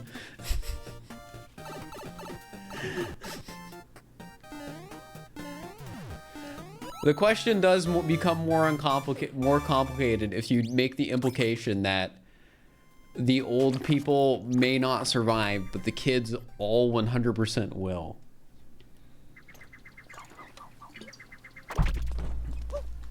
I don't think this was supposed to be a deep question. I think somebody was just saying dumb stuff in chat. And you're right, I shouldn't have responded, but I did.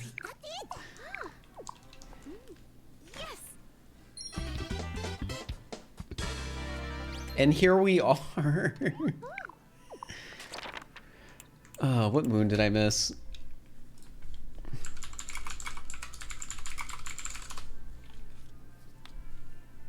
You can't not play the twisted game. That wasn't a part of it.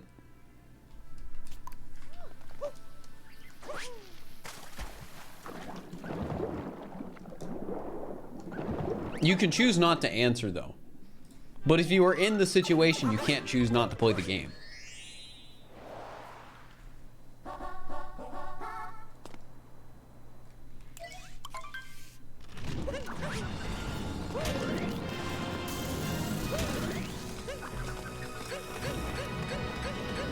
I choose neither. We already went over what happens if you choose neither in the situation. The guy holding you at gunpoint shoots you and then everyone else, leaving no survivors.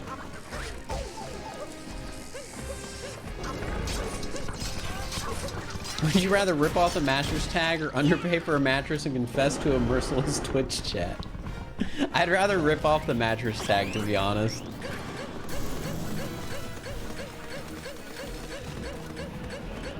No, we will not do a prep.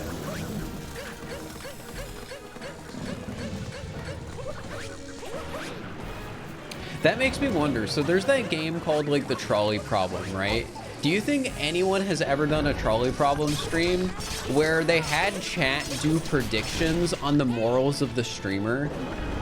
Because in my head, that's really funny. Having people bet on a content creator's moral compass. I would never do that.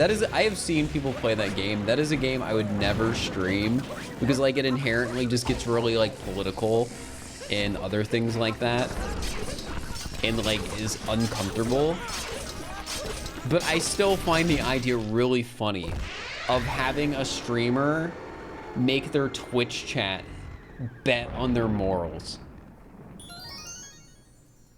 Great in theory, bad in practice. Well, some streamers are fine with games like that. I am not one of those streamers.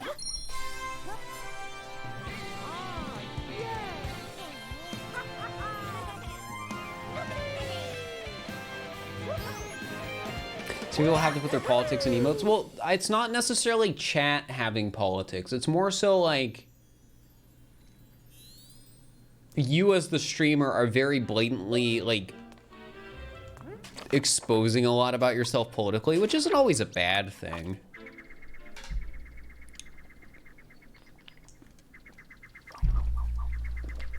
But that doesn't necessarily make it comfortable.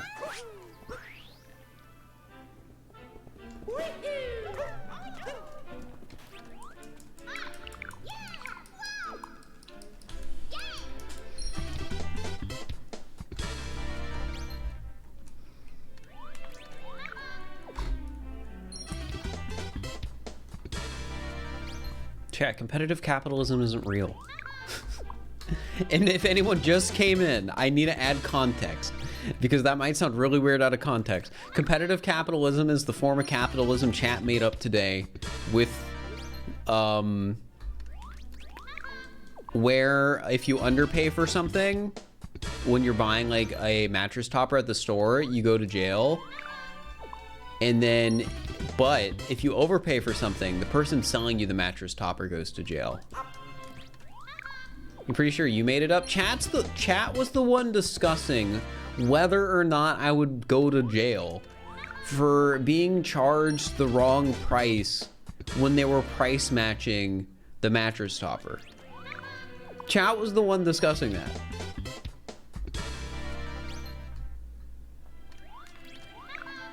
I linked him the website, and then I think she typed in the wrong thing. I think she typed in the price it was being discounted by and not the discounted price.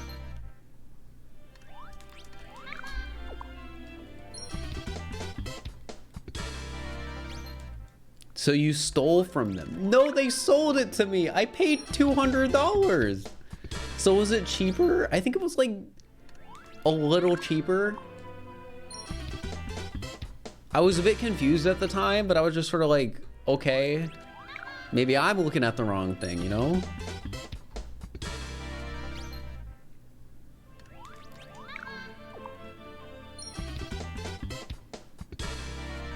See, this is, you guys are calling me thieves again. You curated this community, so it was your idea. Oh, man. That's a fair point. Because streamers do need to take some accountability for their communities. Oh, no. Oh, no. Chad, it's all my fault. I did curate this community. I created competitive capitalism. You're right.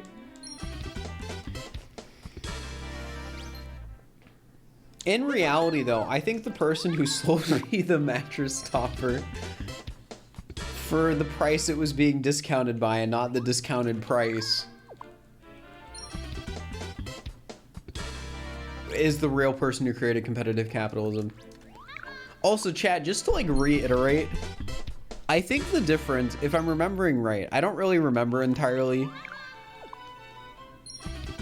I think the mattress topper was being discounted to like $250 from like $450 or some like weird number like that. And I ended up paying like a $30 difference. Between whatever it was being discounted by and whatever the price was. It was not a huge difference because the item was basically being discounted by 50% from what I remember. Would you rather voice Mario or let Chris Pratt voice Mario? I'd rather let Chris Pratt voice Mario. I hate to break it to you guys, but if I was the voice of Mario in the Mario movie would be worse. I am not a better voice actor than Chris Pratt.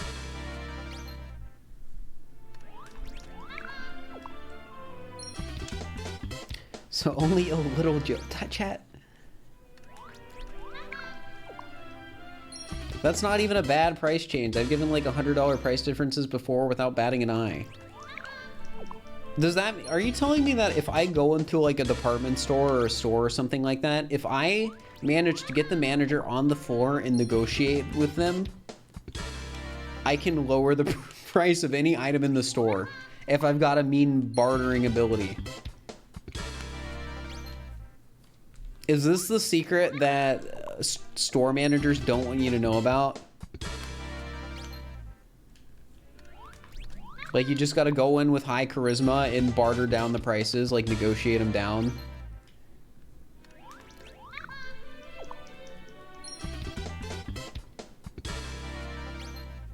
Kind of, yeah, to be honest, we just want the situation over with.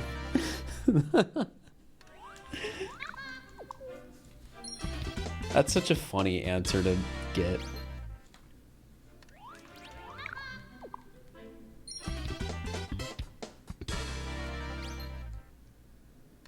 So basically, the real plan is to go into Bed Bath & Beyond and be like, hey, I saw these pillows. I was at like Target the other day. And that's how you already know it's a fake story. And I saw these pillows for... Well, then does it actually become fraud if you start lying?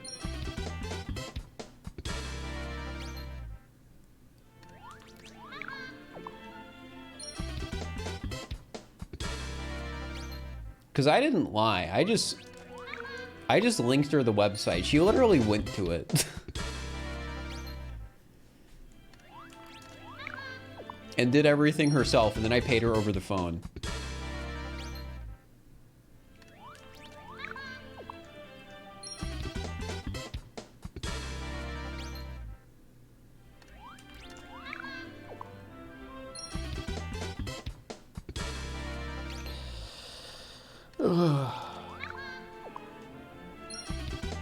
Don't lie, have proof. True. A lot of price changes are because a product was like in the wrong spot or a customer picked it up and put it somewhere weird and we just changed the price to make the customer happy. So, so what you're telling me is my friend needs to go into Bed Bath & Beyond and put the pillow in the wrong spot. And then once it's in the dinnerware section and I see it for the $20 instead of like the $80, I can be like, oh yeah, I saw this for $20.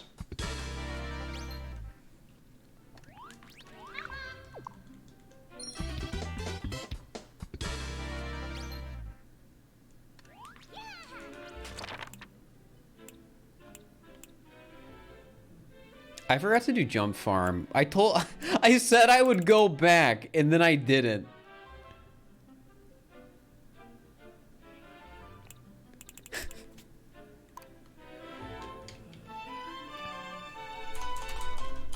Oh my god, we got on the moon! Let's go! Let's go! Oh my gosh! 829.47! Woo! I am not jumping 5,000 times after streaming for 8.5 hours. Here, just let me, here, this is why I'm rage quitting the run. So that is a jump counter. You get a moon for jumping 10,000 times. I have jumped 5,681 times. If I get all the moon, if I jump 4,400 times roughly, it would be me like doing this in 2D in Snow Kingdom for like 5-6 minutes of just straight jumping. I'm not doing that. What's the other counter? It's cap throws. All right, well, we finished. That's the run. I gotta leave for a flight in like 2.5 hours, 2 hours, because it's a 6 a.m. flight, and I'm just gonna leave a bit earlier than I normally would because I don't want to drive at 4 a.m. I'd rather drive at 3 a.m. when I'm, you know, a little less tired. So here's what we're gonna do. We are gonna raid a guy. I don't know who yet though. Yeah, I'm gonna go see friends. It'll be fun. I'll have a great time. Moon dump? There's only like 50 moons, but I can moon dump while I'm looking for a raid target. Yeah, I hope you enjoyed the stream. Hopefully the topics weren't too weird, because I feel like sometimes, I feel like talking about weird things is fun. Like, as long as nobody's taking it like too seriously. So hopefully people enjoyed it.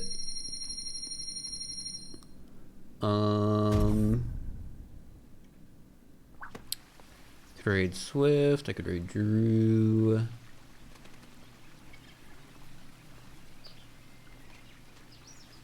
Could raid Blue. I haven't raided JCog in a while. Let's raid Ray Shud. Ray Fire. You took it too seriously? Don't worry about it. Just know in retrospect, none of it was meant to be like super serious or anything like that. I was just having a fun time talking about dumb stuff. And yeah, hopefully you guys have a good night. I'm gonna raid and bye. Well, I can't press the raid button yet. I gotta wait for a second. But I almost can. All right, bye.